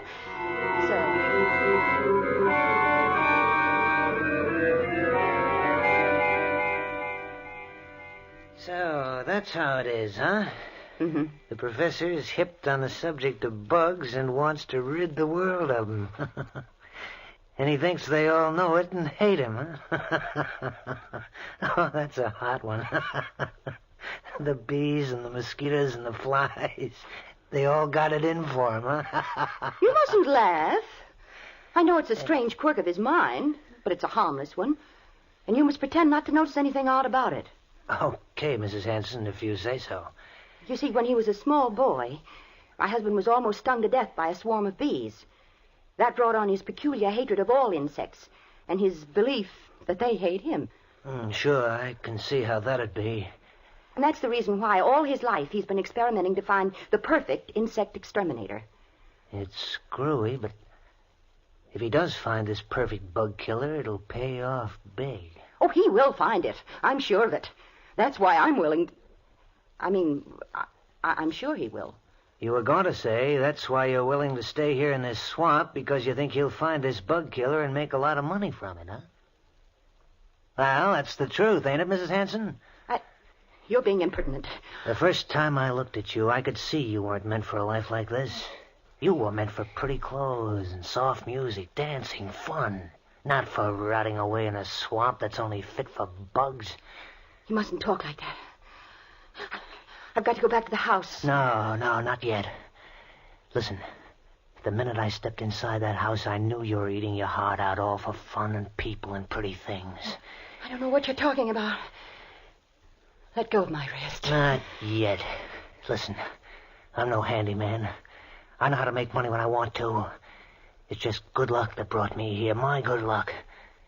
There's meant to be something between us.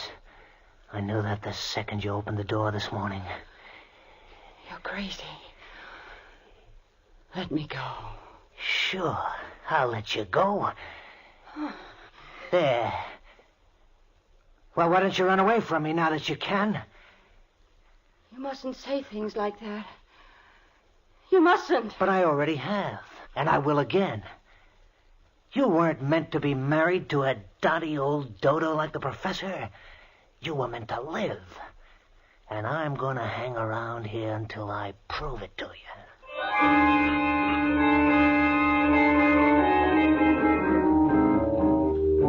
And so Martin Andrews joined the strange household in the swamps, the household where Professor Hanson plotted death for the insect world. Mary suggested to him that it had been a mistake to hire Martin so hastily without investigating his background. But her husband pooh-poohed her arguments, and she was silent, knowing she could not explain that she was both frightened and fascinated by a man whom she'd seen for the first time that day. So Martin stayed, and in the days that followed, Professor Hanson found him invaluable. With his help, the work went much more quickly. And daily, as the work progressed, the number of insects swarming about the house increased, buzzing and humming ominously as though news of the professor's success was spreading throughout the whole swamp.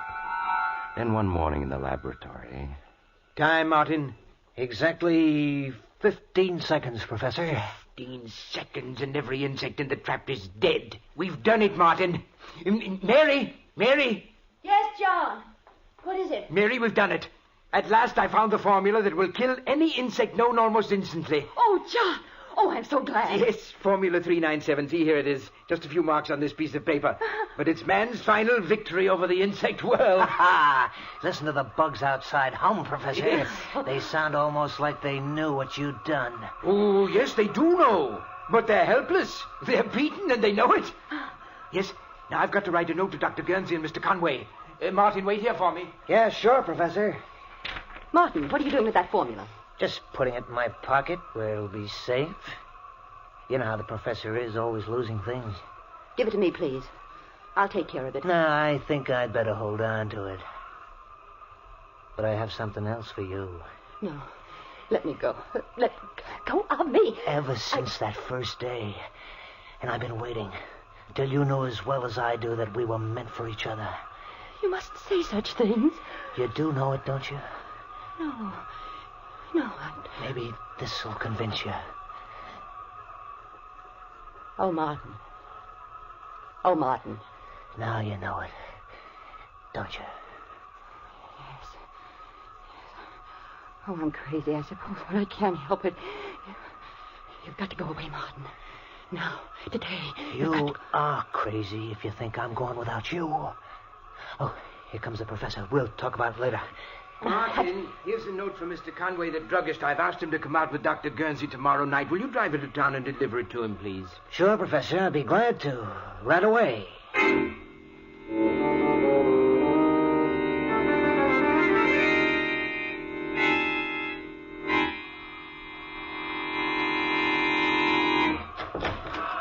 Come in, Martin, quickly. Yeah.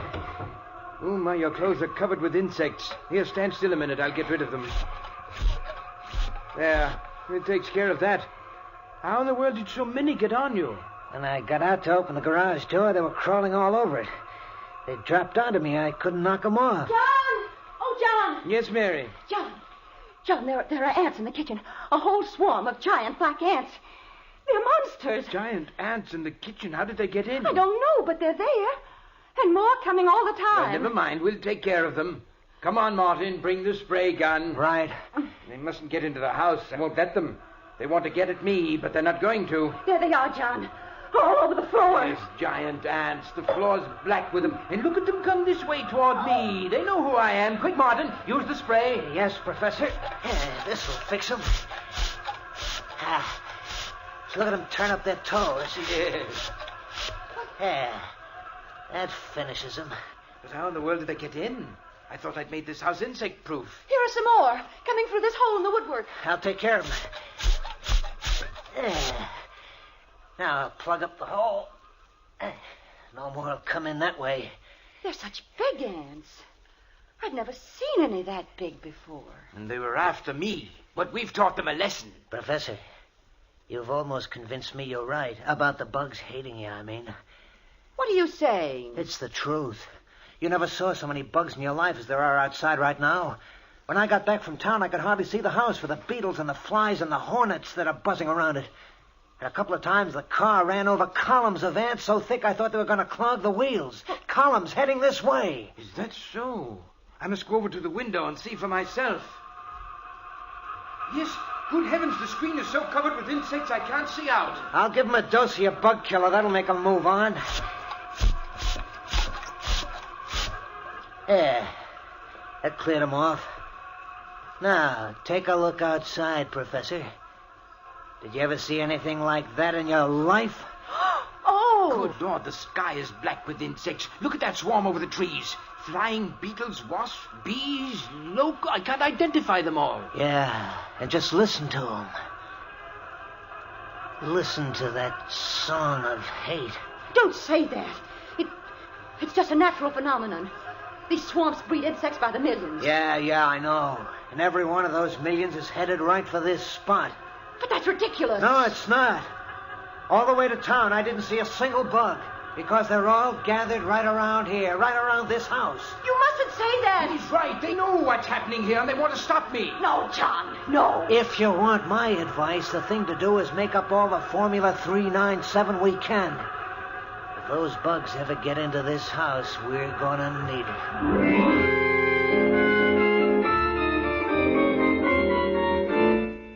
As the day wore on, the clouds of insects surrounding the old mansion in the swamps grew steadily bigger. At times, the house was almost hidden by the black swarms of tiny creatures flying and crawling over it, as if they really were trying to force their way inside.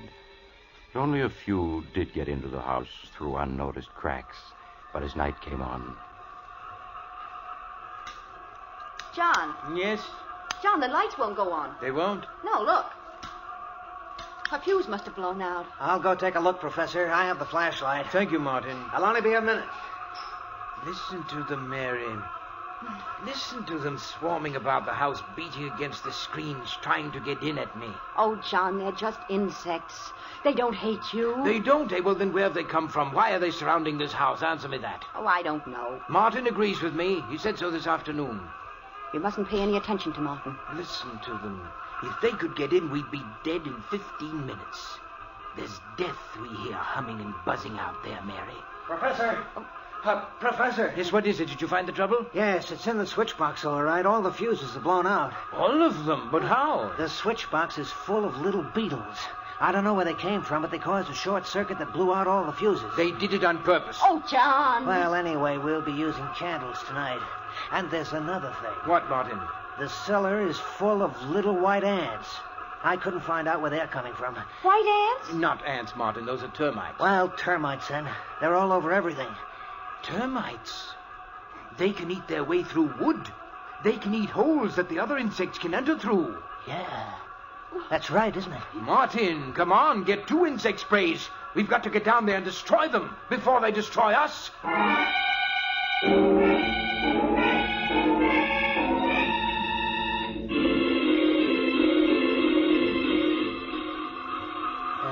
Listen to them. There must be billions of bugs out there. Crickets, bees, flies, hornets, wasps, ants, every kind of insect there is. It's a good thing you put tight screens on this house. John! What is it, Mary? I thought I felt the house shake then. Ah, don't let your imagination get you. I didn't feel anything. No. You must keep control of your nerves. I suppose I imagined it then. Oh, John, it's almost midnight. Are they ever going to go away? Maybe not. If the professor's right and they're after him, they'll just hang around until we starve to death. Or until they get in and finish us off. Oh, Martin, stop it. Martin is right. We've used up all the Formula 397, and if they ever do get into the house, we're doomed. I was just thinking that myself. We have got to get help. Go out of the house? Yes. Oh, no, John. Not all of us. But maybe if I were to take the car and make a dash for town, they might follow me. John, that's madness. In the sedan with all the windows shut, they couldn't get at me, and in town I could get help. Yeah, you could. I could make up more Formula 397 at Conway's drugstore, and he and Dr. Guernsey can come back with me. And if we used a big pumper spray, we could destroy every insect that's outside. No, you mustn't try it. It sounds like a good idea to me. I'd go, only I couldn't mix the formula. No, John, you mustn't go out. Yes, I'm going to do it. If those ants ever get at the car, they'd cut the tires to shreds, and then we would be at their mercy. I've got to go for help while I can. Then let's all go. We can all get in the car. It'd be safer to stay here. This house will hold them off for a good while yet. I think the professor's scheme is the best. All right, Martin. Now, I'll get ready. And then you come downstairs and help me with the garage doors. And you're going to have to open and shut them awfully fast when I take the car out.